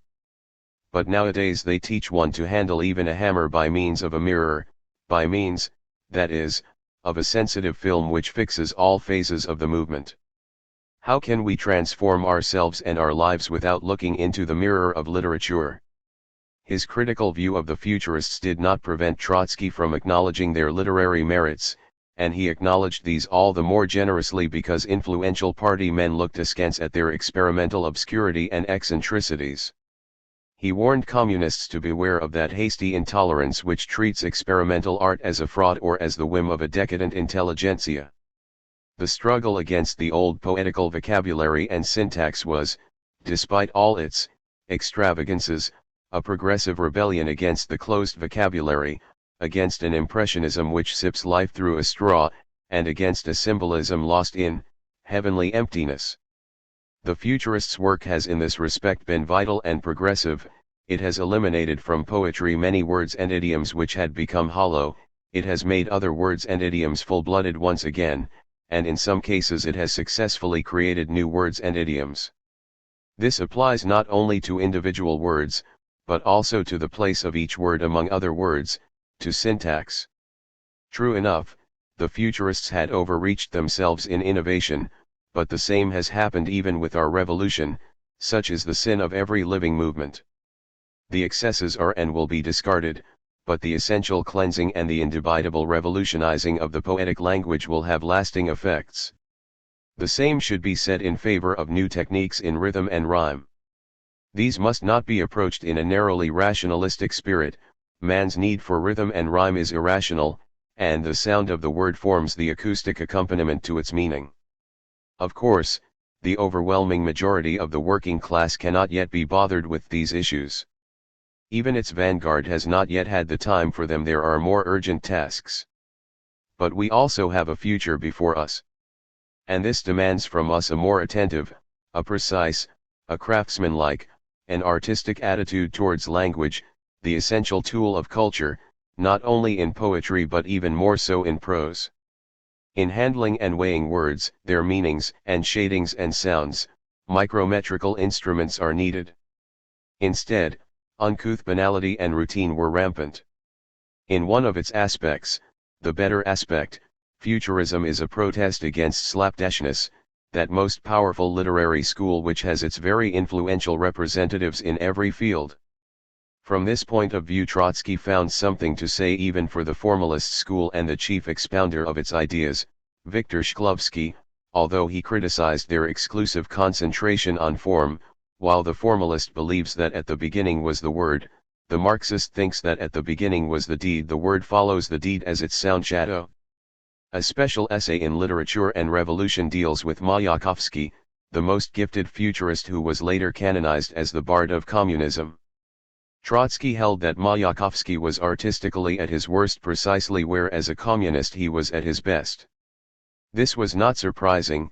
Mayakovsky took pains to be a communist, yet a poet's outlook depends not on his conscious thought and exertion but on his semi-conscious perception and subconscious feeling, and on the stock of images and impressions the poet has absorbed in early childhood. The revolution was for Mayakovsky a genuine and profound experience because it turned with its thunder and lightning against the obtuseness and inertia of the old society which Mayakovsky hated in his own way and with which he had not had the time to make peace. He adhered enthusiastically to the revolution but did not and could not merge with it. To this Mayakovsky's poetic style testifies. The dynamic élan of the revolution and its stern courage appeal to Mayakovsky much more closely than do the mass character of its heroism and the collectivism of its affairs and experiences. As the Greek anthropomorphist naively assimilated the forces of nature to himself, so our poet, the Mayakomorphist, crowds with his own self the squares and streets and fields of the revolution. His dramatic pathos rises frequently to extraordinary tension, but behind the tension there is not always real strength. The poet is too conspicuous, he allows too little autonomy to events and facts. It is not the revolution which wrestles with obstacles but Mayakovsky who displays his athletics in the arena of words, sometimes performing genuine miracles, but frequently lifting with heroic effort notoriously empty weights.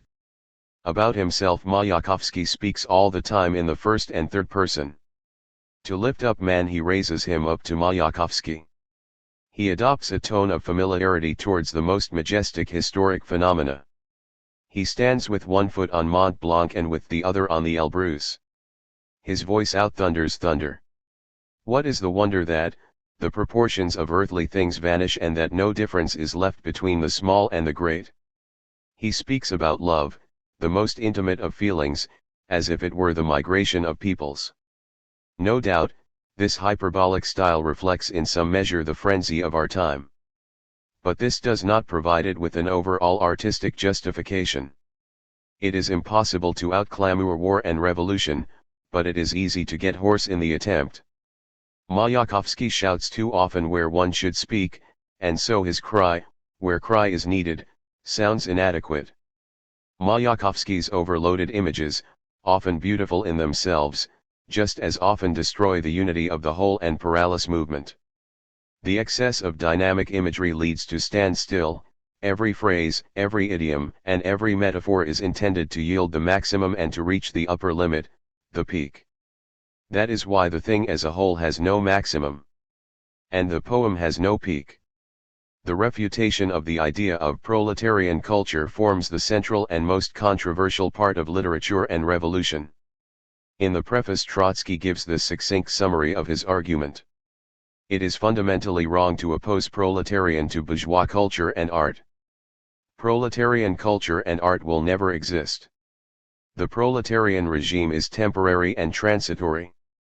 Our revolution derives its historic significance and moral greatness from the fact that it lays the foundations for a classless society and for the first truly universal culture.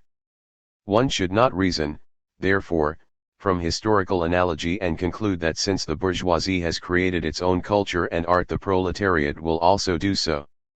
It is not merely the purpose of proletarian revolution, its striving for classless culture, that invalidates the parallel. Point 24. What militates against it even more strongly is a basic difference in the historic destinies of the two classes.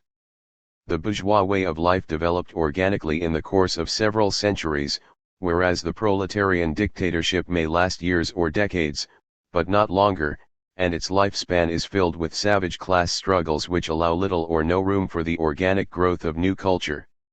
We are still soldiers on the march. We have a day of rest.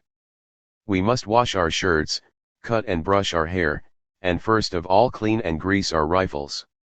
All our present economic and cultural work is nothing but an attempt to bring ourselves into some sort of order between two battles and two marches. Our epoch is not the epoch of a new culture. We can only force open the gate to it. In the first instance, we must acquire the most important elements of the old civilization. The bourgeoisie could create its own culture because even under feudalism and absolutism, even before it had gained political domination, it possessed wealth, social power, and education, and was present in almost every field of spiritual activity. The working class can gain in capitalist society at the most the ability to overthrow that society, but being a property-less, exploited, and uneducated class, it emerges from bourgeois rule in a condition of cultural pauperism, and so it cannot originate a new and significant phase in the development of the human mind. Point 25. It was in fact not the working class but small groups of party men and intellectuals, who in this field, too, substituted themselves for the class, that aspired to bring proletarian culture into being. Yet no class culture can be created behind the back of a class. Nor can it be manufactured in communist laboratories. Those who maintain that they have already found the proletarian culture in Marxism argue from ignorance. Marxism has been the product as well as the negation of bourgeois thought, and it has so far applied its dialectics mainly to the study of economics and politics, whereas culture is the sum total of knowledge and skill which characterizes society as a whole, or at least its ruling class. The contribution of the working class to literature and art is negligible. It is preposterous to speak of proletarian poetry on the strength of the work of a few gifted worker poets. Such artistic achievement as these poets can claim they owe to their apprenticeship with bourgeois or even pre-bourgeois poets. Even if their writings are inferior, they are still valuable as human and social documents. But it is an insult to the proletariat, a piece of populist demagoguery, to treat such writings as new and epoch-making art. Art for the proletariat cannot be second-rate. The prolet-cooled writers declaim much about the new, monumental, dynamic literature and painting. But where, comrades, is that art of the great canvas and great style, that monumental art? Where is it? Where? So far it had all been big talk, boasting, and baiting the opponents of proletkult, the imagists, the futurists, the formalists, and the papachiki, without whose works Soviet literature would be utterly impoverished and left only with proletkult's dubious promissory notes. As might have been expected, Trotsky was accused of eclecticism, kowtowing before bourgeois culture, encouraging bourgeois individualism, and denying the party the right and the duty of exercising leadership in literature and art. He replied, "Art must find its own road. The methods of Marxism are not its methods. The party exercises leadership in the working class but not over the entire historical process. There are some fields in which it leads directly and imperiously. There are other fields in which it supervises, and still others where it can only offer its cooperation. There are finally fields where it can only orientate itself and keep abreast with what is going on. The field of art is not one in which the party is called on to command. Exaggerated attacks against individualism were out of place. Individualism has played a dual role, it has had its reactionary effects, but it has also had progressive and revolutionary ones. The working class has suffered not from the excess but from an atrophy of individualism. The worker's personality is not yet formed and differentiated strongly enough, and to form and develop it is just as important as it is to train him in industrial skills. It is absurd to fear that the art of bourgeois individualism may sap his sense of class solidarity. What the worker will absorb from Shakespeare, Pushkin, Goethe, and Dostoevsky is a more complex idea about the human personality, its passions, and its feelings. 26. In the closing chapter of the book, Trotsky discussed certainties and hypotheses about the prospects. The certainties referred only to the art of the revolution, about socialist art, which could come to life only in a classless society. It was possible to make only guesses. The art of revolution, throbbing with all the class conflicts and the political passions of the time, belongs to a transition era, to the realm of necessity, not to that of freedom. Only in a classless society can human solidarity come to full fruition, and only then will those feelings which we, revolutionaries, are shy of calling by their names because the hypocrite and the canaille have made the words threadbare, only in classless society will the feelings of disinterested friendship, love for our fellow being, and heartfelt compassion ring out powerfully in socialist poetry. 27. The literature of revolution was still only groping for expression. It was argued that it must be realistic. In the broad philosophical sense this was true. The art of our epoch could not achieve greatness unless it was deeply sensitive to social reality. But it was preposterous to try and foster realism in the narrower sense, as a literary school. It was not true that such a school would be inherently progressive. By itself realism is neither revolutionary nor reactionary. Its golden age in Russia fell in the epoch of aristocratic literature. As a reaction against it came the tendentious style of the populist writers, which then gave way to pessimistic symbolism, against which the futurists reacted in their turn. The mutation of styles occurred against a definite social background and reflected changes in the political climate, but it also followed its own artistic logic and its own laws. Any new style grows out of the old style. As its dialectical negation, it revives and develops some elements of the old and abandons others. Every literary school is potentially contained in the past, but develops through a hostile break with it. The relationship between form and content is determined by the fact that the new form is discovered, proclaimed, and evolved, under the pressure of an inner need, of a collective psychological demand which, like everything else, has its social roots. Hence the duality of every literary trend. On the one hand, any trend contributes something new to the techniques of artistic creation, and on the other it expresses definite social demands. These include individual demands because the social class speaks through the individual, and national demands because the nation's outlook is determined by that of its dominant class, which is dominant also in its literature. 28. The indubitable fact that literature has served as a vehicle for social aspirations does not justify anyone in neglecting or falsifying its artistic logic and in trying either to canonize or to ban any style. Some critics reacted crudely against symbolism. Yet, it was not Russian symbolism that had invented the symbol. It had only absorbed it into the modernized Russian language. The art of the future will certainly not renounce the formal achievements of symbolism. Nor will it renounce the traditional genres and forms, even though some critics rejected these as obsolete, saying that satire and comedy had outlived their time, and that tragedy was dead because it was incompatible with a materialistic and godless philosophy of life. The burial of the old genres was at least premature. There was still room for a Soviet Gogol or a Soviet Goncharov who would mercilessly expose the old and the new filth, the old and new vices, and the dull-mindedness which could be found in Soviet society. 29.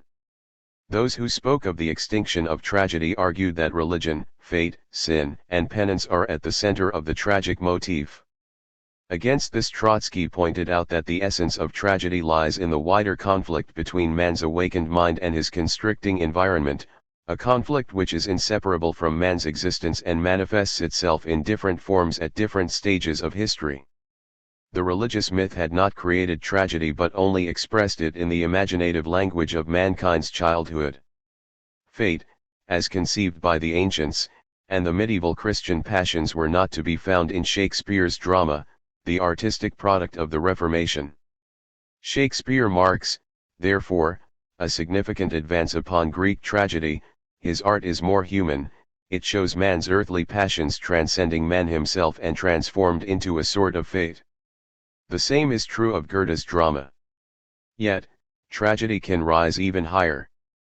Its hero may become man defeated not by hubris, the gods, or even his own passion, but by society. As long as man is not yet master of his social organization, that organization towers above him like fate itself. The struggle for communism which Babeuf waged before his time, in an immature society, was like the struggle of the classical hero against fate. The tragedy of restricted personal passion is too flat for our time. We live in an epoch of social passion. The stuff of contemporary tragedy is found in the clash between the individual and a collective, or between hostile collectives represented by individuals. Our time is once again a time of great purpose. Man attempts to free himself from all mystical and ideological fog and to reconstruct society and himself.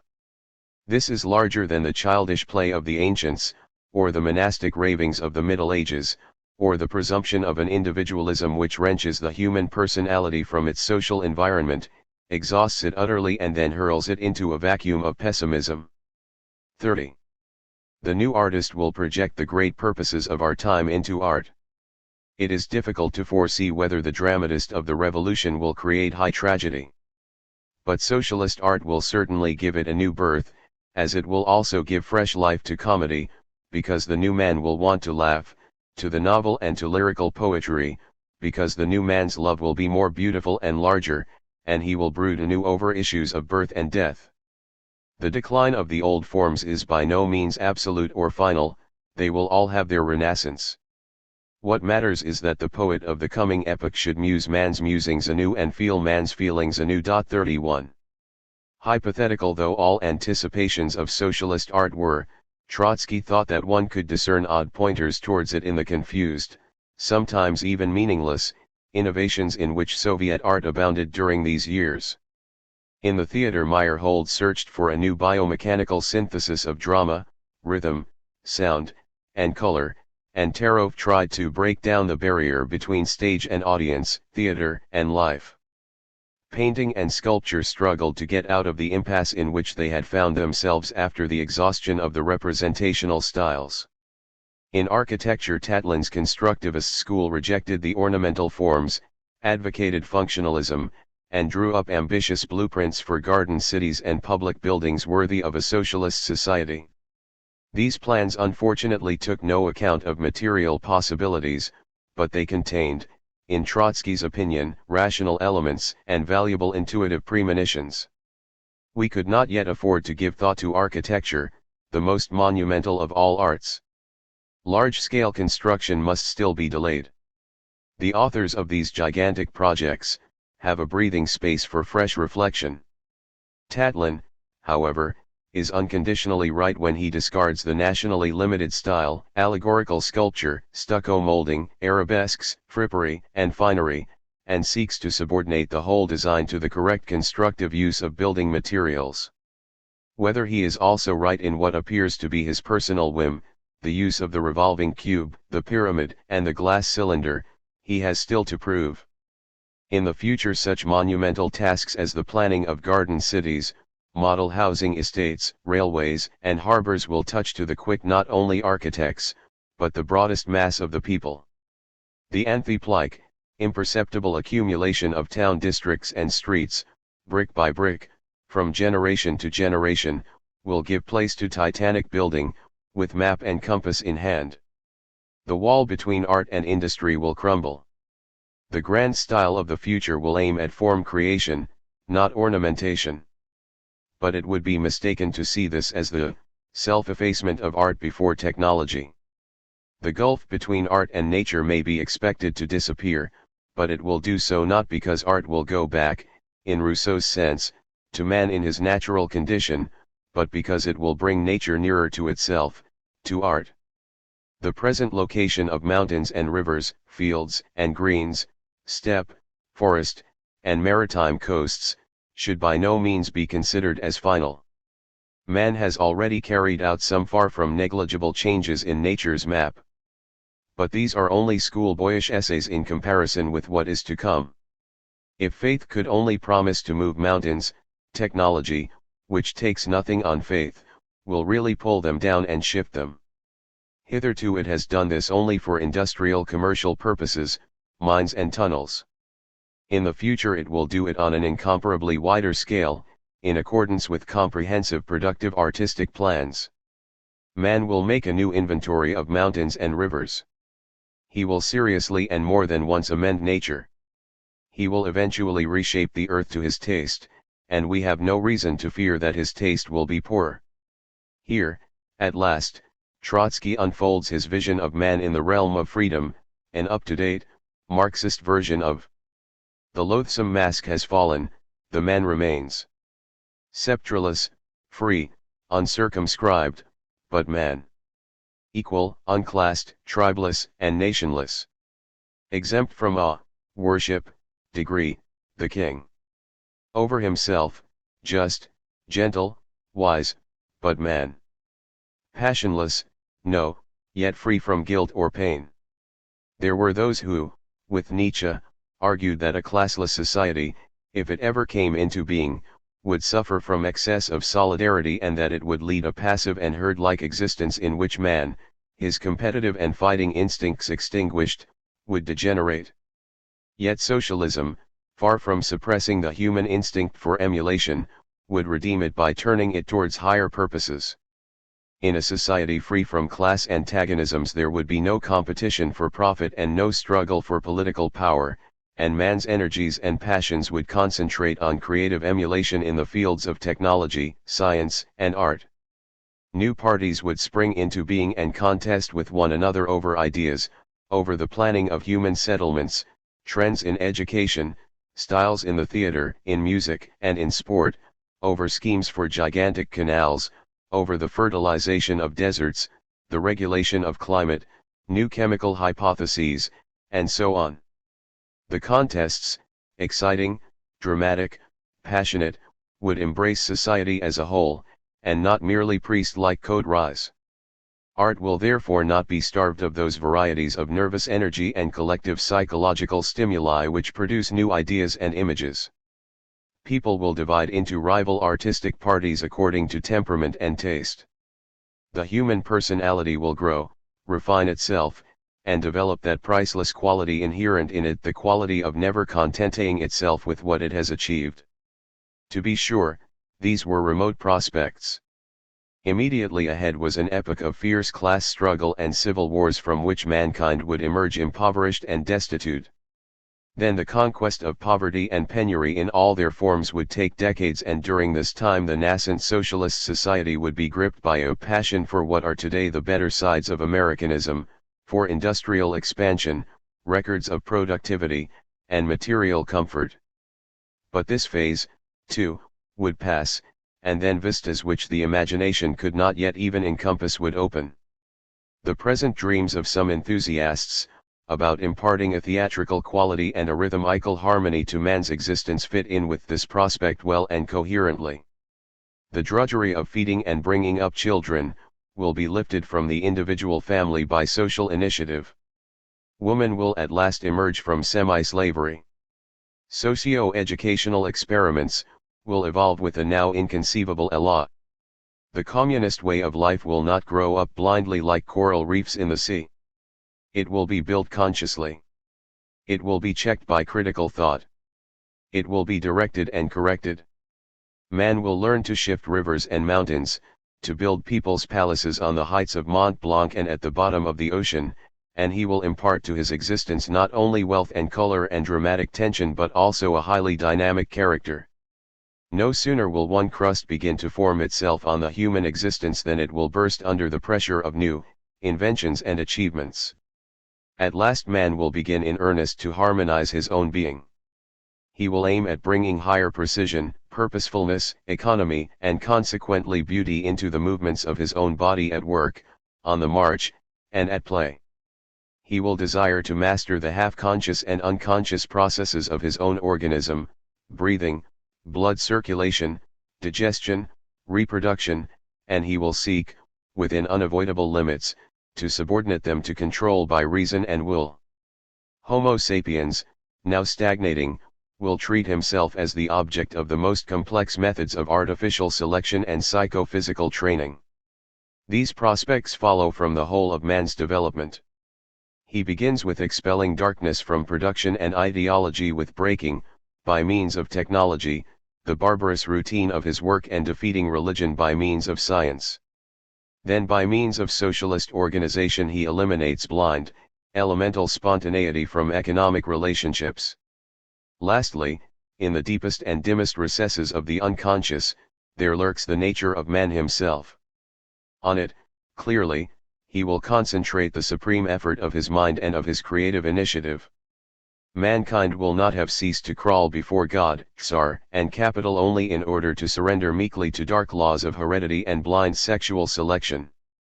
Man will strive to control his own feelings, to raise his instincts to the height of his conscious mind, and to bring clarity into them, to channel his willpower into his unconscious depths, and in this way he will lift himself to new eminence, grow into a superior biological and social type, into the Superman, if you like.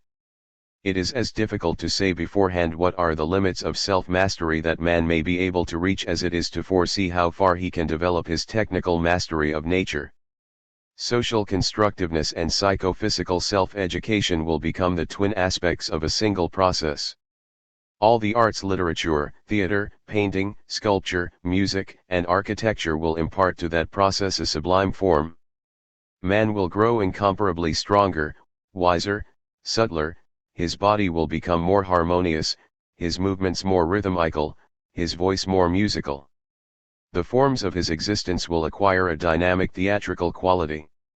The average man will rise to the stature of Aristotle, Goethe, Marx. And above these heights new peaks will rise.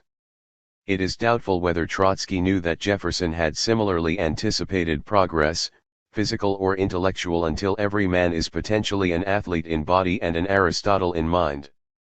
He was influenced rather by the French utopians, from Condorcet to Saint-Simon. Like Condorcet, he also found in the contemplation of the future an asylum in which the thought about his persecutors could not haunt him, and where he lived in his mind with man restored to his rights and dignity, and forgot man tormented and corrupted by greed, fear, or envy. His vision of the classless society had, of course, been implicit in all Marxist thought, influenced as it was by French utopian socialism. But no Marxist writer before or after Trotsky has viewed the great prospect with so realistic an eye and so flaming an imagination. The whole Trotskyist conception of culture and art soon came under fire. It offended the half-educated party man by its very breadth and complexity. It outraged the bureaucrat to whom it denied the right to control and regiment intellectual life. It also antagonized the ultra-revolutionary literary sects whose pretensions it refused to accept. Thus, a fairly wide anti-Trotskyist front formed itself in the cultural field, and it was kept in being, reinforced, and eventually absorbed by the political front. The struggle against Trotsky's influence as a literary critic became part of the endeavor to destroy his political authority, and so his opponents declared his views on art to be part and parcel of the wider Trotskyist heresy. 32 Their attack centered on his denial of the possibility of proletarian culture, for here he challenged most provocatively the vested interests that were forming themselves, and he was denounced for expounding a variety of bourgeois liberalism. Only very little of the great mass of the dogmatic argumentation produced in this connection still retains interest. Most of it was virtually disavowed by its own inspirers, especially by Stalin himself when some time later he brutally disowned all the claims of the proletarian writers and artists, disbanded their organizations and mercilessly persecuted them. In the middle 1920s, however, Stalin flattered every half-baked literary and cultural ambition in order to mobilize on his side the intelligentsia and the semi-intelligentsia. Of the arguments advanced against Trotsky, one or two should be mentioned here, however. Thus Lunacharsky criticized Trotsky on the ground that, recognizing only the great feudal and bourgeois cultures of the past and the culture of socialism which was to emerge in the future, he treated the proletarian dictatorship as a cultural vacuum and viewed the present as a sterile hiatus between a creative past and a creative future.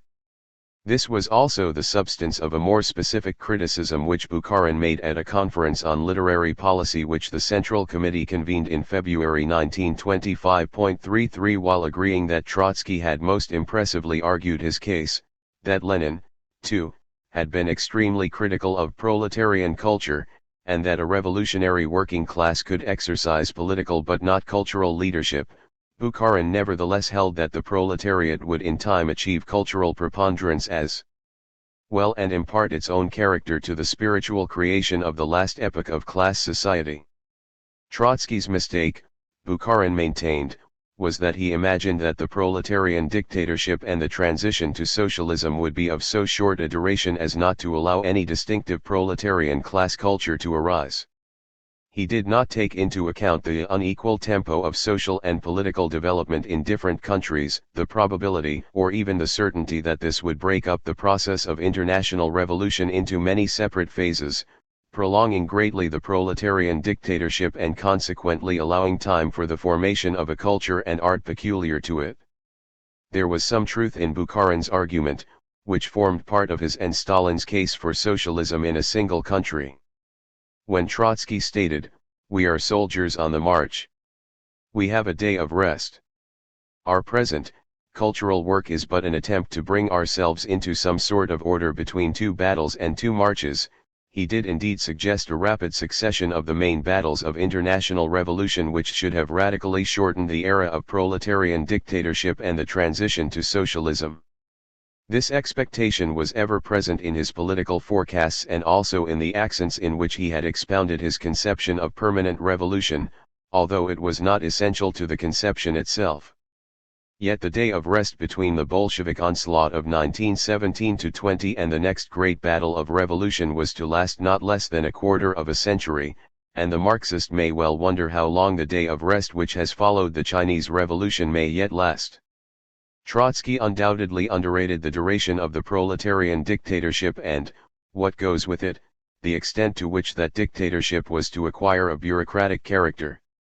However, his all too evident mistake about this does not invalidate his argument against proletarian culture. On the contrary, it gives to it even greater strength. The fact that the dictatorship and the transition to socialism was to last far longer than he anticipated did not make the era of transition more fruitful culturally and more creative. It made it less so. Stalinism did not beget any proletarian culture. It was instead engaged in primitive cultural accumulation, that is, in an exceptionally rapid and extensive spread of mass education and in the assimilation of Western technology. That this took place within the framework of the social relations created by the revolution accounted for the tempo and the intensity of the process and gave to it immense historic significance. All the same, the accomplishment consisted almost entirely in the absorption by the Soviet Union of the heritage of bourgeois and pre-bourgeois civilization, not in the creation of a new culture.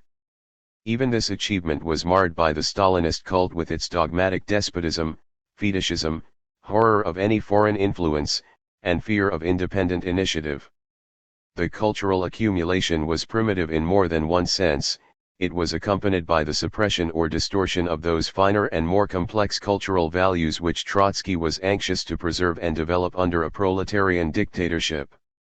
When he asserted, "Our epoch is not the epoch of a new culture, we can only force open the gate to it," he unknowingly epitomized beforehand the cultural history of the entire Stalin era and even of its sequel. Throughout that era the Soviet Union, with bloody head and hands, could only batter at the gate to a new culture, the gate it has now half-forced. Chapter 4. An interval. After Trotsky had left the commissariat of war there followed a pause in his inter-party struggle, and it lasted throughout the year 1925 into the summer of 1926. During this time Trotsky did not express himself controversially in public on the issues that had been at the center of the debates of 1923-4. Even behind the closed doors of the Central Committee and the Politburo he did not attempt to keep up the discussion. He acknowledged his defeat and submitted to the restrictions which the Central Committee had imposed on him. During this pause the 1923 opposition did not exist in any organized form. Trotsky had in effect disbanded it. "We must not do anything at this moment," he advised his puzzled and bewildered followers, "we must not come out into the open in any way. We should only maintain our contacts, preserve the cadres of the 1923 opposition, and wait until Zinoviev has used himself up. Had he acted otherwise and initiated new protests or demonstrations of opposition, he and his adherents would at once have had to face the threat of expulsion from the party or at least from its leading bodies. He had every reason to assume that the triumvirs would not shrink from extreme reprisals. How desperately Trotsky and his adherents were anxious at this time to avoid a renewal of the struggle can be seen from this incident.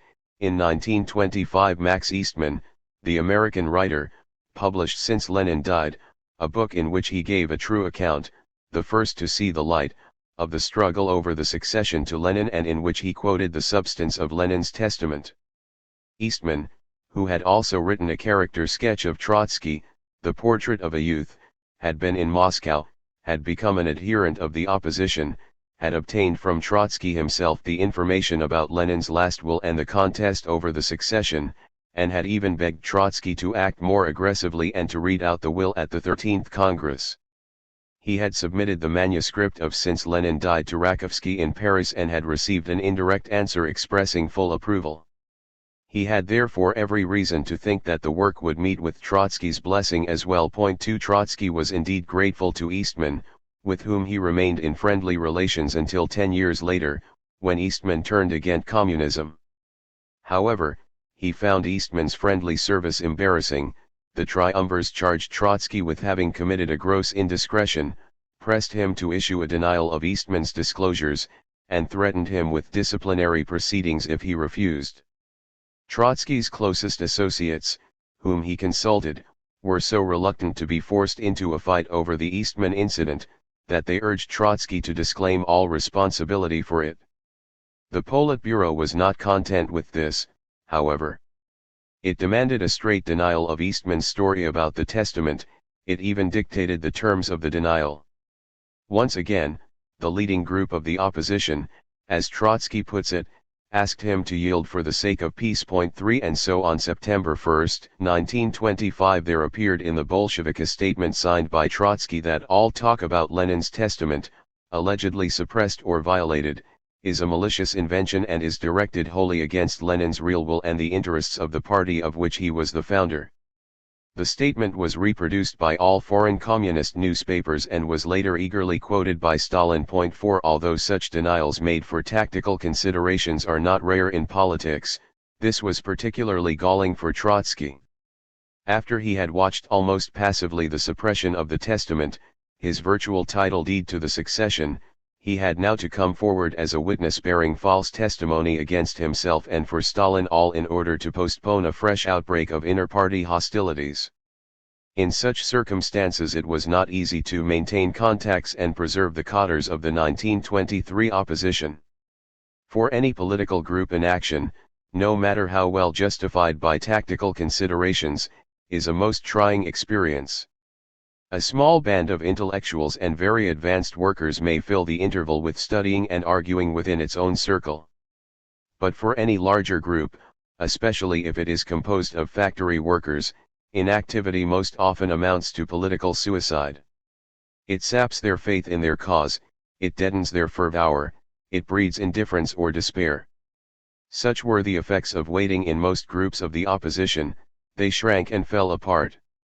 Thus, in Leningrad there were, at the beginning of 1926, not more than about 30 Trotskyists who, grouped around Alexandra Bronstein-Sokolovskaya, Trotsky's first wife, still kept in close touch with one another and met regularly. Many hundreds of previously organized oppositionists had vanished into a political no man's land. In Moscow the Trotskyist cadres were much more numerous and alive, but in the great provincial cities and towns, in Kharkov, Kiev, Odessa, and elsewhere the opposition's strength declined as much as it did in Leningrad. The chiefs of the opposition, bound by ties of political and personal friendship, formed a close circle around Trotsky which often met and deliberated. In it were some of the strongest intellects and characters that could be found in the Bolshevik party.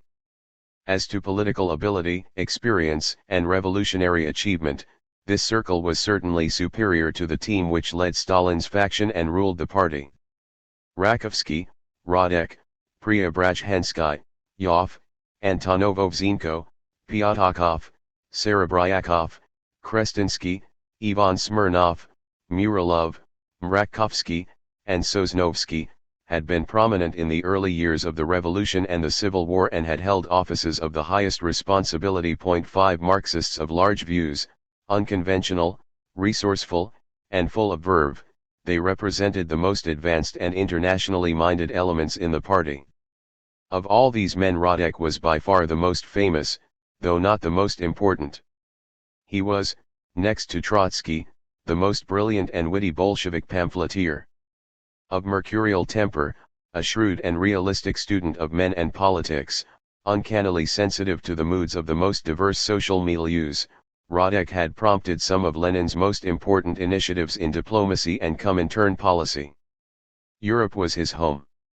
Like Dzerzhinsky, he had come to the Bolsheviks from the Social Democratic Party of the Kingdom of Poland and Lithuania, Rosa Luxemburg's party which had been strongly influenced by Trotsky's views. 6 He also had behind him many years of a stormy activity on the extreme left of German socialism.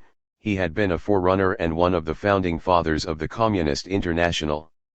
When shortly after the October Revolution he arrived in Russia, he at once gained admittance into the inner circle of the leaders. He accompanied Trotsky to Brest-Litovsk, and he led, together with Bukharin and Dzerzhinsky, the left communists in their opposition to peace. After the collapse of the Hohenzollern monarchy, Lenin sent him on a clandestine mission to Germany, where he was to help to set afoot the newly formed Communist Party. He made a perilous and adventurous journey across the cordon sanitaire by which Russia was surrounded and arrived in Berlin incognito just before Rosa Luxemburg and Karl Liebknecht were assassinated. He was seized by the police and thrown into prison. There, while Berlin was swept by a white terror and his life hung by a thread, he contrived a feat of extraordinary versatility. He managed to make contact with leading German diplomats, industrialists, and generals, and in his prison cell he conducted with them, especially with Walter Rathenau, who was to be foreign minister in the Rapallo era, talks designed to tear open the first breach in the cordon sanitaire. 7 From his cell, too, he maintained clandestine contacts with the German Communist Party and helped to shape its policy. A pioneer of revolutionary socialism, Radek had in him also something of the gambler. He was as much in his element weaving a diplomatic intrigue as when, a mole of revolution, he tunneled underground. Of observant eye and untrammeled mind, he diagnosed the ebb of revolution in Europe before other Bolshevik leaders saw it, and he advocated the united front. When he returned to Germany in 1923, he still saw no flow and restrained Brandler from rushing into what he considered a hopeless attempt at revolution. His taste for the political gamble led him astray, however, and in his Schlegeter speech he made an ambiguous appeal to the desperate extremists of German nationalism. On his return to Moscow he was made to bear the onus of the German defeat and of association with Trotsky. Barred from the European sections of the Comintern, he was, in 1925, appointed principal of the Sun Yat-sen University in Moscow just at a time when the rumblings of the Chinese Revolution made themselves heard. His job was to train propagandists and agitators for China's young communist movement. 8 Restless, contemptuous of cant, bohemian in appearance, sharp-tongued, and inclined to cynical postures, he was held by many to be an erratic and even a shady character. He was, however, the subject of much obloquy by adversaries who feared his disrespectful gaze, his banter, and deadly pasquinade. The stuff of the man was certainly much more solid than it appeared, although it was to deteriorate dreadfully in later years, under the press of the Stalinist terror. His bohemian exterior and cynical postures concealed a fervent faith which he was loath to exhibit, and even his snappy quips and jeers were hot with revolutionary passion. Into the leading circle of the opposition Radek discharged the electric shocks of his intellect and humor. He was greatly attached to Trotsky, with whom he had so much in common in range of international experience. Of that attachment he gave proof in his essay Trotsky, the Organizer of Victory, written in 1923. Trotsky was somewhat wary of Radek's impulsive political improvisations but felt a warm affection for the man and admired his talent. 10 If he distrusted the gambler in Radek, he was nevertheless stimulated by his observations and ideas, and enjoyed the great jester and satirist. Preobrazhensky's character stands out in stark contrast to Radek's. He was a theorist and probably the most original Bolshevik economist. A Leninist since 1904, he had been co-author with Bukharin of the ABC of Communism, the once famous compendium on Bolshevik doctrine, and he had been secretary of the Leninist Central Committee. He left that office and made room for Molotov when the party's discipline had grown too rigid for him. As its critic he was Trotsky's forerunner. Indeed, he had criticized Trotsky's disciplinarian attitude at the 11th Congress, early in 1922. Later in the year, however, the two men drew together. Preobrazhensky was one of the few to whom Trotsky confided his plans and related his private talks with Lenin and their agreement to form the bloc against Stalin. The author of important works on economic history, a man of rare erudition and analytical gifts, Preobrazhensky was primarily a scholar, pursuing his line of reasoning to no matter what unpopular conclusions it might lead him and no matter what damage it might do to his standing with the party. He thought in elaborate and massive theorems, and in his New Economics he made the first serious and still unequaled attempt to apply the categories of Marx's Das Kapital to the Soviet economy. Only the introductory volume was allowed to appear, and even that was suppressed soon thereafter and confined to oblivion. Yet the New Economics remains a landmark in Marxist thought. The anticipatory analysis it gave of the processes of primitive socialist accumulation will remain topical as long as there are underdeveloped countries in the world which strive to industrialize on a socialist basis. Many regarded Preobrazhensky rather than Trotsky as the author of the opposition's economic program. He created at any rate its theoretical groundwork. There were, however, implicit divergencies between his and Trotsky's views, but these did not become explicit and result in serious political conflict until 1928, the year when the two men were exiled from Moscow. Pyatakov was the most outstanding industrial manager among the Bolsheviks. While Preobrazhensky supplied the opposition with theorems, Pyatakov placed the theorems on the firm ground of practical experience. Lenin in his will describes Pyatakov as one of the two foremost leaders of the young generation, the other being Bukharin, and as an administrator of exceptional ability and drive but a man devoid of political judgment. This one-sidedness was characteristic of the oppositionist as well. Pyatakov shared the opposition's views on economic policy, but kept aloof from its battle of ideas and quailed at its onslaughts on the party leadership. Yet he was far from being a timid character. Only a few years earlier he and his brother had led the Bolsheviks in the Ukraine when the Ukraine was occupied by Denikin, and there, behind enemy lines, he organized sabotage, set afoot partisan detachments, and directed the struggle. The White Guards seized the two brothers and put them, together with other Reds, before a firing squad. The execution was in progress and his brother had already been shot when the firing squad had to flee before the Reds, who had captured the town and were converging on the spot where the massacre took place. Straight from the corpses of his brother and of his nearest comrades, Pyatakov went to assume command over the Red Guards.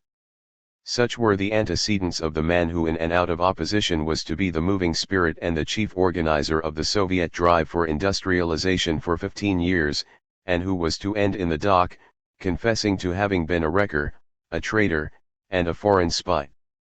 Most of the other chiefs of the opposition were men of heroic mold. Preobrazhensky had gone through fire and water when he led the Bolshevik underground movement in the Urals during the years of counter-revolution. Once, when caught by the Tsarist police and tried, he had Kerensky as his defense counsel. Kerensky, eager to save his client, declared in court that Preobrazhensky was not involved in any revolutionary movement. The defendant rose in the dock, disavowed his counsel, and proclaimed his revolutionary conviction. He led the Bolsheviks of the Urals in 1917 and during the early part of the Civil War. Rakovsky, whose long and courageous struggle up to 1914 is related in the Prophet Armed 11, directed the communist forces during the Civil War in Bessarabia, where the White Guards put a price on his head. He returned to Russia and became chairman of the Council of the People's Commissars in the Ukraine. Antonovovzhenko's part in the October insurrection and the Civil War need not be recalled here. 12 Muralov had been, like Antonov, one of the legendary heroes of the 1905 revolution, and in October 1917 he led Moscow's Red Guards in their assault on the Kremlin. Afterwards he was commander of the military region of Moscow and army inspector. Trotsky describes him as a magnificent giant, as fearless as kind. An agronomist by education, he gave, in the intervals between battles, agricultural advice to peasants and medical treatment to men and cows. Ivan Smirnov had led the army which defeated Kolchak in Siberia. Serebryakov was one of the most energetic political commissars on the fronts of the Civil War. Sosnovsky had made his mark as an agitator in the fighting line and as vigilant observer and critic of morals and manners. His was one of the best pens in Bolshevik journalism. For all their prowess and intelligence, these men did not for the time being see any clear road ahead. They were above all anxious to stay within the party, and they could stay in it only if they lay low. They watched events and the moves of their adversaries and waited for something to happen that would allow them to come to the fore. Though he lay low, Trotsky did not lay down his arms. By hint and allusion he kept up his criticism of the official regime and its policy. Everything he said, even when he said it in a deliberately inoffensive manner, was a reflection on what his adversaries did, and even more so, on what they thought, no matter whether he spoke about the uncouthness of the Russian bureaucrat, the debased style of the newspapers, or the false starts the party was making in cultural affairs. And he never turned his attention from those major issues of policy, foreign and domestic, in which stuff for future controversy was piling up. In May 1925, nearly 5 months after he had left the Commissariat of War, he was appointed to serve on the Supreme Council of the National Economy, under Dzerzhinsky. There was heavy irony in the appointment. Dzerzhinsky was neither economist nor policy maker, and only to slight Trotsky did the triumvirs assign to him a post under Dzerzhinsky. They did not even consult Trotsky, but he could not easily refuse. When he resigned from the Commissariat of War he had declared that he was ready to carry out any assignment, under any conditions of party control, and he could not go back on this pledge.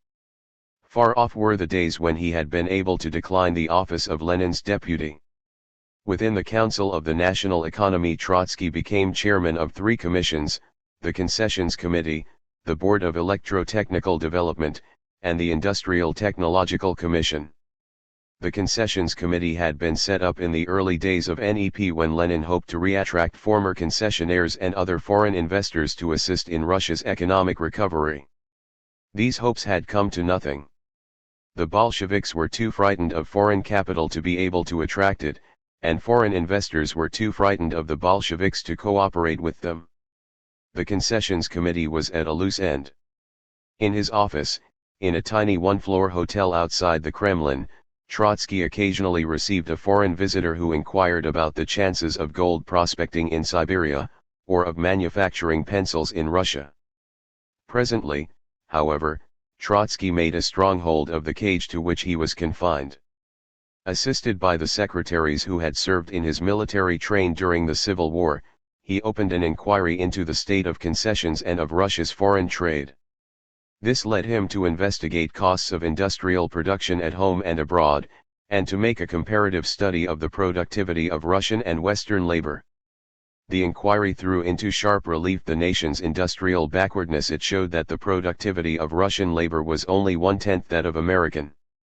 With graphic diagrams he illustrated the poverty of Russia's industrial equipment.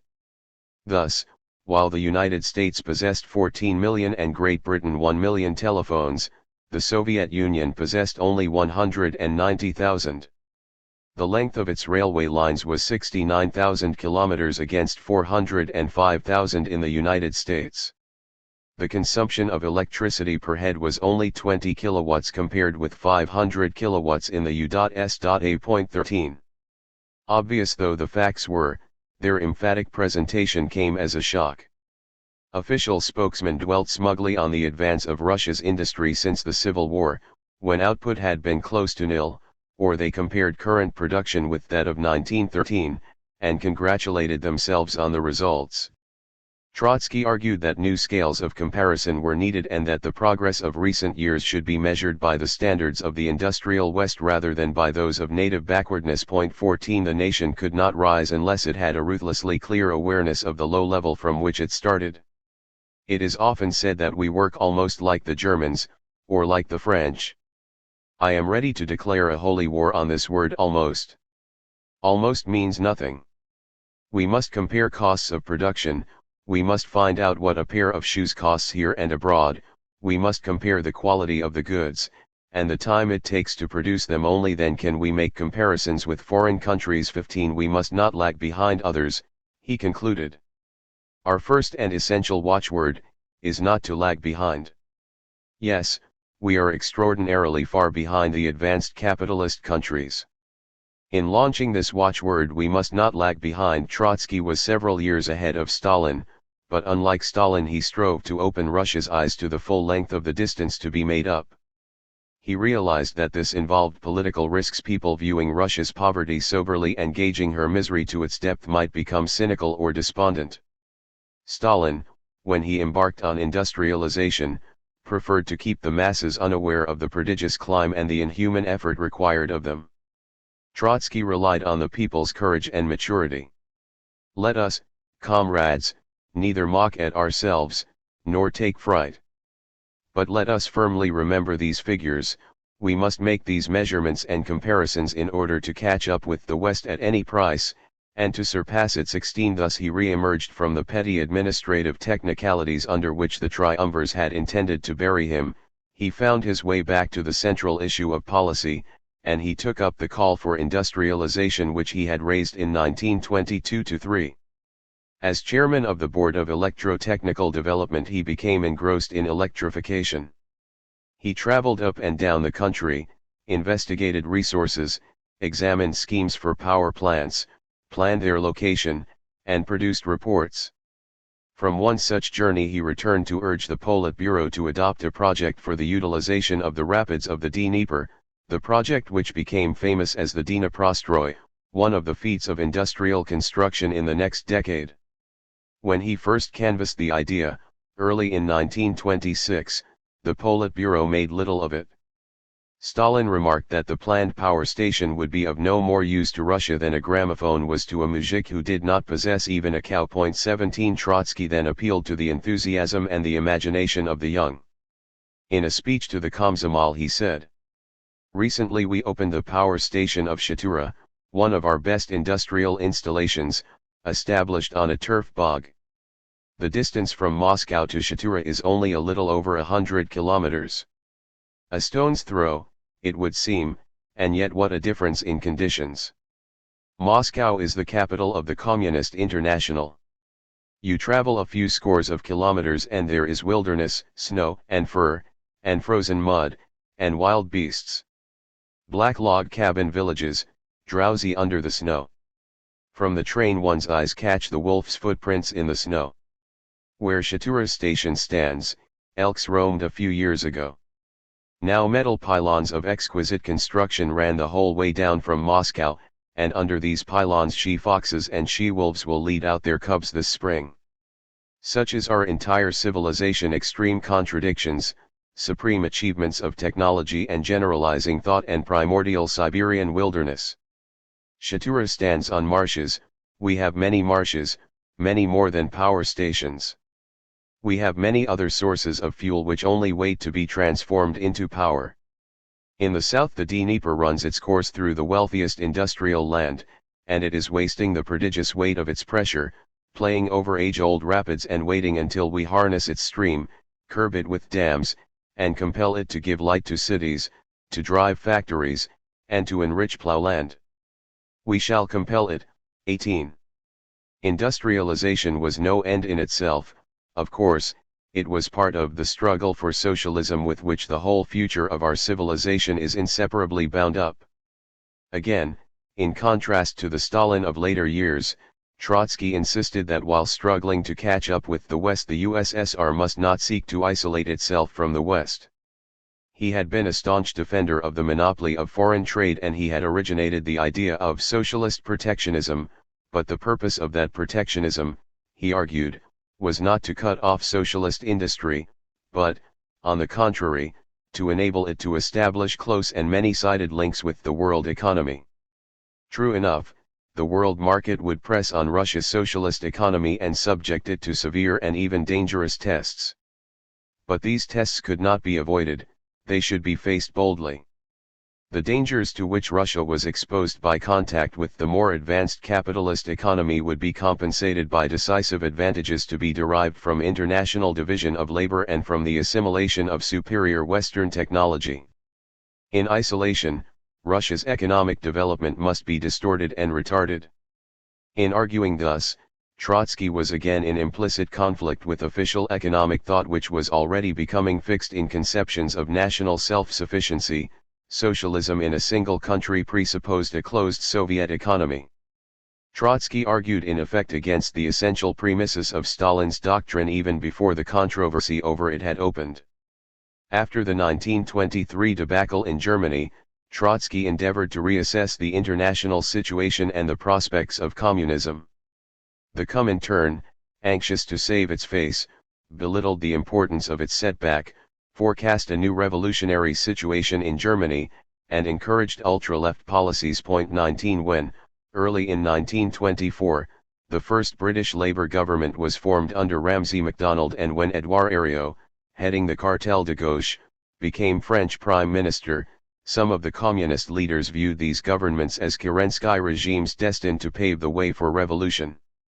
Against this Trotsky pointed out that it was necessary to distinguish the ebb of revolution from its flow, that it would take time for the German working class to recover from defeat, and that no rapid revolutionary developments should be expected in Britain and France. Yet he still held that the capitalist world was unable to regain any enduring balance. He saw the greatest single factor of its instability, and the central issue of world politics at large, in the ascendancy of the United States. In the years 1924 and 1925 he analyzed again and again the economic rise of the United States and its impact upon the world. He predicted emphatically the emergence of the United States as the leading world power bound to involve itself in the affairs of all continents and to spread out its networks of military and naval bases over all oceans. He couched his conclusions in such forceful terms that most of what he said sounded far-fetched in the 1920s. This was the time of the Dawes Plan, of America's relatively timid and only tentative intervention in European affairs which, after 1929, was to be followed by a relapse into isolationism lasting over a decade. The worldwide expansion of American power, which Trotsky foreshadowed, could still be seen, if at all, only in embryo. He saw, as he so often did, the full-grown being in that embryo. The economic basis for expansion was there, the national income of the United States was already 2.5 times as large as the combined incomes of Britain, France, Germany, and Japan.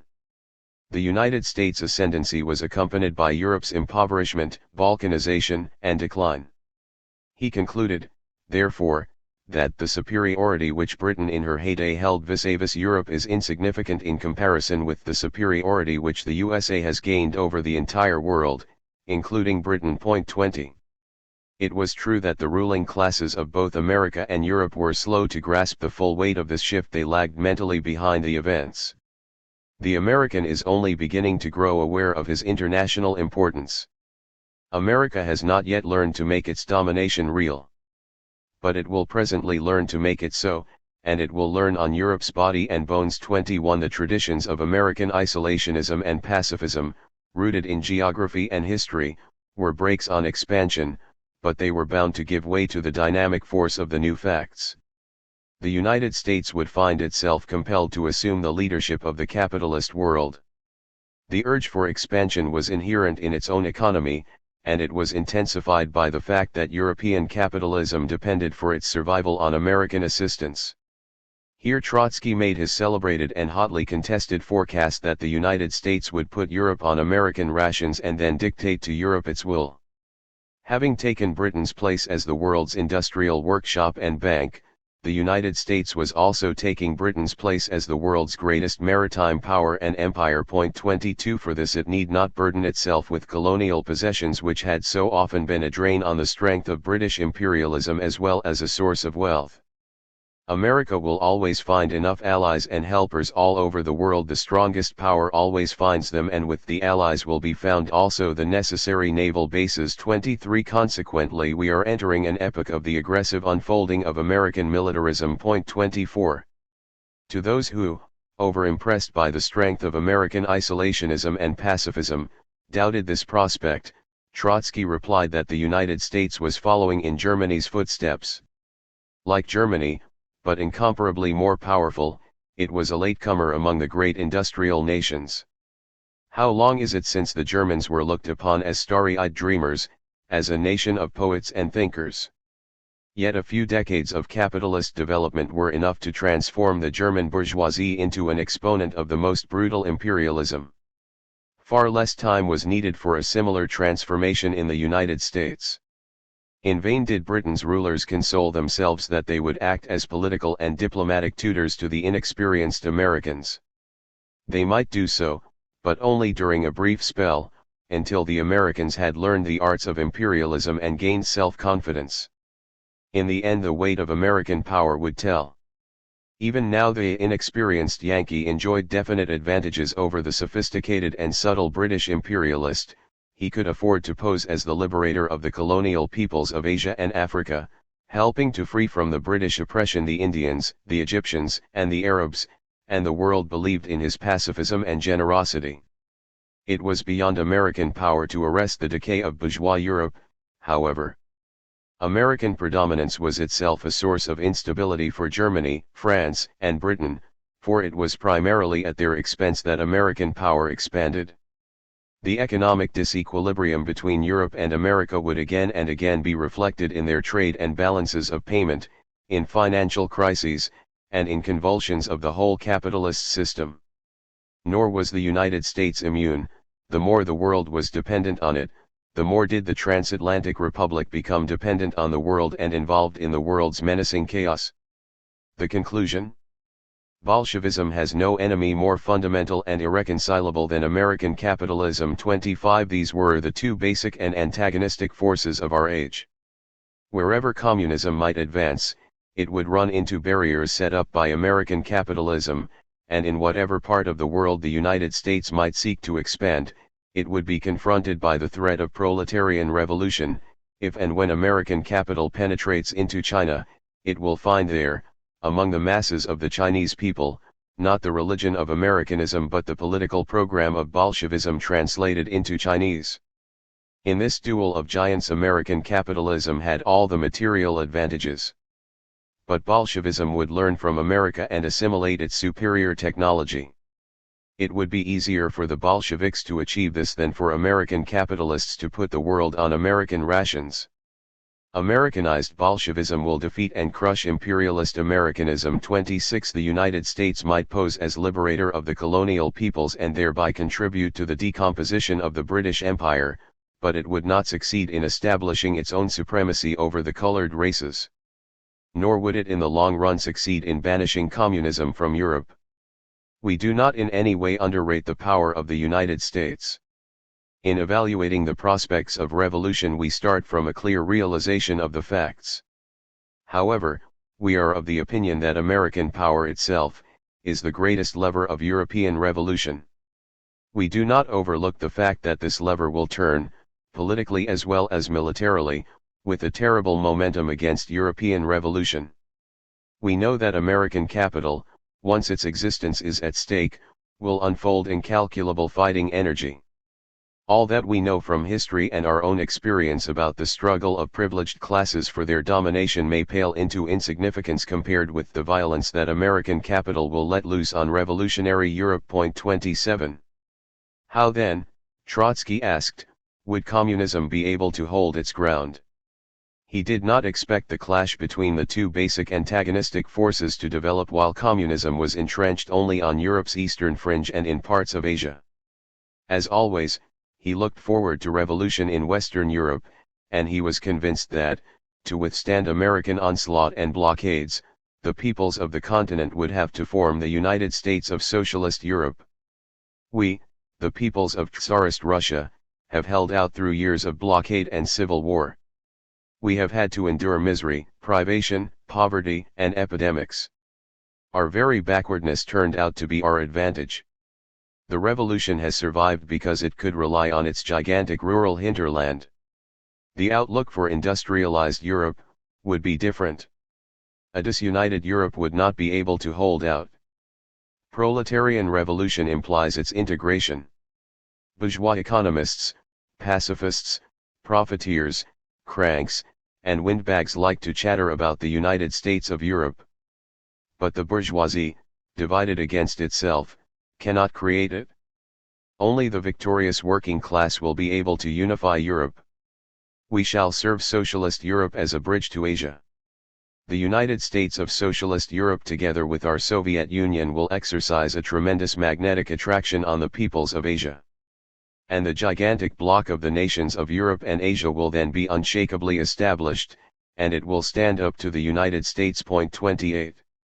The prospect of an Armageddon of global class struggle presently came under severe criticism as sheer fantasy. 29. No doubt, Trotsky threw into exaggerated relief what was at the time only one of the tendencies at work in world politics. In the following 2 decades other tendencies came to the fore. Both the United States and Russia relapsed into relative isolation. Europe, with the Third Reich risen in its midst, became once again the world's storm center, and Hitler's conquests and threats of domination made the USA and the USSR temporary allies. However, Trotsky made his forecasts in the first years of the Versailles Peace, when Germany was still prostrate, when Hitler was merely an obscure provincial adventurer, and Germany's military power was incapable of asserting itself. Not more than a faint prelude had been enacted to the conflict of the two blocs, which was to unfold only after the Second World War. From the prelude Trotsky guessed the outline, the plot, and the leitmotif of the real drama. He ran so far ahead of his time that more than 30 years later much of his prediction still remains unconfirmed by events, but the truth of so much of it has since been demonstrated that few would venture to dismiss as chimerical the prophecy as a whole. Against the general background of the changed relation between Europe and America, Trotsky gave a more detailed prospect of a single country's future in Where Is Britain Going? He wrote this book early in 1925, just when Moscow was beginning to attach great importance to a new link established between the Soviet and the British trade unions. In the previous November, a delegation headed by A. Purcell, chairman of the British Trades Union Congress, had visited the Soviet capital and made a solemn pledge of friendship and solidarity with the Russian Revolution. The Soviet leaders eagerly responded, hoping that they had found solid allies in Purcell, Cook, and other newly elected, leftish chiefs of the British trade unions, and they were all the more willing to cultivate the new friendship because the Communist Party of Great Britain was weak and insignificant. The Comintern's ultra-left policy was reaching a dead end, it was to be replaced by more moderate tactics. The question was moot whether the revolution might not enter Britain through the broad gateway of the trade unions rather than through the narrow path of the Communist Party.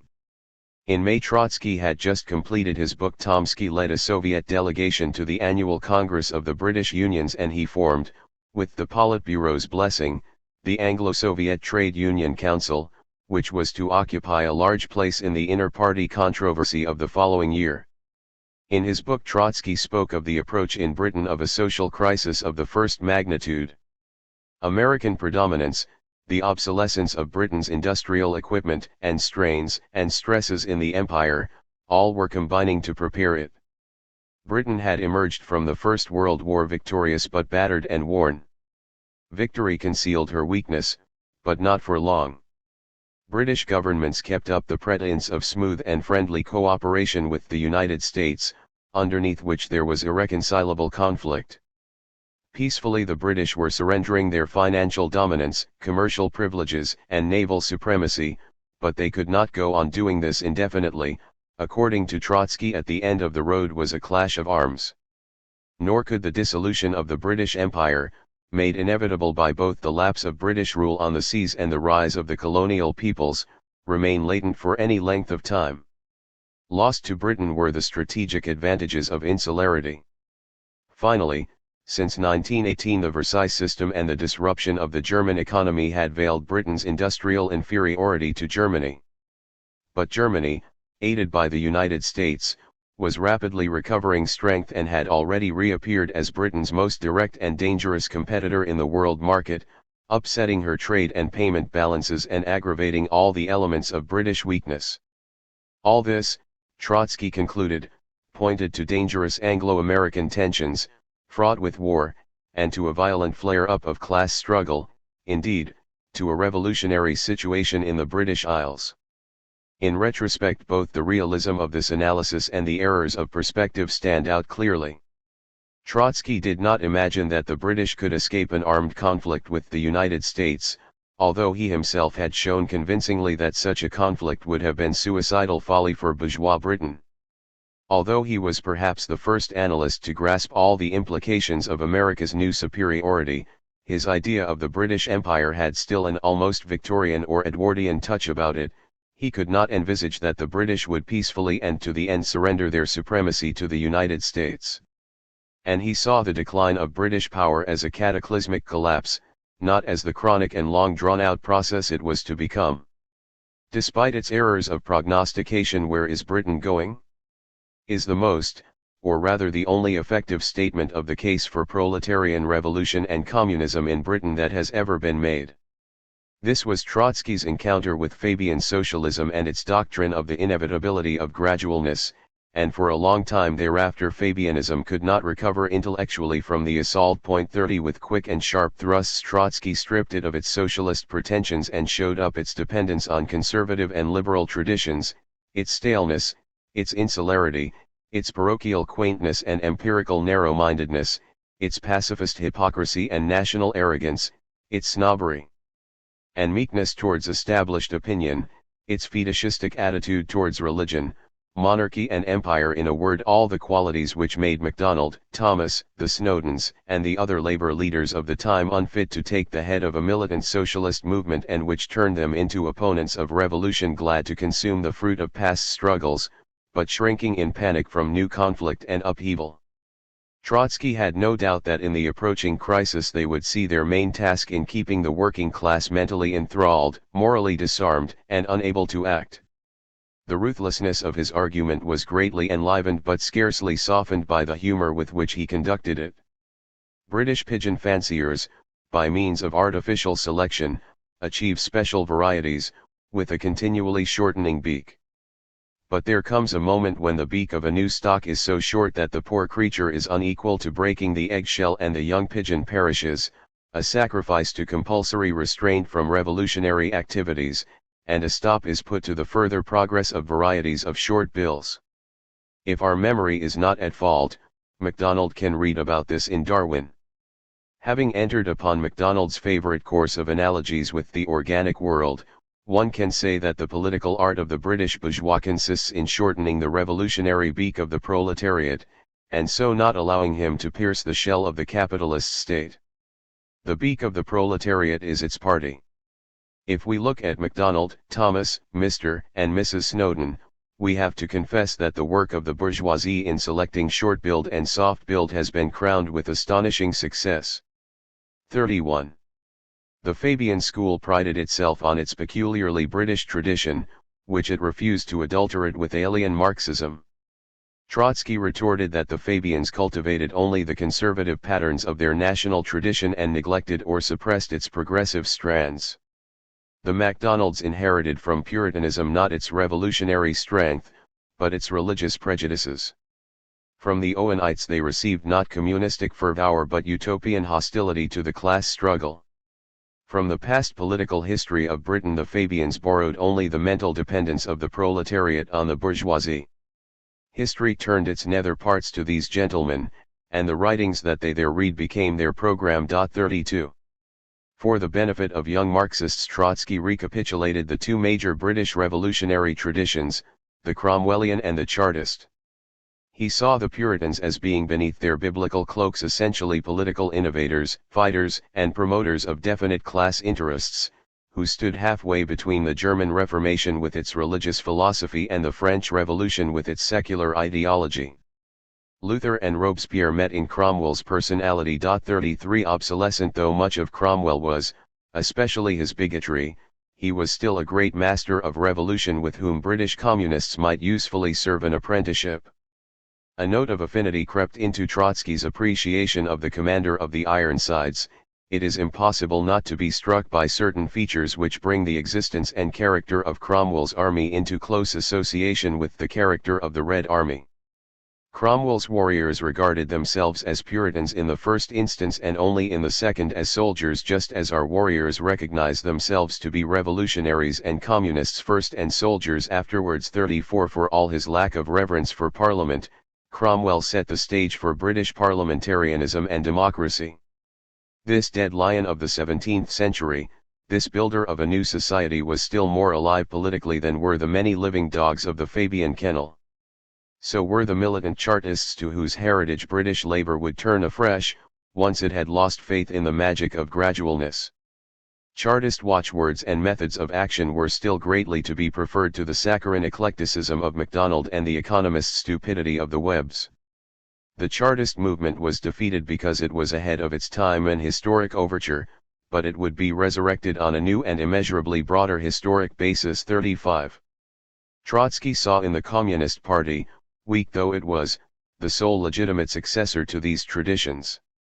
He dismissed as a monstrous illusion the hope that any leftish Fabians or trade union chiefs could give a revolutionary lead to the British workers. That the Communist Party in Britain was of negligible size and that Fabianism appeared to be formidable and unshakable was true.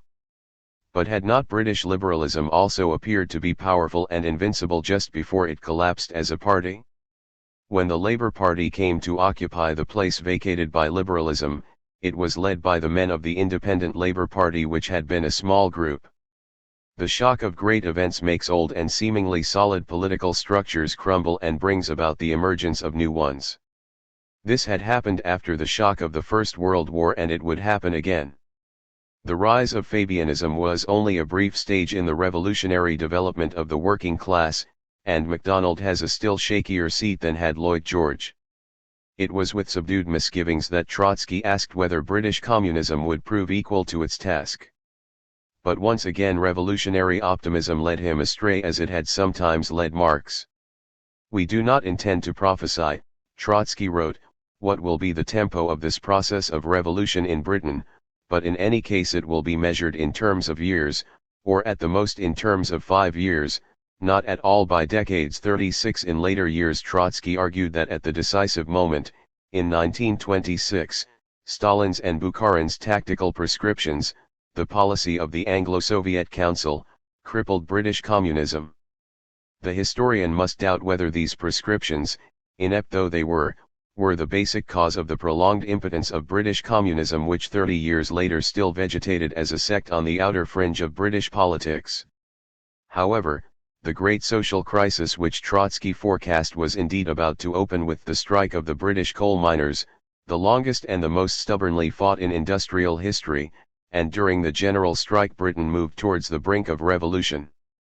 Trotsky's book aroused much controversy in Britain. H. N. Brailsford initiated it in a preface to the English edition. Acknowledging Trotsky's exceptional merits as an analyst and writer and his familiarity with English history and politics, Brailsford wrote that Trotsky nevertheless failed to understand the democratic and nonconformist religious traditions of the British labor movement and the instinct of obedience to the majority graven on the English mind. Ramsay MacDonald 37, George Lansbury 38 and others, dismissed Trotsky's views as a foreigner's misconceptions. Bertrand Russell, on the other hand, held that Trotsky was perfectly familiar with the political peculiarities of the English labor movement, and he also agreed that socialism is incompatible with church and throne. Yet Russell could not see how anyone not an enemy of the British people could incite them to revolution, the sequel of which would be an American blockade or even a war in which Britain would be doomed to defeat. 39 other writers resented the disrespect and derision with which Trotsky turned on MacDonald, although a few years later when MacDonald broke with the Labour Party most of these critics tore the traitor to shreds. Trotsky answered his critics several times. 40 In a reply to Russell he denied any intention of inciting British workers to revolution in the interest of Soviet Russia. In no country, he wrote, should the workers undertake any steps in the interest of the Soviet Union which do not follow from their own interests. But he remained unconvinced by Russell's rationalistic pacifism. Revolutions are as a rule not made arbitrarily. If it were possible to map out the revolutionary road beforehand and in a rationalistic manner, then it would probably also be possible to avoid revolution altogether. Revolution is an expression of the impossibility of reconstructing class society by rationalist methods. Logical arguments, even if Russell turns them into mathematical formulae, are impotent against material interests. The ruling classes will let civilization perish together with mathematics rather than give up their privileges. You cannot get away from these irrational factors.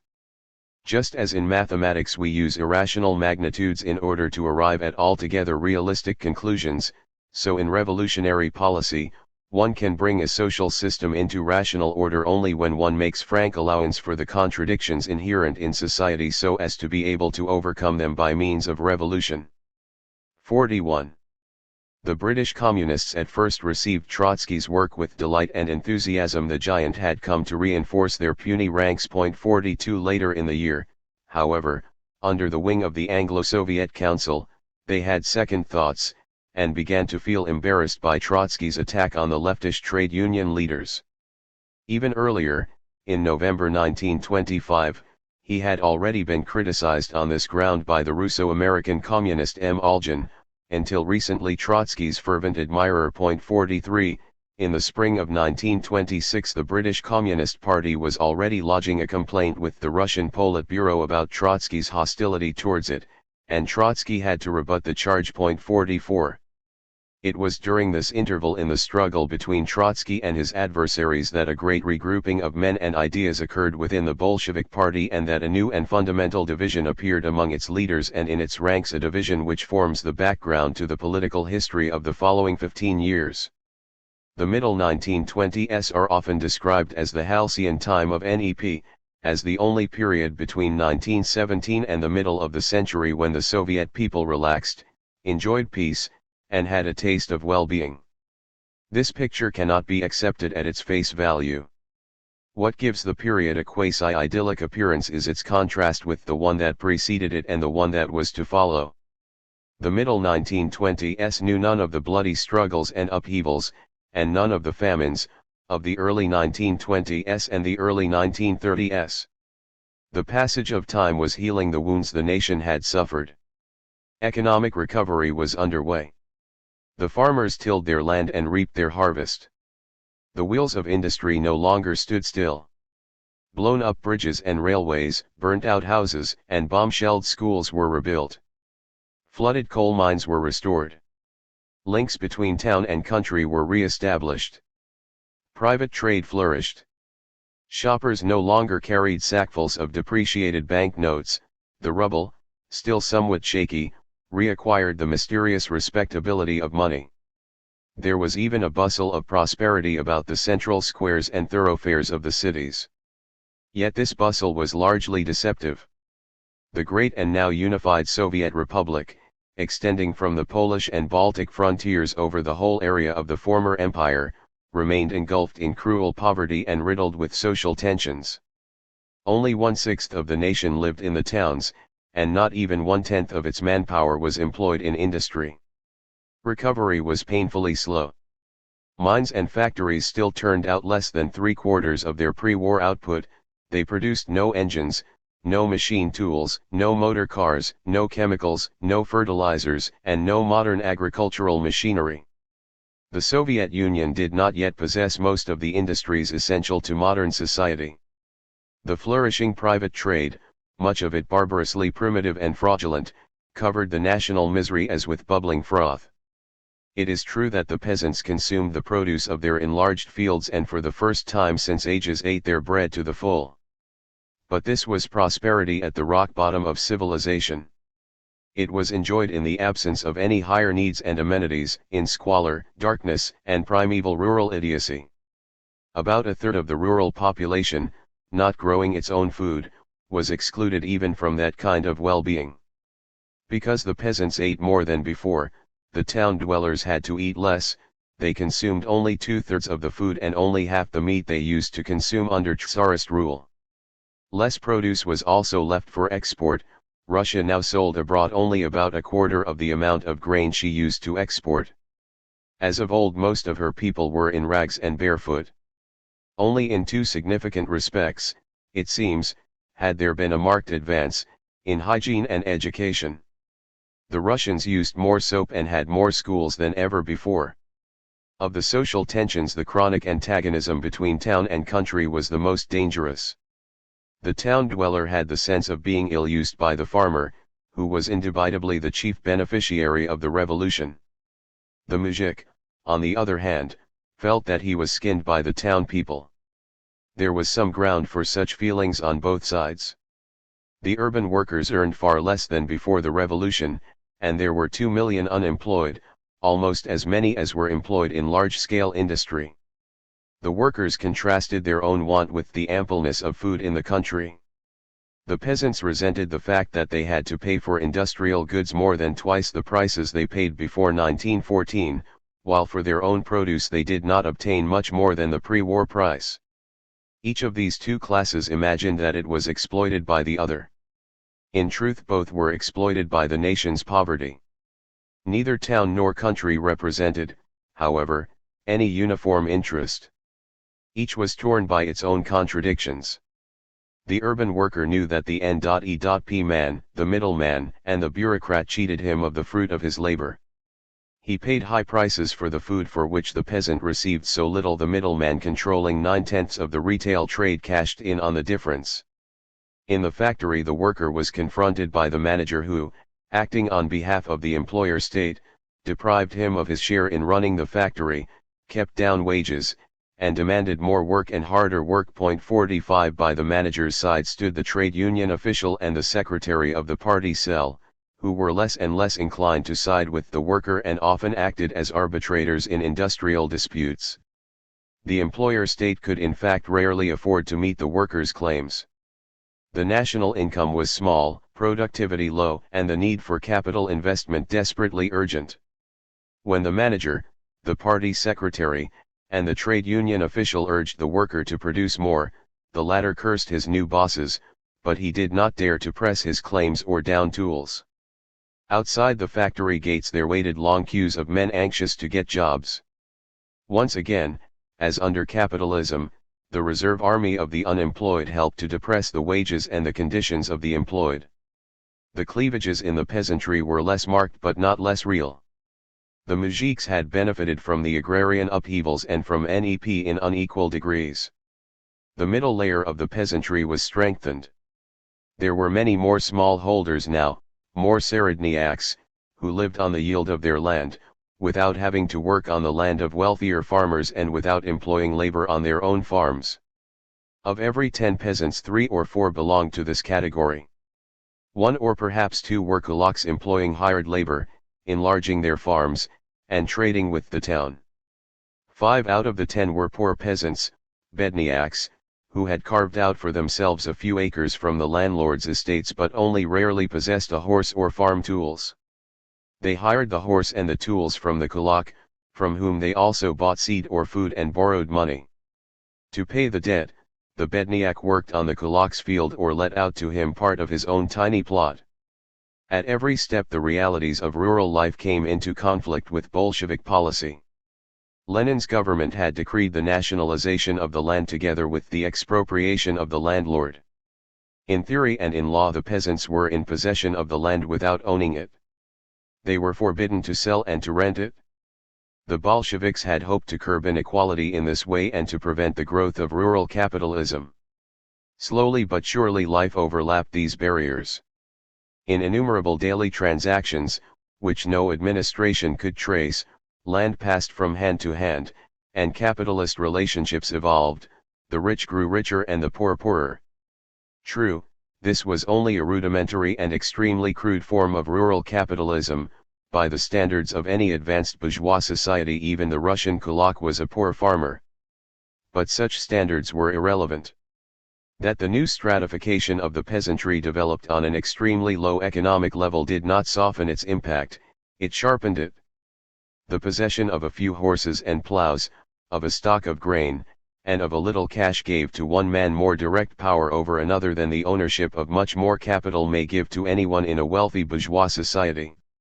10 years after the revolution the wages of the landless farm laborers, who should not be confused with the poor peasants, were nearly 40% or less than the wages the landed gentry had paid them.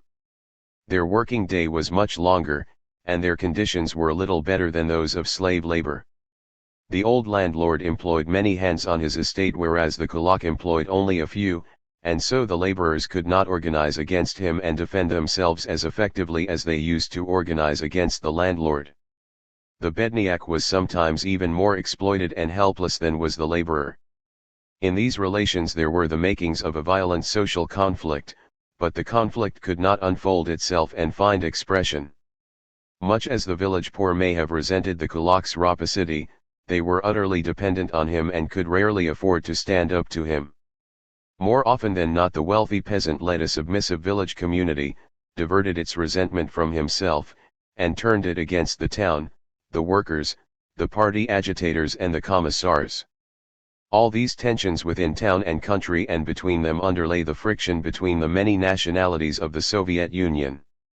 We have seen that friction at work in the transition from war communism to NEP and have heard Lenin castigating the Deutscherr, the vile Russian bureaucrat, as the chief culprit. With the years matters grew worse.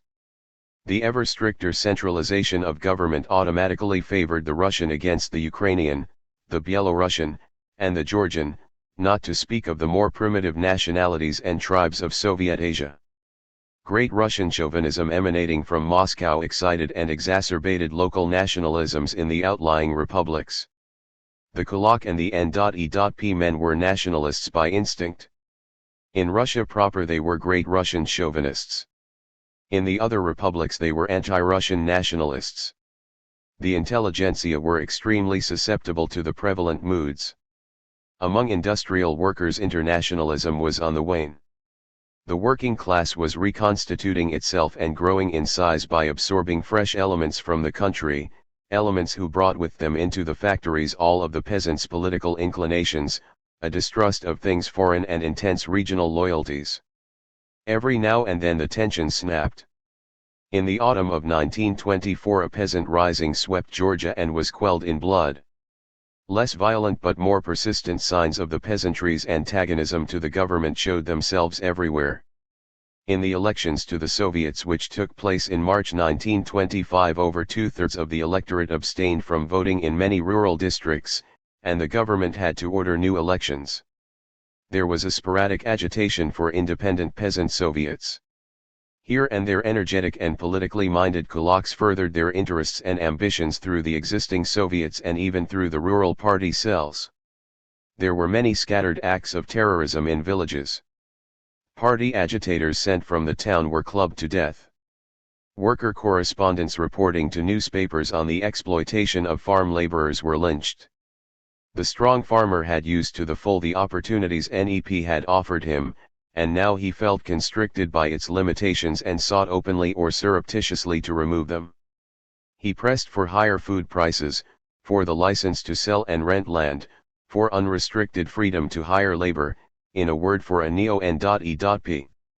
All this foreshadowed a national crisis which might be delayed for a couple of years only to become more dangerous later on. The ruling party had to seek a solution. Yet the party itself was increasingly affected by the cleavages that rent the nation. Three major currents of Bolshevik opinion formed in 1925. The party and its old guard split into a right and a left wing and a center. The division was in many respects new.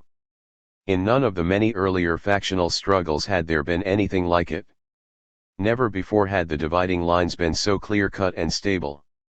Factions and groups had sprung into being and vanished together with the issues which had given rise to their differences.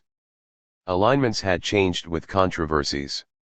Opponents in one dispute joined hands as friends in the next dispute, and vice versa. The factions and groups had not sought to perpetuate themselves and had had no rigid organization or discipline of their own. This state of affairs had begun to change since the Kronstadt Rising, but it was only now that the change became complete and universal. From the Politburo and the Central Committee down to the rank and file the party was torn, although lower down the differences remained unexpressed. Not only were the issues which caused the division largely new and fateful was above all its finality. What was sometimes startling was the manner in which men regrouped themselves and took up new positions. As in any political movement, so among the Bolsheviks some people had always been inclined towards moderation, others had shown a propensity to radicalism, and still others had been habitual trimmers. In the present regroupment many remained true to character. Rykov and Tomsky, for instance, who had always been far from the left communists, quite naturally found their place at the head of the new right. Most of the trimmers, especially the professional managers of the party machine, took up positions in the center. Of the persistent radicals some had already joined the workers' opposition, the Decemists or the Trotskyists, others had still to decide where they stood. But strange and unexpected conversions also occurred. Under the pressure of new circumstances and difficulties and after much heart-searching, some Bolsheviks, among them the most eminent leaders, abandoned accustomed attitudes or postures and assumed new ones which appeared to negate all that they had hitherto stood for. Men burnt the things they had worshipped and worshipped the things they had burnt. In part the new differences resulted from the fact that some of the groups and individuals exercised power while others did not. Many a left communist who had been in office for 7 or 8 years, had wielded great influence, and enjoyed the privileges of power, came to approach public affairs from the ruler's viewpoint, not from that of the ruled. On the other hand, a moderate Bolshevik, who had lived all these years among the masses and shared their experiences, willy-nilly voiced their disillusionment and spoke like an ultra-left. There were also other causes for realignment. Under the single-party system the broader class antagonisms which we have just surveyed could find no legitimate political expression, and so they found an illegitimate and indirect expression within the single party. Wealthy farmers could not send their representatives to Moscow to state claims and demands before any national assembly or to act as pressure groups. Workers could not hope that their nominal deputies would voice their grievances freely and fully. Yet every social class and group exercised its pressure in non-political forms. The wealthy peasants controlled the stocks of grain on which the provisioning of the urban population depended. 6 to 10% of the farmers produced more than half of the marketable grain surpluses. This gave them a potent weapon. By withholding supplies they periodically created acute food shortages in the towns. Or else they refused to buy overpriced industrial goods, and stocks of unsold goods piled up in factory yards and warehouses. Symptoms of overproduction thus appeared in a country which really suffered from underproduction. The workers were sullen and inefficient and sought to quell their despair with vodka. Wild and widespread drunkenness made frightful ravages in popular health and morale. Hard as the party tried to neutralize the conflicting social pressures, and to isolate itself from them, it was not immune. Food shortages and stocks of unsold industrial goods rudely awakened its members to realities. Some Bolsheviks were more sensitive to the workers' demands, others were more susceptible to the pressure from the peasants.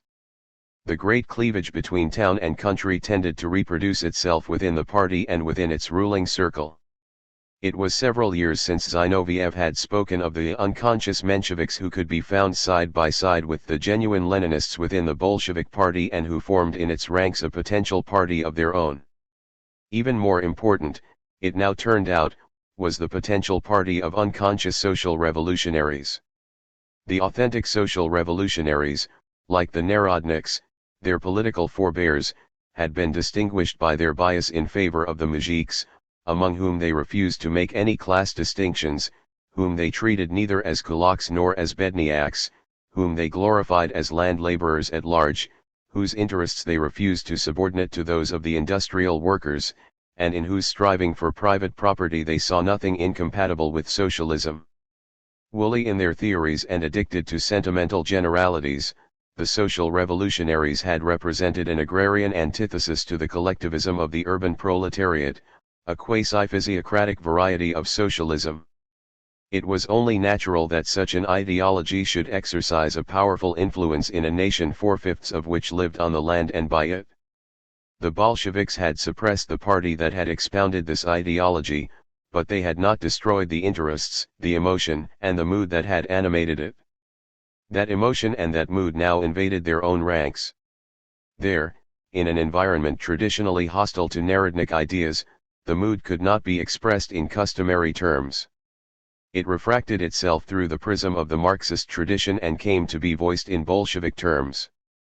This trend had received a strong impulse from the anti-Trotskyist campaign, in the course of which the triumvirs sought to discredit Trotsky as the mujik's enemy.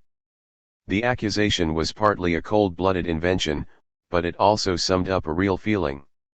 Subsequently the neo-Narodnik trend gained in strength until, during the present pause in the struggle against Trotskyism, it led to the emergence of the new right wing in the party. The man who came forward as the inspirer, theorist, and ideologue of the right was Bukharin. His appearance in this role was something of a puzzle. Ever since the Peace of Brest-Litovsk he had been the chief spokesman of left communism, rigidly committed to a strictly proletarian viewpoint. He had denounced aggressively Lenin's opportunism, opposed Trotsky's army discipline, and defended the non-Russian nationalities against Stalin. Then, early in 1923, he had sympathized with Trotsky's radical ideas.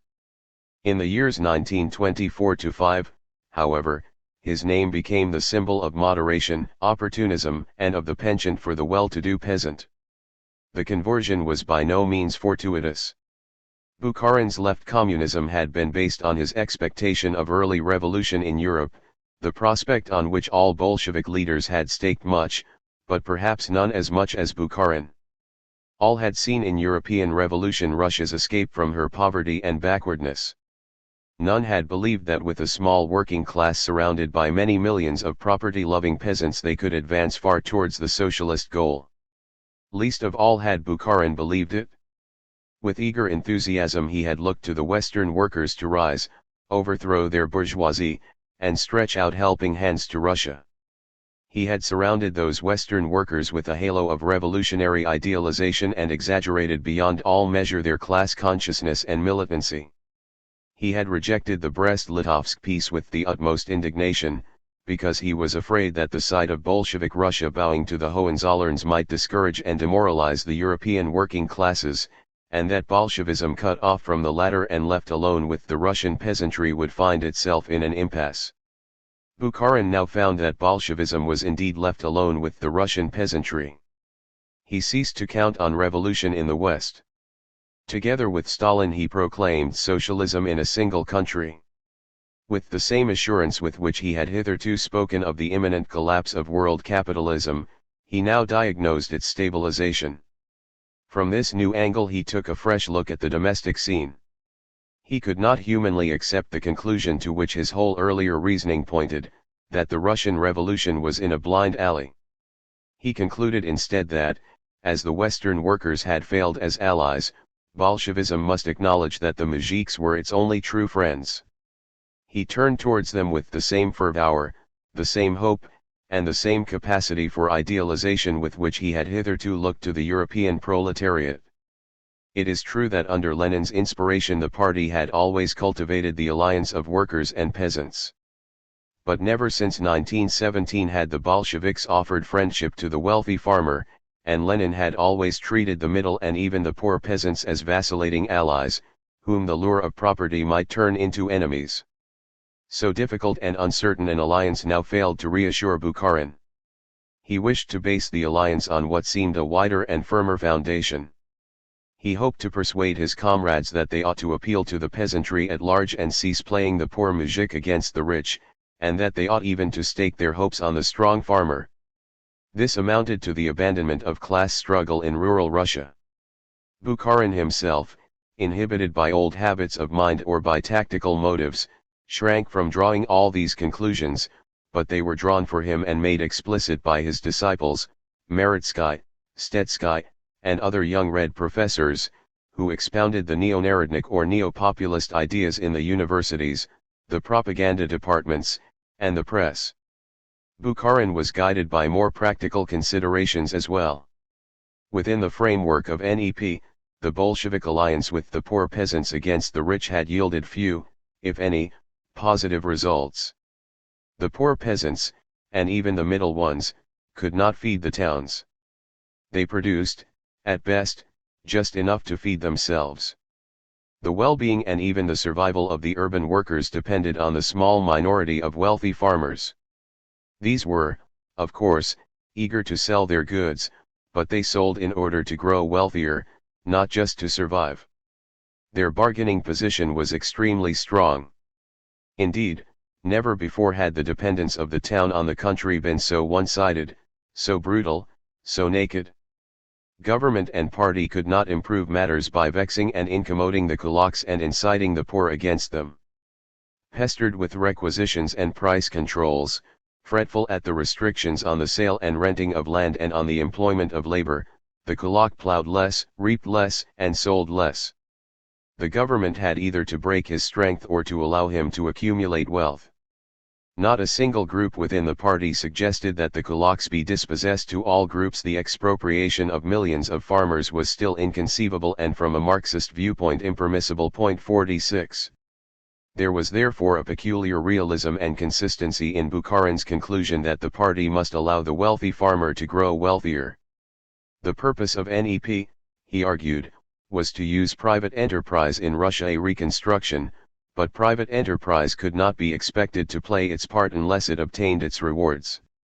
The overriding interest of socialism lay in increasing national wealth, and that interest would not be harmed if groups and individuals grew wealthier together with the nation. On the contrary, by filling their own coffers they would enrich society as a whole.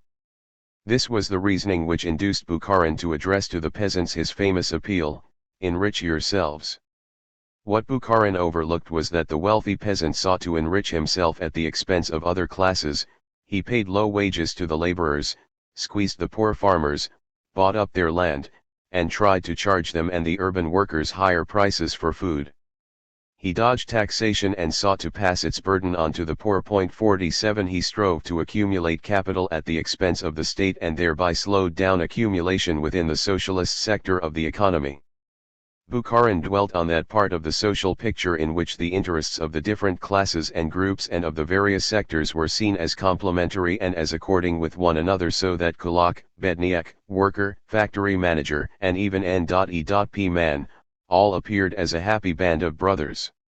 This aspect of the picture was real enough, but it formed one part of it only. He overlooked the other part, where all was discord and conflict and where the band of brothers turned into a pack of enemies seeking to cut one another's throats.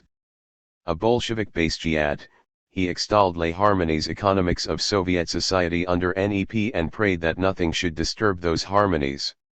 He prayed from the heart because he had a strong premonition of the furies that would descend upon the land with the liquidation of the kulaks as a class. The first major controversy in which Bukharin developed his ideas was one where Preobrazhensky, the Trotskyist, was his opponent. Trotskyism, with its purely Marxist emphasis on class conflict and class antagonism and on the primacy of the socialist interest vis-a-vis the private, was the obvious antithesis to the neo-populist attitude, and within their respective groups the two co-authors of the ABC of Communism represented the opposed poles of Bolshevik thought. The controversy developed before the end of the year 1924, when Preobrazhensky published fragments of his New Economics. Preobrazhensky based his whole argument on the imperative need for rapid industrialization on that hung the whole future of Russia's socialist regime. Because of its backwardness, the USSR could industrialize only by means of primitive socialist accumulation. Contrary to Bukharin's assumptions, this was by definition antagonistic to private accumulation. Internationally, the contest between capitalism and socialism would be decided by the relative wealth, efficiency, and cultural strength of the two systems. Russia had entered the contest with an antiquated, essentially pre-industrial structure. She could not afford any free competition with Western monopoly capitalism. She had to adopt a socialist monopolism and stick to it until her productive forces had reached the level already attained by the strongest capitalist nation, the United States. 48. Preobrazhensky argued that even if Russia had not stood alone and if the whole of Europe had overthrown capitalist rule, the whole of Europe would still have to engage, albeit far less forcibly and for a shorter time, in primitive socialist accumulation, because its productive resources would be inferior to those of American capitalism. What is the essence, he asked, of primitive socialist accumulation? In an underdeveloped country, socialist industry by itself cannot produce the sinews of rapid industrialization. Its profits or surpluses can make up only a part, and a small one at that, of the required accumulation fund. The rest must be obtained from what would otherwise have gone into the wages fund and from the profits and incomes earned in the private sector of the economy. To put it in Keynesian terms, the savings of the nationalized industry are far too small in relation to investment needs, and so private savings must provide the nationalized industry with the major portion of its investment capital. The needs of accumulation in the socialist sector set therefore rather narrow limits to private accumulation, and the government must impose the limits. The workers' state is compelled in a sense to exploit the peasantry during this period of transition. It cannot pander to consumer interests, it must press on with the development of heavy industry in the first instance. The resulting relative shortage of consumer goods implies different levels of consumption for various social groups, material privileges for administrators, technicians, scientists, skilled workers, and others.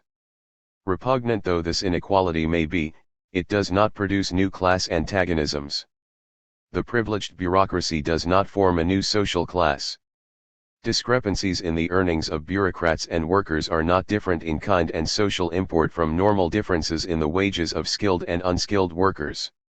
They amount to inequality within one and the same class, not to an antagonism between hostile classes. Such inequality must and can disappear only with the growth of social wealth and universal education, which should blur and eventually abolish the distinction between skilled and unskilled labor, and between manual work and brain work. In the meantime we should take the productionist and not the consumptionist point of view. We do not live yet in a socialist society with its production for the consumer. We are only in the period of primitive socialist accumulation. We live under the iron heel of the law of that accumulation. 49. In this transition era the workers' state has already forfeited advantages peculiar to capitalism but does not yet benefit from the advantages of socialism. This is the most critical era in the life of the socialist state. It is a matter of life and death that we should rush through this transition as quickly as possible and reach the point at which the socialist system works out all its advantages. 50. Preobrazhensky did not suggest that during the transition industrial wages and peasant incomes should actually be depressed, as they were in the Stalin era. What he meant and said was that as a result of intensive accumulation the national income would grow rapidly and that with it should rise the earnings of workers and peasants, but these would rise less rapidly so that a high proportion of the national income could be earmarked for investment. He maintained that the law of accumulation asserted itself as an objective force, comparable in some respects to the laws of capitalism which determined the economic behavior of men regardless of whether they were aware or unaware of those laws and regardless also of their own ideas and intentions. The law of primitive socialist accumulation would eventually compel the managers of the nationalized industry, i.e. the party leaders, to embark upon intensive industrialization, no matter how reluctant they were to do so. For the time being many of them received with apprehension and even aversion the proposition that the state-owned industry must, in order to expand, absorb resources from the private sector, and gradually socialize it and transform many millions of scattered, tiny, and unproductive farmsteads into large-scale and mechanized producers' cooperatives. However, the subjective views of those responsible for the conduct of economic affairs need not be of decisive importance. The present structure of our state-owned economy often proves itself to be more progressive than our entire system of economic leadership. 51 The new bureaucracy might resist the logic of the transition epoch, but it would have to act on it. Preobrazhensky still assumed that revolution would spread to Western Europe in not too remote a future. Even so, the problem of primitive accumulation would stand in the center of our attention for 2 decades, at the very least. 52 It has stood there for nearly 4 decades, and it still does so. Trotsky did not share Preobrazhensky's views fully, although the basic idea was common to them both.